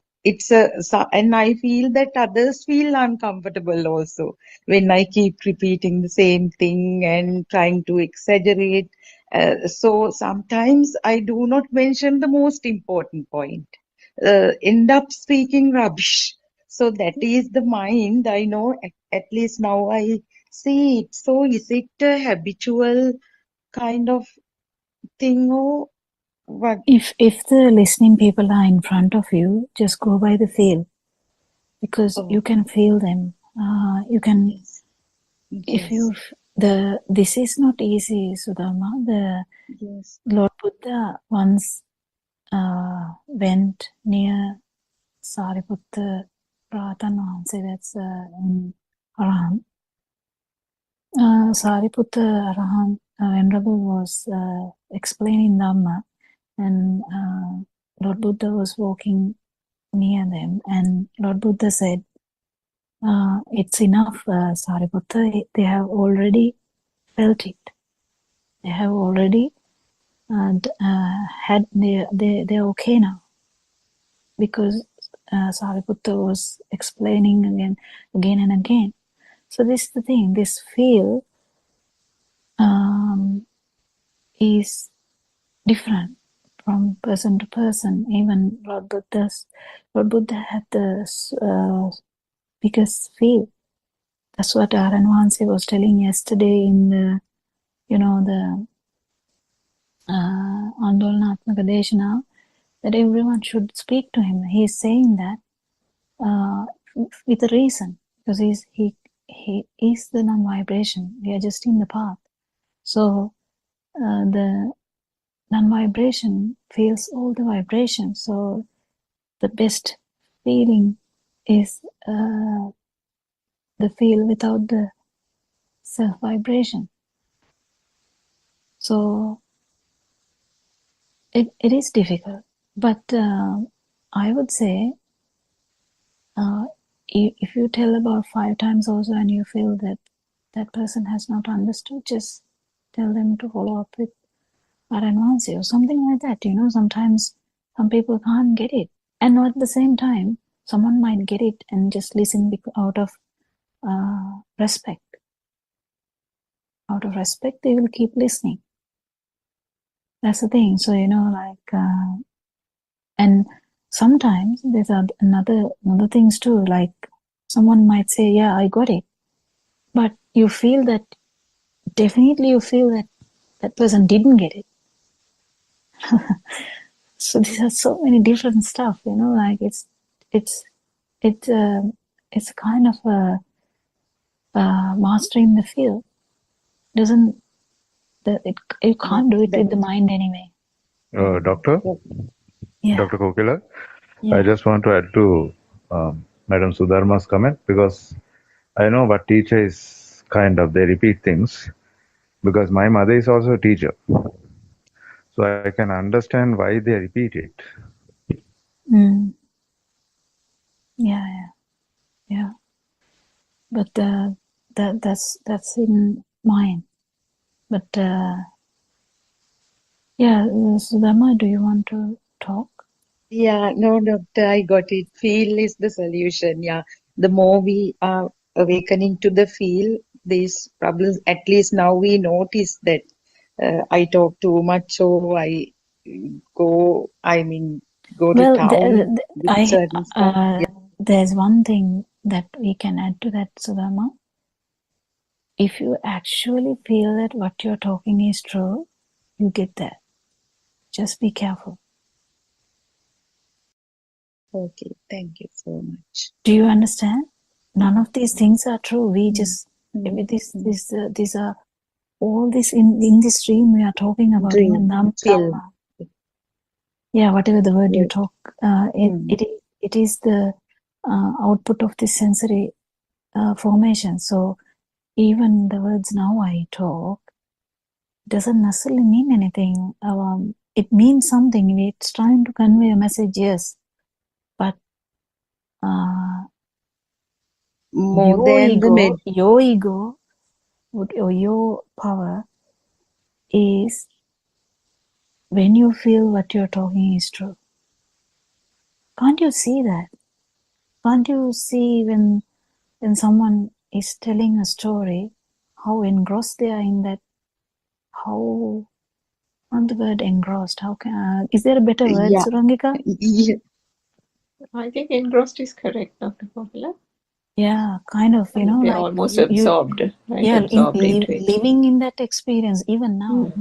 Mm-hmm. It's very evident now. I mean, after listening so many years to our says Dhamma, we just feel 5% of it, and then still, even that, you can feel this self vibration. You can feel the, that that that power. Yes, just anything. Yeah, tell. Yeah, that so for Sudharma's case, now what you said about the feel is good where the audience is in front of you. But now, for example, Sudharma, if you are trying to explain a problem to RN Mahansa or to someone on the Zoom, then and that potential to repeat, because you automatically, I think it's coming from habit. Joel is probably right, because of the teacher mentality. You think you're dealing with maybe 50 children in the classroom, so you're trying to say the same thing in several angles, hoping that you will hit maximum children's ability to understand. And that same thing has almost kind of become like a habit. But when you are explaining a problem of your own, like a Dhamma problem, if you say it once and you are saying it reasonably clearly, and then you get the urge, always just kind of be aware that there is an urge that comes within. When there is a little pause in the Zoom, you're trying to fill the pause and fill the silence by trying to explain what you said a minute ago a bit more, and then a bit more, and Yeah, again another bit more. that's beautiful. Where Yeah. is that So urge coming from? that's very beautiful. That happened very recently also. Ms. Surangika, thank you so much for that advice. Please go ahead. Both of you. And all that needs to be done is be aware that that urge is coming. There's nothing else to do, just be aware. So in that particular instance of presenting that problem, you might keep on going at it in various different ways. But the fact that you recognize the urge, that there was an awareness of the urge to explain more, will help in the next time it's getting presented. And then sometimes, even before you present to the Zoom, say you're listening to Andonatmaka in the night, the Zoom, and now following day morning 5 a.m. you want to ask a question. So now, even in the night before you're going to bed, you're forming the question in your mind, isn't it? Yes. And you might think, this is the way I'm going to ask the question. Yes. And then now you're going off at a And the most tangent on beautiful that thing thought. is everything goes wrong in front of Karan. Moment, yeah, that's true. Moment Yes. RN Mansa steps into the Zoom, all the beautiful words that you had strung along and planned Like goes out of the window. he said, like cackling hens or something. I don't know. He said beautiful metaphor to refer to the way the ladies talked on that day. I was the most stupidest because I had made a certain incident real, sad thing real, and I myself felt that I am in the mind, and I don't know, I really felt ashamed of me. But what to do? Even seeing that it is the mind, I didn't have control over that. You are so correct when you said that there's an urge. Yes, very, very insightful, and That I urge really, actually, I mean, each time we speak from the mind, sometimes there is an awareness that urge is there, but we can't control it. And then sometimes the urge is there, and this is where RN Vanse has to step in and say, Suranka, you're talking from the mind. Because one is not aware. So that I think awareness Dr. comes slowly, Sakuntala isn't it, has Dr. said Popada? the fair bit of don't talk like a doctor, isn't it? I think I remember that once or twice he has told, isn't it, Sakuntala? I think because our patterns are also there. Yeah, Yes, of course, I have been told so many times. He has said, you are talking like you are treating patients. You are just trying to give some medicine and send the patient away." So as you yeah, said, what we have been practicing for so many years, I think just comes out as a gati nimiti, I suppose. yeah. But then we forget that you have to go by the feel. So Yes, you yes. can't really do that Mm. by force. It just has to come. Yes. Yeah, and we can see if we are struggling to do that, you can feel that. But if you're just let go is the best thing to do. Just let go. This internal radio can't do anything. Just let go. It's okay. thank you so much for your advice, of course, very important and very useful for me. Theruvan Saranai, we have Doctor 3 minutes more to go. Yeah, Joel, do you have any questions? Anything to add in that sense? No, doctor, thanks. Oh, good. And yeah, anyone can add something. It's very beautiful to talk actually about this Dhamma. We try to do our maximum for Dhamma to our utmost ability, because whatever our flaws, Dhamma should not be tarnished. Dhamma is so valuable in that someone can actually feel the cessation of suffering, because suffering is not the part of life. Suffering is suffering is actually not needed to live. You can live in this dream without suffering. That's the beauty of this Dhamma. You never knew about that. You can still do whatever you can do to help people, to look after people, to help your mother, father, to, do whatever you can. But it will be just one moment. It will be just, a episode in this dream. So there's no suffering. So living without suffering, living without ego, living without self-vibration, living without self-will, these are beautiful things that we will keep repeating every day. So we worship our Ananse for his guidance, and thank you all Dhamma friends for coming to this Zoom discussion today. And thank you very much, Joel, for asking so good questions. And yeah, may Triple Gem bless you all. Thank you, all හරි Dhamma friends. thank you. Thiruvan Saranai. ආර්යයන් වහන්සේට නමස්කාර කරමි.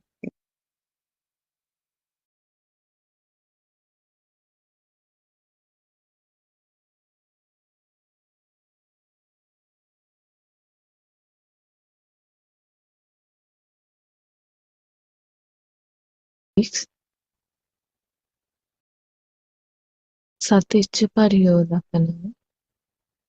The stanza above means that you should always be aware that whatever thought that comes to your mind is a mental fetter, akusal sita.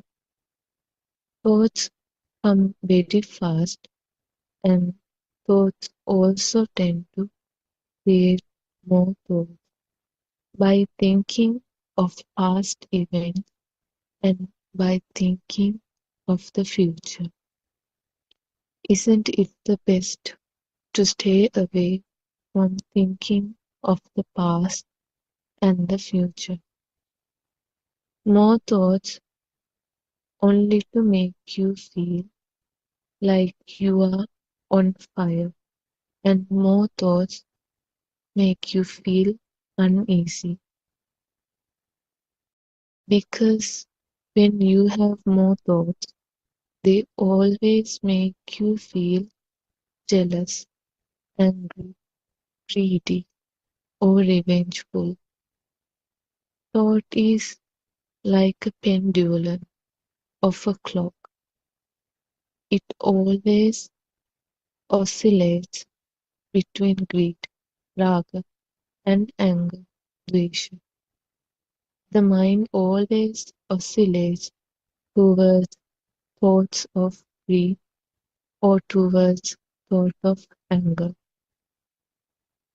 Thoughts will always oscillate from greed to anger. When you become mindful, it is like coming back to your base or to your point of concentration. Coming to the point of concentration is like stopping the clock. You can use your sati kamatahana, base of concentration that you are used to, so that you can maintain your concentration on seeing the thoughts. The base of concentration can either be your breath or the posture you are in at that moment.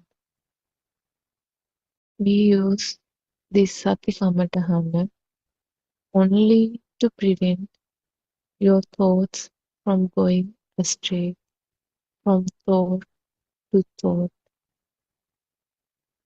We use the base of concentration only to make sure that we see the pure truth in every thought that arises.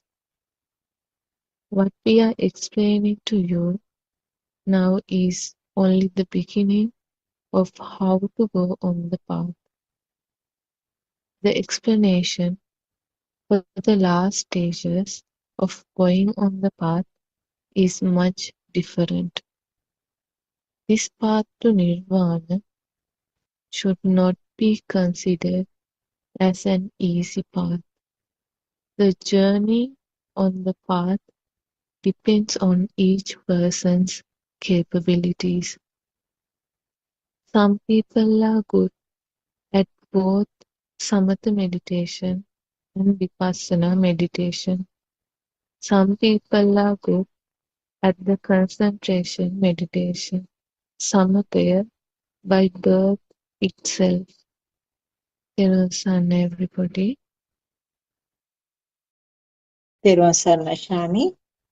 Thank you for reading the book for us. You read 2 pages from the book, The True Dhamma Has Awakened, Volume 2. We worship Aryan Mahansa at his feet, Thiruvan Saranai Aryan Mahansa.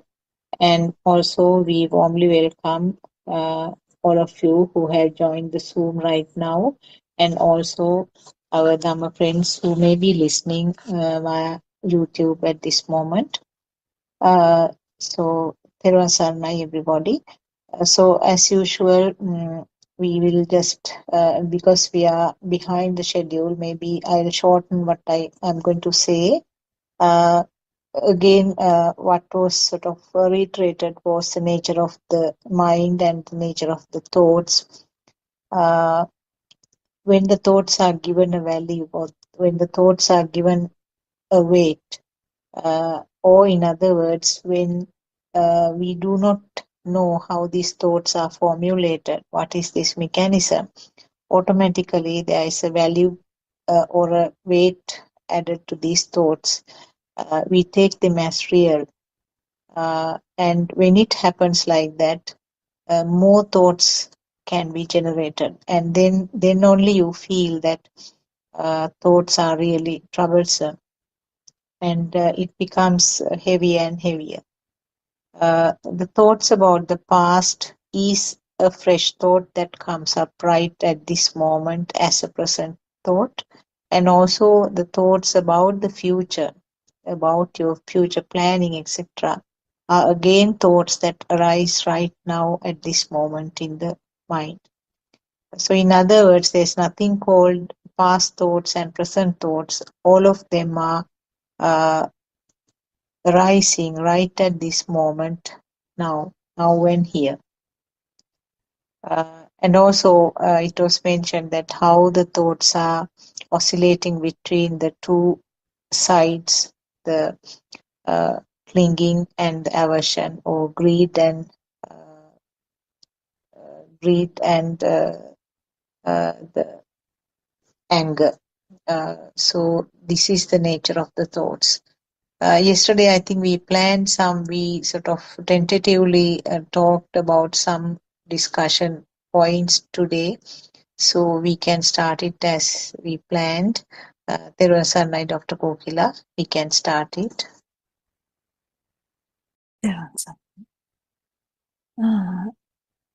We worship Aranse for his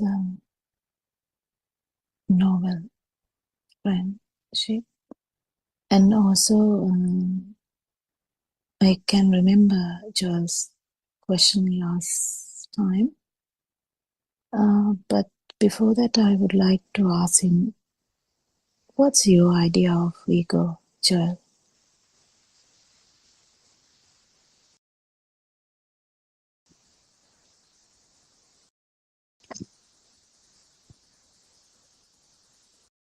Ego is something like kind of taking too much thought about this misconception of I. How would you feel it?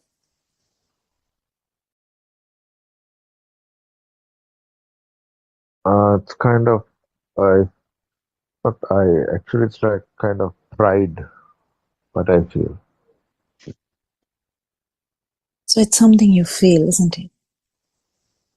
Yes. Yeah, that was very important to understand. So, this is in the feel side. This is actually not in the thinking side. This is something you feel. So, like, we feel the,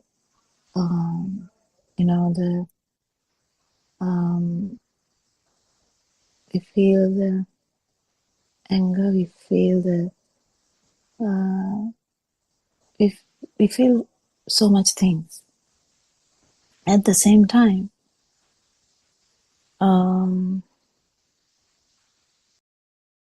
this is something we feel. How do we detect that? Or because, as I said, English meaning of ego can have the meaning kind of in pride, but actually it is much more deeper than that.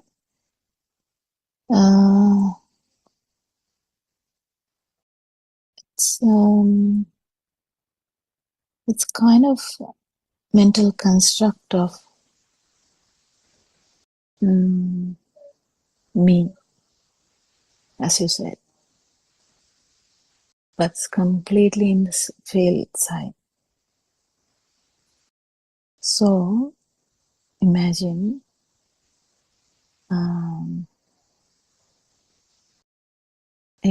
you went to a discussion with someone. We can take an example. You went to a counseling session, and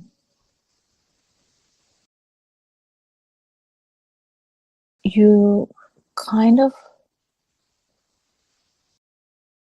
feel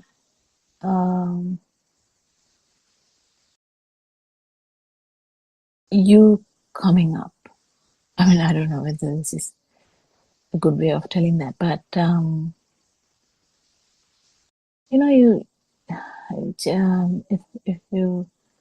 if we take another example, you hear so many sounds. Suddenly you hear a voice that struck you, and you are kind of born there. I don't know whether you have experiences like this.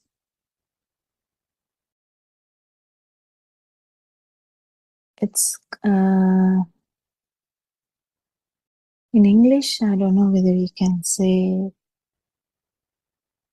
because when we in English, when we say self-conscious, it's just like too much being, too much thing, because when we even use that word. But ego is something we all have in different ways. In one thought. That's very important, in one thought. Because it's only one thought we have at one particular moment. And when that thought, or whatever the thought it is, it can be mother, it can be father, it can be brother, it can be family, it can be Sri Lanka, it can be politics, whatever. It doesn't matter. But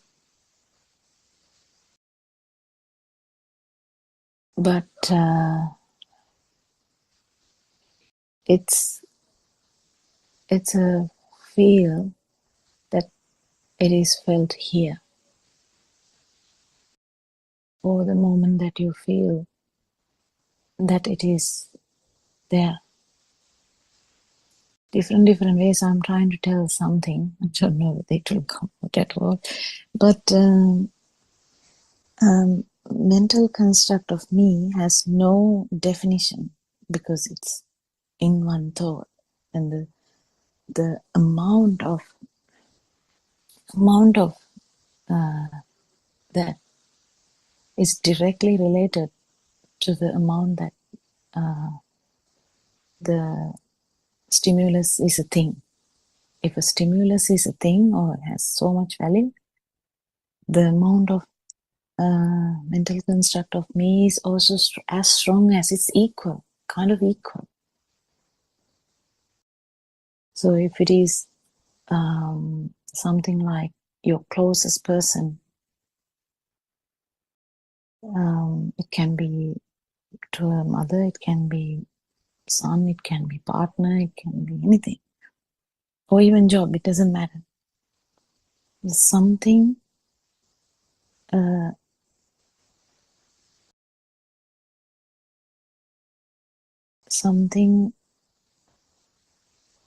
that brings up me. In layperson's word, we can really say that, when we direct it to the outside, if the outside is true, we can really say I'm true. Because then there is problem like, am I failing this? Am I a failure? Am I not smart enough? Am I good? Am I bad in that sense. Who am I, a villain? There are thoughts associated with that, but that's actually kind of when someone is pushed to the extreme outside. So everything outside is true, and that's what we were before. Just imagine like that. Just imagine before listening to Dhamma, how you were. You believed everything is out there. Yes, 100%. And if they are there, I'm here, basically. And all your thoughts are directed in that way. So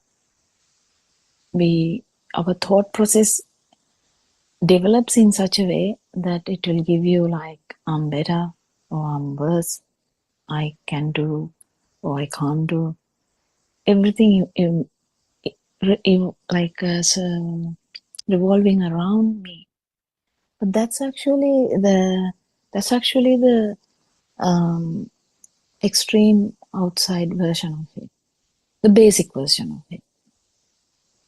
But this keep going backwards and backwards. Someone understand this Dhamma, you won't really feel it that much. You're not shaken by the outside that much, but still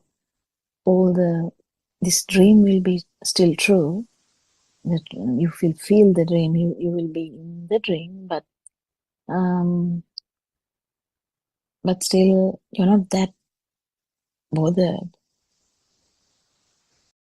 But still, in a lesser amount than before, you still feel you.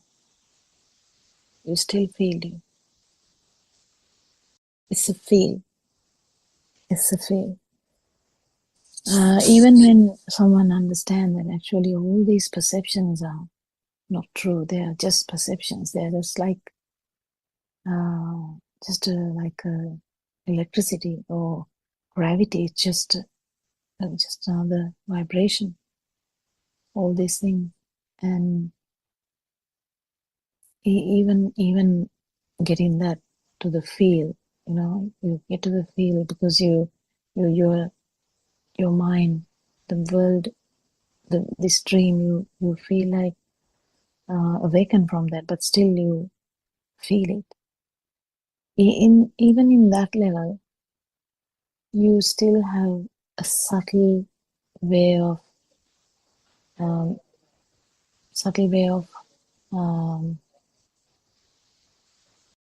you. So that's the thing. So even the ego, it's actually very, very big usually. So just imagine, we haven't understood that Dhamma, even though we hear it, if we haven't really felt it, our egoistic attitude will continue. It will continue. It's a kind of a attitude that brings us all these thoughts about me, what is happening to me, am I going to fail, am I going to survive, am I going to win this, am I going to be happy, am I going to go to next birth, will I be in a better world, I'm going to live with God, whatever, it doesn't matter.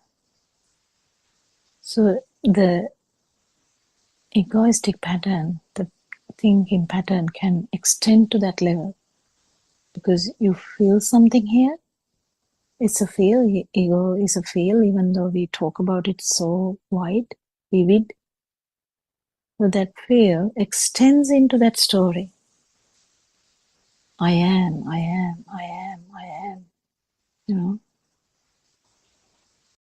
It's funny that to think about our own experiences, how we had this drive to make I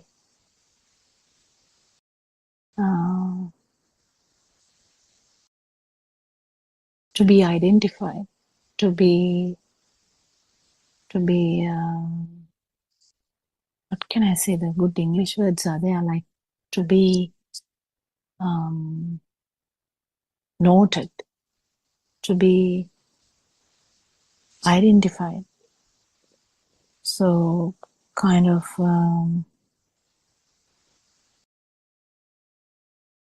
sometimes the whole life you're fighting for that, you know, to be loved, to be identified, to be, you know, like it's weird this how this feel will make you to think, how it will mold your attitude,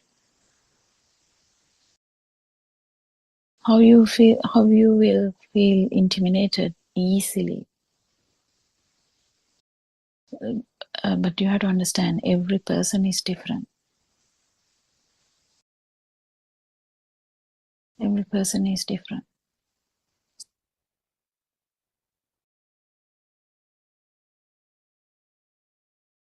So some people, this egoistic power that feel is less. Some people it's very high. You might feel it very quick. It's easy to feel when you master on this Dhamma as well. How we can feel the other person's vibration. It's kind of a vibration. It's a vibration. You can feel your own vibration. Also, you can feel the other person's vibration. So this is the vibration that gets less and less.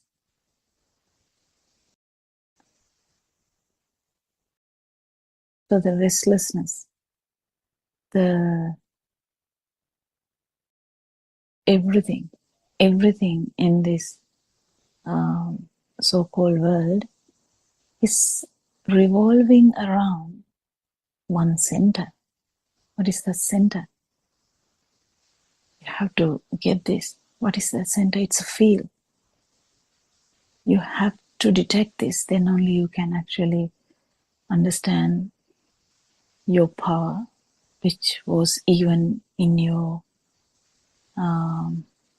as a baby in the cot. Also you had this power. You were never able to identify that at that time, but now with the thinking process, when you take one thought, you can actually identify. If you go deeper, if you pierce this one thought with Dhamma, you can't do it without Dhamma. With this wisdom, you will find this, how did this feel come? And the absence of that feel as well. So that's the most important aspect of this Dhamma. It's kind of deep, but piercing one thought actually can pierce this as well. So even though we discuss it with kind of attitude towards like pride and stuff, that's actually when we put ego to the outside.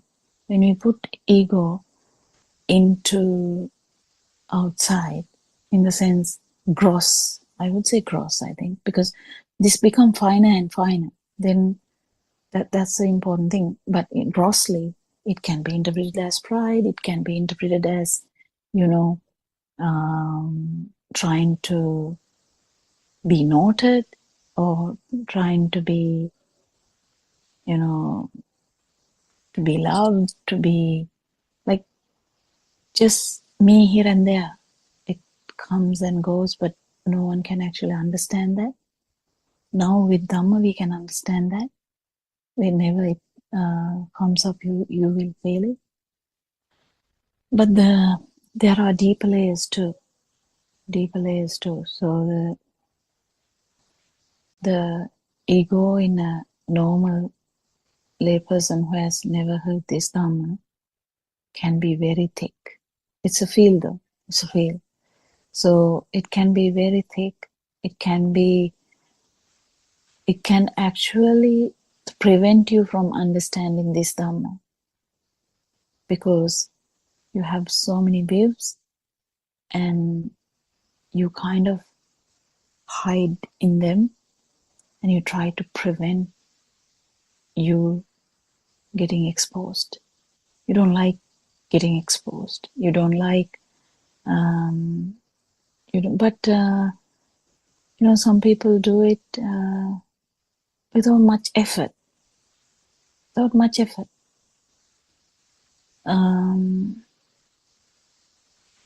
Actually, some people's this vibration level is low.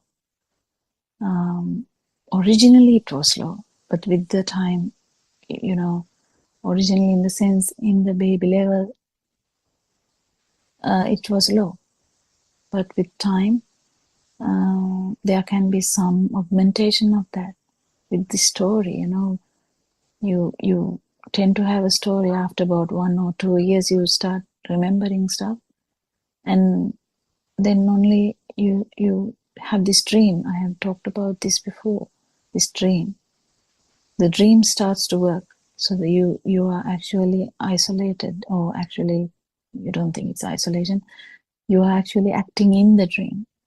You feel that the dream is true, and in that you can kill them, you can kill anyone, you can steal, you can shout at someone, you can try to enjoy the senses by taking something. You can do anything. You can do anything. How do you do that? Because this self vibration has gone into that far. This field has gone that far that it has a whole kind of outcome. If you go to a argument, you can see definitely. If you see an argument between two people, you can really see how they argue. They would be arguing, I feel that you are doing something wrong, and the other one is saying, no, I'm not doing anything wrong, you are doing the wrong thing. So it's kind of two self vibrations,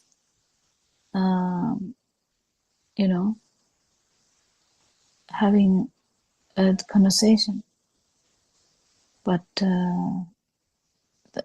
that's how it was. It was a feel, but the feel is augmented in the way that you are brought up, in the way you have had achievements or whatever, that the way you looked at the life, basically. So I don't know whether the basic message was on, because it's not coming in one way. But what I'm trying to say is, ego has so many layers. So the pride is also one of them. Pride is when this self vibration is a feel. You feel it. It's a feel. 100% is a feel. But then when it goes into that dream, or in this world, so-called world we are, if you are like 38, you have at least 37 years of memories, 30 or 35, whatever that. But from whenever you can remember, you have a so-called world, so-called dream. In that dream, you have the idea of me, mine, and that has gone into that level that you feel bit upper hand, like bit uppish, bit self-conscious, basically. But that is the extreme level. That level is extreme level. Even that you can feel, but it can get finer and finer and finer, where even someone who is in this path can feel it in the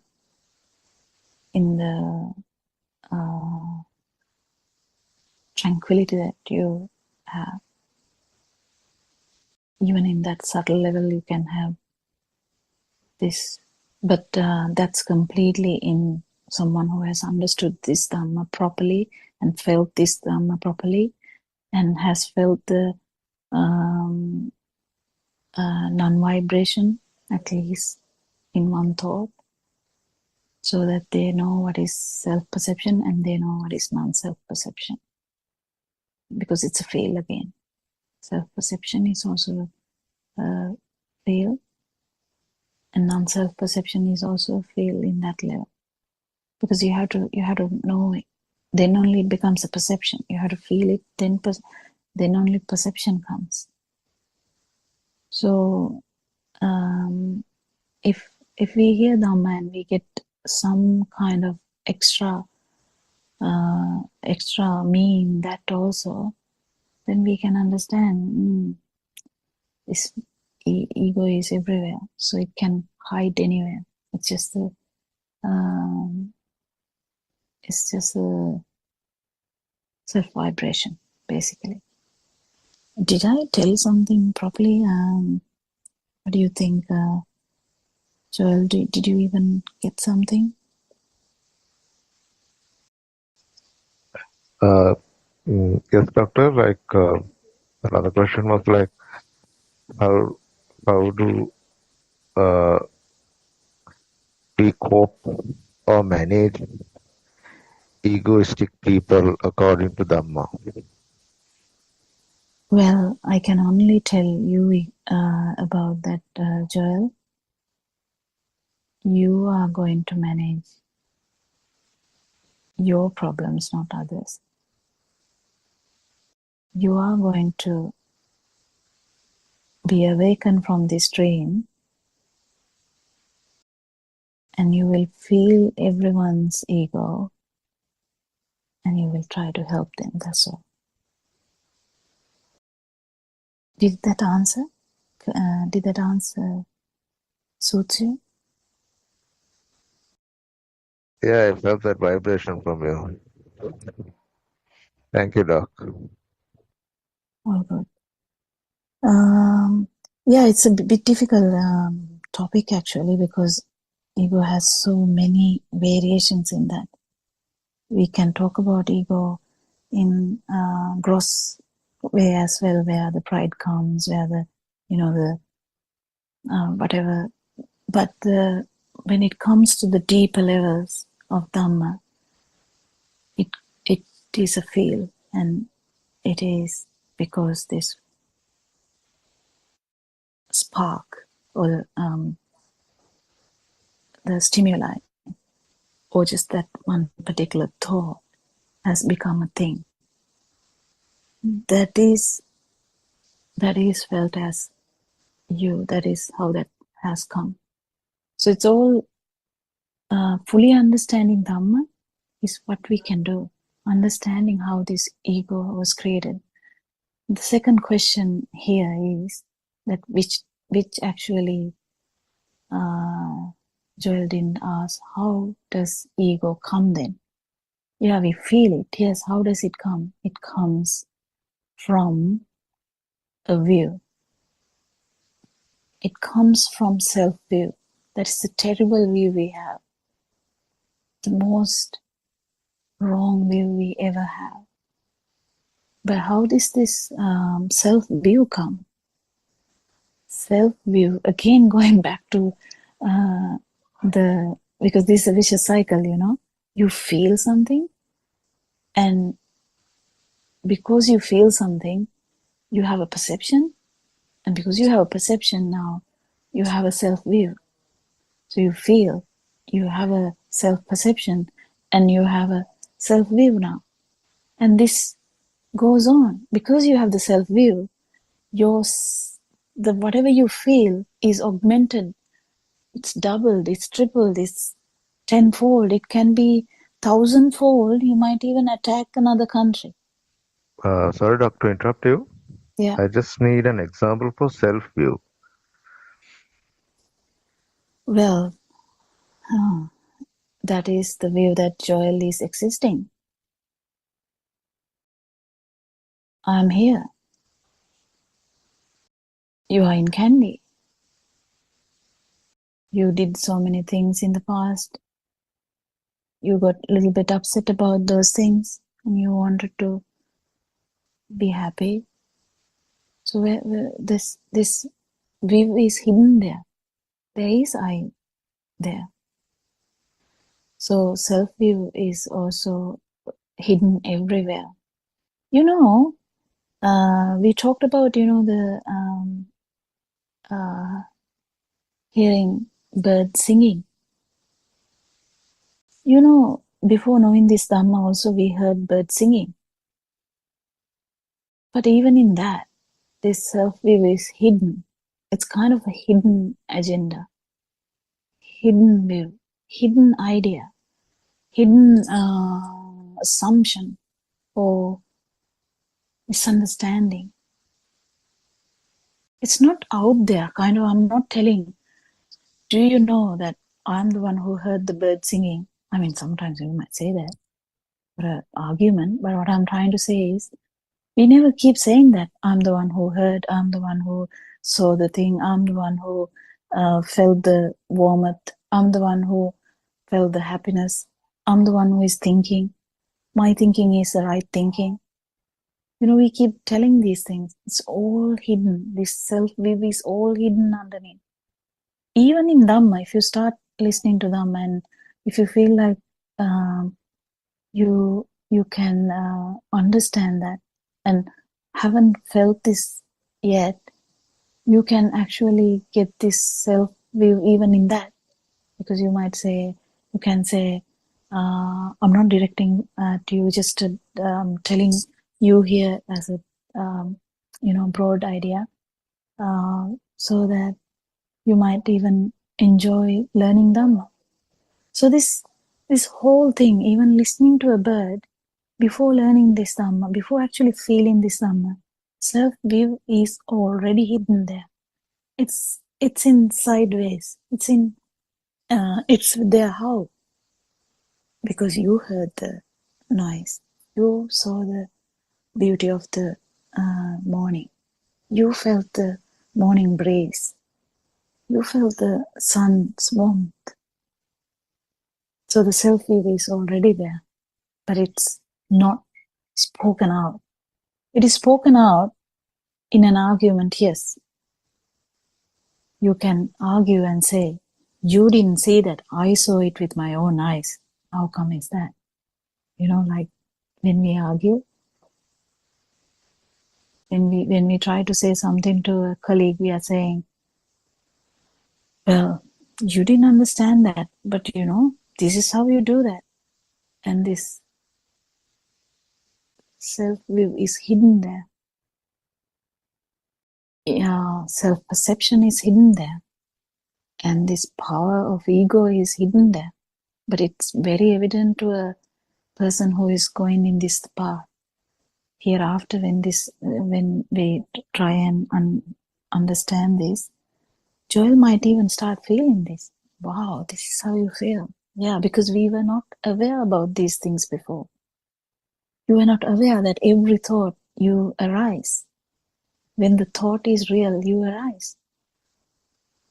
All the morning you were not having a problem. You just was hanging around, but then suddenly, just one thought made you so agitated. How come that happened? It's extreme, but what I'm trying to say is, even the self-view is still there, because that thought, that one thought, made you to bring that up, that vibration so hard that you feel it. But even the other times, self-view is always there. Unless you hear this Dhamma and you feel the non-vibration, until you feel the non-vibration, we can't be so sure that we know non-self Dhamma or non-self vibration or non-self perception or non-self view in that case, because you have to feel this. Because we always felt existent, kind of, we always felt alive. We've always felt as I'm here. We always felt the duality. So it's the normal for us. Dream was true. We walked through the dream. But when an awakened one, we say awaken, fully awakened,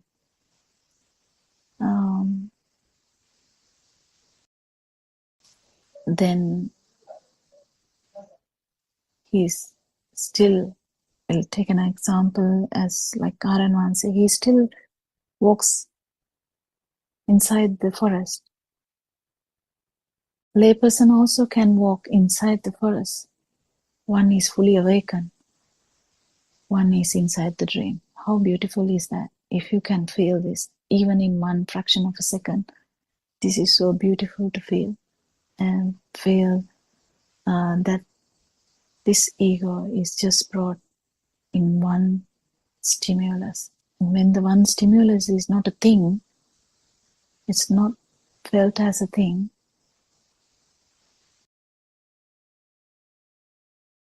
this, whatever the feel we have, that continuous feel we have that we are here, is broken. It is actually not there. But immediately you might go back to the normal again, that normal pattern.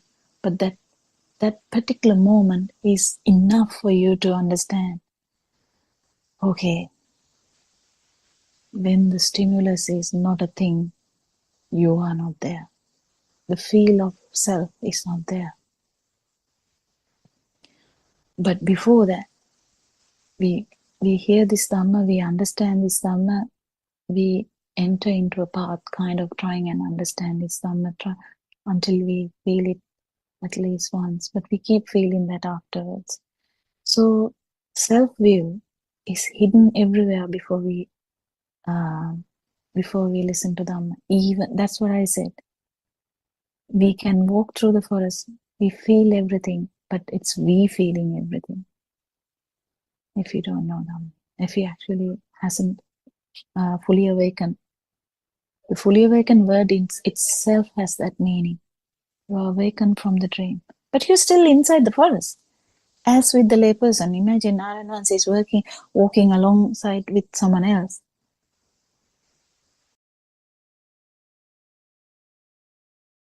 Same thing. One is fully awakened, one is not, but both are talking as normal. Can someone predict? No.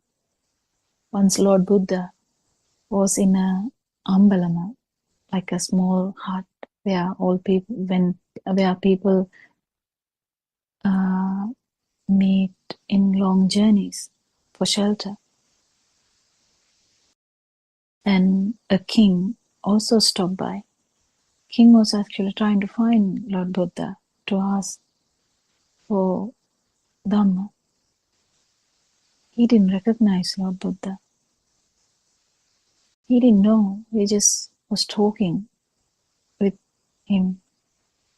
And after the discussion only he realized, this is who am I searching for? Who I am searching for. So we can't really predict by outside. We can't really predict by the way they talk. We can't really predict by the way they act, but we can feel the difference. We can feel the difference if we actually tune it into it. We can feel the genuineness. We can feel the, the directness. We can feel the truthfulness. We can feel the non-egoistic way, and we can feel the, if we have practice this Dhamma, you can actually tune into non-vibration. That's what it is. This Dhamma is actually tuning into non-vibration, because we have never done that before. In whole samsaric journey, or this thought journey, we can say it's thought journey, because it's a journey of thoughts. Even in this, whatever the 40 years of your life, or 30 years of your life, or 100 years of your life, it's a journey of thoughts. Each thought felt true, and we felt alive. That's all. That's what happened. And we haven't felt non-existence. But if we feel it, it will be it, because it's a massive field, that different field, that because we felt all the time that we are there, kind of alive feel. But the absence of that alive feel is felt, and that will change your perception to self-perception to non-self-perception.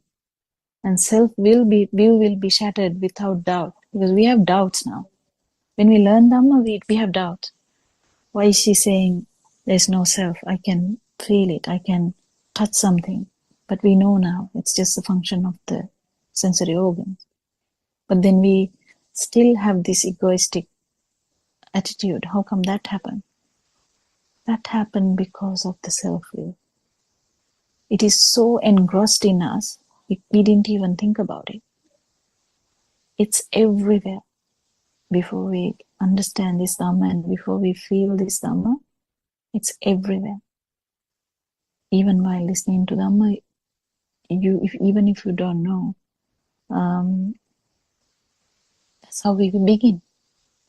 But then when we understand that this view comes from taking the stimulus for granted, we learn how did this, if there is no self, okay, you tell me that there is no self, then what are we feeling? Because we feel existent, we feel like alive, we feel angry, we feel upset, we feel agitated, we feel intimidated, we feel angry, jealous, we feel sad, we feel happy. If there's no we,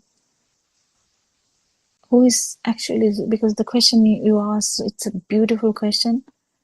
We can discuss it in future too, actually, again, because you asked whether these experiences are personal, and that's a massive question, even though it was discussed in a smaller way, because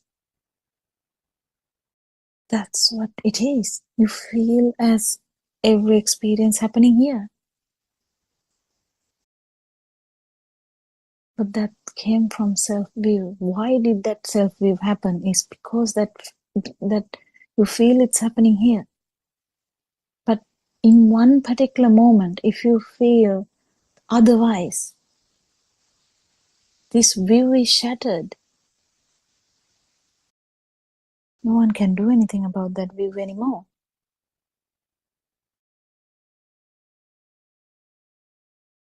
It's so beautiful if you can understand how this self-view is going to get shattered completely. It can get shattered, it can get affected when we talk Dhamma, because as sensible people, we all understand Dhamma. We all understand, yes, actually, who am I? You keep arguing with yourself. You can contemplate, who am I? Who am I? Who am I? But that's in thinking level. But you have to actually feel this non-self perception, or you without you. If you feel that, you definitely know now that you is a thing that is there with the stimulus when the stimulus is a thing. That's what it's a beautiful part of Dhamma we have learned. It's actually the practical aspect. So when the self-ego is broken, you have no self-reflections again. You don't put anything into that bucket again. The bucket of self. You don't put anything in your life. You feel sad, like it's a mind sensor. You feel happy, you know it's mind sensor. Until you have this sensory function, you will continue to feel things. You don't attribute that to self anymore. That's the value of completely shattered self-view. Completely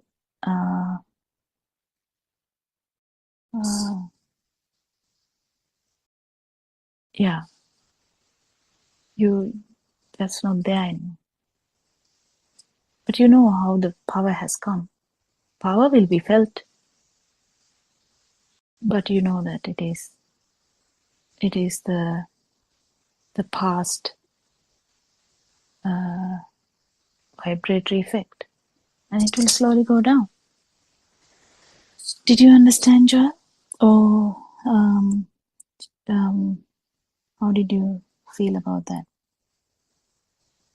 Yeah, I got it, doctor. When you said when you feel that you is not you, you come into that mode, uh, and after that, everything like sad or happiness or anything, any feeling that you get, is that it comes through the sensory organs, and you just don't take it inside. You don't take it personal. Yeah, I got Yeah, it. I got that point. Yeah, thanks, doc. all good. And I think we have gone into, but I think Aranasi said we can have few minutes extra. But is there anything else to add, Surangika or Dr. Sakuntala?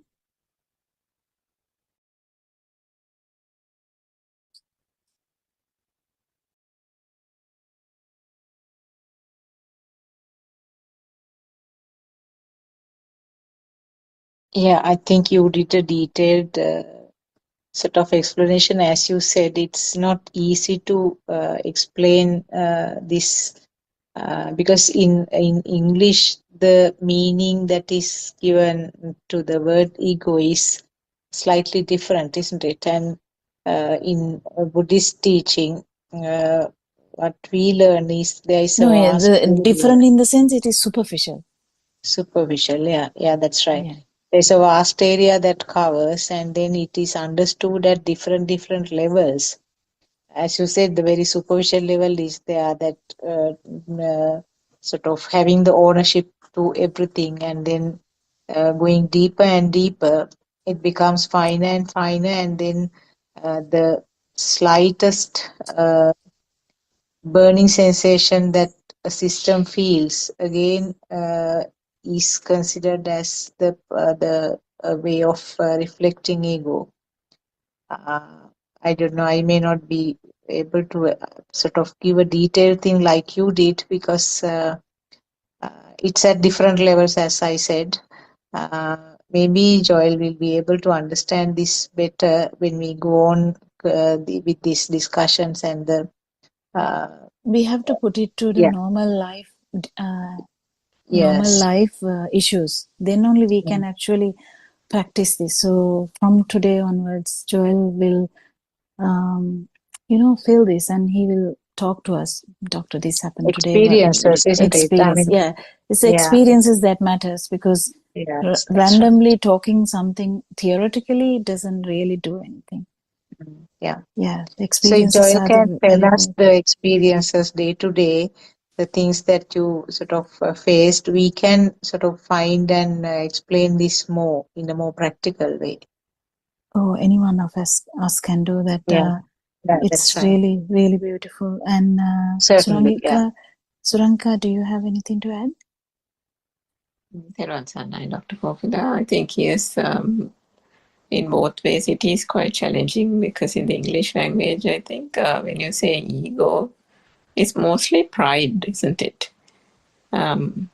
It's commonly associated with the word pride, as if it's something just attached to pride, and that's it type of thing. And they in that sense, it feels as if you existing is fine as long as you are not a proud person.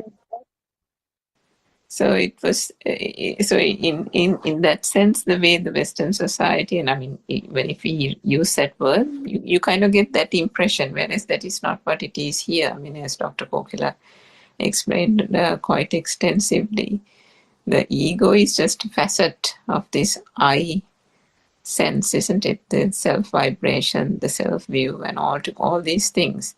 But what both Dr. Sakuntala and Dr. Kokila said, Joel, is the easiest way to, now that you've got a good understanding of it, the easiest way of detecting it is in your day-to-day activities.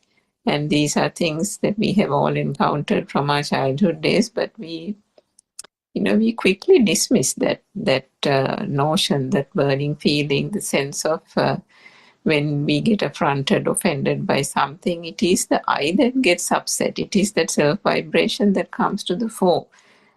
Even a simple thing like, you're in the queue at the bank, waiting to get to the counter to, get some cash or something, and somebody comes and stands in front of you, and you'll be there for like half an hour, 45 minutes. Now, won't you get agitated? You do, right? So, things like that.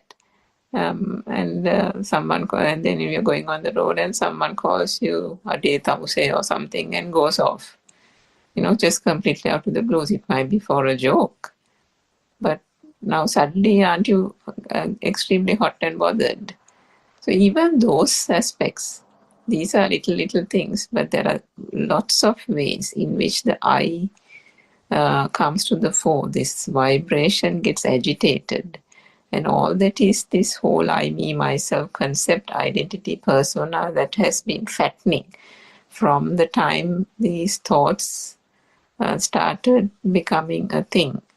Arden Vansi gave a wonderful explanation last night in the groundbreaking Zoom discussion. I'm not sure whether you listened to the Sinhala Zooms, but maybe we're running out of time today, but maybe there's some of those aspects Dr. Kokila can touch on tomorrow when we discuss, because it just shows how this whole fabricated world starts with the thought process, and that starts necessarily from a point in time in our childhood days. It doesn't mean that the vibration, the self-vibration was not present before that, but it becomes absolutely magnified. So when the thought world comes into being. So maybe we can talk about it again on another day. Thiruvaan Sannai. Yeah, Thiruvaan Sannai. We worship Arden Vansi for his noble friendship guidance. Can't say how much gratitude we have, and thank you so much for Dhamma friends for coming for the participating in this Zoom, and thank you, Joel, for so beautiful questions, because it inspires the listeners, it inspires the Zoom discussion, and we actually try to bring up the non-vibration, basically, and it is the most beautiful thing to know in the whole life. So thank you very much. May Triple Gem bless you all. We'll hand over the Zoom to the other Zoom. Thank you so much. Thiruvaan Sannai, Dr. Kokila. Thiruvaan Sannai, all Dhamma Dhamma friends. friends.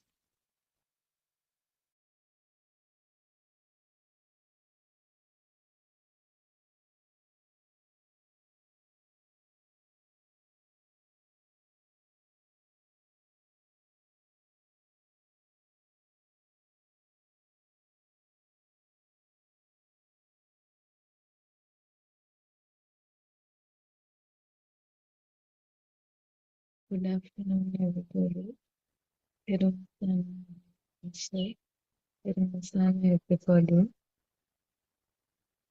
Let's continue with the book reading. The True Dhamma Has Awakened, Volume 2, page number 64, second paragraph. We are trying to teach you how we practice following the path to nirvana. Whenever our mind strayed from being mindful of our thoughts, we would bring back our mindfulness to our breath. It is like bringing our mind back to our home, which is our point of concentration. සතිය තමයි අපේ ගෙදර. සතිය means emptiness. Emptiness is our home. Supposing you are doing something like walking, working, or you are in any other posture and your mind strays away behind other thoughts, then you can quickly bring your attention back to your breathing or bring your attention to your posture you are in at that moment. It is like coming back to your home. Thoughts means unskillful mental fetters, which consist of raga, dvesha, and moha. When you say that you have arrived home, it means that your journey is over, and that home is where we end our journey. Similarly, our home is our mindfulness. Mindfulness means emptiness or nothingness. It means shunyatave. Nothing exists in that mindfulness. When you say that you maintain mindfulness, it means that there are no thoughts. Nothingness means that there are no thoughts. Thoughts mean they are unskillful mental fetters of lobha, greed, dvesha, ill will, moha, delusion. These mental fetters prevents you from following the path to nirvana. Being mindful is what will help us to go on the path. Therefore, you have to practice and realize the pure truth in order to reduce the generation of akusal sit or unskillful mental fetters. Saticca pariyodapana. Therwan Sarna, everybody. Therwan Sarna Shani, thank you for reading the book for us and starting the session. Book is The True Dhamma Has Awakened, Volume 2. As usual, we all worship Aryan Mahanse at his feet, Therwan Sarna Aryan Mahanse, and we all welcome. We welcome all of you who have joined this Zoom discussion via different ways. Therwan Saranai, and also we are very grateful to our Dhamma friends who are helping with technology. Therwan Saranai to all of you. So this is our English Zoom discussion. As usual, we are starting it daily basis from 2:45 to 4 p.m. And we have been gradually discussing and going from the simple level to little by little to the deeper levels and trying to understand how the thoughts are formed, what is the nature of this mind, what sort of behavior has it got, and what is meant by self-perception. So these are the questions, or these are the problems that we have to little by little disentangle and then get clarified. So just briefly, if I summarize what we read from the book, it mentions about this mindfulness. The word mindfulness is very broadly used to describe many new concepts that are being practiced in the Western world, but actually what is described in Buddhism is slightly different.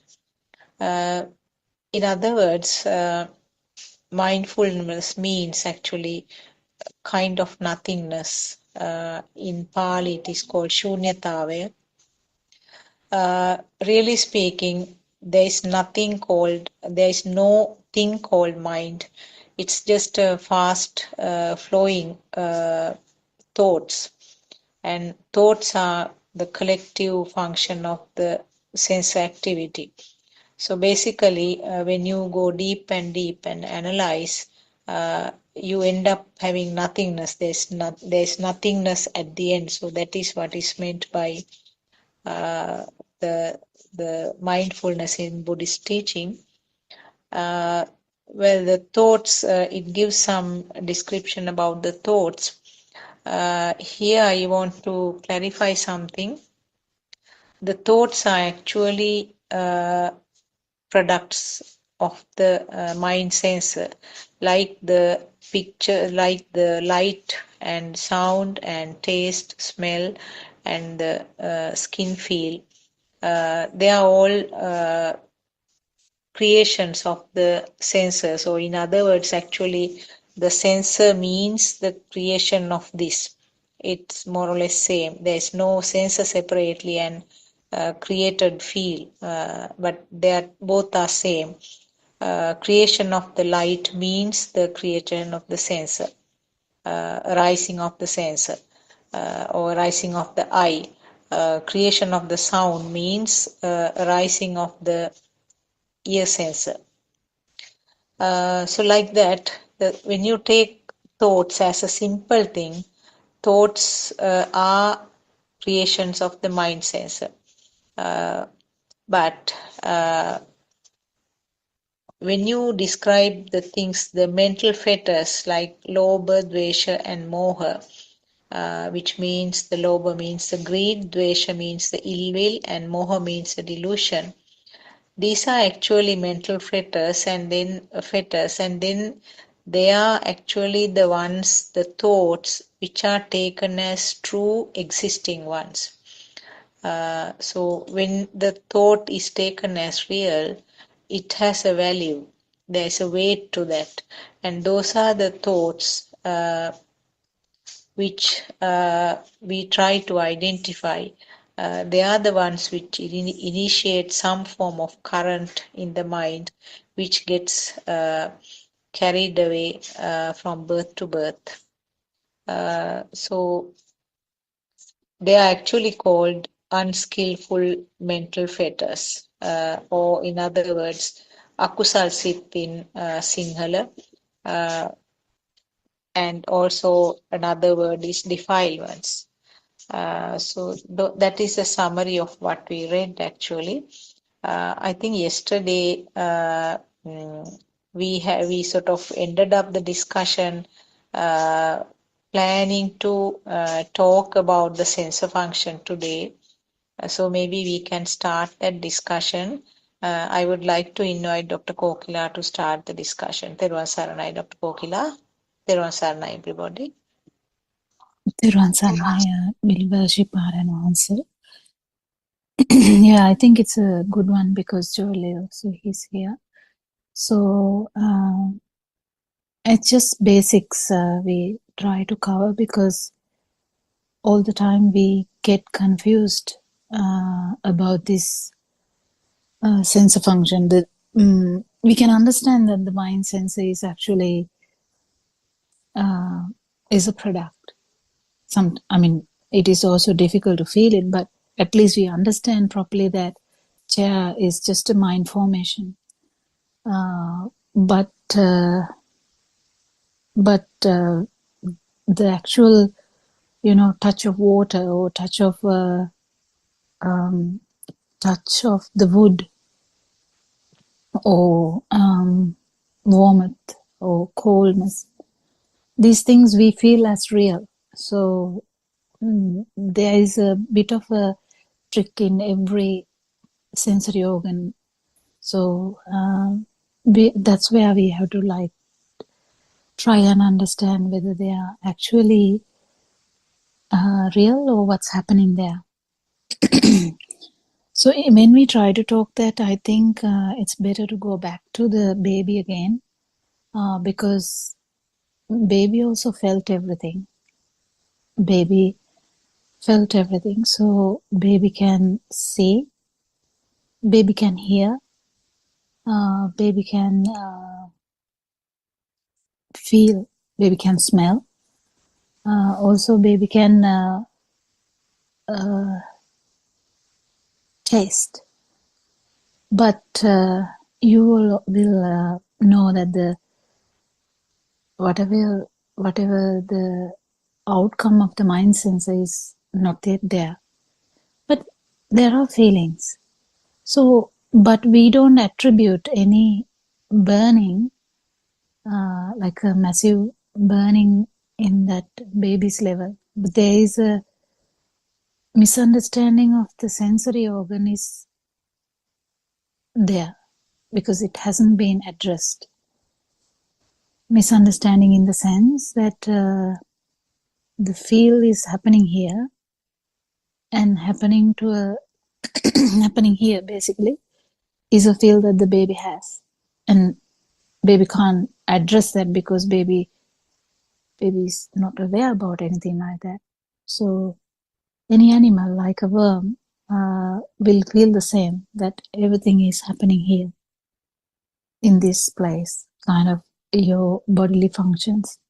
So but beauty of human life is humans have a sensory organ which developed a bit later with the co-vibration of the same at the same time, like kind of simultaneous vibration of the sensory organs. So the mind is formed. When the mind is formed, we have the kind of the ability to think. It's a massive, beautiful sensory organ. We know, like the different organisms have different sensory functions. They are beautiful. If you watch Animal Kingdom, some sensory functions, they are really unbelievable. The way they can change the color according to the sensory organs. They can do various and so many stuff. So, but the problem is here. What is the problem? Every organism, every animal, every human in that case, they feel that it is happening here, kind of in this system. And the idea of self is originated naturally. It's not originated just because someone tells you. It's not originated by yourself. It just originates because of the way the sensory functions act, the way they work. So after the sensory function of the mind occurs, we learn through this sensory function of the mind, we kind of understand. We hear this Dhamma, we have to hear it. And we hear this Dhamma, we hear that actually this, whatever the sensory functions are, they're actually there because of the very fast vibration of the sensory organs. So how can we understand this? Just try and understand. You can do the research yourself. Actually, the I, this is not the capital I. I'm talking about the vision. So I'm talking about the vision. So when we talk about the vision, actually we are not talking about this I ball. We are not talking about the eyeball. Actually, we kind of when you talk about the eye function or the vision, it's mainly the feel of the light that we talk about, and it's a feel. Even though we talk about the light, that's in the mind. When you come to the mind, it's all described. It's a red color. It's black. It's white. It's it's bright. So we have several understandings about the visual effects, but actual visual function is called eye, EYE. So the eye function works beautifully. Yes, the function itself is the perception. So it's very difficult to separate them. Perception is again the vision, the feel of light. Because of the fast vibration, if you research about the light, you will understand why light has a frequency. It's the fastest kind of. So when you understand, the light comes first, the sound comes later, like that we have understood. So the light works very fast. But the main problem we had was, we thought that light is coming from outside, falling onto my eye, and then I get a visual image. That's how we are taught. But actually speaking, what we are trying to understand here is how the perception of the light has happened, because the description doesn't matter. Description doesn't matter, but trying and understanding how this occurs, how the visual effect happens, is to understand, trying and understanding and stretching or slowing down the process. If you slow down, you will understand. You will never be able to appreciate a light. Why? Because it's fast vibration that we see as light. So if you look at a bulb which is dying, good olden day, we had bulbs like that. When they are dying, they kind of start to flicker. Then we can't see a light. Can we see a light there when they are flickering? It's flickering, and there's no light. But then similarly, if we actually slow down this process, we will never be able to see anything. So the fast vibration of the eye is the light. This we have to understand, and we can feel this. If you try to feel this, you will be able to understand what is happening, because this is kind of something like a sparking.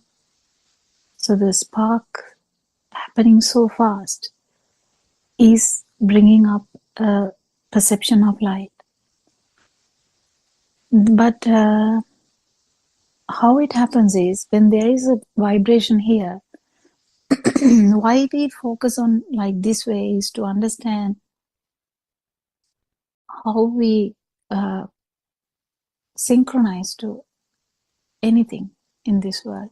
So how do we synchronize to light? Is we just, when there is a vibration here, we can synchronize to any vibration, similar vibration out there. That's why humans have a narrow level of vision. So whatever the function of the eye, only that level only you will be able to see. Just imagine you have a hawks. I think it is a hawk or the rajalia. I'm not sure whether I use the proper English word for rajalia, but Eagle? like eagle, yeah, eagle, yeah, eagle. So the eagle has a different eye. So the eagle's eye is different. The function of the vibration of the eagle's eye is different, so that the outcome is different, if you can understand. The vibration of the cow is different, and the outcome is different. If you Google and if you can find out what because their perceptions are different. Eagle can see so far away, so small stuff, and they will see us as ants, because we feel very big in front of an ant, but we will become like an ant to the eagle. I think it's even much more smaller than that, maybe, because everything is different. And also some animals, the vibrations are so different, they see only at night. So then we can understand. So at the same time, if you are blind, whatever the if there is no vibration in the eye here, you can't synchronize to any vibration out there. So the main thing here to understand is, if there is vibration in this system, there's always the ability to synchronize anywhere. Mind you, this is the same mechanism that you are going to be born anywhere as well. If you have that self vibration, it's the same thing. If you have the self vibration, there is always a chance that will synchronize to any other form of birth, any other zygote or anything. It can be animal, it can be anything. That's how it happens. It's not like anyone is going from here to here. It's just the similarity of the vibrations that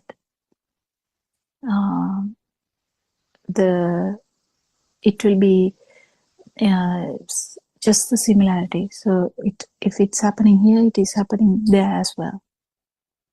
This has been proven by the new theories of scientific theories too, that like the quantum theory and stuff. And it's now actually even they are surpassing that theory, and they are bringing a lot of so many theories. But they have found that if the vibrations are similar, it can be similar in like completely different place. And when they are similar, they act similar. They become similar. And they can switch. So understanding this co-vibration is very important to try and understand the light perception. So the light perception occurs when there is a vibration in this system.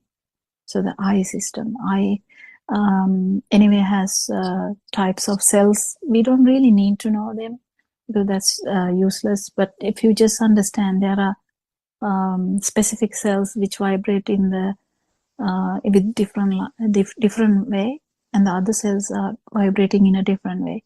So when one cell is vibrating, you kind of get the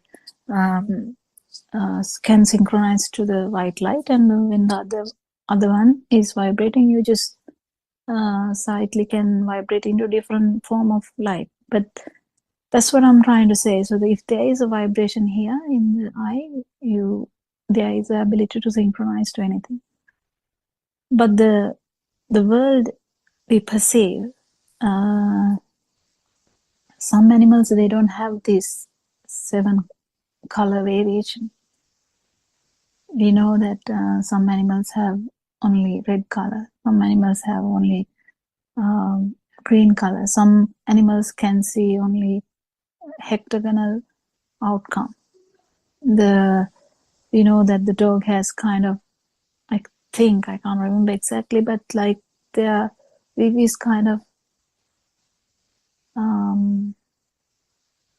like black and white. Black and white. Yeah. So even though we try to give them a red toy, we try to give them a red toy because it appealed to us, but it's different. So the outcome of the eye is depending on the eye itself. But to even feel that it is there. How do we feel that light is there is because of the fast occurrence. So the vibration is so fast, we feel it as light. So the same thing with the ear. We know we can hear only one frequency level. There are some animals, especially dogs, they can hear much deeper levels, further levels of frequency. But that also depends on the specific cells in the inner ear which vibrate, and these vibrations. If there is vibration here, it will just have the ability to vibrate, synchronized to the vibrations. That's how the sound is originated. So this happening very fast is actually there's a sound outcome. When you say, the piano, even though the word piano is not aware by the baby still hear something different, isn't it? They hear something. That's something. Even that formulation is there because of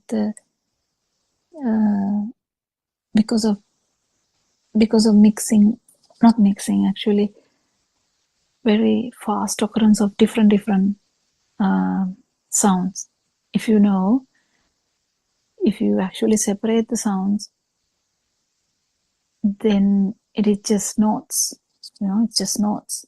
But then when they come coalesce together with the speed, you can hear something, whatever the long sound that we may hear as a music background of the song. So these keep happening. But the main problem with the baby is baby feels all these things. They feel it. They don't have a understanding about anything there. They feel the light. They feel it very, very. They get startled in the beginning because they can't really. They feel it very strong, but then they get used to that, and even the sounds, they slowly develop the ability to differentiate them because there's similarities of the sounds. So when there is similarities, like mother's voice, the baby, the mother's voice is not in the baby's mind in the beginning because it's just a sound. But the similarity of these things make them feel safe. If you even in the womb, if you have this frequency, it's all about the vibrations and the frequency levels. So this main problem here is existent field. So the existent field is the feel that we get. When you touch something, you feel it is there. But the misunderstanding is that existent field is actually there. Existent field is actually not there. It is due to the speed. But we feel it because it's happening anyway now. If I'm touching now, at this moment, I'm touching my two palms together, making it as a eye-born thing, like the way we worship. And I can feel the touch of the two palms together. But then what actually happens here, other than the mental formation part of it, is the two hands coming together is the mental formation. But actually what happens there is, you feel there's existent feel. With the wisdom only we understand it is due to the fast vibration of the touch receptors. There's so many receptors in the skin, so many sensory organs in the skin that you can kind of feel. And that is also due to different vibrations. If you research about this, you will find out that the solidity is actually a different level. Fluidity is a different level. It's just the different vibrations of the receptors. You will understand this if you're really into science. You don't have to. You just understand how these things work. So the even the pain, if you know that it is due to the stretching. It's due to the stretching of the sensory organs. So the stretching gives you kind of a sensation. That's how it happens. So when we keep understanding this is existent field. Existent field has no problem. The problem is the misunderstanding around that. That the existent field is actually there. Existent field is there due to the speed.